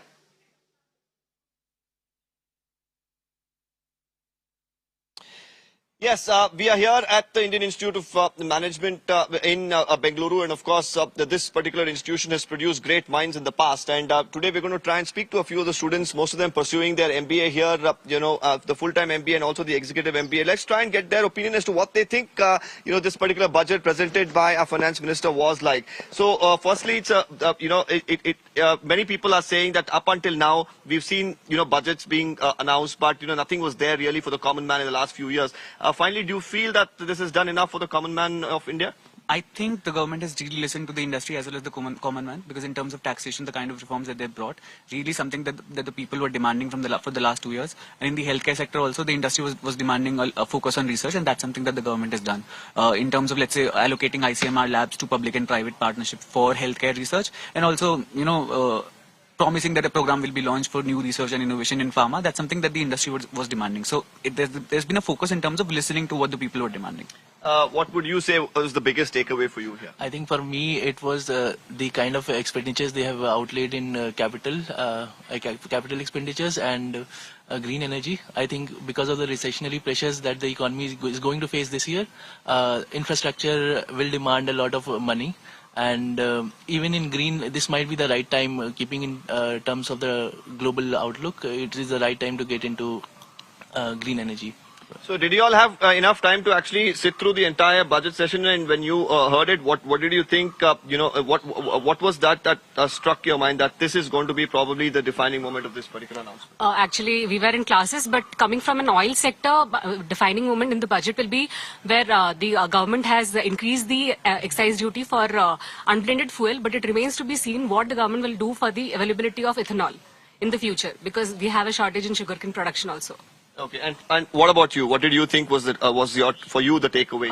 Okay, so I think in the personal finances as well as the taxation, a lot of benefits have been given to the common man. I think people have already been rejoicing with the 7 lakh of deduction, which the relief which people will be getting. Apart from that, I think another great thing which happened was Section 54, that is capital gains gap of 10 crore, which was not there earlier. And in fact, the high net worth individuals are largely dealing with the properties, and I think now the cap of 10 crore is really great initiative. Well, now all the students here, of course, would be hoping that their opening salaries after they get out of college will be a little more than 7 lakhs. So, are you happy with this? The tax rebate now moving up to 7 lakhs? That slab. So, as you know, this is for the new tax regime, but not for the old one. So, it's good that they have increased this tax slab. But also, if like I have personally taken education law, so I was thinking some rebate in the old tax regime also. So I don't think that will be any more beneficial. But again, since government wants everyone to move from old tax regime to the new tax, I think that this is going to be the new default tax regime. Yeah, exactly. In coming years, I think this is going to be the only tax regime present in India. By the way, the government is. Do you see that as a concern with this being made as a default tax regime, or slowly the old tax regime is going to move on? Because last time there was a lot of speculation whether this is the right way forward to have two tax regimes, and whether actually moving out of the old one is even a good move. Yeah, so government is pretty clear in their approach, and this time by making it default, by making the new tax regime default, they have stated it clearly that going forward new tax regime will be the only option. My only concern is that people need to be educated, because earlier by default people were used to the old tax regime. If somebody is willing to opt for the new one, they can opt for, but now since they have made it default, probably there need to be some kind of awareness programs also, because otherwise normal common people will. पहला budget विकसित भारत के विराट संकल्प को पूरा करने के लिए एक मजबूत नींव का निर्माण करेगा। ये बजट वंचितों को वरीयता देता है। ये बजट आज की एस्पिरेशनल सोसाइटी, गांव, गरीब, किसान, मध्यम वर्ग, सभी के सपनों को पूरा करेगा। मैं वित्त मंत्री निर्मला जी और उनकी टीम को इस ऐतिहासिक बजट के लिए बधाई देता हूं। साथियों, परंपरागत रूप से अपने हाथ से औजारों और टूल्स से कड़ी मेहनत कर कुछ न कुछ सृजन करने वाले करोड़ों विश्वकर्मा इस देश के निर्माता है। लोहार, सुनार, कुम्हार, सुथार, मूर्तिकार, कारीगर, मिस्त्री, अनगिनत लोगों की बहुत बड़ी लंबी लिस्ट है। इन सभी विश्वकर्माओं की मेहनत और सृजन को देश इस बजट में पहली बार अनेक प्रोत्साहन योजना लेकर के आया है। ऐसे लोगों के लिए ट्रेनिंग, टेक्नोलॉजी, क्रेडिट और मार्केट सपोर्ट की व्यवस्था की गई है। पीएम विश्वकर्मा कौशल सम्मान यानी पीएम विकास करोड़ों विश्वकर्माओं के जीवन में बहुत बड़ा बदलाव लाएगा। साथियों, शहरी महिलाओं से लेकर गांव में रहने वाली महिलाएं हो, कारोबार रोजगार में व्यस्त महिलाएं हो या घर काम में व्यस्त महिलाएं हो, उनके जीवन को आसान बनाने के लिए बीते वर्षों में सरकार ने अनेक विध कदम उठाए हैं। जल जीवन मिशन हो, उज्ज्वला योजना हो, पीएम आवास योजना हो, ऐसे अनेक कदम, इन सबको बहुत बड़ी ताकत के साथ आगे बढ़ाया जाएगा। उसके साथ साथ महिला सेल्फ हेल्प ग्रुप एक बहुत बड़ा सामर्थ्यवान क्षेत्र आज भारत में बहुत बड़ी जगह अपने हाथ एक्वायर कर चुका है। उनको अगर थोड़ा सा बल मिल जाए तो मिरेकल कर सकते हैं। और इसलिए विमेन सेल्फ हेल्प ग्रुप उनके सर्वांगीण के विकास के लिए नई पहल इस बजट में एक नया आयाम जोड़ेगी।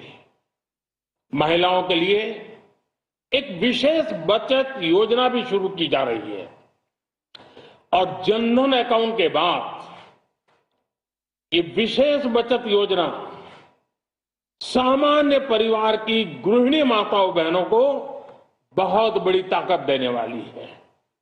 ये बजट सहकारिता को ग्रामीण अर्थव्यवस्था के विकास की दूरी बनाएगा।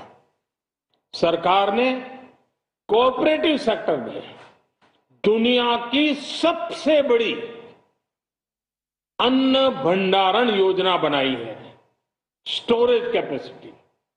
बजट में नए प्राइमरी कोऑपरेटिव्स बनाने के लिए एक महत्वाकांक्षी योजना का भी ऐलान हुआ है। इससे खेती के साथ साथ दूध और मछली उत्पादन के क्षेत्र का विस्तार होगा। किसानों, पशुपालकों और मछुआरों को अपने उत्पाद की बेहतर कीमत मिलेगी। साथियों, अब हमें डिजिटल पेमेंट्स की सफलता को एग्रीकल्चर सेक्टर में दोहराना है। इसलिए इस बजट में हम डिजिटल एग्रीकल्चर इंफ्रास्ट्रक्चर की एक बहुत बड़ी योजना लेकर आए हैं। आज दुनिया इंटरनेशनल मिलेट ईयर मना रही है। भारत में मिलेट्स के अनेक प्रकार हैं, अनेक नाम है। आज जब मिलेट्स घर घर में पहुंच रहा है, पूरी दुनिया में पॉपुलर हो रहा है, तो उसका सर्वाधिक लाभ भारत के छोटे किसानों के नसीब में है। और इसलिए आवश्यक है कि नए तरीके से उसको आगे ले जाया जाए। इसकी एक नई पहचान, विशेष पहचान आवश्यक है। इसलिए अब इस सुपर फूड को श्री अन्न की नई पहचान दी गई है। उसके प्रोत्साहन के लिए भी अनेकविध योजनाएं बनाई गई हैं। श्री अन्न को दी गई प्राथमिकता से देश के छोटे किसानों, हमारे आदिवासी भाई बहन जो किसानी करते हैं, उनको आर्थिक संबल मिलेगा और देशवासियों को एक स्वस्थ जीवन मिलेगा। साथियों, ये बजट सस्टेनेबल फ्यूचर के लिए green growth, green economy, green energy, green infrastructure और ग्रीन जॉब्स को एक अभूतपूर्व विस्तार देगा। बजट में हमने टेक्नोलॉजी और न्यू इकोनॉमी पर बहुत अधिक बल दिया है। एस्पिरेशनल भारत आज road, rail, metro, port, waterways, हर क्षेत्र में आधुनिक इंफ्रास्ट्रक्चर चाहता है। नेक्स्ट जनरेशन इंफ्रास्ट्रक्चर चाहिए। 2014 की तुलना में इंफ्रास्ट्रक्चर में निवेश पर 400% से ज्यादा की वृद्धि की गई है।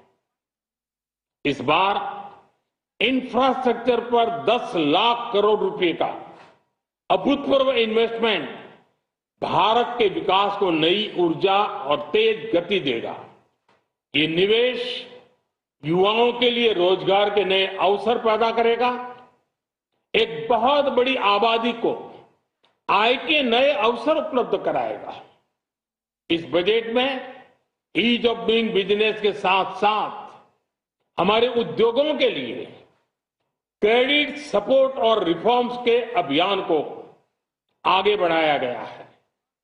एमएसएमईज के लिए 2 लाख करोड़ रुपए के अतिरिक्त ऋण की गारंटी की व्यवस्था की गई है। अब प्रिजम्पटिव टैक्स की लिमिट बढ़ने से एमएसएमईज को ग्रो करने में मदद मिलेगी।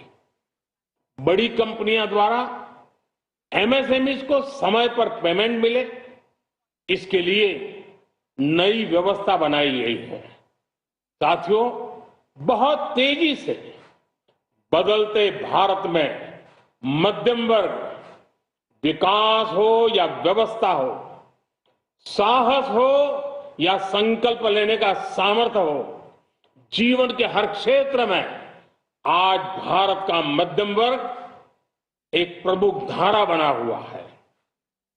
समृद्ध और विकसित भारत के सपनों को पूरा करने के लिए मध्यम वर्ग एक बहुत बड़ी ताकत है।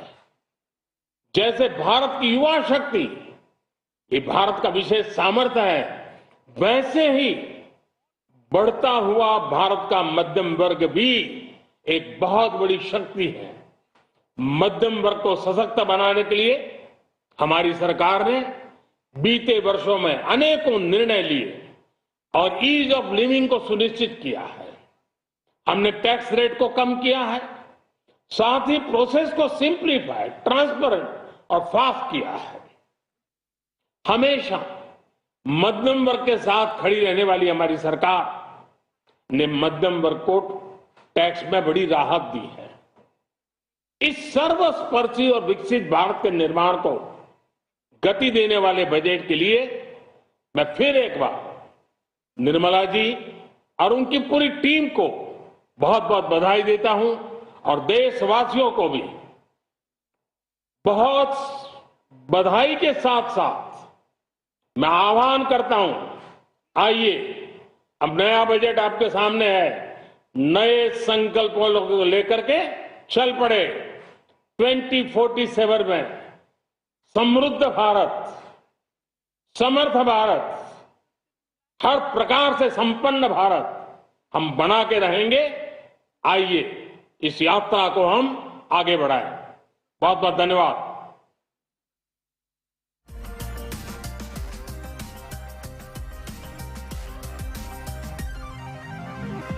Well, that was, of course, Prime Minister Narendra Modi congratulating the Finance Minister and her team on the budget 2023.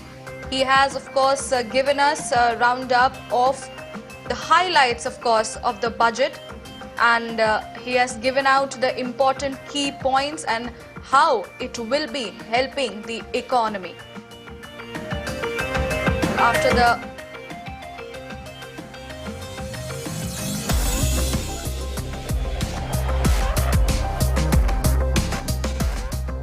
All right, the Finance Minister has announced a capital outlay of rupees 2.40 lakh crore for railways in next financial year. This is the highest ever outlay and is 9 times that of 2013 to 2014. Railways. A capital outlay of 2.40 lakh crores has been provided for the railways. This is the highest ever outlay this highest ever outlay is about 9 times the outlay made in 2013-14.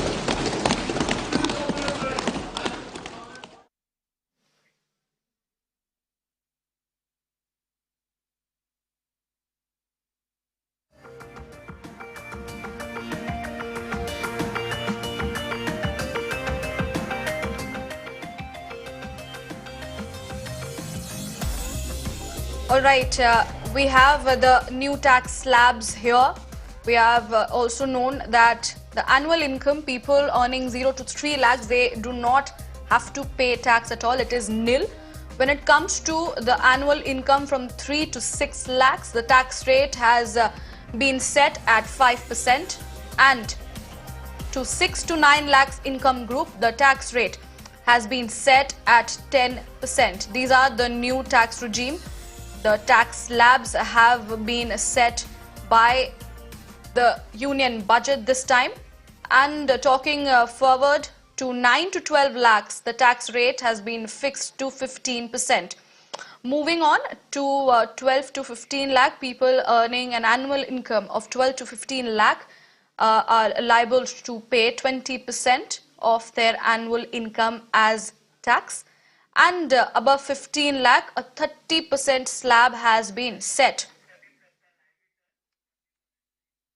All right. At this point of time, I'm getting to know that my colleague Pradeep Datta is joining us live on the broadcast. He is currently on board a Vande Bharat train. Pradeep, we are getting to know that you are around people who are traveling with you, of course, at this point of time on the Vande Bharat train. Firstly, the Finance Minister has announced a capital outlay of rupees 2.40 lakh crore for the railways in the next financial year, which is the highest ever outlay and is 9 times that of 2013 to 14. Give us a detailed information on this and also have a conversation with the passengers there. What do they think about this?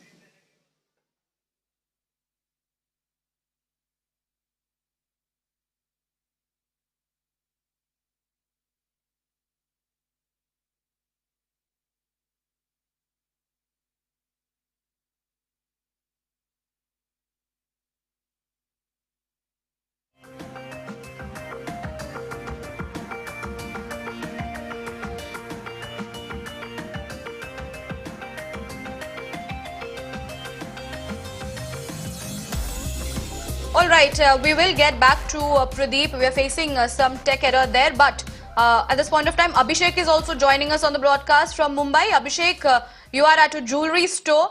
Help us understand what is costly and what not in terms of jewelry, and also gather some reactions from people around you.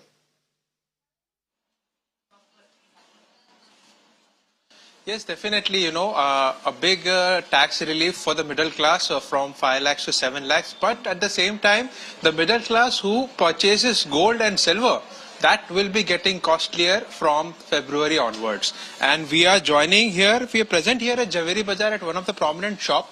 And we have Mr. Kumar Jain with us. He is a national spokesperson for IBGA. Sir, हमारे audience को जानना है कि किस तरीके से महंगा हुआ है और क्या है उसके पीछे बेसिक अगर हम समझना चाहे तो। बिल्कुल, सरकार ने सोने पे जो इंपोर्ट ड्यूटी थी, उस इंपोर्ट ड्यूटी में जीएसटी है, गवर्नमेंट के 7% इंपोर्ट ड्यूटी टैक्स है और उसके साथ में सेस एग्रीकल्चर टैक्स जो है, सेस टैक्स जिसको हम बोलते हैं, वो सरकार ने बढ़ा दिया है। तो उसके बढ़ने की वजह से सोने में जो 12.5 से 15% था वो जाके 18.5% तक पहुंच गया है। हिंदुस्तान में सबसे बड़ा महत्व सोने को दिया जाता है। उसका कारण है कि यहाँ शादियों की भरमार रहती है। गत क्वार्टर में करीबन 40 से 35 लाख 40 शादियां हुई थी और इस क्वार्टर में भी 14 जनवरी से लेकर हम बात करें 4 जून तक तो 70 लाख शादियां होने जा रही है, जिसका करीबन बजट 3,15,000 करोड़ रुपए का बजट है। ऐसे समय में शादी में हमेशा महत्वपूर्ण जो दिया जाता है कोई भी आइटम को, तो वो है सोना। सोने को एक कहावत है कि स्त्री धन के रूप में हम बेटियों को देते हैं। दूसरा, आज के जमाने में बहुएं भी जब आती है तो भी उसको सोना दिया जाता है। तो वहां पे सरकार ने जो 2-2.5% टैक्स था बढ़ाते आज 15.5% में लेके गए। और उसके साथ में सबसे बड़ा नुकसान है सरकार को, क्योंकि आज जो इंडियन मार्केट में सोना है 60,000 के आसपास है, वही इंटरनेशनल मार्केट में सोना 50,000 के पास में। आज हमारे पास क्राफ्टमैनशिप है, कारीगर हमारे बारीक काम करते हैं जो औखे वर्ल्ड में पॉपुलर है। आज वो हमारी चीजें दुबई में बिक रही है, लोग दुबई से जाके सोना ले रहे हैं। उसका एक ही कारण है कि सोने के भाव का डिफरेंस। सो सरकार को चाहिए कि इस पे बिल्कुल कॉन्सेंट्रेट करे,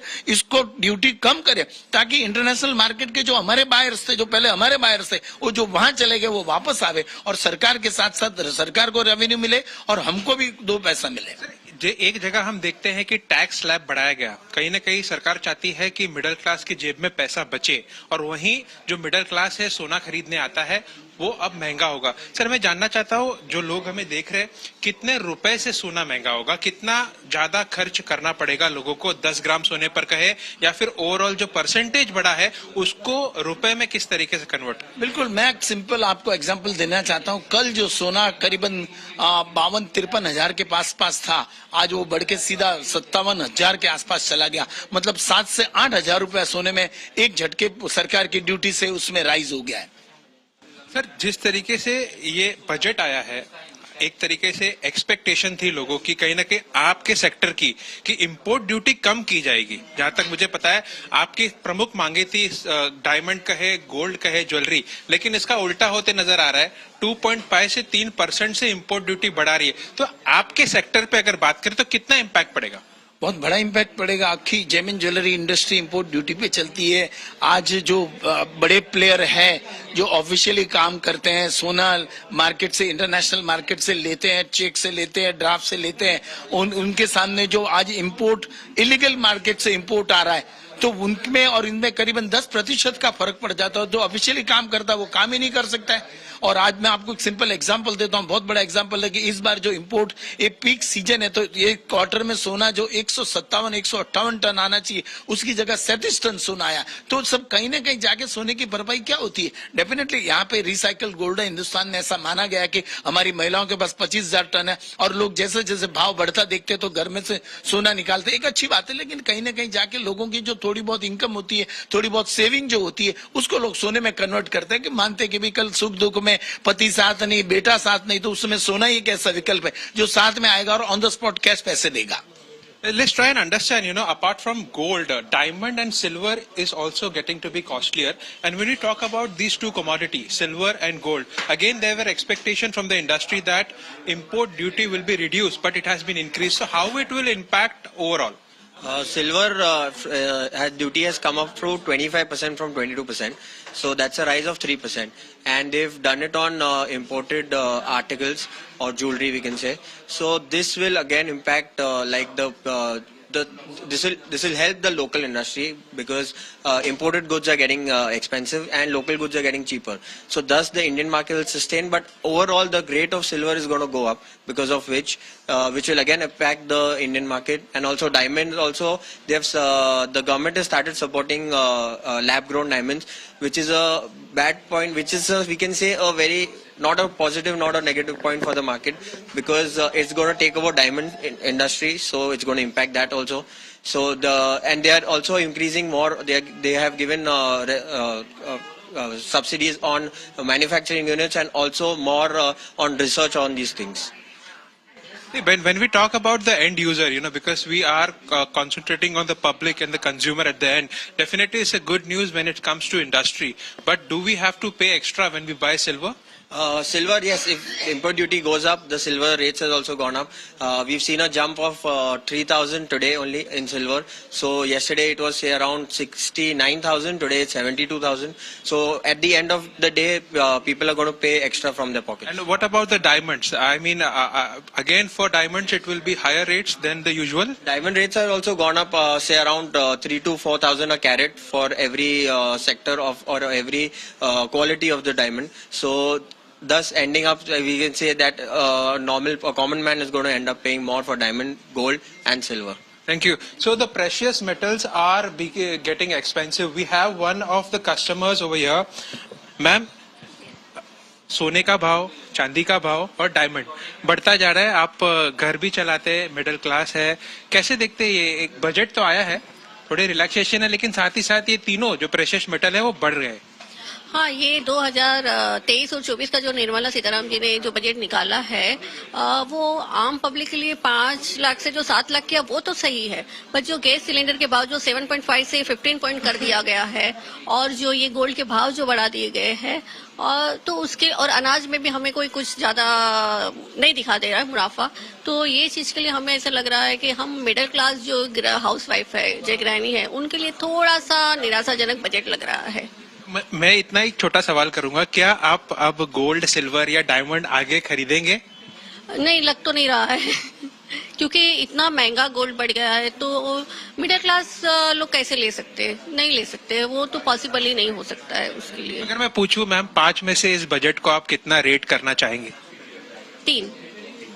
So definitely these were the customers, definitely the precious metals, the prices of gold, silver and diamond have shoot up because of the import duty that has been increased, though the industry was expecting that there will be a reduction. But at the end user will have to pay the extra money, the amount of that 3% or 2.5% that will be increased, and definitely that will impact the common man, because gold, silver and diamond is something that everyone likes it and everyone wants to purchase it. Back to you. Right, Abhishek, thank you for bringing us those reactions and inputs from Mumbai. We will be taking a very short break. We'll come right back. More news and updates. So stay tuned.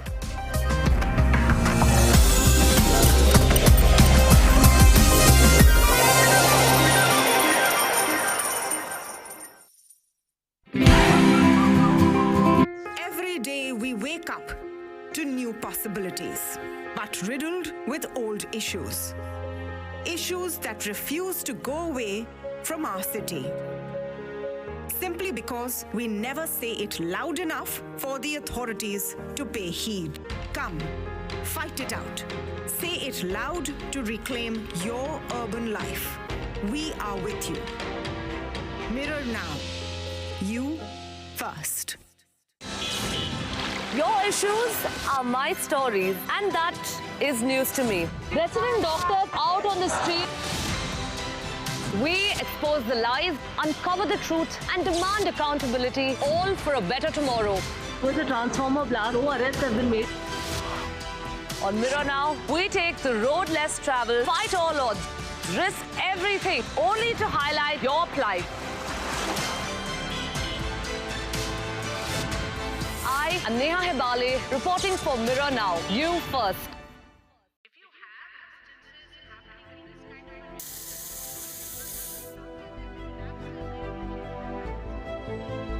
I've been watching it since its first day. Mirror Now bravely rallies with common people through their everyday pains and urban problems. It starts conversations that bring in relief, and more importantly, change. And that's what I want to do. Come to think of it, that's why I'm here. The country's change headquarters, Mirror Now. Big fan.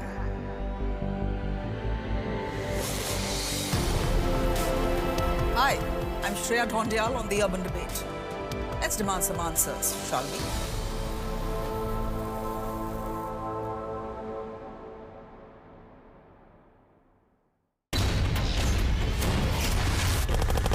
To me, news is about one bold, strong voice that breaks silence.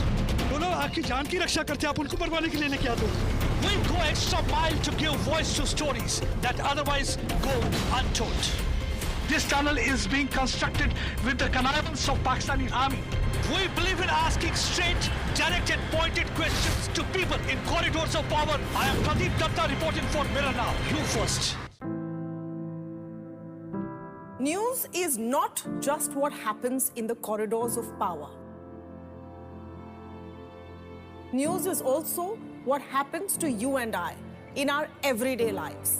Issues like traffic, core infrastructure, pollution, these matter equally, if not more. I stand with every tax-paying, law-abiding urban Indian because honestly, we deserve better. You've read the headline, now listen to the facts. Join me, Tamanna Inamdar, on Beyond the Headline. Mirror Now, you first. Every day we wake up to new possibilities, but riddled with old issues. Issues that refuse to go away from our city. Simply because we never say it loud enough for the authorities to pay heed. Come, fight it out. Say it loud to reclaim your urban life. We are with you. Mirror Now. You first. Your issues are my stories, and that is news to me. Resident doctors out on the street. We expose the lies, uncover the truth, and demand accountability, all for a better tomorrow. With a transformer blast, no arrests have been made. On Mirror Now, we take the road less traveled, fight all odds, risk everything, only to highlight your plight. I am Neha Hebale, reporting for Mirror Now. You first.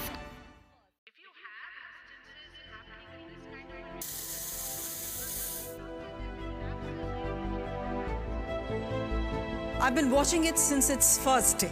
Mirror Now bravely rallies with common people through their everyday pains and urban problems. It starts conversations that bring in relief, and more importantly, change. And that's what I want to do. Come to think of it.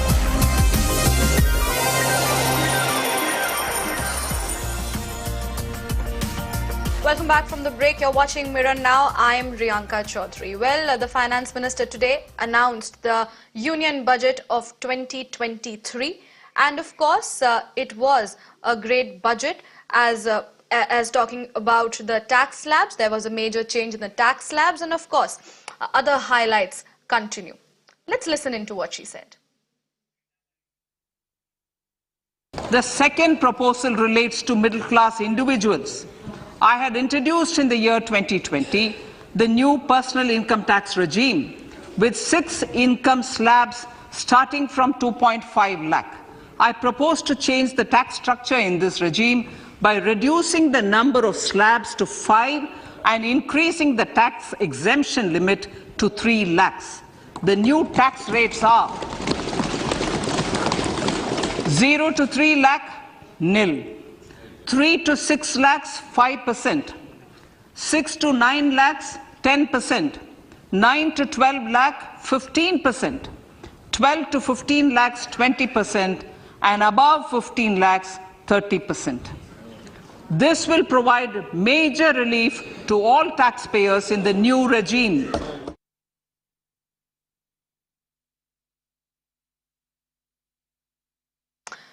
Well, a new small savings scheme named Mahila Samman Savings Scheme has been announced for women. This will be made available for 2-year period and offer interest rate of 7.5% for maximum deposit of rupees 2 lakh. आजादी का अमृत महोत्सव महिला सम्मान बचत पत्र. For commemorating Azadi Ka Amrit Mahotsav, a one-time new small savings scheme, Mahila Samman Savings Patra or Savings Certificate, Mahila Samman Savings Certificate will be made available for a 2-year period up to March 2025. This will offer deposit facility up to 2 lakh in the name of a woman or girls for a tenure of 2 years at fixed interest rate of 7.5% with partial withdrawal option. On that note, let's take a roundup of questions and reactions from my colleague joining me from Delhi. Ishika is with us live on the broadcast. Ishika, take us through the inputs that you're gathering as far as the reactions of the people are concerned in Delhi.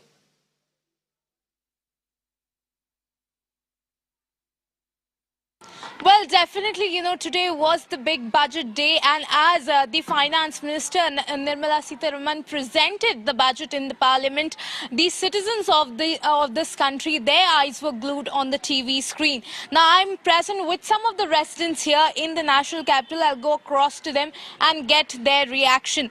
Sir, first coming to you, we are seeing that as a common man, tax-paying citizen, sir, how satisfied are you with the budget, the announcement that is made, be it the tax rebate or be it the coming down of prices in terms of electronics? Yes, definitely we are pretty much happy with the budget. As we come to know about it, that the tax rebate has been increased from 3 to I think 7 lakhs, and common man don't have to pay any tax, so it is pretty good news for us. As well as prices are also coming down. I think inflation is also under control. So everything seems to be pretty okay with the budget. So what is आपका क्या take है? Because हम अगर बात करें तो आज senior citizens के लिए भी जो फाइनेंस मिनिस्टर हैं, उन्होंने स्कीम निकाली है कि 15 लाख से जो लिमिट है उसको बढ़ा के 30 लाख कर दिया गया है. इस पे आपका क्या कहना है?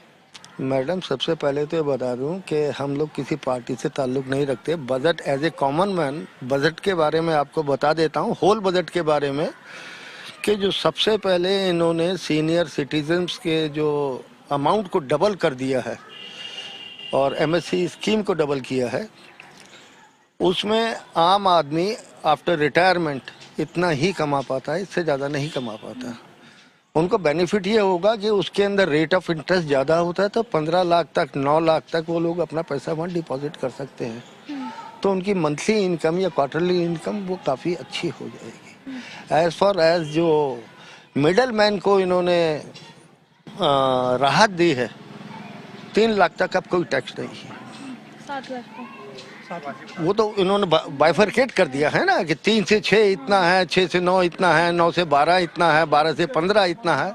तो मैक्सिमम जो मिडल मैन के लिए, नौकरी पेशा के लिए वो 15% है। पहले जो 20%, 25%, 30% होता था, वहाँ पर इन्होंने मिडल मैन या नौकरी पेशा लोगों को बहुत बड़ी राहत दी। तो आप कह रहे हैं कि जो सैलरीड लोग हैं और साथ साथ जो सीनियर सिटीजन हैं, इन दोनों के लिए जो बजट है वो काफी अच्छा है। बहुत ही बढ़िया बजट है। एज फार एज जो हमारा नेवी सेक्टर या फोर्सेज सेक्टर है, वहाँ थोड़ा सा डेफिशिएट इन्होंने किया, उनके साथ थोड़ी सी इन्होंने नाइंसाफी की है। देश की रक्षा के लिए जो बजट उनको जितना देना चाहिए उससे थोड़ा कम दिया। जी, और अगर हम बात करें तो महिलाओं के लिए भी जो बजट है वो निर्मला सीतारमन जो फाइनेंस मिनिस्टर वो कहती हैं कि ये नारी शक्ति को प्रमोट कर रहा है। उनके लिए भी जो सेविंग स्कीम है वो निकाली है जिसपे 7.5% इंटरेस्ट रेट मिल रहा है। आप इसको कैसे देखती हैं, क्योंकि आखिरकार जो सेविंग्स की जो चाबी है वो तो महिलाओं के ही पास। हाँ जी मैम, बिल्कुल आप सही कह रही हैं। सेविंग की चाबी तो महिलाओं के ही पास है, क्योंकि घर तो महिलाओं को ही संभालना पड़ता है। आदमी का काम तो बाहर से लाना है कमा के। तो महिलाओं के लिए जो इन्होंने निकाला है कि टैक्स जो फ्री किया है, तो वो तो बहुत ही अच्छी स्कीम है। और इससे क्या होगा कि हम और ज़्यादा से ज़्यादा सेविंग कर सकेंगे, और इसके लिए हम थैंक्स कहते हैं मैम को और सभी को। और आने वाले टाइम पे भी अगर ऐसे ही रहा तो हम और ज़्यादा से ज़्यादा सेविंग कर सकेंगे, चाहे हम मतलब हाउसवाइफ हों या जॉब वर्किंग हो। तो काफ़ी अच्छा है मैम, ये अच्छा किया है वैसे। लेकिन वही हम बात करें तो ज्वेलरीज की जो प्राइसेस हैं वो बढ़ गई हैं, उसके लिए आप। हाँ जी मैम, इसमें थोड़ा सा दुख है कि भाई ज्वेलरी के प्राइसेस जो बढ़ गए हैं, क्योंकि ज्वेलरी तो लेडीज को चाहिए ही चाहिए। तो अगर इसमें थोड़ी सी कमी हो जाती तो काफ़ी अच्छा लगता है, खास करके। हाँ जी, और जबकि अभी शादियों का सीजन चल रहा है तो ज्वेलरी तो सभी को चाहिए ही, क्योंकि शादी में तो ज्वेलरी की डिमांड रहती ही है। तो इसमें थोड़ा सा सही नहीं रहा, बाकी तो ऑल ओवर ठीक ही रहा। So as you heard the voices of the people here. Now what they are saying is that it is quite a good budget for the middle class, if we talk about, and in fact the senior citizens as well as the women here are happy. But if we talk about the increase in the prices of jewelry, that is somewhere has disappointed the women here, as it is it is the shadi season, as we say. So definitely, but overall, what we can say is that people are quite happy with the budget that was presented by the finance minister today. Over to you. All right, Ishika, thank you for bringing us inputs and reactions from the people in Delhi. For now, let's shift our focus and also talk about the fact that, all right, earlier my colleague Tamanna spoke to Monica Halal, a personal finance expert, on the changes in the direct tax and its impact on the middle class. Listen in. Yes, Monica, hi, great to have you. Great to have you on the show. And this is the big one, isn't it? They've pulled out all the stops, and as expected, because we spoke before the budget as well, as expected, the push has come for the new tax regime. Correct. And in fact, this is what we were discussing the other day, that I mean, what I had said is there seems to be some fiscal space, but if it will come to nudge people onto the new tax regime rather than keep them in this web of deductions, exemptions, rebates. So that, as expected, has happened. But what I'm seeing, Tamanna, is that some of these are beginning to seep into the new tax regime as well. So I'm still processing the budget speech, but if they're increasing rebates, if they are introducing the rebates and they're introducing surcharge onto the new tax regime, then slowly, one by one, all the mess of the old tax regime will start showing up here as well. So I actually would have been happier to have lower rates and keep the rebate away, keep the standard deduction away, and just move people onto a simpler, lower tax. The number of slabs can go down further, and just make it simpler. So as expected, there is a big nudge, and they've put this on default. So default essentially means is that if you don't choose which tax regime you want to be on, you are automatically put onto the new one, although the choice is still with you to opt for. So it's called opt-in and opt-out. In behavioral economics, it's called opt-in, opt-out. And opting, most people don't opt in. They just take the default. So it's good that the government is using default options to put people onto the new tax regime, Tamanna. Still to process what the final understanding of the new slabs also is. But, you know, if it makes sense for people, they will actually move. Basic tax payment now starts from 7 lakh rupees versus 5 lakh rupees earlier. So that's a big boost. No? No. With your deduction, in place? Only if your total taxable income. No. Yes. If you earn anything over 7 lakh, then your basic limit, I think, is now 3 lakh. But you will get the benefit of the rebate only if your taxable income is lower than 7 lakh. Okay, so that's your slab is not starting from 7. Only if your income stops at 7 lakh taxable income, only then you pay no tax. For if you get more than 7 lakh as taxable income, then I think your new slab is I think it's beginning at 3 lakh. I have that breakup, and we'll show it on our screen as well. 3 lakh, 3 to 6. Right, it's right there. So 0 to 3 lakhs is nil tax. Only, yeah. Yes. And 0 to 3 is nil tax, 3 to 6 is 5%. Correct. But should you be earning only 7 lakh, then you pay no tax. Okay? Okay, so should you be earning 7 lakhs, then you pay no tax. From 6 to 9 lakhs, you pay 10%. 9 to 12, you pay 15. 12 to 15, you pay 20, and above 15 lakhs, you pay 30%. So your highest tax slab still starts at above 15 lakhs. Yeah. So no big change over there. Under the new tax regime, it was always 15 lakhs. That's a big one. That's right. And that's a sort of I mean, you moved it up from, I think, earlier it was 10, they've moved it to 15. I'll have to go back and look at the slabs again. But yes, it is, we will have to do the maths to see finally what slab you end up in and then what your marginal rate is. The important thing is the marginal rate on the super rich are beginning to come down. It was disproportionately high. And that is beginning to come down. So as you said, the government is showing confidence of taking this step to reduce the surcharge on the top tax, on people earning more than 5 crore in a year. Well, as expected, the union budget has evoked reactions from experts and leaders from across the political spectrum. Union Minister Nitin Gadkari appreciated the focus on infrastructure and green energy. Meanwhile, Minister Smriti Irani called the budget a middle-class bonanza, which is not only for growth, but also for inclusivity. Bharat के वित्त मंत्री निर्मला सीतारमन जी ने infrastructure को highest priority दी है। हमारा budget भी काफ़ी बड़ा हुआ है, जिसके कारण आने वाले समय में हिंदुस्तान के रोड इंफ्रास्ट्रक्चर में जो हमने निर्धार व्यक्त किया कि वर्ल्ड स्टैंडर्ड के रोड बनेंगे, वो उद्दिष्ट हम निश्चित रूप से पूरा कर सकेंगे। ग्रीन एनर्जी, ग्रीन पावर, हर जगह पर जो ग्रीन बात के उल्लेख किया गया, वो हमारी इकोलॉजी एंड एनवायरनमेंट को प्रोटेक्ट करने की दृष्टि से एक बहुत बड़ी पहल है। बहुत अच्छा बजट निर्मला जी ने दिया है, मैं उनका बहुत बहुत अभिनंदन करता हूँ। और ये बजट प्रधानमंत्री मोदी जी के नेतृत्व में हिंदुस्तान को भविष्य में प्रगति और विकास की ओर ले जाएगा, ऐसा विश्वास व्यक्त करता हूं। Meanwhile, the opposition has slammed the government over the union budget, with the Congress calling it a mediocre budget that does not offer relief to farmers.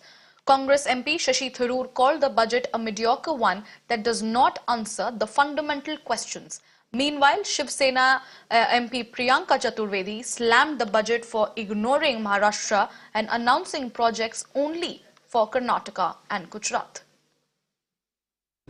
No, actually the problem is whether the budget is addressing the current economical issues, including price rise, unemployment, these all the issues.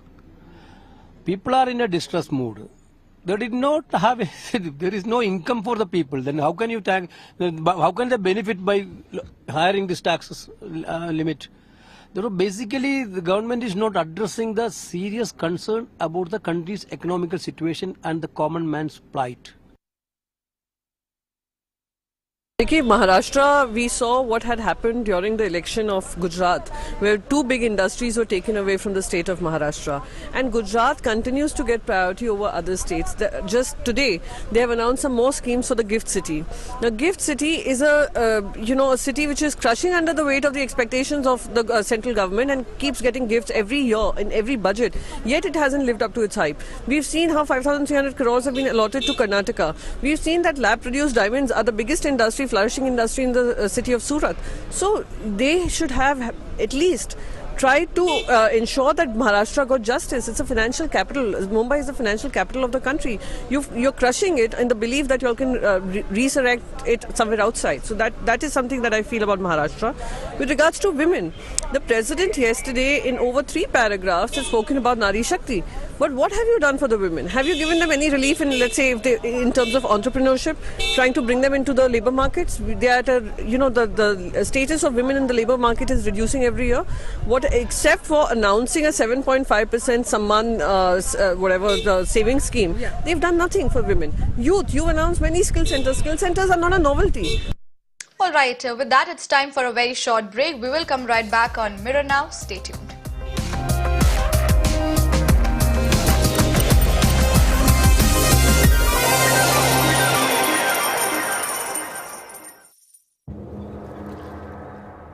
Every day we wake up to new possibilities, but riddled with old issues. Issues that refuse to go away from our city. Simply because we never say it loud enough for the authorities to pay heed. Come, fight it out. Say it loud to reclaim your urban life. We are with you. Mirror Now. You first. Your issues are my stories, and that is news to me. Resident doctors out on the street. We expose the lies, uncover the truth, and demand accountability, all for a better tomorrow. With a transformer blast, no arrests have been made. On Mirror Now, we take the road less traveled, fight all odds, risk everything, only to highlight your plight. I am Neha Hebale, reporting for Mirror Now. You first.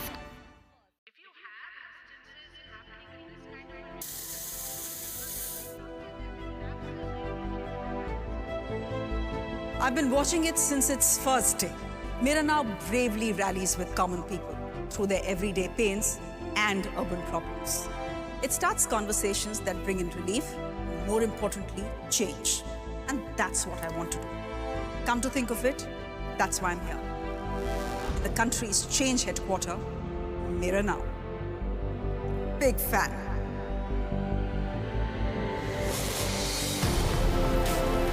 Hi, I'm Shreya Dhondial on The Urban Debate. Let's demand some answers, shall we?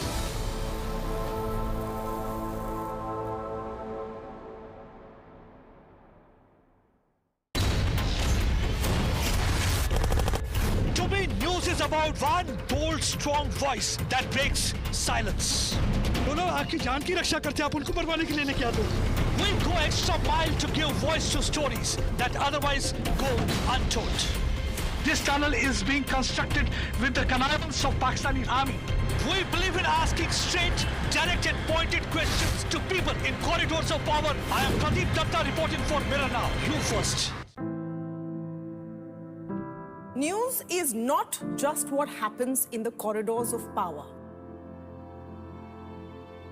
News is also what happens to you and I in our everyday lives. Issues like traffic, core infrastructure, pollution, these matter equally, if not more.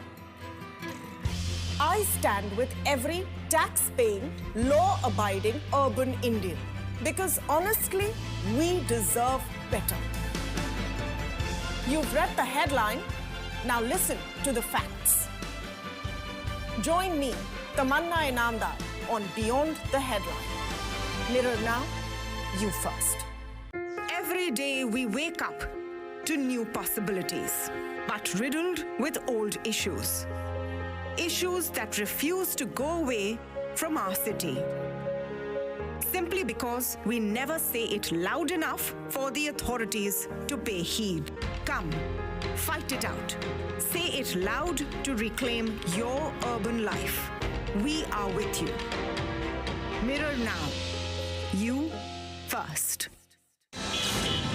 Your issues are my stories, and that is news to me. Resident doctors out on the street.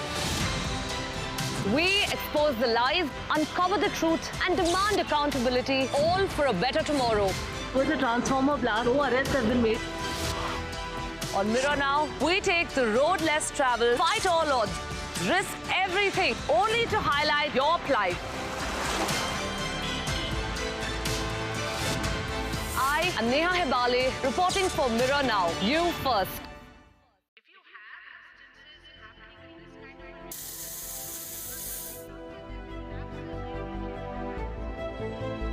I've been watching it since its first day.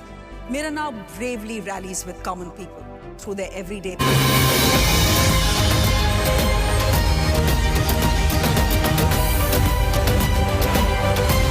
You are on top of the world with Times Network. And you're watching Mirror Now. Very good afternoon. Thanks for joining us here on Mirror Now on the special occasion of the announcement of Union Budget. We are going to break down for you all the important takeaways and also break down the important information for easy understanding during the course of this program. But first up, let's take a look at the headlines. PM Modi hails Finance Minister Nirmala Sitharaman's Amrit Kal budget, says budget will fulfill everyone's dreams. Huge relief for the common taxpayers. Finance Minister Sitharaman raises tax rebate limit to 7 lakh rupees under the new tax regime. Parliamentarians cheer the mega announcement.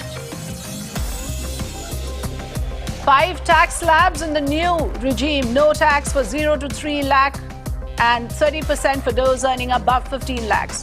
The Finance Minister says an individual with annual income of 9 lakh rupees will have to pay only 45,000 rupees.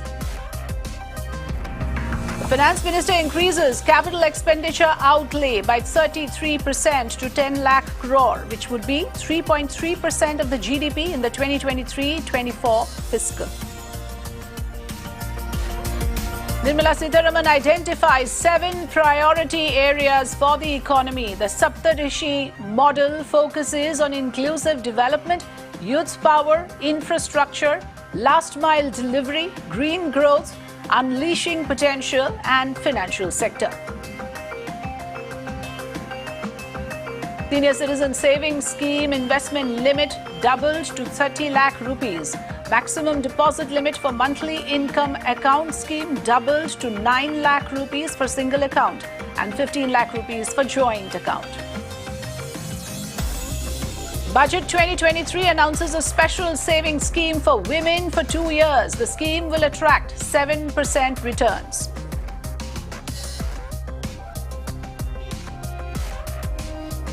Fiscal deficit estimated at 5.9% of the GDP. The government has adhered to the path of lowering fiscal deficit, says the Finance Minister.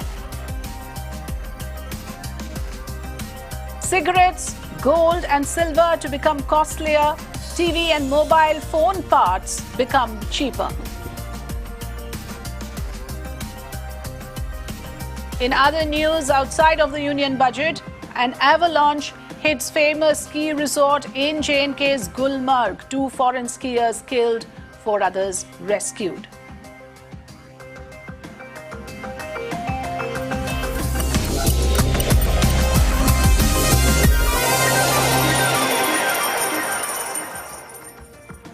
Finance Minister Nirmala Sitharaman has unveiled the last full budget of Modi 2.0, terming it the first Amrit Kal budget.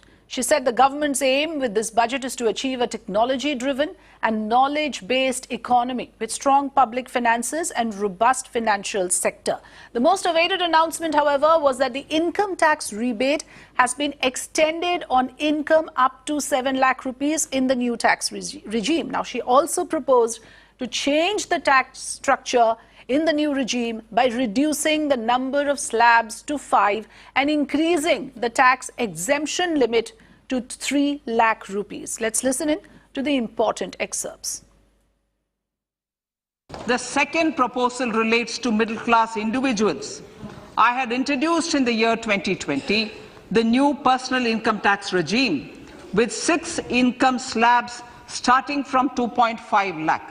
I propose to change the tax structure in this regime by reducing the number of slabs to 5 and increasing the tax exemption limit to 3 lakhs. The new tax rates are 0 to 3 lakh, nil. 3 to 6 lakhs, 5%. 6 to 9 lakhs, 10%. 9 to 12 lakh, 15%. 12 to 15 lakhs, 20%. And above 15 lakhs, 30%. This will provide major relief to all taxpayers in the new regime. My third proposal is for the salaried class and the pensioners, including family pensioners, for whom I propose to extend the benefit of standard deduction to the new tax regime. Each salaried person with an income of 15.5 lakh rupees or more will thus stand to benefit by 52,500 rupees.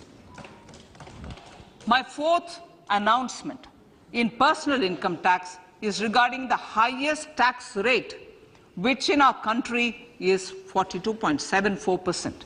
This is among the highest in the world. I propose to reduce the highest surcharge rate from 37% to 25% in the new tax regime. The first one concerns rebate. Currently, those with income up to 5 lakh do not pay any income tax in both old and new regimes. I propose to increase the rebate limit to 7 lakhs in the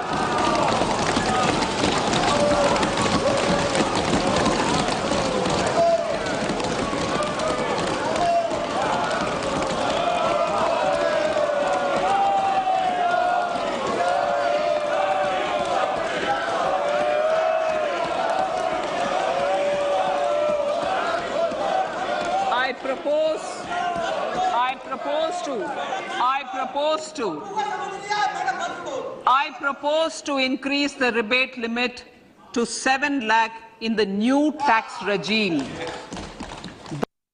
Now go step by step. We begin with middle class households and service class. Now, what does the budget have to offer? The service class, in fact, what the finance minister said that the budget had its eyes set on certain important aspects. Positive announcements have come for this segment. Individuals with a taxable income of 7 lakh rupees under the new tax regime will not have to pay any income tax. Earlier, this limit was 5 lakh rupees. So 5 tax slabs with new tax rates for the new regime have been announced. The numbers are playing out for you there.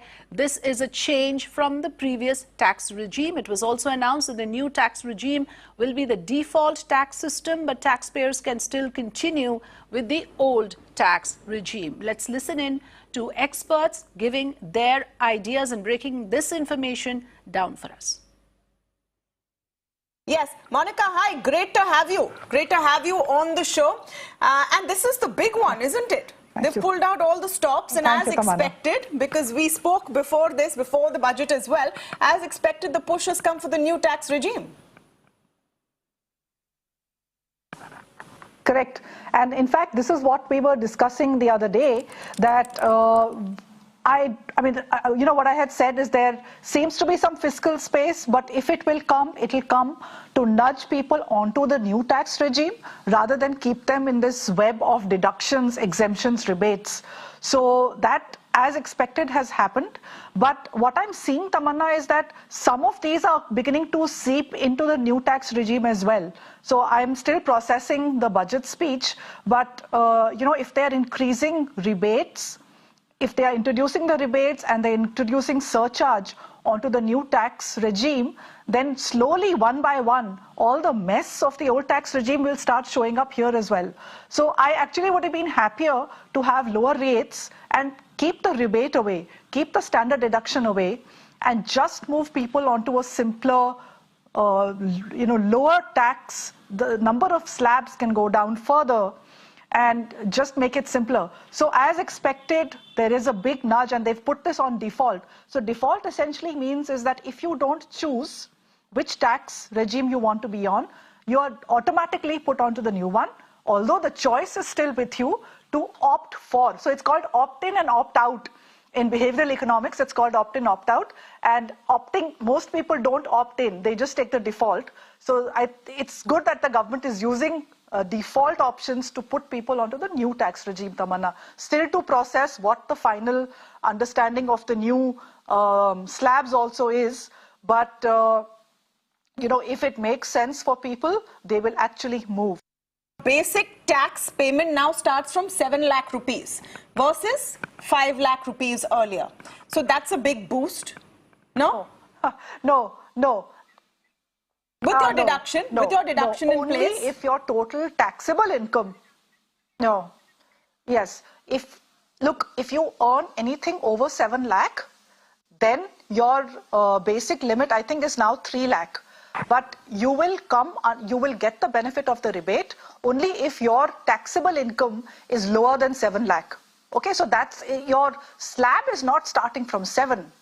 Only if your income stops at 7 lakh taxable income, only then you pay no tax.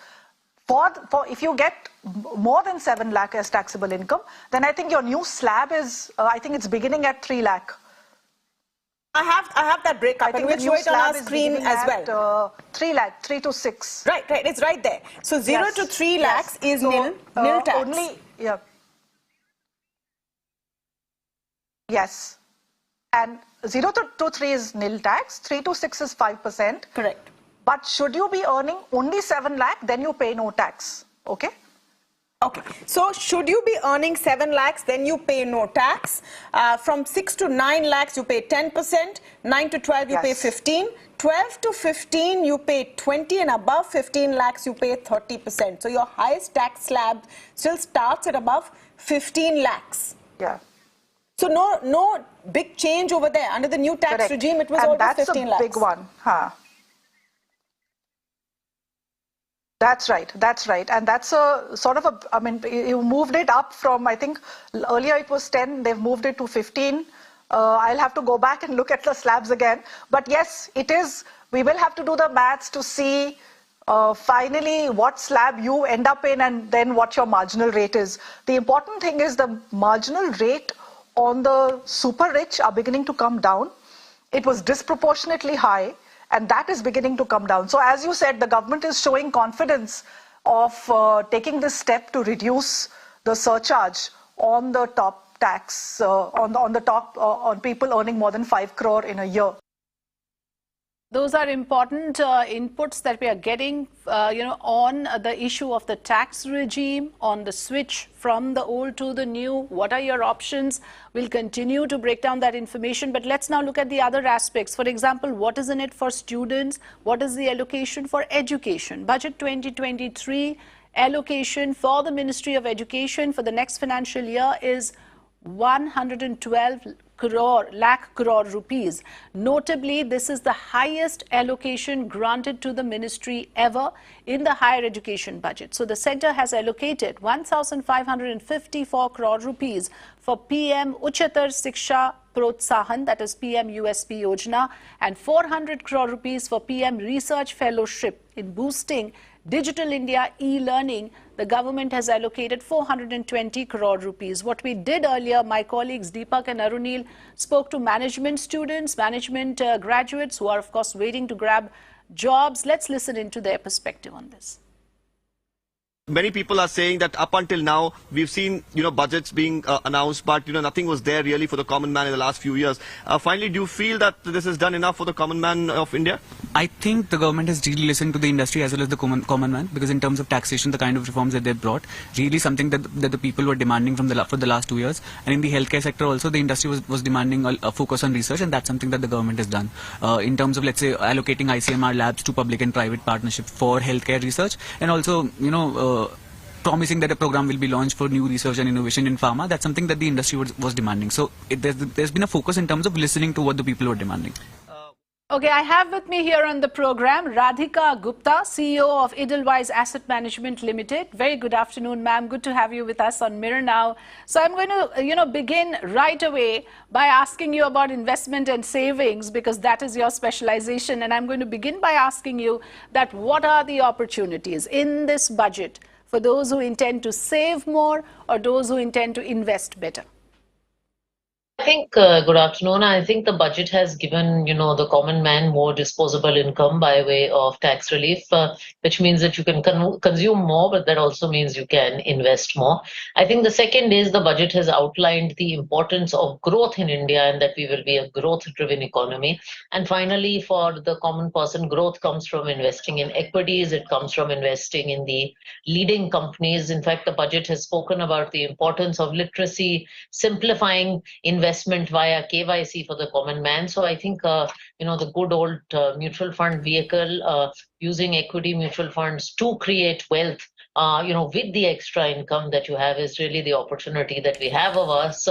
We've all heard about the growth story that India will see in the next 10 years, and that is going to be realized through equities and equity funds. Is there anything particular from your expertise that you would like to advise investors, service people, people like me, employees? Where can we now look at opportunities? Any specific thing that you are particularly interested in after hearing the union budget? So I don't think it's budget specific, but I think it's a continuation of what we've been hearing in the last few budgets, which is a focus on financialization. So my specific advice is get into the habit of monthly saving and monthly investing if you are a salaried professional. If you've got a little bit of a tax break because of the budget, because you are a salaried professional, consider increasing the amount you do via systematic investment plans and just adding to your investment kitty on a month-on-month basis. That's interesting. And of course, I also have to ask you about the decisions that are left to the citizen, to the taxpayer, on exemptions, on whether they should stick to the old tax regime or move to the new one. Where do you stand on these aspects, ma'am? So it's looking quite clear that the new tax regime is the default one, and while the old one has deductions, I think directionally a lot of benefits are being given in the new tax regime. Now, everybody will do their individual math. I think for an under 1 crore taxpayer, perhaps the new regime after what has been announced may look a little attractive. For a very high earner, that may also be the case. So everyone will do their individual math. But things seem to suggest that directionally the government is nudging you towards becoming the new tax regime. I wouldn't be surprised if in a few years the old one is just phased out. So I think we all have to at least do our math and develop comfort with the new regime. And of course, each one of us will take our individual decision. Yes, individual decisions, individual choices are paramount. Prioritizing on certain things, is something that every individual will have to take a call. But I want to ask you about one aspect that I heard about the nudge, since you used that word, to move from physical gold to e-gold, for instance. These are certain new, sort of ideas that we are hearing. What is your interpretation? How will you help a Mirror Now audience to understand this, why this is important and how it will help?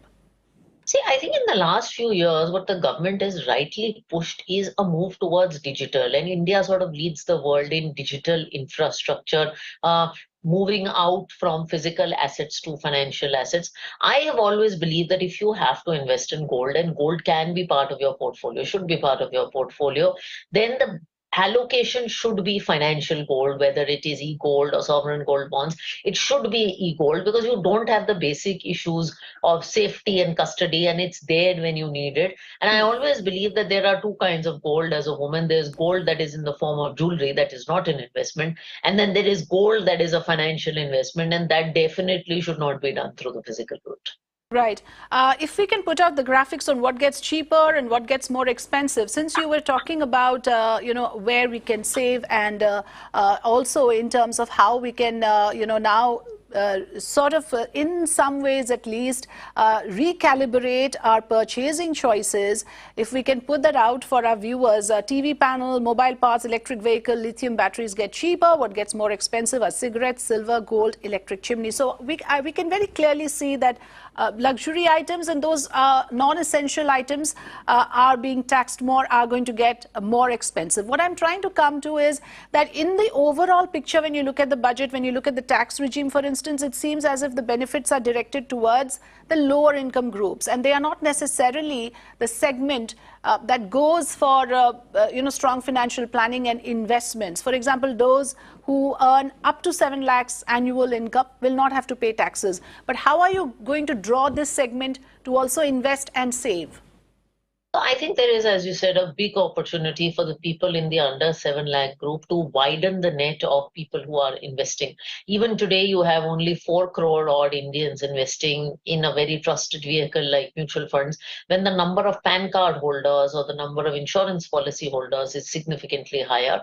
So there is a challenge for our industry to bring all these people into the investment ambit, knowing that today you can start an SIP with as little as 100 or 500 rupees. I think one of the things that hasn't perhaps been covered as much is the FM's thrust on financial literacy right from a very young age to a more evolved age. So, we have done campaigns as an industry like Mutual Fund Sahi Hai, and perhaps it's time to think of how we can expand this, as there's a much wider potential net of savers and investors who can come to the fold.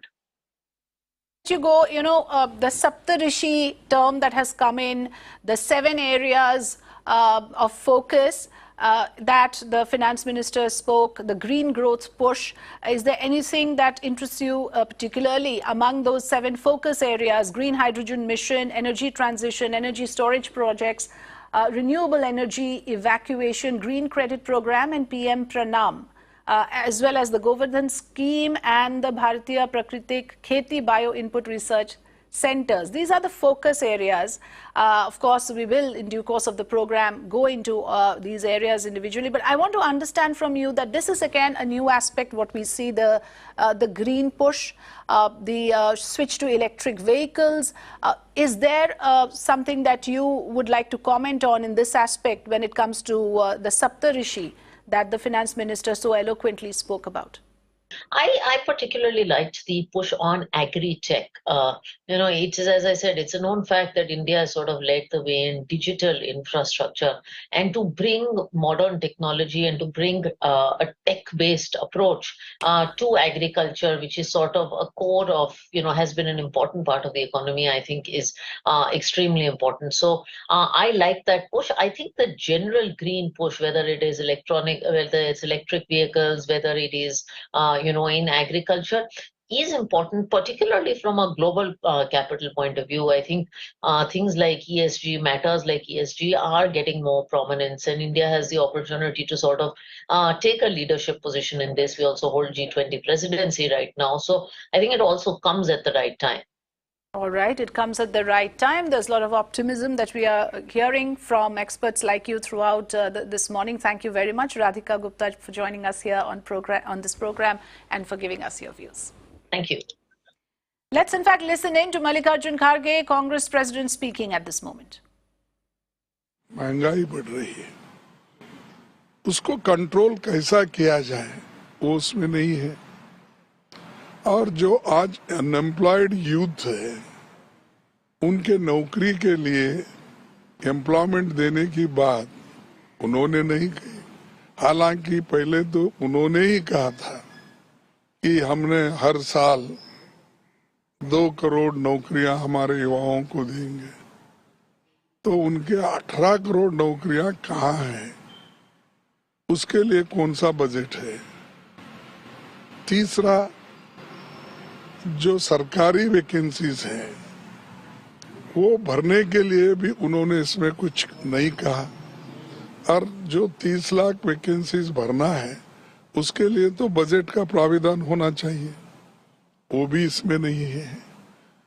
उसके अलावा गरीबों के लिए जो हमेशा पहले से आता था, उनको जरा नरेगा के लिए जरा वो बहुत ही पॉपुलर स्कीम रहने की वजह से रूरल के हमारे किसान मजदूर को उसका लाभ होता है, उसके लिए उन्होंने इसको बहुत अलग दृष्टि से देखा था। लेकिन आज के बजट में पहले जो 90,000 करोड़ था, 90,000 करोड़, उसको घटाकर उन्होंने 60,000 करोड़ कर दिया है। तो गरीबों के लिए भी कुछ नहीं है, अनएम्प्लॉयड के लिए कुछ नहीं है, महंगाई कंट्रोल करने के लिए भी कुछ नहीं है। ये चीजें तो एक तरफ है। दूसरी तरफ जो रूरल में वहां भी अनएम्प्लॉयमेंट है, डिस्ट्रेस है, लेकिन अर्बन युवकों के लिए नरेगा जैसी योजना लाने की बात पहले भी उन्होंने की थी, उसका भी कोई इसमें जिक्र नहीं है। और किसानों का जो उनका जो इनकम बढ़ाने का था, वो उसका भी कोई इसमें जिक्र नहीं है। एमएसपी का जिक्र इसमें नहीं है। फिर कौन से गरीब के लिए ये बजट बना है? मैं समझूंगा जो अमीर लोग हैं उनके लिए। और इनकम टैक्स हमने 5 से 7 लाख कर दिया। भाई इन्फ्लेशन इतना बढ़ गया है, कोई 2 लाख कोई बड़ी राहत नहीं। आज जो जिसकी सैलरी 60-65 हजार रुपये है, उनको ही थोड़ा कुछ राहत मिलता है, लेकिन दूसरे किसी को नहीं है। वो भी अपने Well, we'll take a very short break here. Coming up, lots more on the other side on the union budget. Stay with us.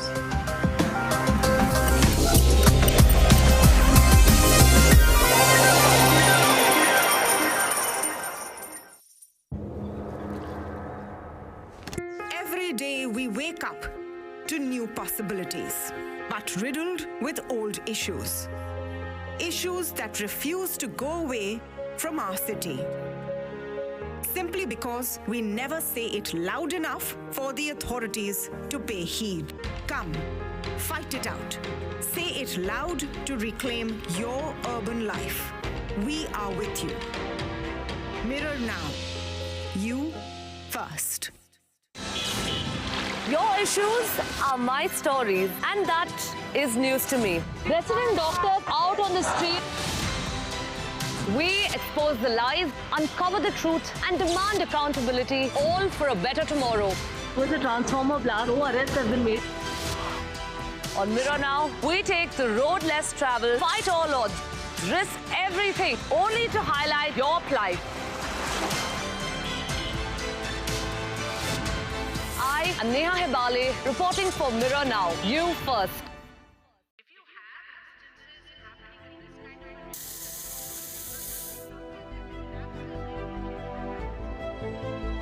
I've been watching it since its first day. Mirror Now bravely rallies with common people through their everyday pains and urban problems. It starts conversations that bring in relief, more importantly, change. And that's what I want to do. Come to think of it, that's why I'm here. In the country's change headquarter, Mirror Now. Big fan.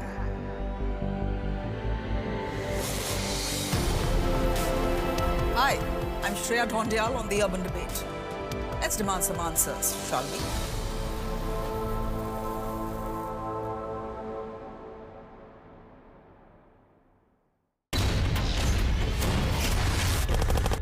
To me, news is about one bold, strong voice that breaks silence.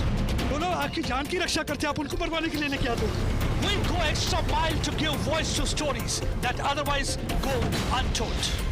This tunnel is being constructed with the connivance of Pakistani army. We believe in asking straight, direct and pointed questions to people in corridors of power. I am Pradeep Datta reporting for Mirror Now. You first. News is not just what happens in the corridors of power.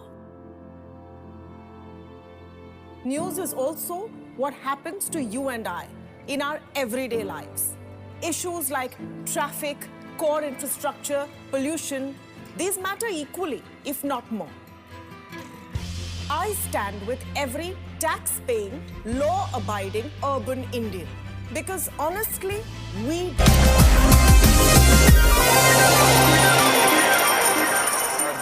Navika जी, सबसे पहले तो मैं आपको चाहता हूं, ये आज के बजट की प्रेजेंटेशन के बाद ये पहले ही मेरा इंटरैक्शन है and I am glad it is with you and नव भारत। पहली बात जो है कि आपने जो कैरेक्टराइजेशन की है बजट की, एक पॉपुलर टाइप की कैरेक्टराइजेशन है, पर अगर थोड़ी बारीकी से अगर आप देखें तो what has happened is that a confident finance minister has delivered a feel-good and a strong development and growth-oriented budget in pursuance of the Honorable Prime Minister's overall policies. इसको मैं आधा मिनट लेके आपको समझाता हूं। पिछले जो 2 वर्ष थे वो बहुत हमें कठिनाइयों का सामना करना पड़ा। कोविड महामारी के अलावा There was global turbulence. अब जब भी किसी इकोनॉमिक विषय पर चर्चा होती है तो लोग बिग आर की बात करते हैं। तो आपको यह देखना है इस दौरान भारत ने क्या कदम उठाए माननीय प्रधानमंत्री जी के नेतृत्व में, आज हम कहां पे हैं।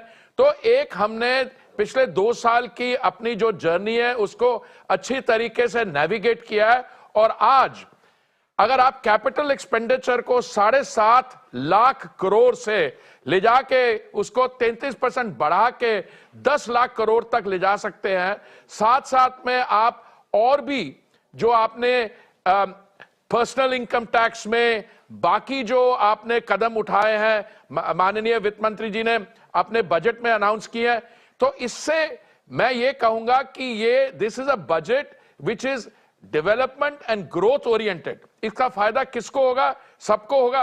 देखिए, अगर आप देखिए 10 लाख करोड़ कैपिटल एक्सपेंडिचर है, उससे इंफ्रास्ट्रक्चर बढ़ेगा। अगर इंफ्रास्ट्रक्चर बनेगा तो उसका लाभ हमारी सोसाइटी के सब वर्गों तक पहुंचेगा। अब एक सवाल उठता है कि पिछला जो था 7.5 लाख करोड़, उससे क्या फायदा हुआ? आज हमारी स्थिति, आर्थिक स्थिति ऐसी है that we are the fastest growing economy, number 1। हमने इन्फ्लेशन को अंडर कंट्रोल लाया है।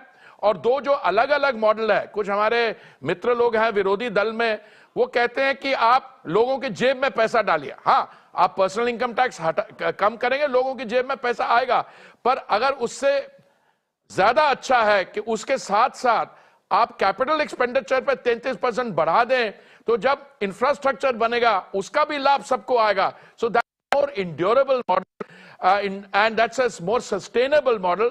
और जो आज मैं समझता हूं आपने ग्रीन एनर्जी पे, ट्रांजिशन पे किया है, जो विमेन्स एम्पावरमेंट, जो बाकी segments of society, not only the economically weaker section but the middle class, they will all benefit by it, but not through a reckless or irresponsible freebie route, but through very responsible, mature, growth and development oriented announcements.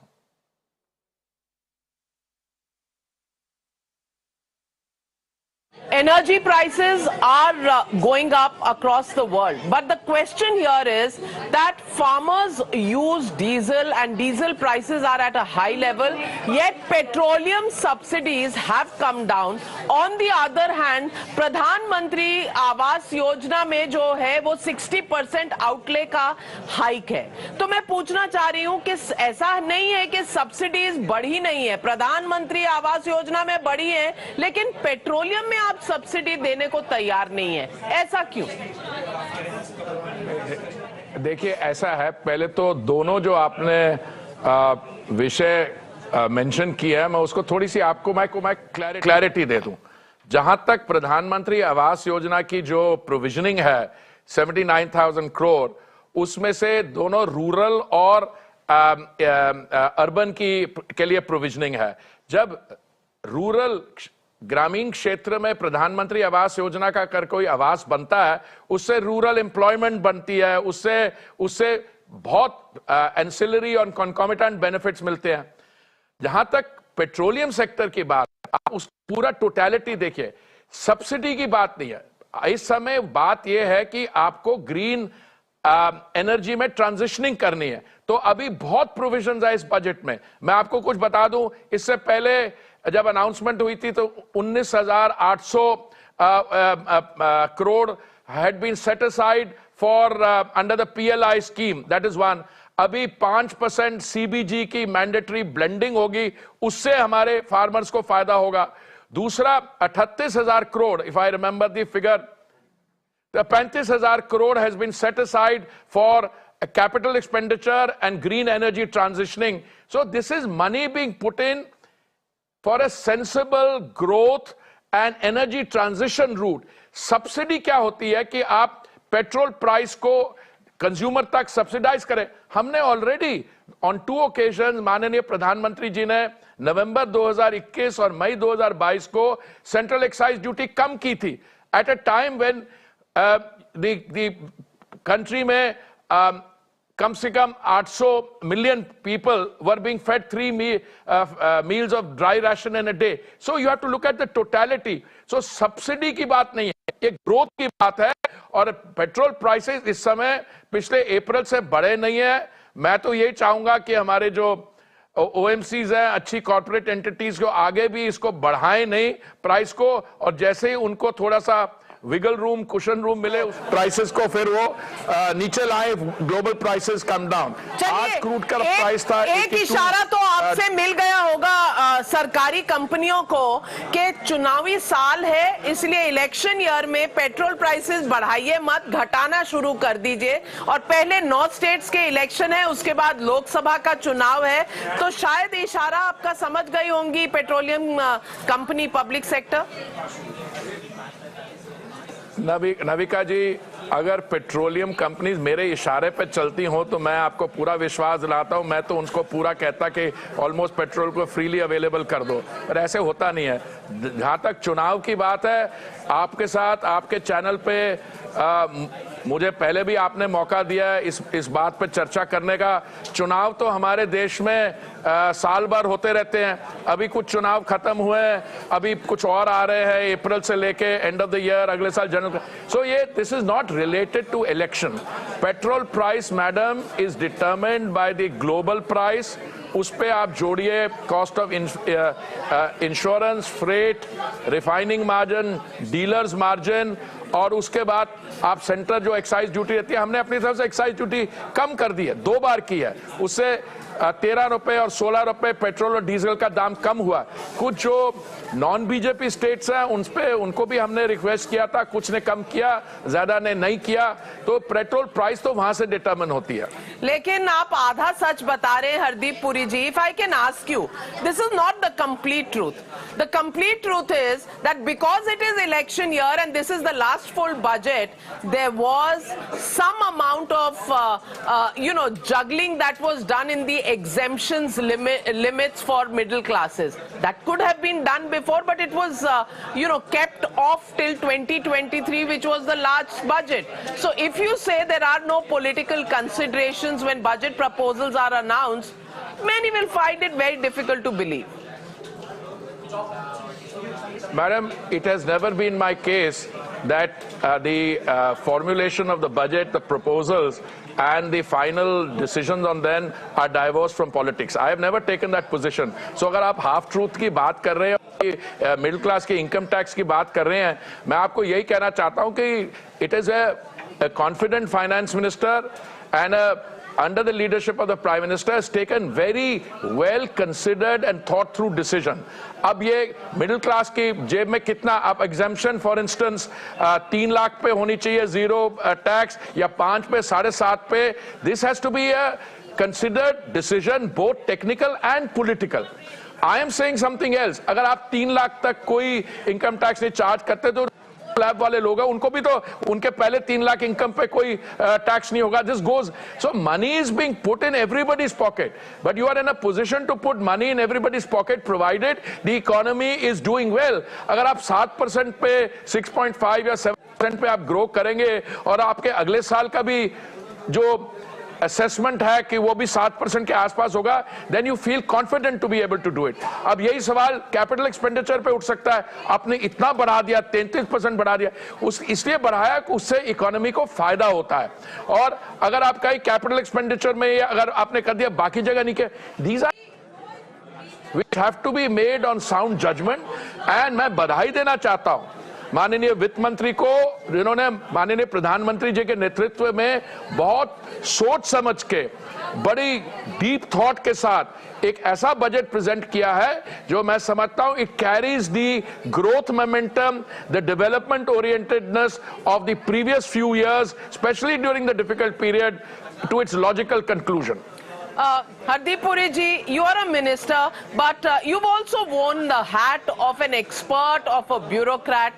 आज मैं आपसे political number नहीं मांग रही हूँ, मैं आपसे unbiased number मांग रही हूँ. इस बजट को आप 10 में से कितने नंबर देंगे? क्योंकि रिपोर्ट कार्ड सब हर किसी का देखा जाता है, स्टूडेंट्स का देखा जाता है, मीडिया का देखा जाता है, तो सरकार का भी देखा जाना चाहिए. इस बजट को आप कितने नंबर देंगे ऑन अ स्केल ऑफ 10? देखिए, मैं आपको एक बात बताता हूं. कल जब मैं महामहिम राष्ट्रपति जी का स्पीच सुनना था तो मेरे साथ में जो मेरे कॉलीग बैठे हुए थे, किरण रिजिजू जी, मैंने उनसे कहा कि मेरी 71 साल उम्र होने वाली है और कई मैंने प्रेसिडेंट्स के एड्रेसेस सुने at the commencement of parliament, but the speech I heard yesterday was the best ever. Number 1. Number 2, the economic survey. आप वो 400 पेजेस हैं, आपके पास तो बहुत रिसर्च एक्सपर्टीज है, उनको भी देखिए. It's a first rate economic survey which points to the challenges and how we are planning to go. Equally I think that the budget that has been presented today in my this thing, given the constraint, देखिए, if I had to take the decisions and we had unlimited resources, I would bring taxation rates very low. I would do, instead of raising the capital expenditure by 33%, I would raise it by 100%. But within what is that? I think this is a tremendous budget, and I'm not the person who can grade, but I would say if I had to do a grading, I would give it 10 out of 10. Well, thank God you didn't give it 11 on 10. But the opposition says, as it says very often, it says ना गरीबों के लिए कुछ है, ना किसानों के लिए कुछ है, बस इंडस्ट्री को फायदा पहुंचाने का बजट है. आज ऑपोजिशन से आप क्या कहेंगे? देखिए, मैं अब किस ऑपोजिशन को क्या कहूं. आप ऐसे करिए, उनकी सबकी जो स्टेटमेंट्स है कंपाइल कर लीजिए पिछले बजट्स की. मैं कहता हूँ हमारे 9 साल की कंपाइल कर लीजिए और उससे पहले की भी कर लीजिए. कितना उनको बजट में वो फोकस कर रहे हैं, कितना ग्रोथ है. ये वही ऑपोजिशन है जो एक समय कह रही थी. और जब मैं कठिनाइयों की बात कर रहा था, मैं आपको ये बताना, I should have mention 220 crore आपने वैक्सीन डोजेस भी ऑलमोस्ट मुफ्त एडमिनिस्टर की हैं. देखिए, अभी तक सुबह से मैं आपका कार्यक्रम देख रहा था, आपने काफी लिखे लोगों को भी अपने जो हमारे से सहमत नहीं है, जिनके व्यूज, उनको भी रखा, पर उनके मैं आंकड़े पढ़ रहा था, वो इकोनॉमिक सर्वे के फिगर्स भी ठीक तरह से नहीं पढ़ रहे हैं. देखिए, जिन लोगों का पॉलिटिकल एजेंडा हो, उनको तकलीफ ये होती है कि हमने अपनी वैक्सीन भी बना ली. वो तो कह रहे थे फाइजर की वैक्सीन आप इंपोर्ट करो. मोदी जी के वो कह रहे थे जी आपने वो कोवैक्सीन को बहुत जल्दी दे दिया, क्लिनिकल ट्रायल्स का सर्टिफिकेट. देखिए, इनको आप let the budget be understood. मुझे लगता है कि हमारे जो विरोधी दल है, ये भी इस बजट को अच्छे नंबर देंगे, इसलिए क्योंकि उनके पास सब्सटैंटिव कोई points in order to counter it को इनको नजर नहीं आएंगे. Well, on that note, thank you very much, Mr. Hardeep Puri, for joining me with your first reaction, the first Union Minister to give us a reaction on the budget. Thank you very much. We'll slip into a short break. Okay, you were listening to a conversation Navika Kumar was having with Union Minister Hardeep Puri on various aspects of the budget. The minister has given a 10 on 10 to the budget, also talking about various other issues on how the budget will benefit the common man, also responding to opposition's criticism of it.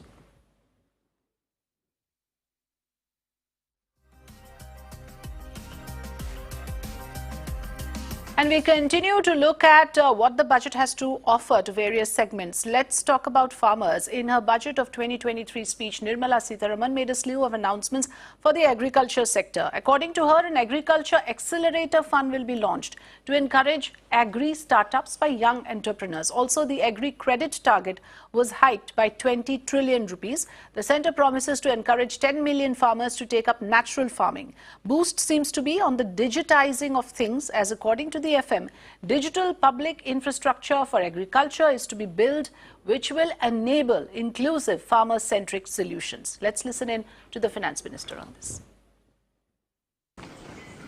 A national cooperative database is being prepared for countrywide mapping of cooperative societies.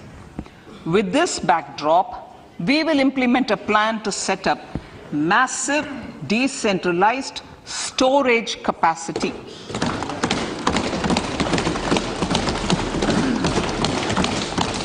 This will help farmers store their produce and realize remunerative prices through sale at appropriate times. Right. In fact, let's turn now to business and industry. Big announcement came in for ease of business. 10-digit permanent account number, popularly known as PAN number, will be used as a common business identifier for MSMEs. Also, the announcement is that if MSMEs fail to execute contract, 95% of the performance security will be returned to the small business as part of the Vivad Se Vishwas scheme. Let's listen.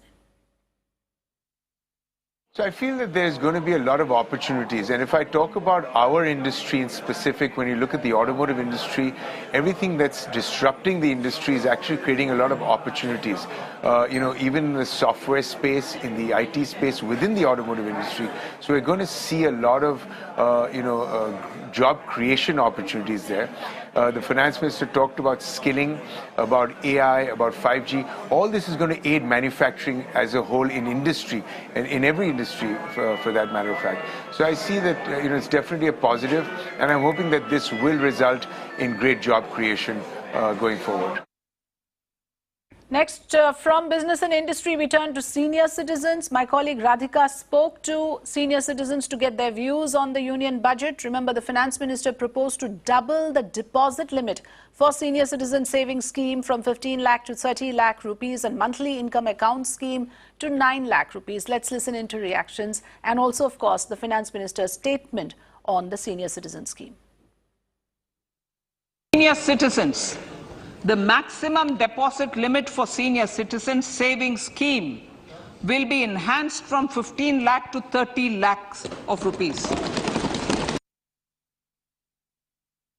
Mr. Joseph, I saw you, listening to the budget. You were watching Mirror Now, very keenly observing the kind of points that were made by the finance minister. Take us through your views on the budget. There had been a lot of, in terms of income tax slabs, in terms of new tax structure and so on, many changes. Your view as a retired person? So me as a retired person, I don't see any benefit from us. Tax rates have been the thing, but people who were up to 5 lakhs last year were not paying any tax, but now they will have to start paying. No? Now there's something about 7 lakhs and you are exempt from, but that is after claiming expenses. That doesn't put money in the person's pocket. That is after you pay, so he'll still be left with only that much of. Now for a senior citizen like me, I also heard things like high insurance premium you cannot claim exemption. Yeah? But at my age, we have to naturally increase the payments on insurance, no? Because it will only keep on. So how is this beneficial for the senior citizens? No? Because they will have to be paying that much more.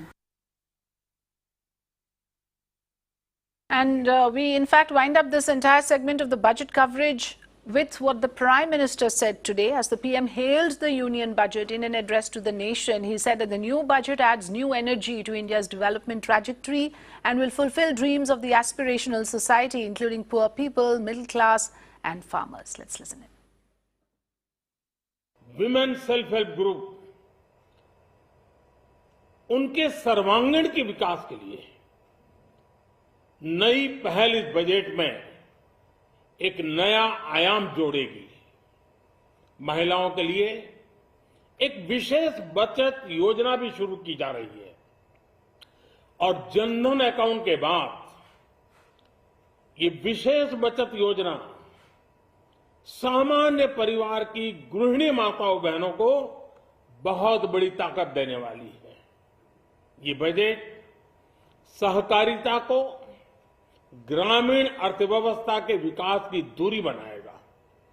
सरकार ने cooperative sector में दुनिया की सबसे बड़ी अन्न भंडारण योजना बनाई है, स्टोरेज कैपेसिटी। बजट में नए प्राइमरी कोऑपरेटिव्स बनाने के लिए एक महत्वाकांक्षी योजना का भी ऐलान हुआ है। इससे खेती के साथ साथ दूध और मछली उत्पादन के क्षेत्र का विस्तार होगा। किसानों, पशुपालकों और मछुआरों को अपने उत्पाद की बेहतर कीमत मिलेगी। साथियों, अब हमें डिजिटल पेमेंट्स की सफलता को एग्रीकल्चर सेक्टर में दोहराना है। इसलिए इस बजट में हम डिजिटल एग्रीकल्चर इंफ्रास्ट्रक्चर की एक बहुत बड़ी योजना लेकर आए हैं। आज दुनिया इंटरनेशनल मिलेट ईयर मना रही है। भारत में मिलेट्स के अनेक प्रकार हैं, अनेक नाम है। आज जब मिलेट्स घर घर में पहुंच रहा है, पूरी दुनिया में पॉपुलर हो रहा है, तो उसका सर्वाधिक लाभ भारत के छोटे किसानों के नसीब में है और इसलिए आवश्यक है कि नए तरीके से उसको आगे ले जाया जाए। इसकी एक नई पहचान, विशेष पहचान आवश्यक है। इसलिए अब इस सुपर फूड को श्री अन्न की नई पहचान दी गई है। उसके प्रोत्साहन के लिए भी अनेकविध योजनाएं बनाई गई हैं। श्री अन्न को दी गई प्राथमिकता से देश के छोटे किसानों, हमारे आदिवासी भाई बहन जो किसानी करते हैं, उनको आर्थिक संबल मिलेगा और देशवासियों को एक स्वस्थ जीवन मिलेगा। साथियों, ये बजट सस्टेनेबल फ्यूचर के लिए green growth, green economy, green energy, green infrastructure और ग्रीन जॉब्स को एक अभूतपूर्व विस्तार देगा। बजट में हमने टेक्नोलॉजी और न्यू इकोनॉमी पर बहुत अधिक बल दिया है। एस्पिरेशनल भारत आज road, rail, metro, port, waterways, हर क्षेत्र में आधुनिक इंफ्रास्ट्रक्चर चाहता है। We also spoke to farmers who have given us their take on the announcements made for the interest of farmers. Remember, the centre promised to encourage 10 million farmers to take up natural farming, and the boost seems to be on the issue of digitizing things, as according to the finance minister, digital public infrastructure for agriculture is to be built, which will enable inclusive farmer-centric solutions. Let's listen in to how the farmers have reacted to these announcements. We are here in Dera Bassi in Mohali district of Punjab, and let's try and talk to a few farmers who are here and understand how they see this budget. Daji, budget आ गया है, आप क्या कहेंगे उस पे? Budget जिवें आसी लोगों ਨੂੰ ਇਹਦੇ ਚ ਲੋਕਾਂ ਨੂੰ कुछ नहीं मिला, बिल्कुल बोगस है, कागजी बजट है। देखो जी, लोगों को आस बहुत थी भी इस बजट में कुछ ना कुछ किसानों को राहत देंगे, पर केंद्र सरकार ने इस बजट में कोई किसानों को, कोई गरीबों को राहत नहीं दी। जो उम्मीद है थी भी कोई गैस या पेट्रोल सस्ता करेंगे या डीजल सस्ता करेंगे, वो भी कुछ नहीं कर रहा जी। बुजुर्गों को पेंशन की बात कही जा रही है कि पेंशन बढ़ेगी, और बाकी युवाओं को कहा जा रहा है कि 7 लाख तक कोई टैक्स नहीं देना होगा। इन पे क्या कहेंगे आप? इस पर क्या कहना है, जो मर्जी कहा ले, पर हम करते कुछ नहीं है।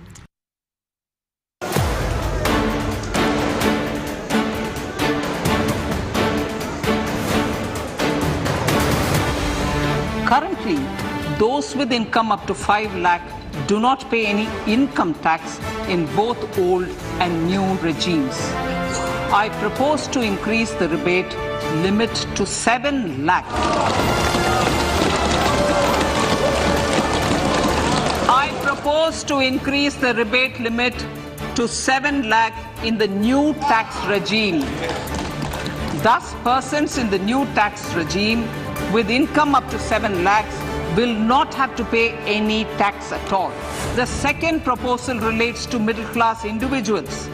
I had introduced in the year 2020 the new personal income tax regime. 0 to 3 lakh, nil. 3 to 6 lakhs, 5%. 6 to 9 lakhs, 10%. 9 to 12 lakh, 15%. 12 to 15 lakhs, 20%. And above 15 lakhs, 30%. This will provide major relief to all taxpayers in the new regime.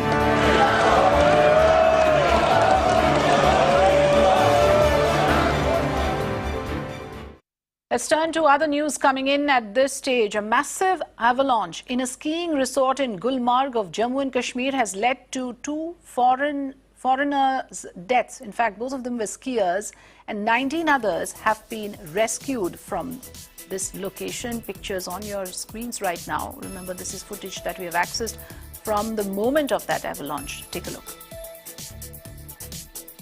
A massive avalanche hit forward peaks in tourist destination Gulmarg.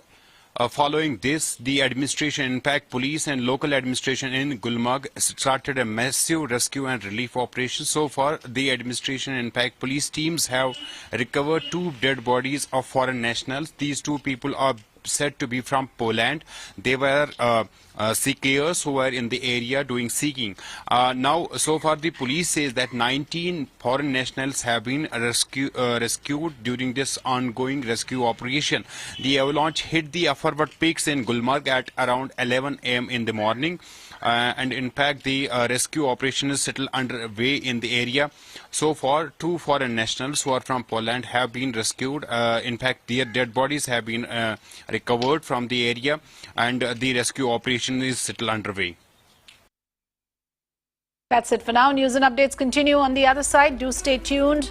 The latest headlines coming up after this quick break. Stay with us.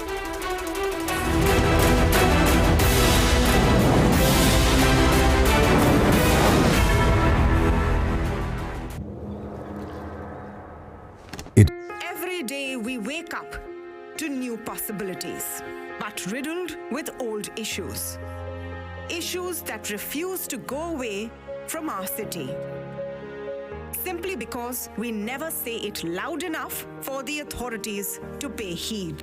Come, fight it out. Say it loud to reclaim your urban life.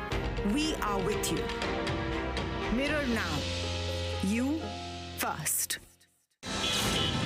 Your issues are my stories, and that is news to me. Resident doctors out on the street. We expose the lies, uncover the truth, and demand accountability, all for a better tomorrow. With a transformer blast, no arrests have been made. On Mirror Now, we take the road less traveled, fight all odds, risk everything, only to highlight your plight. I am Neha Hebale, reporting for Mirror Now. You first.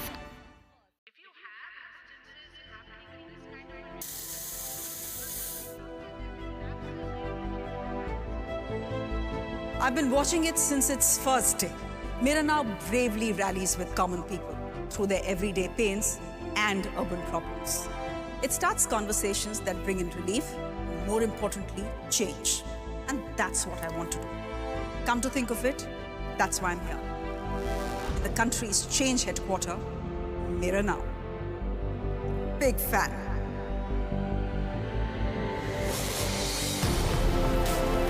Hi, I'm Shreya Dhondial on The Urban Debate.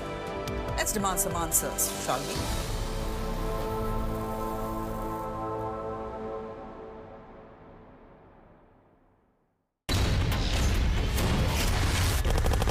To me, news is about one bold, strong voice that breaks silence. बोलो, आपकी जान की रक्षा करते आप उनको मरवाने के लिए लेके आते हो। We go extra mile to give voice to stories that otherwise go untold. This tunnel is being constructed with the connivance of Pakistani army.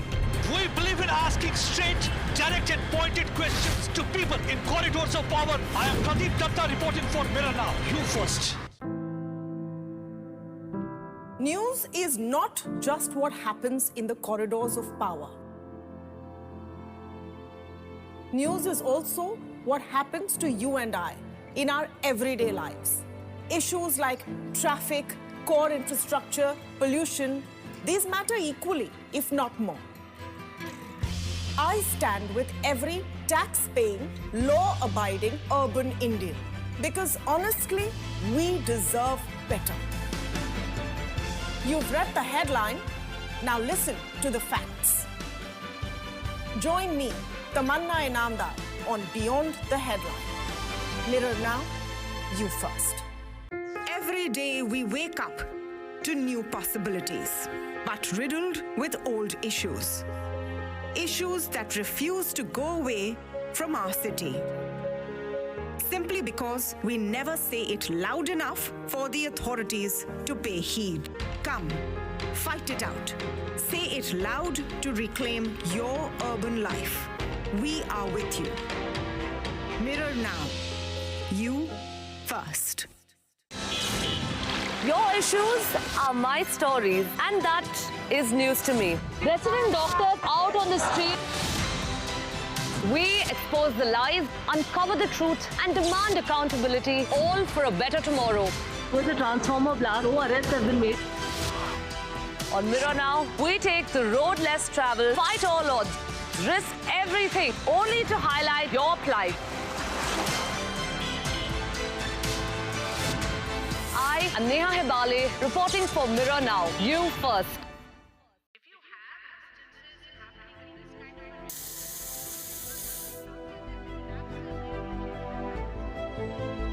I've been watching it since its first day. Mirror Now bravely rallies with common people through their everyday pains and urban problems. It starts conversations that bring in relief, more importantly, change. And that's what I want to do. Come to think of it, that's what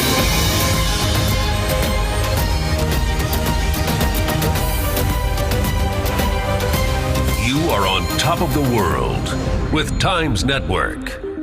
And you're watching Mirror Now.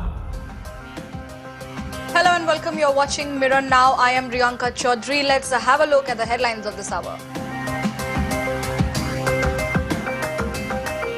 PM Modi hails FM Sitharaman's Amrit Kal budget, says budget will fulfill everyone's dreams. Huge relief for the common man and taxpayers. Sitharaman raises tax rebate limit to rupees 7 lakh under new tax regime. Parliamentaries cheer the mega announcement.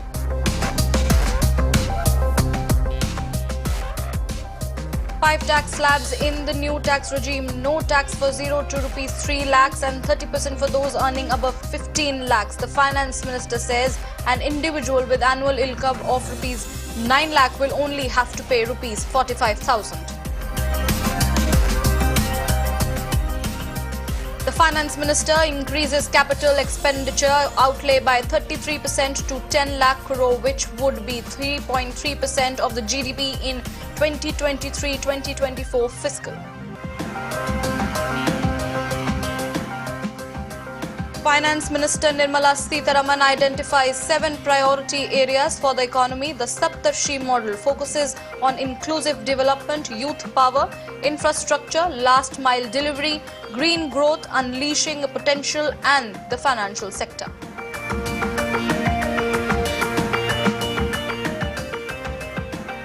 Senior Citizen Savings Scheme investment limit doubled to 30 lakh rupees. Maximum deposit limit for monthly income account scheme doubled to 9 lakh for single account and 15 lakh for joint account.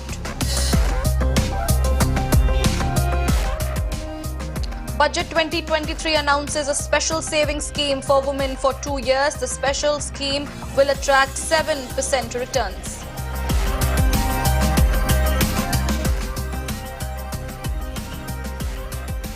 Fiscal deficit estimated at 5.9% of GDP. The government has adhered to path of lowering fiscal deficit, says the finance minister. Cigarettes, gold and silver to become costlier, TV and mobile phones parts to become cheaper.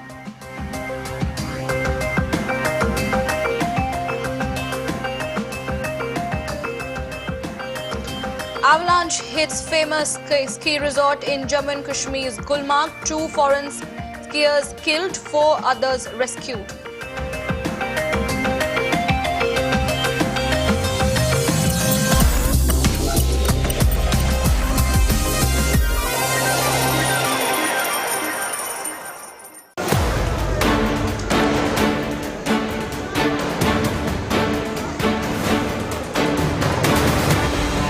Currently, those with income up to 5 lakh do not pay any income tax in both old and new regimes. I propose to increase the rebate limit to 7 lakh. I propose to increase the rebate limit to 7 lakh in the new tax regime. Thus, persons in the new tax regime with income up to 7 lakhs will not have to pay any tax at all. The second proposal relates to middle-class individuals. I had introduced in the year 2020 the new personal income tax regime. 0 to 3 lakh, nil. 3 to 6 lakhs, 5%. 6 to 9 lakhs, 10%. 9 to 12 lakh, 15%. 12 to 15 lakhs, 20%. And above 15 lakhs, 30%. This will provide major relief to all taxpayers in the new regime.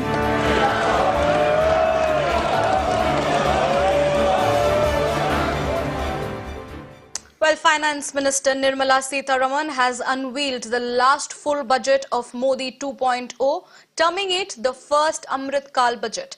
She said the government's aim with this budget is to achieve a technology-driven and knowledge-based economy with strong public finances and robust financial sector. The most awaited announcement, however, was that the income tax rebate has been extended on income up to ₹7 lakh in new tax regime. She also proposed to change the tax structure in the new regime by reducing the number of slabs to 5 and increasing the tax exemption limit to ₹3 lakhs. The second proposal relates to middle-class individuals. I had introduced in the year 2020 the new personal income tax regime with 6 income slabs starting from 2.5 lakh. I propose to change the tax structure in this regime by reducing the number of slabs to 5 and increasing the tax exemption limit to 3 lakhs. The new tax rates are 0 to 3 lakh, nil. This opportunity to welcome the Honorable Ministers of State, Sri Pankaj Chaudhary ji and Dr. Bhagwat Karaj ji. On this occasion, we also have with us Finance Secretary Expenditure, Dr. T.V. Somanathan, Secretary Economic Affairs, Sri Ajay Seth, Secretary Deepam, Sri Tuhin Kant Pandey, Secretary Revenue, Sri Sanjay Malhotra, Secretary Financial Services, Sri Vivek Joshi, Chief Economic Advisor, Sri V. Anant Nageshwaran. I welcome you all to this press conference. Friends, first the Honorable Minister will give her opening remarks. Thereafter, we'll be taking questions from you. Before I request the Honorable Minister, I must request you all to please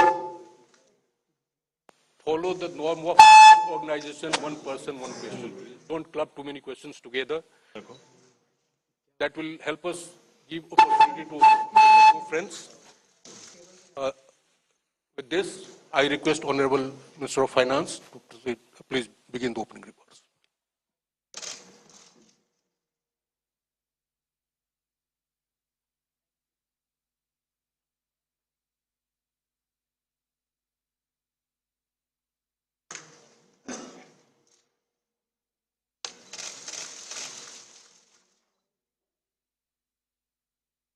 Good evening and thank you for being here now after the budget has been laid on the table of the House. As opening remark, I'll just give a few indications of what has been highlighted in the budget. Broadly, I think the 4 emphasis points are on empowering women, giving a lot more attention to the SHG groups which are in the rural areas, trying to scale them up, give them the opportunity to brand and produce and also market their products in a far more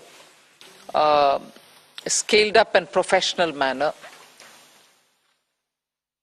Emphasis on tourism and training of youth for readying themselves for tourism, specific action for 50 destinations where comprehensive tourism action plans will be introduced. Then what is being called as PM Vikas, looking at Vishwakarma, people who create things, make things out of their hands using tools. In some states they are called Vishwakarmas, in some other states some castes are referred to as Vishwakarma, but what we mean here is to cover all those artisans and craftspeople who do things with their hands using some tools, so not specifically only to some particular communities, but to all who create the soft power of India through their craftsmanship. Then the 4 is green growth, the 4th one, which is in every sphere of life we have policy interventions and enabling provisions made so that India moves fast on the transition to renewable energy, the investments made for hydrogen mission, renewable energy transitional facilities which we need, natural gas, and also looking at biogas, also evacuation of power from renewable energy sources located in Ladakh to the rest of the country. So those are 4 highlights which I'd like you to go back to see the scale in which we are approaching these issues and the impact that it will have on large sections of India's population. Then, of course, I gave 7 priorities, which began with talking about inclusive growth, investments in infrastructure, also reaching the last mile so that those who are still left without a house or a sanitary facility or a road which is reaching them, and so on. So the last mile, reaching the last mile for those who desperately need that kind of a link are all being covered. Then we are also looking at a very futuristic fintech financial sector for which we have brought in some specific ideas. We are looking at also improving the industrialization of this country where people will be trained for Industrial Revolution 4.0, which means they're going to be trained for AI, IoT, using Web3 in other words. So training manpower to ready themselves for industries which are rapidly becoming industrialized in the Web3 context. Then digital economy, unleashing the digital power of India in various walks of life, setting up an artificial intelligence research center, Center for Excellence. So all these are in Part A. There's a lot of increase in the agriculture credit availability, 20 lakhs being made available for agriculture credit. Also a sub-scheme under the PM Matsya Sampada Yojana, making sure that people living in the coastal areas are going to benefit from it, fishermen are going to benefit from it. Now, if largely the Part A has looked at these, Part B has aimed at rationalizing the customs duties, also making sure personal income tax, after a very long time, has had substantial changes which will benefit the middle class. And also because this country has been waiting for direct taxation to be simplified.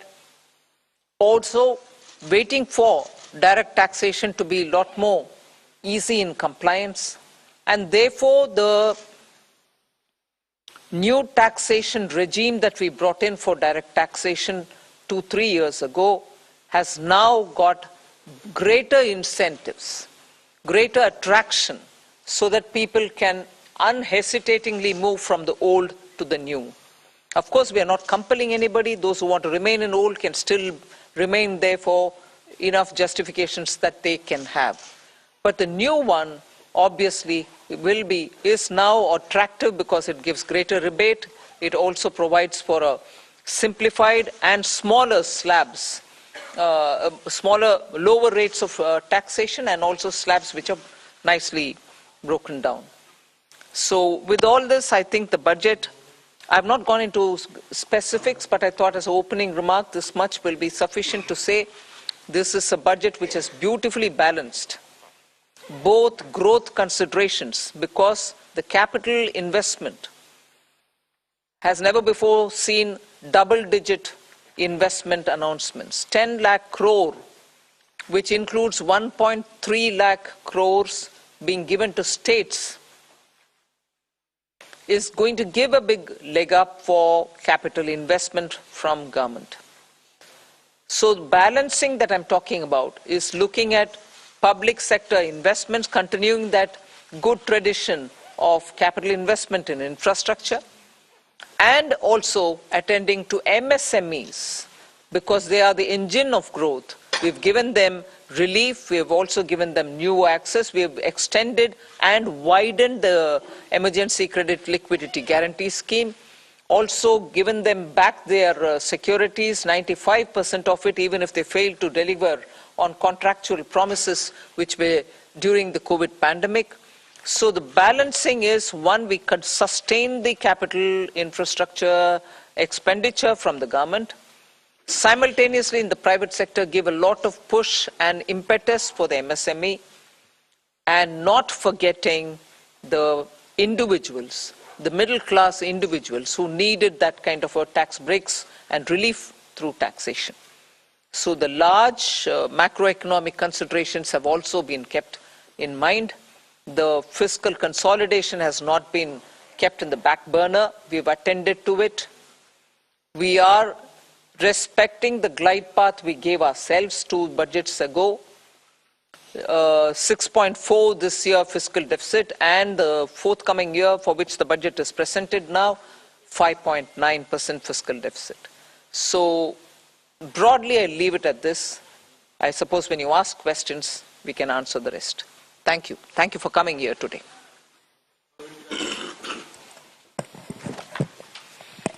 Good afternoon, ma'am.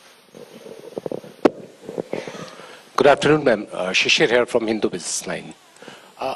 Ma'am, my question is that when there is an announcement for 7 lakh rupees under new tax regime, that will no tax to be paid, and then you are talking about rejigging the new tax regime, does this mean that this is the end of exemptions for various incentives, exemptions for investment and savings? Well, I've already addressed this, I think. We want to make the new tax regime, which is without exemptions, attractive enough for people to think that this will be the best option for them because it gives them better rates. It doesn't also make the compliance a burdensome exercise. If rates are so low, you're going to benefit net by paying lesser tax. Even those exemptions that you would have otherwise gained from would have resulted in probably net amount being the same. So we made this a lot more attractive. But if there are people who still think that being in the exemption regime, which is the old regime, benefits them, they're welcome to continue where they want. But yes, the ultimate interest is to make the simpler regime more attractive. And that is why we've come up with this.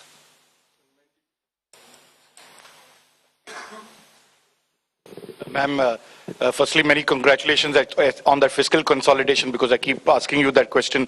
But the issue today is about people in terms of, there is a big gamble in terms of capital expenditure. When you do that, does it actually trickle down to the people? Does it create jobs? I know you've been doing this for the last 2 years. Are you sure that this will really trigger off job creation, one, to, money in the hands of the poor people? The second, of course, is about inflation, which again, you, like last year, you haven't really touched about it, but you have had the letter from RBI. Your chief economic advisor yesterday says we are in uncertain times, but we hope that it will be under the check of 4 to 6%, hopefully the lower band of RBI. What is your answer to both these points?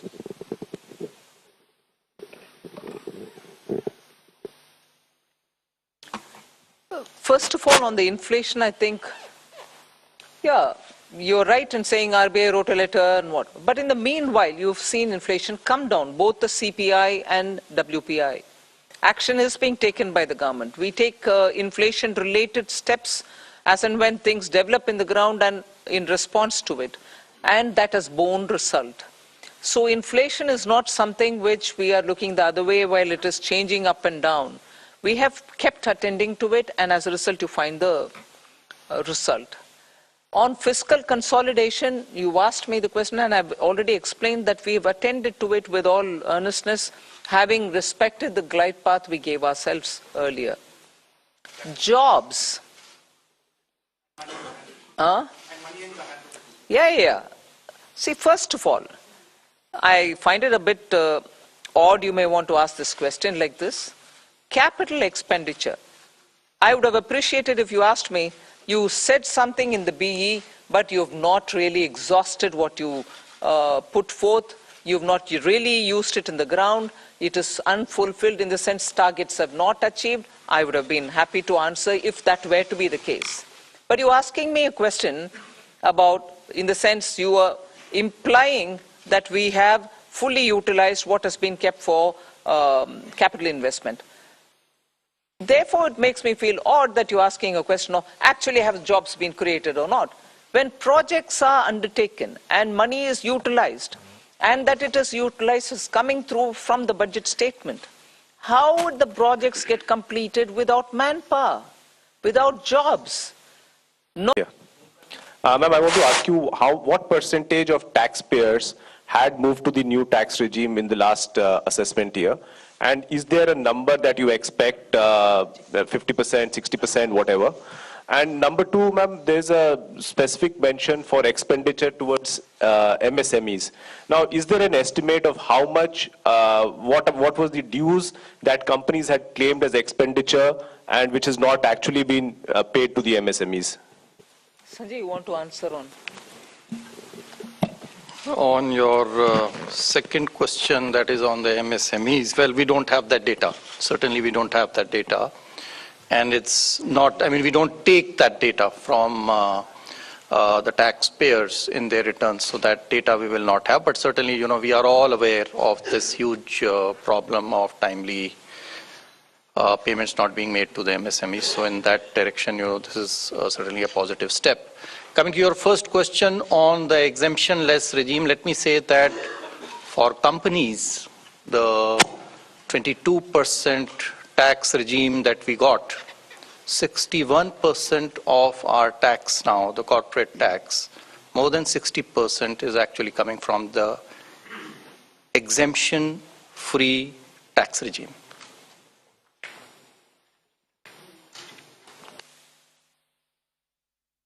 Individuals' data we will not have, but we are very hopeful that this particular scheme for individual taxpayers, the PIT, I think the majority would prefer, all of you, if you all do your own calculations, I think majority here would be now wanting to shift irrespective of their incomes and the deductions and exemptions that they claim.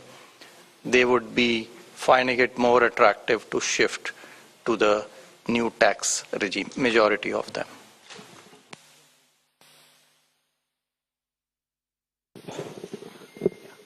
No, go ahead. Ma'am, very good afternoon. Congratulations on a great budget. It's very clean, simple, nicely done.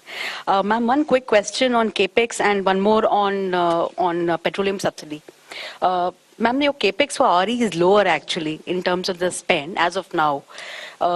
but the target is, greatly stepped up for FY24. So what gives the confidence that it will be all utilized?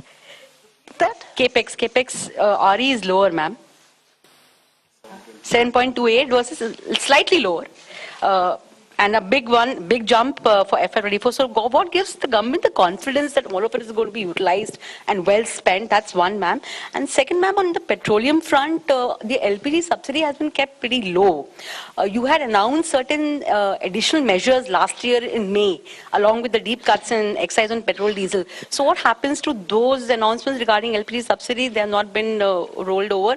And plus, ma'am, there is a demand coming in from oil cores now after LPG losses that you have made good by giving them money, that something needs to be done on fuel also. So would the government consider? What was the last bit? Something has to be done for who? Basically, demand coming in from oil cores in terms of... oil marketing companies. Yes, cash compensation. The money which is now being given is not for that. Not for that, ma'am. So, all of it. So, on your first question on capital expenditure. So, yes, the revised estimates are about 97% or 98% of the budget estimate. Yes, there is a slight deviation. It's mainly on the state capital expenditure, which is falling short of the 1 lakh crore. Actually, the central capital expenditure is going to exceed the budget estimates. State capital expenditure is not expected to reach the 1 lakh crore figure because some portions of the state capital investment scheme have reform conditions. So some states have not been able to meet some of the conditions. Therefore, we expect, I think the figures are there, about 76% of the state capital expenditure scheme is likely to be spent. That's the revised estimate. So the shortfall is actually on the state side, not on the central side. Point number one. What gives you the confidence for next year? I think if you look at the allocations that have been made, they've made in actually the increments are in 4 clear areas. One, railways. The railways has enough projects to absorb the additional capital expenditure. The second is highways. They have adequate projects running to absorb this capital expenditure. The third is states, 30,000 crores. Now, yes, there will always be a challenge, but I think the states are gearing up now. This 2 years of this experiment has helped them to improve their spending capacity. And we are also seeing an uptick in the second half of this year on the state capital expenditure. So I'm reasonably confident that the states will absorb the 1,30,000 that has been provided. And the other big item on the central side is the petroleum capital expenditure, which is for retrofitting of refineries to meet emission standards and pollution standards, and partly for augmenting our strategic reserves. So I'm quite confident that we'll meet the expenditure targets. Please.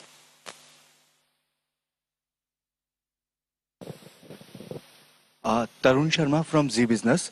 Ma'am जो disinvestment का जो target है वो 65,000 से 50,000 किया है और next year का 51,000 किया है.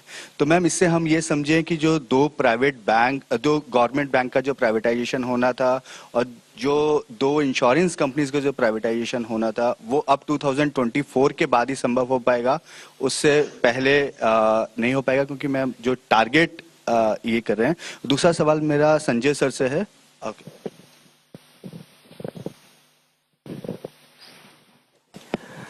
जैसा कि आपको विदित है कि डिसइन्वेस्टमेंट तो मार्केट कंडीशंस और कई चीज़ों से निर्भर करता है, तो उस हिसाब से जो प्रैक्टिकल और प्रूडेंट टारगेट है वो रखा गया है.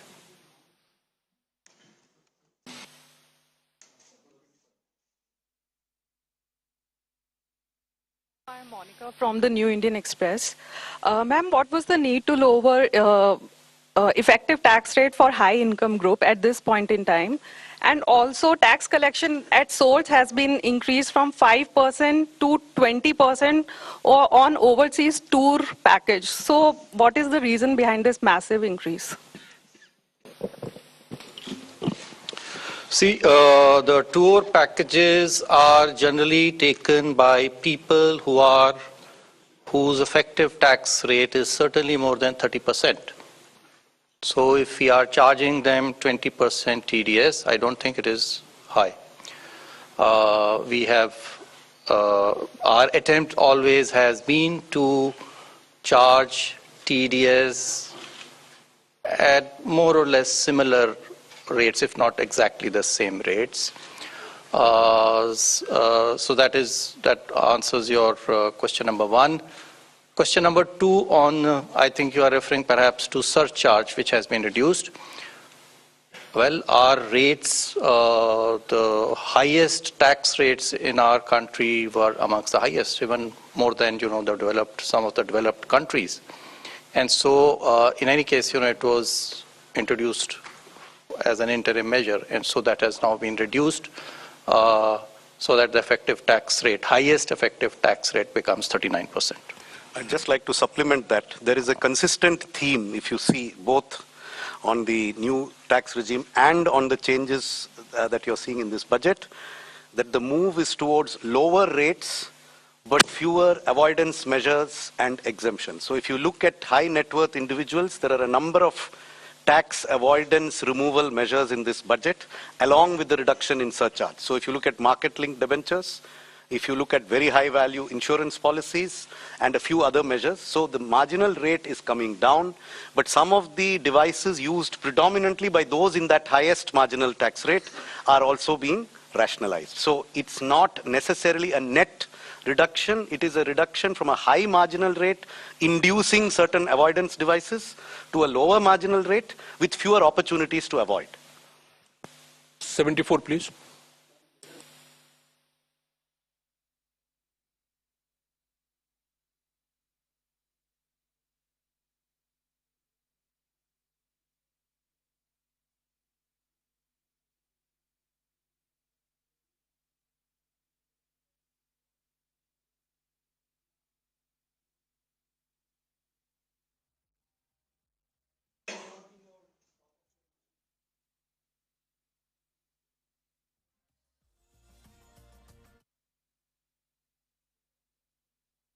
One's mind being part of a political party.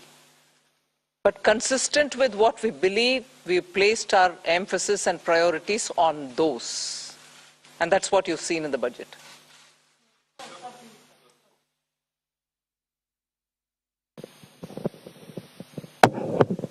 Madam, मेरा सवाल है आपसे। मैं संजय शर्मा हूं, लोकमत अखबार से। मैडम, आपके बजट में विपक्ष की तरफ से कोई ज्यादा प्रतिक्रिया नहीं है ये, लेकिन इस बजट से महिलाओं को काफी उम्मीदें थी।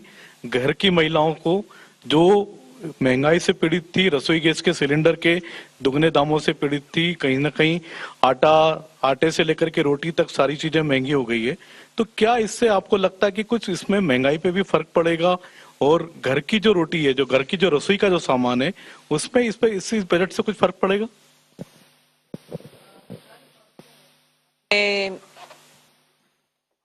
गवर्नमेंट का निर्णय को देखे होंगे कि गेहूं के लिए मार्केट में रिलीज करने के लिए आदेश हुआ है, जिससे गेहूं के दाम कम होने के इतना क्लियर इंडिकेशन है, जिससे सीधा घर में रसोई में फर्क पड़ेगा ही पड़ेगा।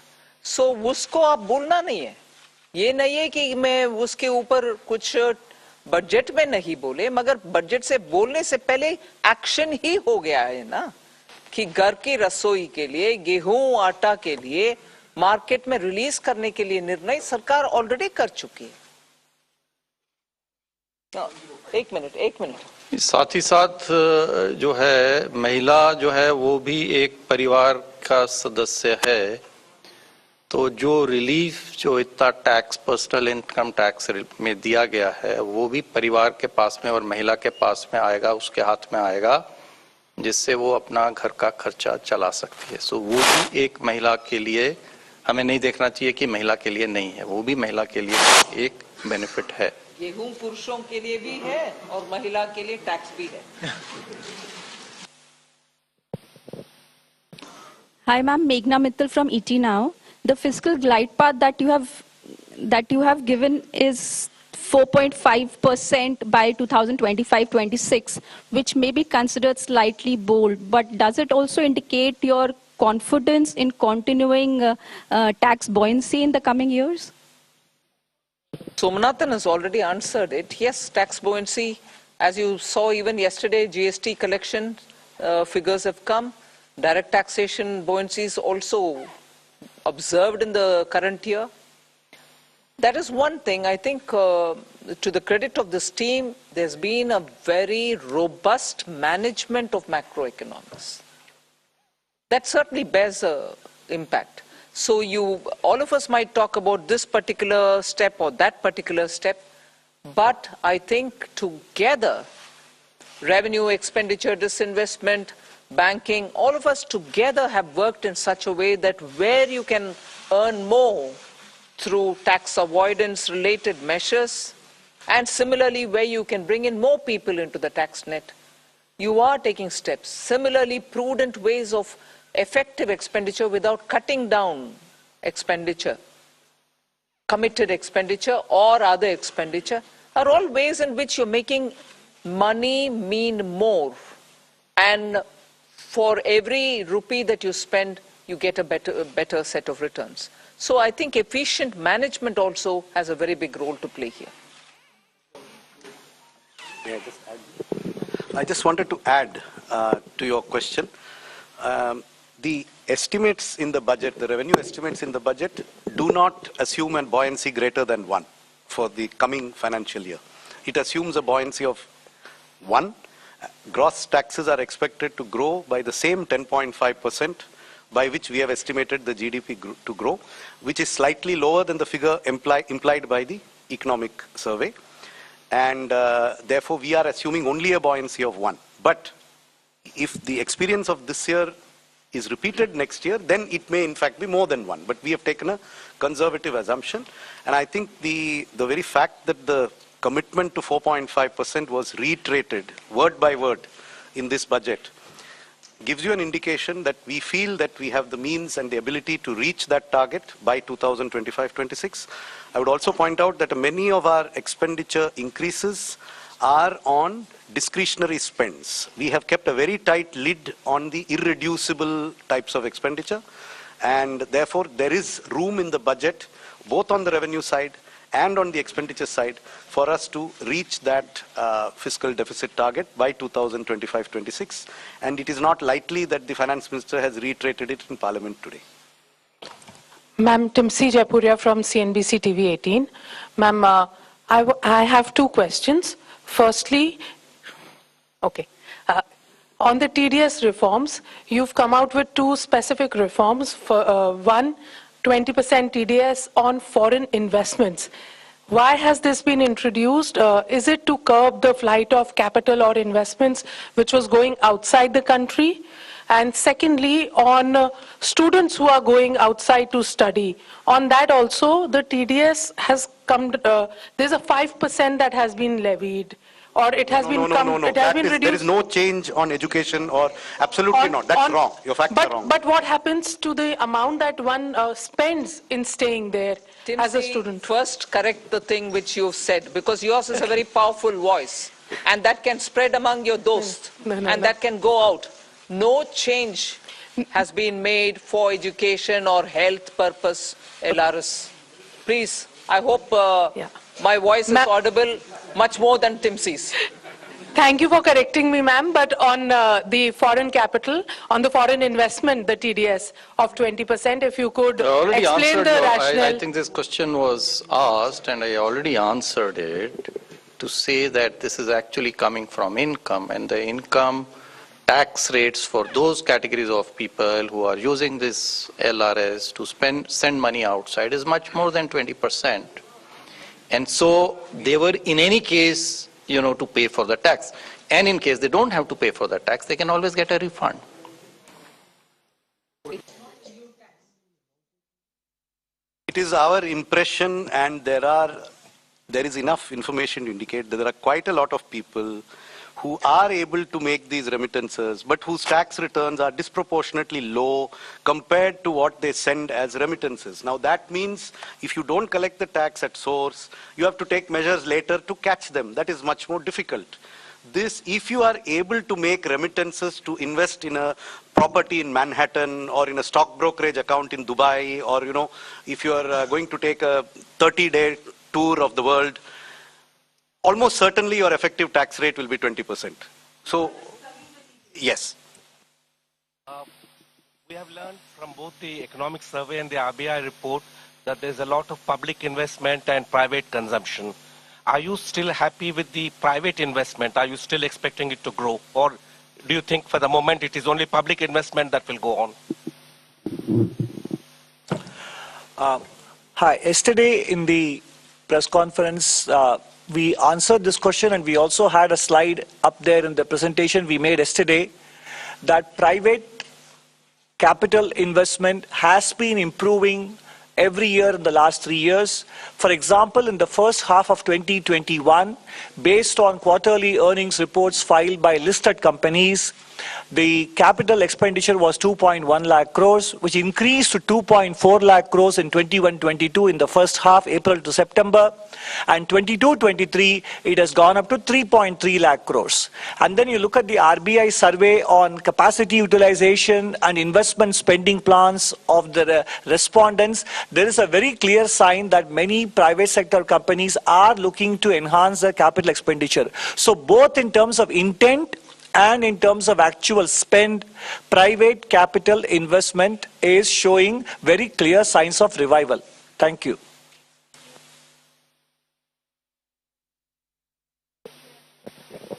Ma'am, this is Ujjwal Narayan from Newsrise.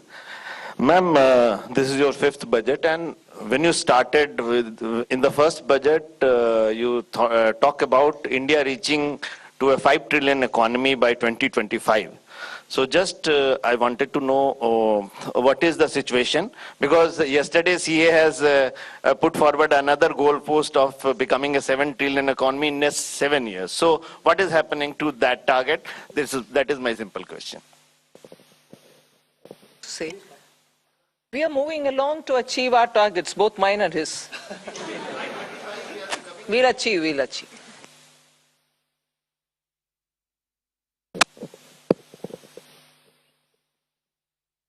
Good afternoon, ma'am. This is Chetan from India Today Group. Ma'am, while calculating the fiscal match for FY24, how did you assume the disruptive variables like the crude prices and, of course, China unlocking and its impact on commodity prices? What was the benchmark that you were the thinking behind the rationale? This is a question that keeps coming every budget, and I keep giving you the same answer.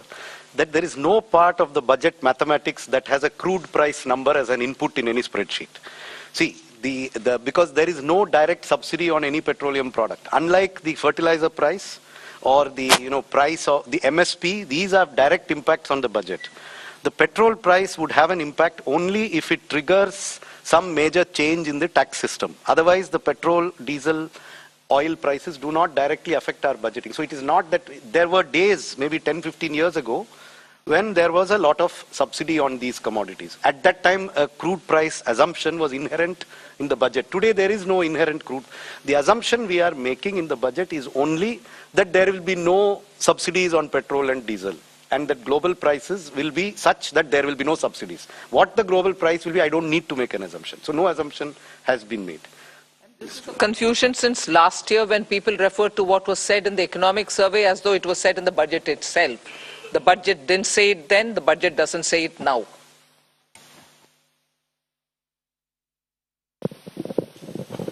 मैं आमिर हूँ news nation से। पहला सवाल तो ये कि जब शुरुआत हुई थी एक तरह से मोदी सरकार की, तो कहा था कि अर्थव्यवस्था को बेहतर करने के लिए कड़वे घूंट पीने पड़ेंगे और बहुत ही कड़े मेजर्स लिए गए स्टार्टिंग में। लेकिन आज ये देख रहे हैं कि सरकार ने कड़वे घूंट पिए हैं जनता को खुश देखने के लिए।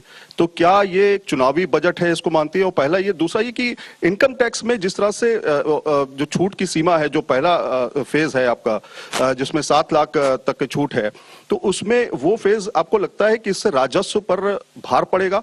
कितना भार पड़ेगा, कोई एस्टिमेट है? We have said it in the budget speech itself as to what is the net revenue foregone. उसका घोषणा ही कर चुके हैं हम, हिडन नहीं रखे। सो वो आ गया है 35,000 direct taxes 37,000 crore, indirect taxes 1,000 crore, additional revenue through indirect taxation measures 3,000 crores, and so net is 35,000 crore.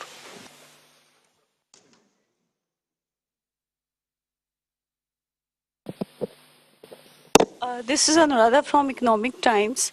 In your budget speech, ma'am, you spoke about the review of financial sector regulators. So can you elaborate a little bit more on that? Something.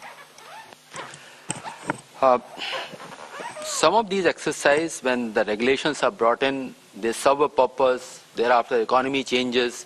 So all the regulators have been doing it as part of their exercise. But there's a time now to take up a comprehensive review. And you will recall, RBI had formed a committee. They did it in 2020. They came out with a report in 2021. That is an ongoing process. And other regulators also will travel in that direction, that their regulations are what the economy needs today. Whatever tweaking is required, they will take up that steps. There's their own review, not by them.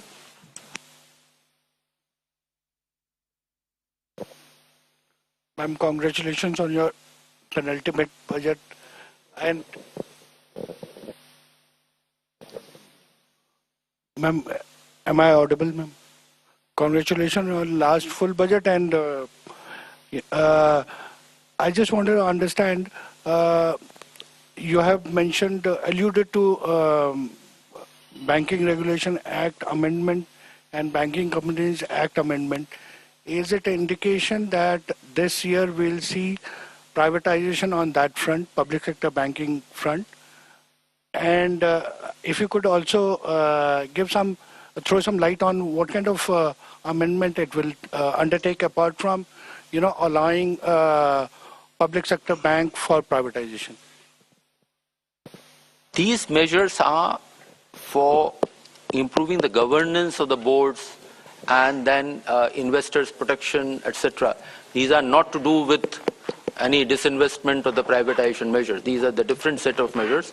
Over a period of time, the things have changed, and the Banking Regulation Act also fall in line, or not fall in line, has to be aligned with the present day needs, what the directors are, who can be there, what their terms are going to be. So those kind of amendments are there. And one component, of course, is on the investors' protection areas as well.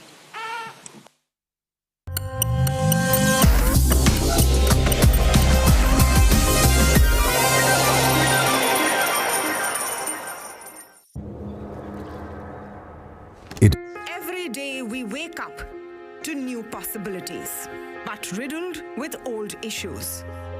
Issues that refuse to go away from our city. Simply because we never say it loud enough for the authorities to pay heed. Come, fight it out. Say it loud to reclaim your urban life. We are with you. Mirror now. You first. Your issues are my stories, and that is news to me. Resident doctors out on the street.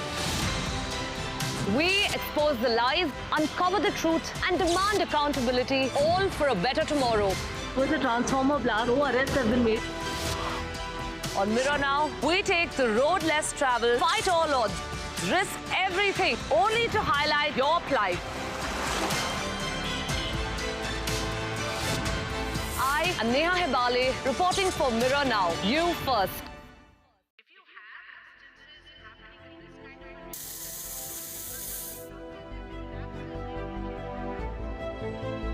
I've been watching it since its first day. Mirror Now bravely rallies with common people through their everyday pains and urban problems. It starts conversations that bring in relief, more importantly, change. And that's what I want to do. Come to think of it, that's why I'm here. The country's change headquarters, Mirror Now. Big fan.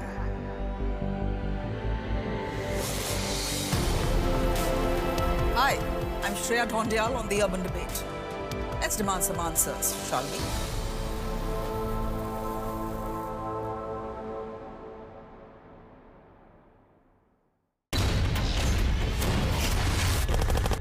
To me, news is about one bold, strong voice that breaks silence. बोलो आपकी जान की रक्षा करते आप उनको मरवाने के लिए लेके आते हो। We go extra mile to give voice to stories that otherwise go untold. This tunnel is being constructed with the connivance of Pakistani army. We believe in asking straight, direct and pointed questions to people in corridors of power. I am Pradeep Datta reporting for Mirror Now. You first. News is not just what happens in the corridors of power. News is also what happens to you and I in our everyday lives. Issues like traffic, core infrastructure, pollution, these matter equally, if not more. I stand with every tax-paying, law-abiding urban Indian because honestly, we deserve better. You've read the headline, now listen to the facts. Join me, Tamanna Inamdar, on Beyond the Headline. Mirror now, you first.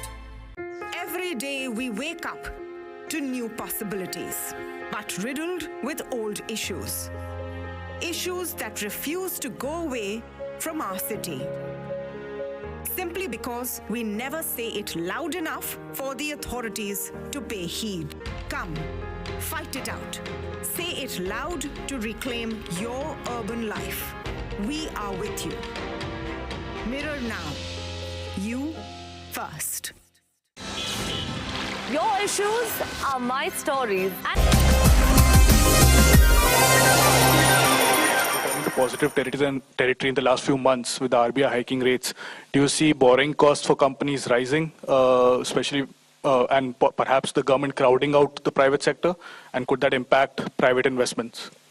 So I think the question of crowding out, actually the increase in borrowing over the previous year is 8%. The economy has grown at a nominal rate of 15% over this same period. So this is a level of borrowing which I think will not lead to any incremental crowding out. In fact, as a percentage of the size of the nominal economy, the total gross borrowing is actually going to be lower in 23-24 than in 22-23. So incremental crowding out, I think, is not a significant issue, and that I do not think will lead to any impact on borrowing costs in the private sector.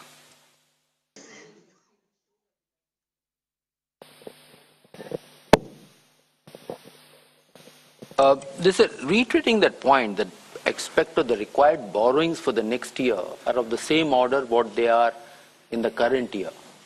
Of course, the size of the economy has gone up. So it is not that the more money is being taken out of the savings which are available into the economy. So we don't see that impacting because it is of the same order. And even if you go 2 years back and just increase by nominal rates, the borrowings are, net borrowings are of the same order. In fact, they are less than 2% more than the actuals. The figures stated were, I think, for the BE, but actually it will be only, estimates are that it will be less than 2%. Economy is nominally expected to grow at more than 10.5%. So, I mean, that should answer your question. Ma'am, Ishwarya Paliwal from India Today. Ma'am, opposition parties have been calling this Nil Batta Sannata not good enough budget. Your comments? Follow your Hindi. Would you say that again? Ma'am, they said not good enough. Most of the opposition parties for the budget. Ma'am, your comment on that? For what reasons, if I may know? Not good enough for? What reasons, ma'am? If you would like to repeat their words. They have said, ma'am, most of the political parties. I'm saying, if you could please repeat their words and say, not good enough, for what reasons per se? They said nothing for the, they said nothing much for the middle class. What? Most of the, yeah, this is what those parties. Ma'am, do you believe India will remain a bright spot, ma'am? Please do. Next question, please.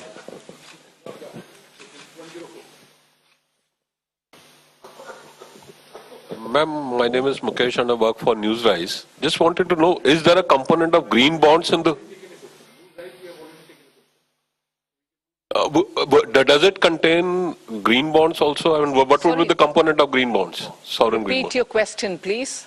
You interrupted me. So basically, in this overall gross borrowing that we have for the year, what component of that would be in form of green bonds? See, for the current year of $2 billion, one installment has already been done 1 week back, another one will be done a week later. So for the next, and the monies which we are going to raise now through these bonds, $2 billion, will be used for the projects which have been identified. And if those projects require in the pipeline that they require more money, then we will raise money through the green bonds, but that will be part of the overall borrowings which have been suggested. Pardon? There is no target for green bonds for next year. It is something which will evolve as the year goes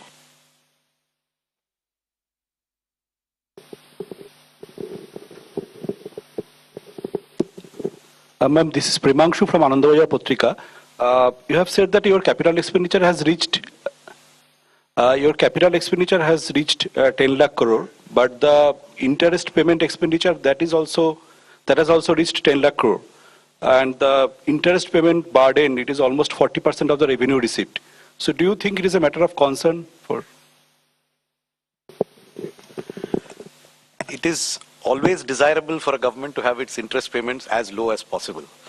But you are aware of the reasons for which government had to borrow a lot over the last 3 years. And all that I can say is the borrowings have been used very constructively towards growth-inducing investments and have not been frittered away on unproductive expenditure. Therefore, if the economy keeps growing at the rate that it has started to grow at now, then this is unlikely to be an unsustainable debt burden. We are quite confident that the interest burden will gradually come down as the GDP keeps growing.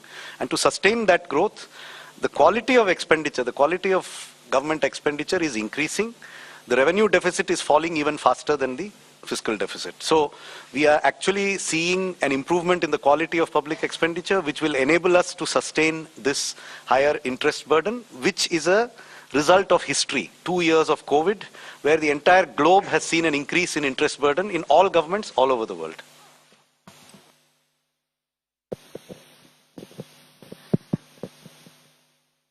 Good afternoon, ma'am. This is Karishma here from Business Today Television. Congratulations to you and everybody for yet another successful budget.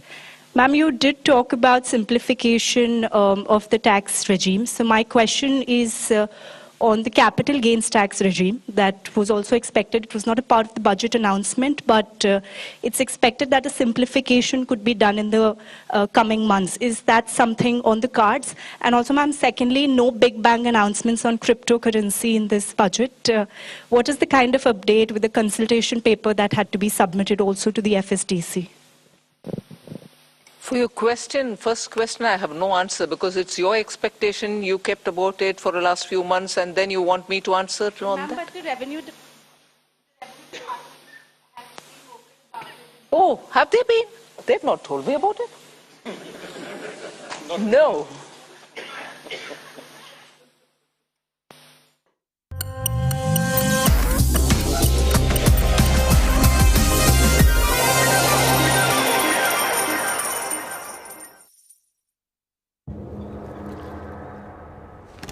Every day we wake up to new possibilities, but riddled with old issues. Issues that refuse to go away from our city. Simply because we never say it loud enough for the authorities to pay heed. Come, fight it out. Say it loud to reclaim your urban life. We are with you. Mirror now. You first. Your issues are my stories, and that is news to me. Resident doctors out on the street. We expose the lies, uncover the truth, and demand accountability, all for a better tomorrow. With a transformer blast, no arrests have been made. On Mirror Now, we take the road less traveled, fight all odds, risk everything, only to highlight your plight. I am Neha Hebale, reporting for Mirror Now. You first.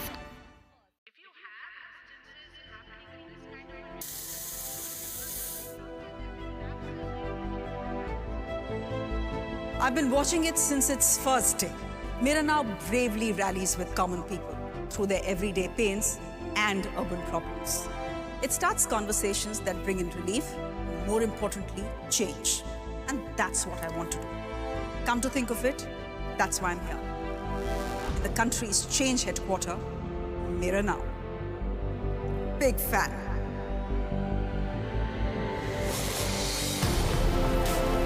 Hi, I'm Shreya Dhondial on The Urban Debate. Let's demand some answers, shall we?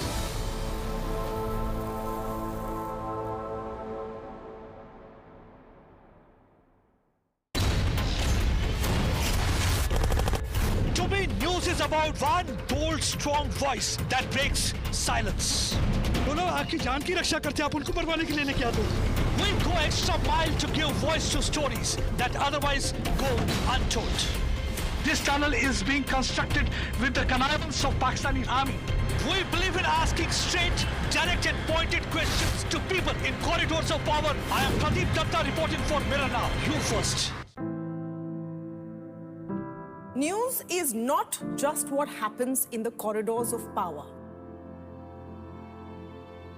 News is also what happens to you and I in our everyday lives. Issues like traffic, core infrastructure, pollution, these matter equally, if not more. I stand with every tax-paying, law-abiding urban Indian because honestly, we deserve better. You've read the headline, now listen to the facts. Join me, Tamanna Inamdar, on Beyond the Headline. Mirror Now, you first. Every day we wake up to new possibilities, but riddled with old issues. Issues that refuse to go away from our city. Simply because we never say it loud enough for the authorities to pay heed. Come, fight it out. Say it loud to reclaim your urban life. We are with you. Mirror Now. You first.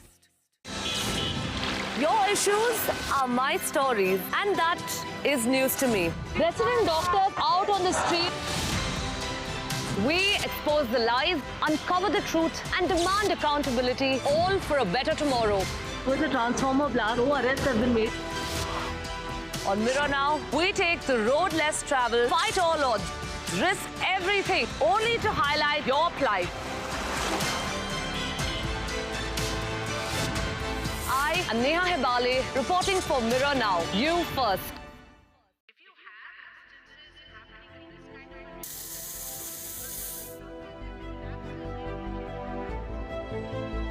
I've been watching it since its first day.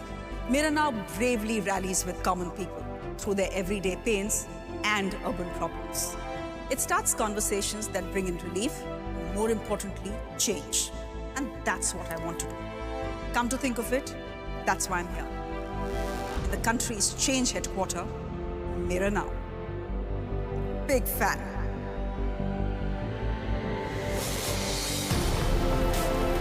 Hi, I'm Shreya Dhondial on The Urban Debate. Let's demand some answers, shall we?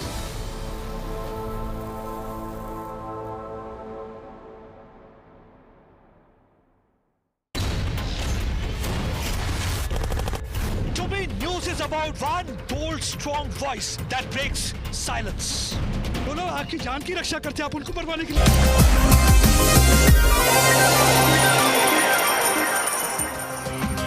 Welcome. You're watching our special presentation on Budget 2023 and I'm Tamanna Inamdar. What a day it has been.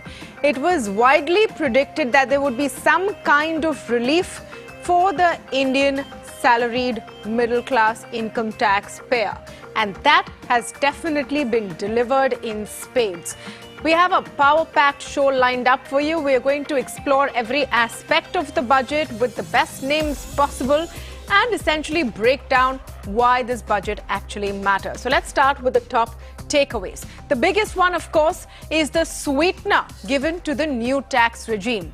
It's been reduced to 5 slabs, lesser slabs, and if you earn below 7 lakh rupees per year, you don't have to pay taxes at all if you take the deductions into place. So the biggest takeaway is the change in the new tax regime where you pay a lower tax but you give up your exemptions. Now this was a project and an announcement which started in 2020. It didn't have much takers then. So the finance minister has come in and made this new tax regime more attractive.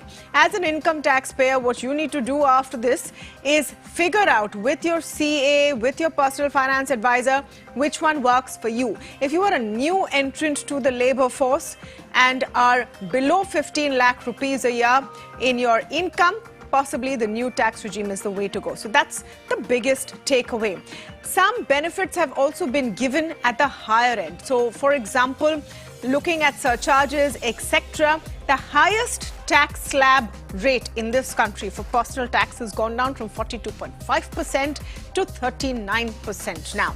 I would say another very interesting announcement was the new savings scheme for women. We've been talking about how interest rates are going down right now, how you're not really getting a bang for your buck for savings. Well, a new savings scheme for women has been announced with a 7.5% return. It's just for 2 years. Only women are eligible for this.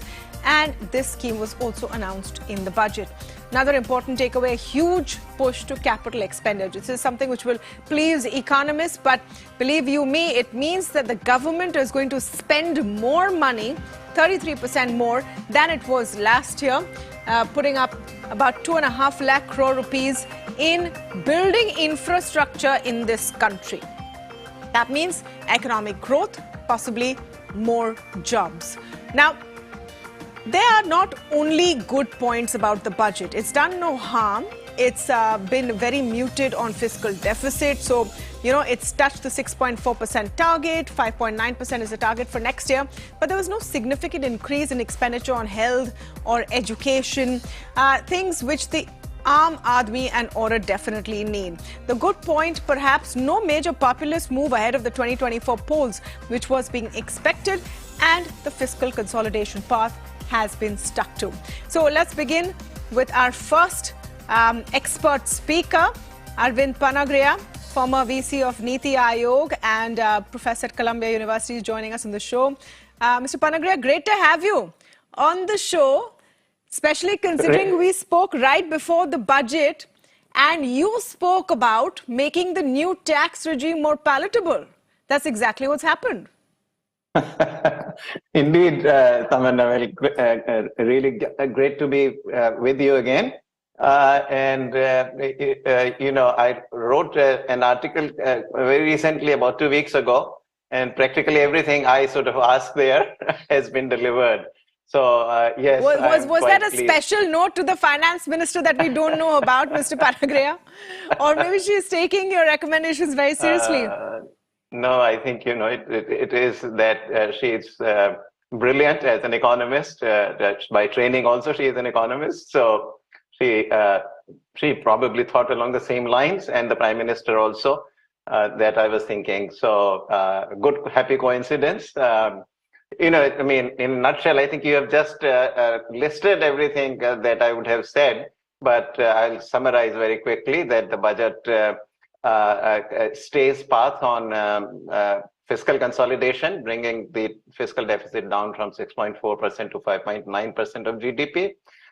It delivers on the capital expenditures, raising them 3.3% of the GDP. This is a phenomenal increase. If you look only 3 years ago, it was only 2%. And the third, of course, big one is the personal income tax revisions to the schedule that had been introduced originally in 2020-21. And lastly, I think I should also add, and this is something I'm still looking into because, I have slept only 2 hours. It's 6:30 in the morning for me, and I went to bed around about 2:30 or so. But I should nevertheless mention, I think some good news seems to be there on custom duties as well. That's an area on which I've been writing for quite a while. And there seems to be some sort of rationalization, whether it results in substantial reductions in custom duties needs to be seen. But there was certainly that, that the 21 basic duty rates have been reduced to 13. And that some of the duty inversion that existed, at least in some sectors, has been fixed up. So good news. I think I'm very pleased. All right. So Arvind Panagria is very pleased. All kinds of reactions are coming in right now. And please do stay with us. I'm quickly going across to a press conference being held by former Finance Minister and Congress leader P. Chidambaram right now with his take on the budget. Listen in. Real GDP ought to have grown in double digits. Yet the FM and the Economic Survey put the GDP growth at only 7% this year. Will the government explain? The claim of real GDP growth is on the face of lower capital expenditure. Please see the following numbers. In the current year, the BE and RE numbers, capital expenditure was budgeted at 7,50,246 crore. Revised estimate is lower at 7,28,274 crore. Grants for creation of capital assets was estimated at 3,17,643 crore. Revised is 3,25,588 crore. The effective capital expenditure was estimated at 10,67,889 crore, but revised downwards to 10,53,862 crore. Please note that both capital expenditure of the central government and the effective capital expenditure are lower than the budget estimates. So what drove growth in 22-23? We know that private investment is down, exports are down, and private consumption is stagnant. So how does the government explain the 7% growth in the current year? Besides, in 22-23, the growth rates in Q1 and Q2 have been estimated at 13.5% and 6.3% respectively. So we already have 9.9% growth in the first half of the year. If the whole year will only yield 7%, does that mean that Q3 and Q4 will record growth rates of only 4 to 4.5%? For the whole year, therefore, quarterly GDP growth rate is sliding.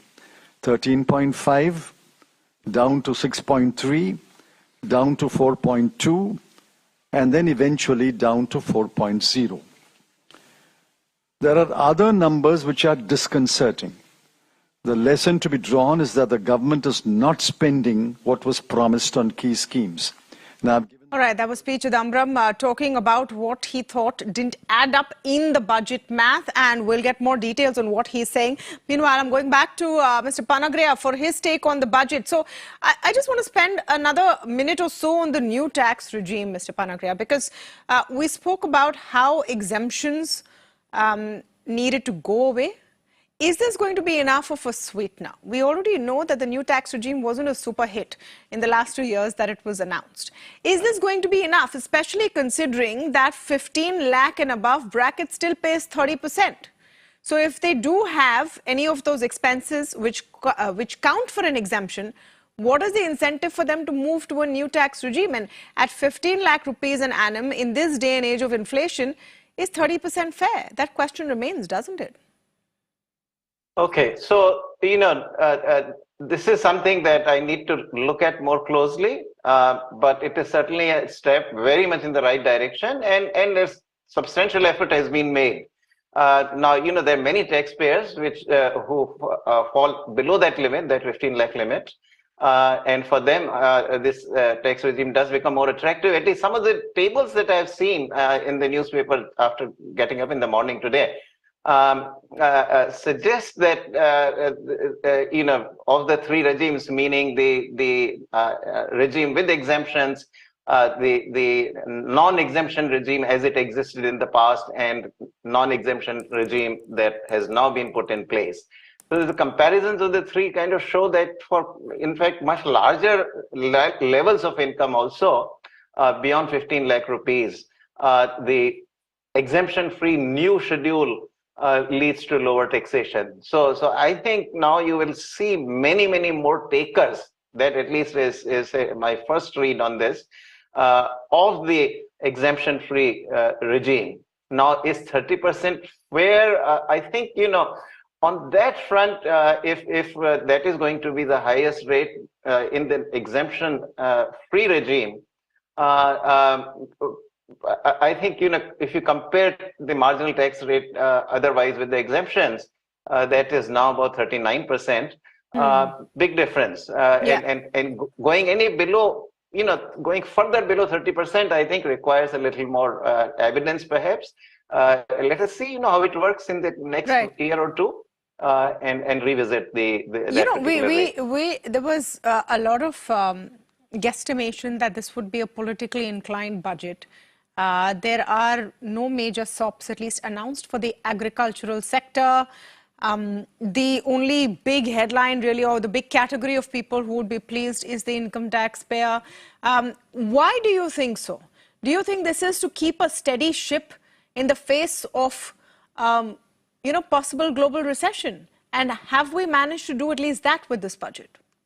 Yeah, well, my read is a little different on this, that the Prime Minister is confident that his message to the people that we need to manage the economy in a sound way, and the fact that, the genuine schemes that he floats, which brings the benefits to the actual intended beneficiaries, are appreciated by the people.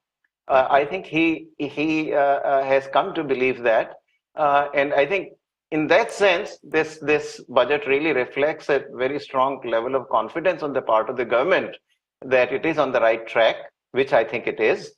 And that, what the Prime Minister himself has been calling the reveries, etc., that's not, schemes that are meant only to please groups, but don't really deliver any good outcomes overall, are not to be pursued. And I think he is, both the Finance Minister and the Prime Minister have stuck to that.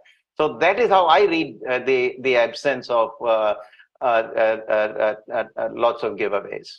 All right, so there was an absence of giveaways, but a good headline that came out of it nevertheless. No one's going to be unhappy about the, average taxpayer perhaps having an option to pay less tax and have more money in their pocket. Thank you so much, Arvind Panagraya, for joining us and for burning that midnight oil. I'm joined now by Vinita Singh, co-founder and CEO Sugar, Rituparna Chakravarti, co-founder and executive vice president, Team Lease, Madhavan Narayanan, senior journalist with us, and Shalabh Saxena, MD and CEO of Spandana Spurti Financial Limited, also with us on the show. Welcome to all of you, and thank you for speaking with us today. Rituparna, let me begin with the question of jobs. And that's something which was raised in former Finance Minister P. Chidambaram's press conference as well. That's something the opposition has been asking. Why no mention of jobs? Why nothing done for jobs? What is your take on the whole issue of skilling and ensuring that they are well-paying, quality jobs available for our youth? Thanks for having me on the show. I think from my perspective, this has been a Goldilocks budget. Nothing hot or cold. I think it's pleasantly warm. Now, a question on jobs. I think one must acknowledge and realize that jobs are not really an immaculate conception. I think a jobs is a function of getting some of the basics around education, skilling, infrastructure, the kind of investments or the kind of attractive options the governments are announcing to kind of create more jobs is essentially what we need to pick up. From that perspective, I did see that there are some bright signals. For example, the load of compliances, almost 39,000 compliances are being reduced. There are almost 3,400 less legal proceedings, which leads to any kind of jail for the owners and founders. The impetus that is being given under the PLI scheme, because that's something which has been successful in creating on-ground jobs. The mention of the various aspects of around skilling, of course, are noteworthy, which is essentially focusing on the promotion of youth power. The mention of the Skill Digital India digital platform, which essentially is looking at creating more formal skills, because finally the jobs that we aspire for in India are formal, high quality jobs. And for that, I think establishing a formal skilling network is an absolute imperative. Also, the fact that the government is putting their weight behind apprenticeship, where they are trying to incentivize the youth to kind of opt for it, as also a channel and a mechanism to become much more capable and employable, to be able to kind of take advantage just a of quick the counter, potential just a jobs quick that counter they create. question there, Rituparna. The skill development scheme has been a regular feature in every budget for the last 6 years. It's not new. Just the things that these people are supposed to be skilled on keeps increasing, the list.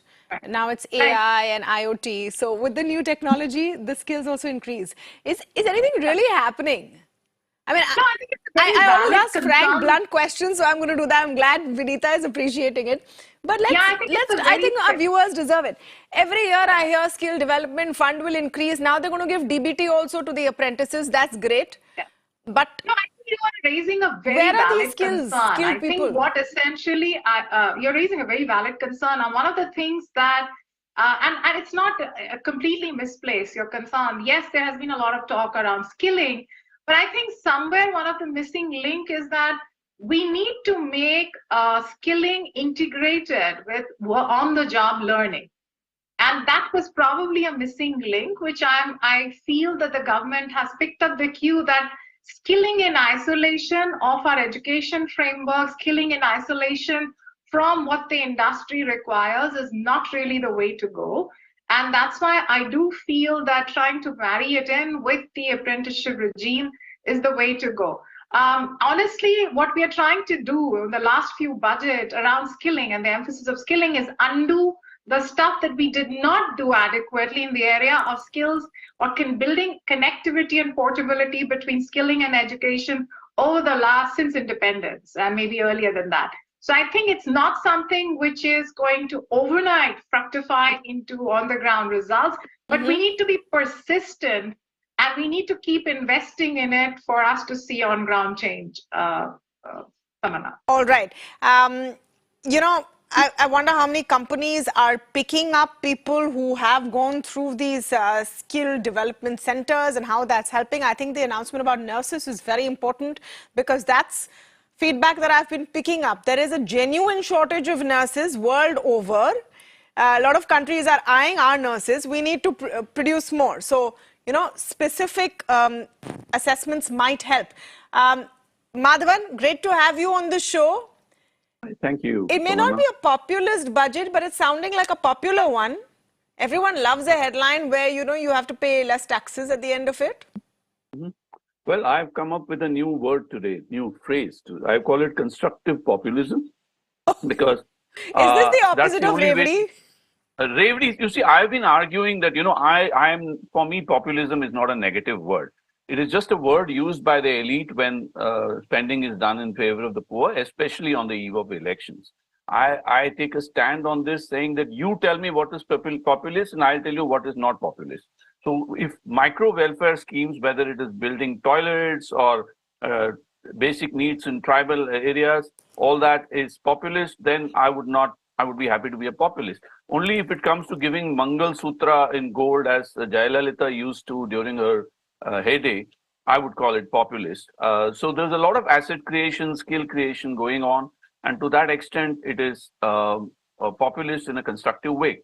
Yeah, I understand where you're coming from, Tamanna, that the middle class always is not really given, you know, too much priority the way many of us would feel. But, you know, you can't expect the prime minister who talks about maximum governance and minimum government to hand over offer letters in the budget. So what we are seeing is a big push on infrastructure, green growth, which is a big theme. And there is 5G and digital India. All this is expected to create more jobs, whether it's of accountants, whether it is of technicians or technologists at various levels of what I would call a skill pyramid. If you're an MBA from Wharton, you might be on top of the skill pyramid. And if you're a local electrician in a village, you might just get to fix a wire or a switch in a tribal home, and that'll get you a job. Right. But, you know, if you're looking at secure jobs, I mean, even Google doesn't offer one anymore, as we just learned. So to that extent, it's not raining jobs. I would be worrying more about the fact that this government is what I call an artisanal budget that has too much of micromanagement written all over it.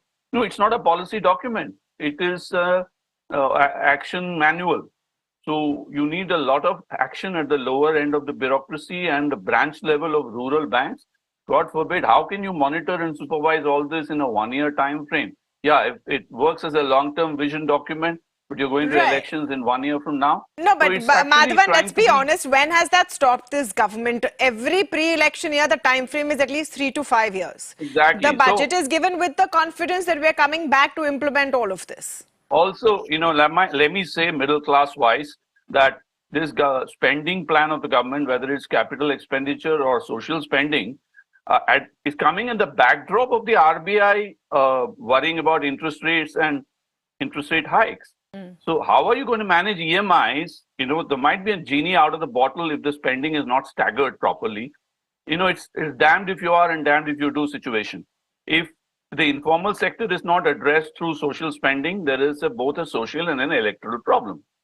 And on the other hand, if the capital expenditure is too much too soon, we are looking at an overhang of inflation compounded by a ballast of more spending, where the interest rates will eat away on your EMIs, what it gives you as a positive on the income tax account. So I'm not trying to be pessimistic, Tamanna. I'm not trying to be cynical. But what is your new term, Madhavan? What is the new term you have coined? Constructive populism. Constructive. Can I add a twist to it? There's Revdi and there's Diet Revdi. Diet Revdi which is sweet, but it's good for you. Tamanna, we should be writing speeches for the ruling party now. At least we can survive from Chat GPT for some time.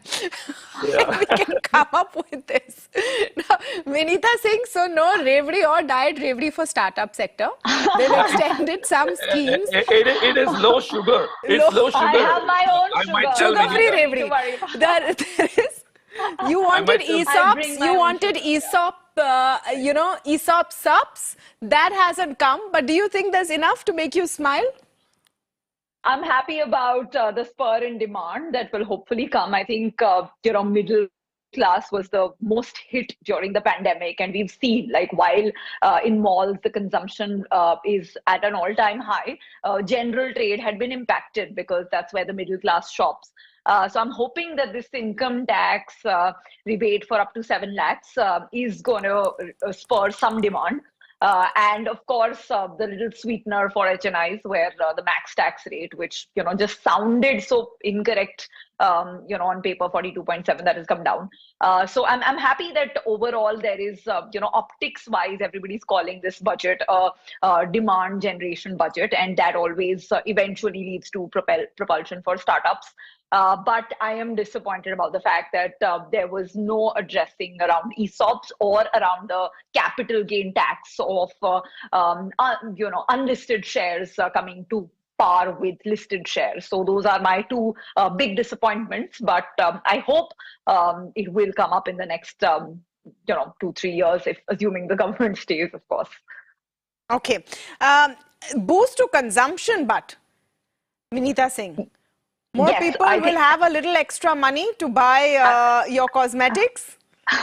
Absolutely. And like I said, the middle class was the hardest hit. And, if you have a 7 lakh income, you're right there where you're, shopping cosmetics in general trade. And to get that zero tax, you had to put 2 lakhs in savings under the exemptions. But now you can get it as is in the new tax scheme. And I think that's a huge win for especially first jobbers and, younger folks in the 20s who are just beginning to start off. I mean, IT jobs, even for engineers, are in the 7 lakh range. So I don't think the 7 lakh is a very low income slab as far as India is concerned. I think it covers most of the middle class. I think for the Indian middle class, just the thought that someone's thinking about them goes a long way. At the end of the day, in terms of your savings, it might not be a massive game changer for most people, but there is a sense that, okay, at least we are on the map. We are being thought of. So absolutely. And Tamanna, yesterday we were talking about how it's something that for years is being spoken about, but it's not happening. So, it happened this year, thanks to, of course, 2024 being the election year. So I'm grateful for that. And the other thing that comes with getting a sweet mention, I think while there was nothing much for startups, the fact that the FM mentioned that we're the 3rd largest startup country in the world, and that this ease of doing business is an important initiative. She did talk about 39,000 compliance is reduced and decriminalizing about 3,400 provisions. I feel that, at least they're giving it, they've not put their money where their mouth is, but at least they're talking about it, and that's a good starting point. All right. One big decision which came out in the budget fine print and has not got too much attention in our conversations is tax exemptions being removed for insurance schemes where your premium is above 5 lakh rupees. Shalabh Saxena, do you think that this will have an impact in terms of financial savings? What were your biggest takeaways? So, good evening, Tamanna, and good evening to all of you. Specific to the greater than 5 lakh premium, while I represent the microfinance industry, but happy to answer the generic question, we'll have to see the impact on the number of people, and how many actually get a straight benefit out of it and how many actually take it from an insurance point of view, insurance point of view. But having said that, let me just join this entire, and it's a pretty interesting conversation, Tamanna. This entire debate about employment and jobs, I think, and in my considered opinion, a job is an outcome of an economic activity.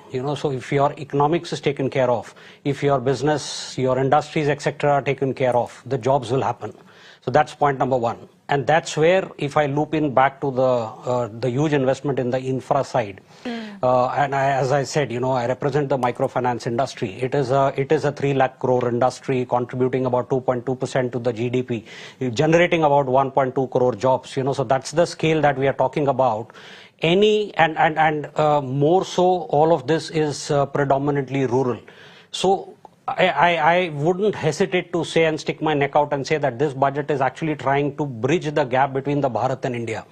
The large infrastructure in place, the distances are reducing, hence our customers who are bottom of the pyramid in the villages, accessing markets which are 40, 50, 60 kilometers away, which probably a few years back wouldn't have been possible, and they would have to rely on the domestic market. It's here that, the income levels go up, we are able to deploy more funds, and they are able to generate more activity. So in that context, I think it is, and our country, it's a big country, it takes time for things to sort of, to see action really translating on the ground. It's a start. It's not that, they've started it this year, but then I think it is a step in the right direction, and any investment in infrastructure will always be welcome. The middle class taxpayer, obviously, yes, it brings a smile on all the people who are here and all the people who would be watching this for sure. 1 minute. Shalabh Saxena, no one is middle class on this panel. Except me, but nobody was waiting for that little revdi, sugar-free revdi. I want to ask you though, Mr. Saxena, on rural consumption and what was done for rural India. So usually the question is, why so many SOPs for rural India? Is it pre-budget, pre-election, etc.? This time the criticism that has come in from opposition parties, for example, is that you've done nothing for farmers. You've done nothing for farm incomes. And even though agriculture by itself is doing well, non-farm rural income has been hit. Are you seeing those signs of non-farm rural income looking a little delicate at this point, and would you wish for more to boost spends there? So Tamanna, look, and you will never be at a stage, or you'll never reach a stage where you'll say that enough, now we are very happy. So obviously anything that translates more in terms of more money going to the rural India, etc., everybody will say yes, keep it going. However, I have a larger point to make. It goes back to the point that I made, that if you invest in industries, infrastructure, etc., that's a robust model for the future, instead of these direct benefits being transferred into accounts, etc. While yes, it has to be calibrated, the benefits have to be calibrated, and you have to ensure that, there's a transition from a model A to a model B. However, those incremental steps will have to be taken consistently every year on year, so that you somewhere differentiate between the politics and the economics of it, because if you start confusing and mixing up the two, and there are enough examples around our country, our neighbors, etc., where, all of that hasn't worked. So to that extent, it's a brave decision to not really walk that path, invest where it matters the most, and this is a more long-term one. To your specific question in terms of have we seen it, we are associated very, very closely with the Bharat of India. Over the years, we've seen a lot of money flowing in, and when I say money flowing in, not in terms of the direct benefit, etc., it is more in terms of income opportunities there, and it is not about jobs. It is about doing, the self-employment opportunities which are there, grocery stores, animal husbandry, cattle farming, and all of that. That kind of is a long-term measure in my case, without even getting into the migration aspect, etc. So you try to develop the Bharat, and then you'll have a wholesome developed country. That's my considered view. All right. So largely, I think positive developments on the budget. It's, if I borrow it from Rituparna, it's a Goldilocks budget. The porridge is just right. So whether it's porridge you like, or if it's ravery or diet ravery, all of that is, available for you. I'm going to take a very short break, but a lot more coming up on the other side. I also want to play out for you some of the highlights of what the finance minister said in her speech. Here are those top sound bites coming in.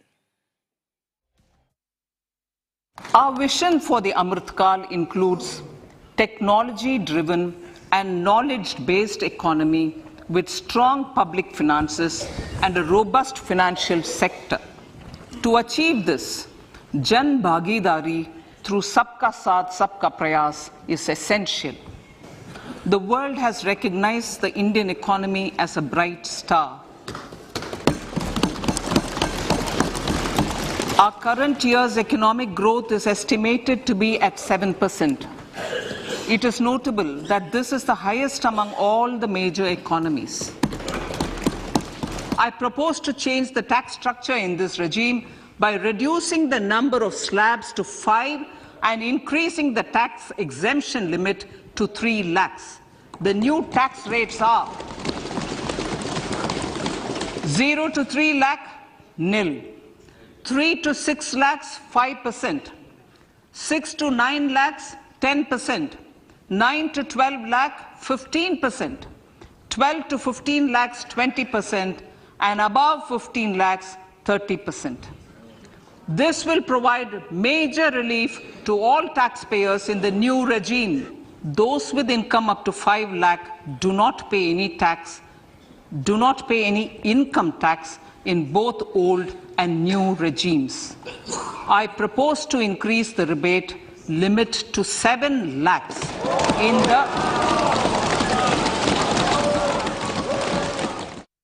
All right, we'll take a very short break at this point, but when we come back, I'm speaking with Minister Rajiv Chandrasekhar and asking him if enough was done to skill the youth for job losses, etc. in this budget. Stay tuned.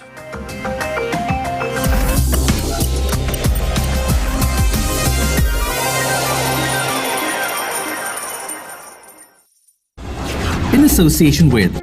Every day we wake up to new possibilities, but riddled with old issues. Issues that refuse to go away from our city. Simply because we never say it loud enough for the authorities to pay heed. Come, fight it out. Say it loud to reclaim your urban life. We are with you. Mirror now. You first. Your issues are my stories, and that is news to me. Resident doctors out on the street. We expose the lies, uncover the truth, and demand accountability, all for a better tomorrow. With the transformer blast, no arrests have been made. On Mirror Now, we take the road less traveled, fight all odds, risk everything, only to highlight your plight. I am Neha Hebale, reporting for Mirror Now. You first.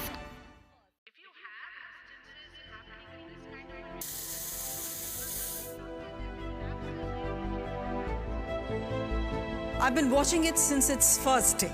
Mirror Now bravely rallies with common people through their everyday pains and urban problems. It starts conversations that bring in relief, more importantly, change.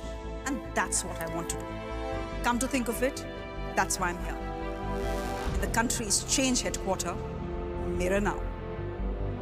Big fan.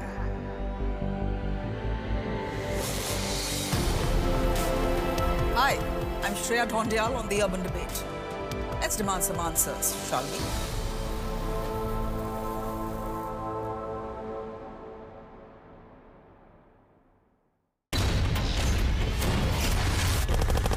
To me, news is about one bold, strong voice that breaks silence. बोलो आपकी जान की रक्षा करते आप उनको मरवाने के लिए लेके आते हो We go extra mile to give voice to stories that otherwise go untold. This tunnel is being constructed with the connivance of Pakistani army. We believe in asking straight, direct and pointed questions to people in corridors of power. I am Pradeep Datta reporting for Mirror Now. You first. News is not just what happens in the corridors of power. News is also what happens to you and I in our everyday lives. Issues like traffic, core infrastructure, pollution, these matter equally, if not more. I stand with every tax-paying, law-abiding urban Indian because honestly, we deserve better. You've read the headline, now listen to the facts. Join me, Tamanna Inamdar, on Beyond the Headline. Mirror Now, you first. Every day we wake up to new possibilities, but riddled with old issues. Issues that refuse to go away from our city. Simply because we never say it loud enough for the authorities to pay heed. Come, fight it out. Say it loud to reclaim your urban life. We are with you. Mirror Now. You first.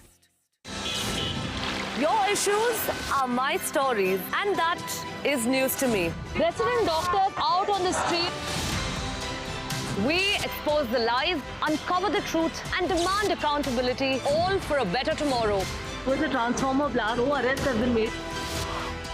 On Mirror Now, we take the road less traveled, fight all odds, risk everything, only to highlight your plight. I am Neha Hebale, reporting for Mirror Now. You first.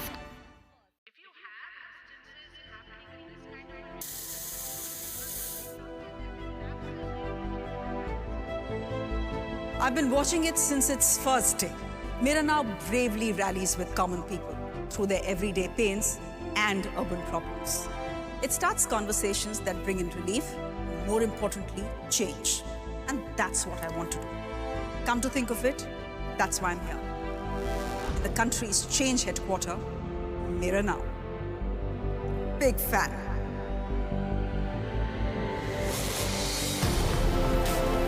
Hi, I'm Shreya Dhondial on The Urban Debate. Let's demand some answers, shall we?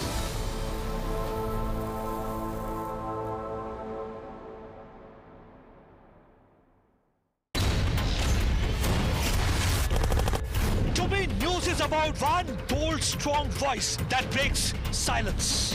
बोलो आपकी जान की रक्षा करते आप उनको मरवाने के लिए लेके आते हो We go extra mile to give voice to stories that otherwise go untold. This tunnel is being constructed with the...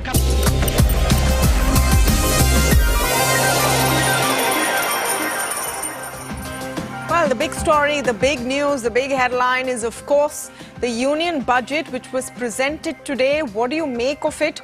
Did it really live up to expectations? In our lineup of all the possible experts and big voices, I'm joined now by Rajiv Chandrasekhar, his Union Minister of State for Entrepreneurship, Skill Development, Electronics and Technology. Mr. Chandrasekhar, thank you so much for speaking with us here at Mirror Now. The biggest talk of the town after the budget is definitely the new tax regime. Now, this was first introduced in 2020. It wasn't very popular because people didn't want to give up their exemptions. There has been a slew of announcements on the new tax regime, including reduction of slabs and reducing of rates. Do you think this will be the game changer which will make the new tax regime more acceptable? Oh, look, I think the Honorable Finance Minister said very clearly that the new tax regime is going to be the default tax regime for all taxpayers of this country.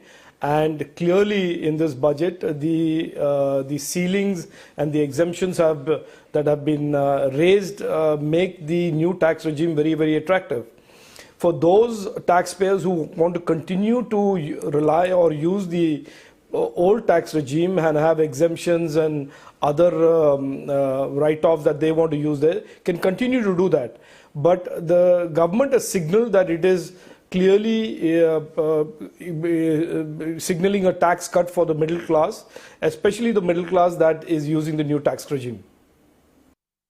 All right, now the opposition says that there's nothing for farmers in this budget. There's no talk on inflation, nothing for jobs. What is your response to all of this? Right now, it seems like, and this is what the opposition says, that the government has forgotten about those who are suffering in this country. No, I don't want to respond to that. It is utter nonsense. They know it. And this is the same old swill that they pull out after every budget. They live in this make-believe world that only the budgets that they came up with and wrecked the economy for several years are budgets worth celebrating. And we obviously, the country and most of the voters in this country beg to differ, and that is why they've given the mandate to our Prime Minister and to our Finance Minister repeatedly. This is a budget that is a very, very significant budget. It signals that it is the first budget of the Amrit Kal. It is a 45 lakh crore budget. It is an unprecedented budget in so many ways. 13.3 lakh crores, unprecedented amount of capex and infrastructure spending in a budget that has slowly and steadily built up this capacity, not just to spend on infrastructure, but to deliver and execute from 3.5 lakh crores to 5 lakh crores to 7.5 lakh crores to 13.5 lakh crores. There are many big developments and progress and capabilities that India has built up in the last 9 years. And if some people choose not to see it or put their head in the sand and want to behave like ostriches, more power to them. But we are where we are today, the fastest growing economy in the world. And even as the world today and many large economies of the world struggle with the consequences and the fallouts of the COVID pandemic and the European war, here is a nation that is becoming one of the biggest spenders on infrastructure in the world. And if you leave the infrastructure story to the side and look at what are the other things this budget does for the youth, in skilling, to make this the youth of India future ready for all the opportunities that is coming up, digitalization that is creating more and more trust between citizen and government, the increased credit to the agriculture sector, the increased credit to the MSME sector. So, if somebody still wants to ignore all of this and cling on to some memories of a nostalgic past where they used to have these budgets and they used to wreck economies, I have nothing to say, Tamanna, excepting to say the country has moved on, and and frankly, their views, if they are not constructive, don't count that much.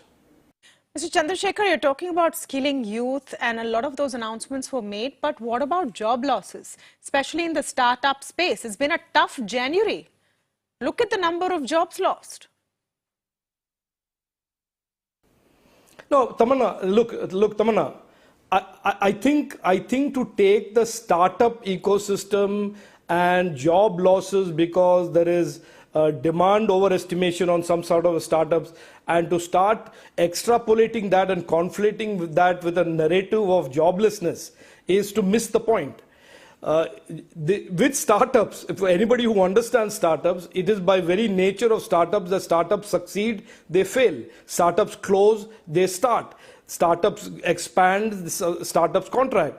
To conflate that characteristic of startup ecosystem with the broader issue of jobs, investments in a country that is seeing unprecedented FDI, it is becoming the second largest exporter of mobile phones when it never exported mobile phones in 2014, is actually missing the woods for the trees. India today with great respect to all of those who are trying to use the argument of job loss in startups as some sort of a basis for deciding where jobs are in this country, is a country that is creating, in the tech sector alone in the last year, has created over 14 to 16 lakh new jobs in the electronics, in the tech sector alone.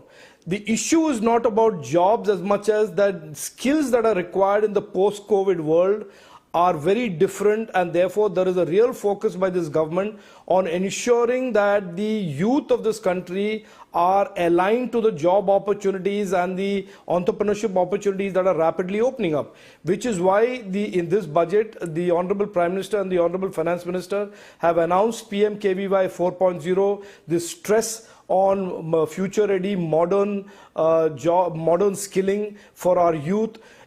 This is why the Finance Minister has announced 160 new nursing colleges, because there is a huge expansion of opportunities for nurses, not just in India, but around the world's healthcare systems. So the issue is not about jobs or opportunities.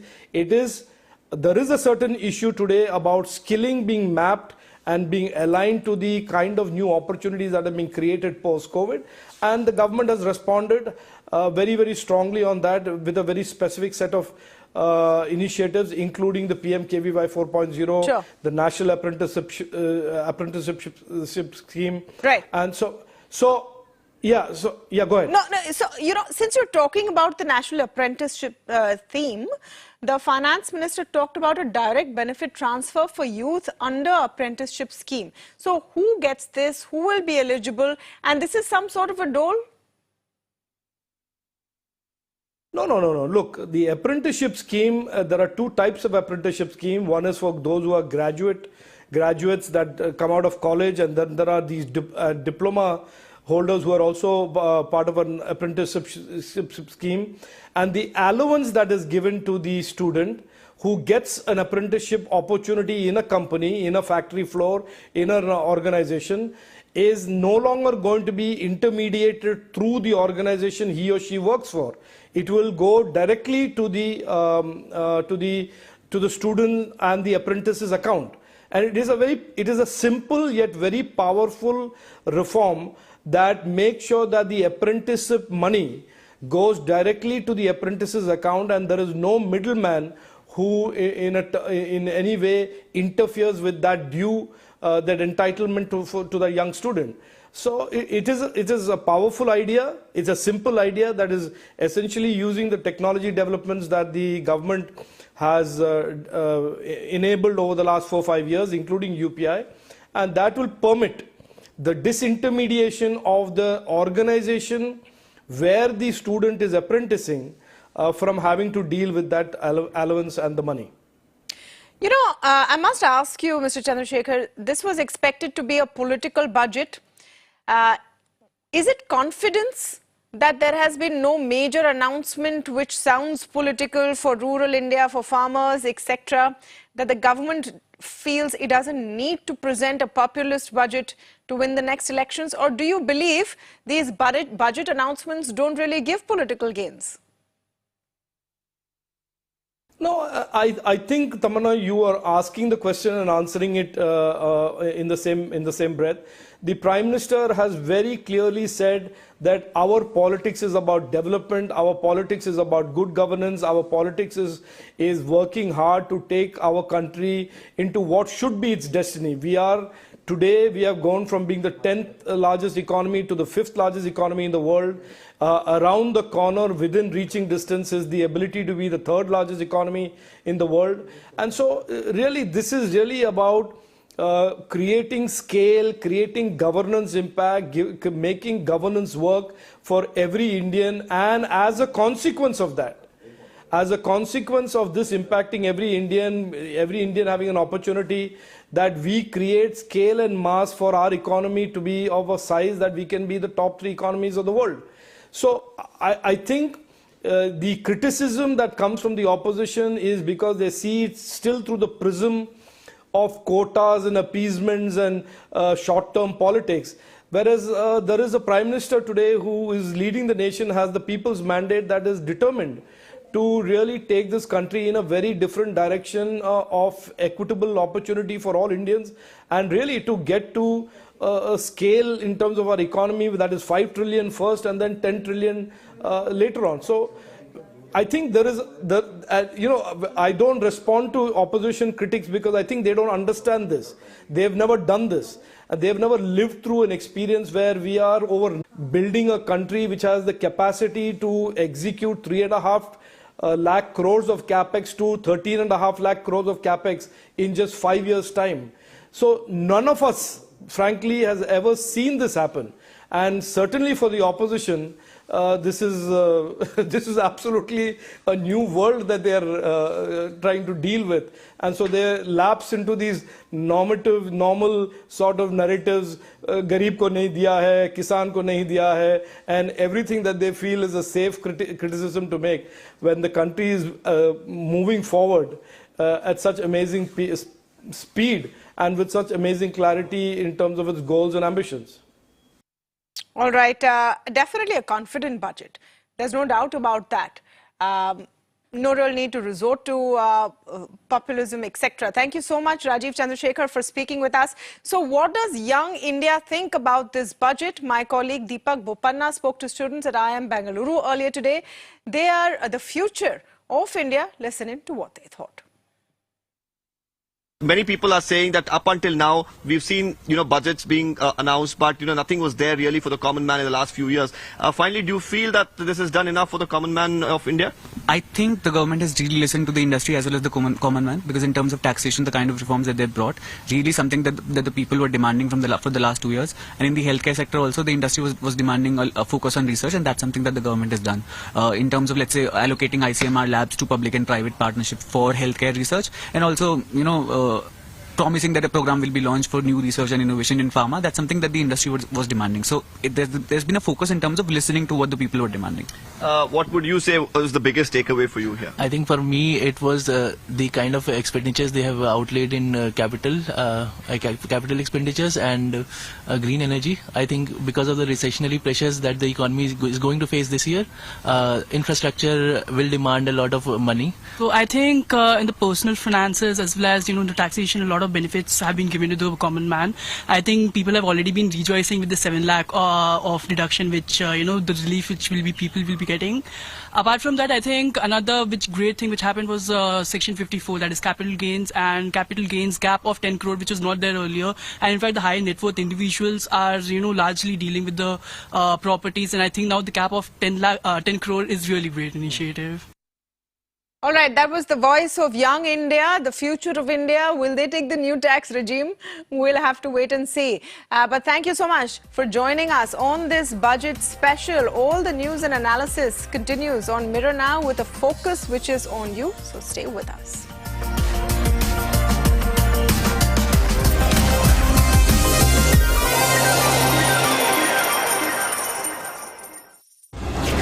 In association with Avenue. Every day we wake up to new possibilities, but riddled with old issues.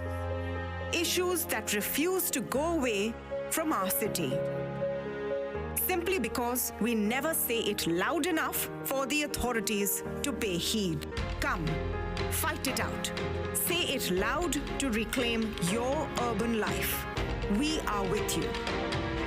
Mirror Now. You first. Your issues are my stories, and that is news to me. Resident doctors out on the street.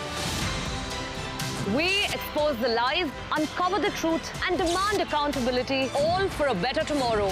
With a transformer blast, arrests have been made. On Mirror Now, we take the road less traveled, fight all odds, risk everything, only to highlight your plight. I am Neha Hebale, reporting for Mirror Now. You first.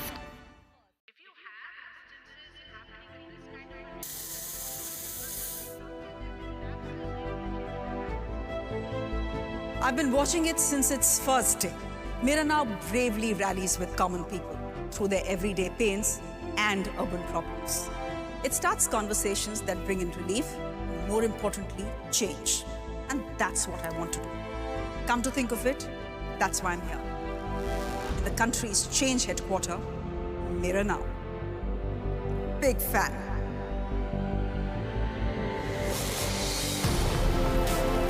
Hi, I'm Shreya Dhondial on the Urban Debate. Let's demand some answers, shall we?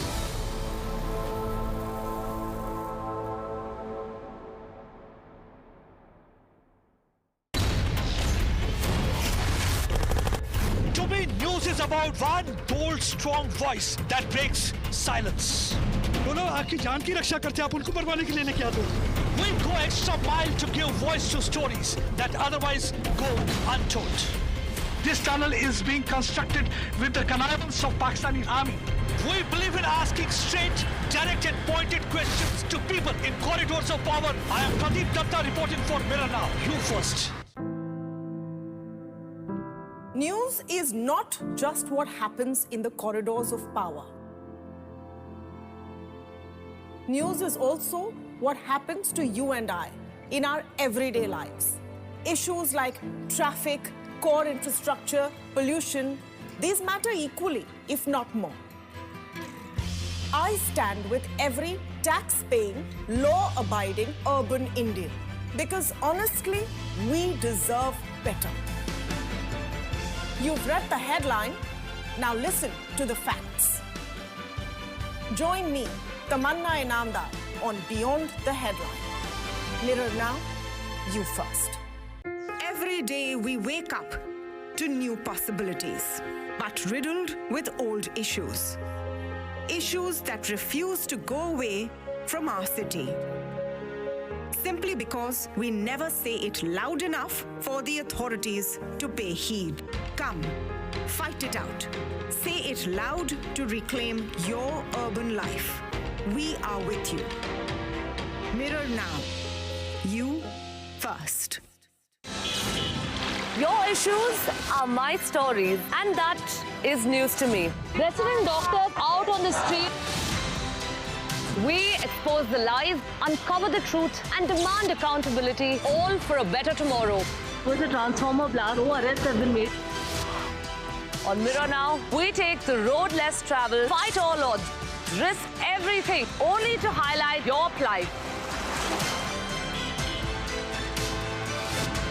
I am Neha Hebale, reporting for Mirror Now. You first.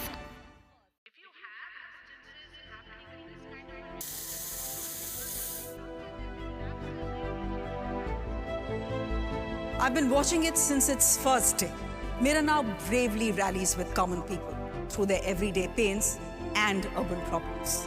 It starts conversations that bring in relief, more importantly, change. And that's what I want to do.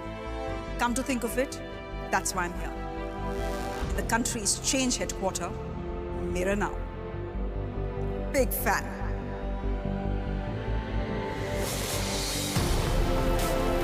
Hi, I'm Shreya Dhondial on the Urban Debate. Let's demand some answers, shall we?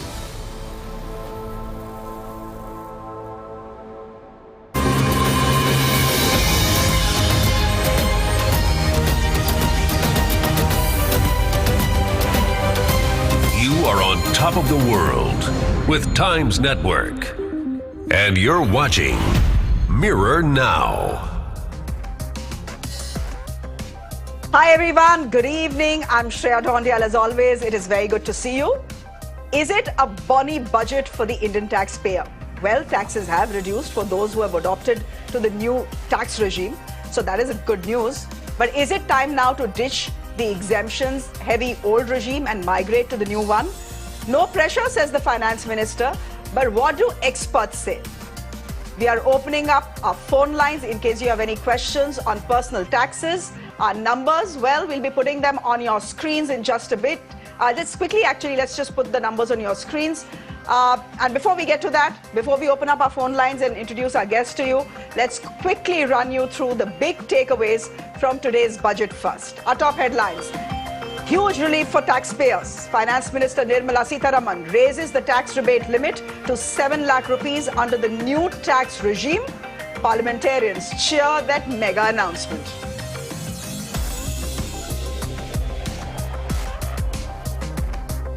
5 tax slabs in the new tax regime.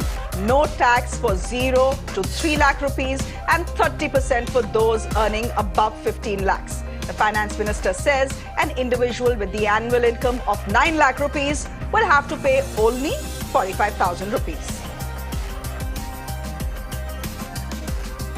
Cigarettes, gold, silver, all becoming costlier. TV and mobile phone parts will become cheaper. Gold prices soar as the finance minister announces a hike in custom duty on articles made from gold and silver bars. Jewelers say an increase in jewelry prices ahead of the wedding season is a big worry. Budget 2023 announces a special savings scheme for women for 2 years. The scheme will attract 7% returns. The Senior Citizens Savings Scheme investment limit has been doubled to 30 lakh rupees. A maximum deposit limit for monthly income account scheme has doubled to 9 lakh rupees for a single account and 15 lakh rupees for a joint account.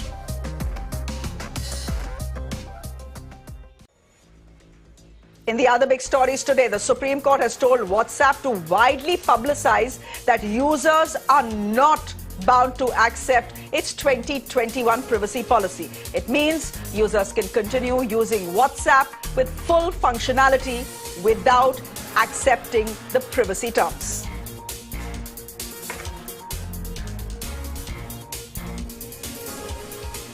And Kerala journalist Siddique Kappan is likely to walk out of jail soon. A Lucknow court has signed an order to release him immediately.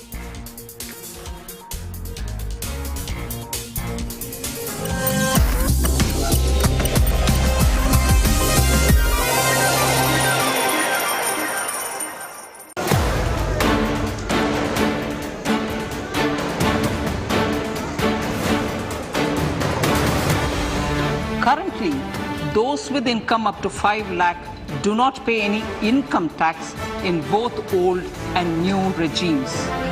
I propose to increase the rebate limit to 7 lakh. I propose to increase the rebate limit to 7 lakh in the new tax regime. Thus, persons in the new tax regime with income up to 7 lakhs will not have to pay any tax at all. The second proposal relates to middle-class individuals. I had introduced in the year 2020 the new personal income tax regime. 0 to 3 lakh, nil. 3 to 6 lakhs, 5%. 6 to 9 lakhs, 10%. 9 to 12 lakh, 15%. 12 to 15 lakhs, 20%. And above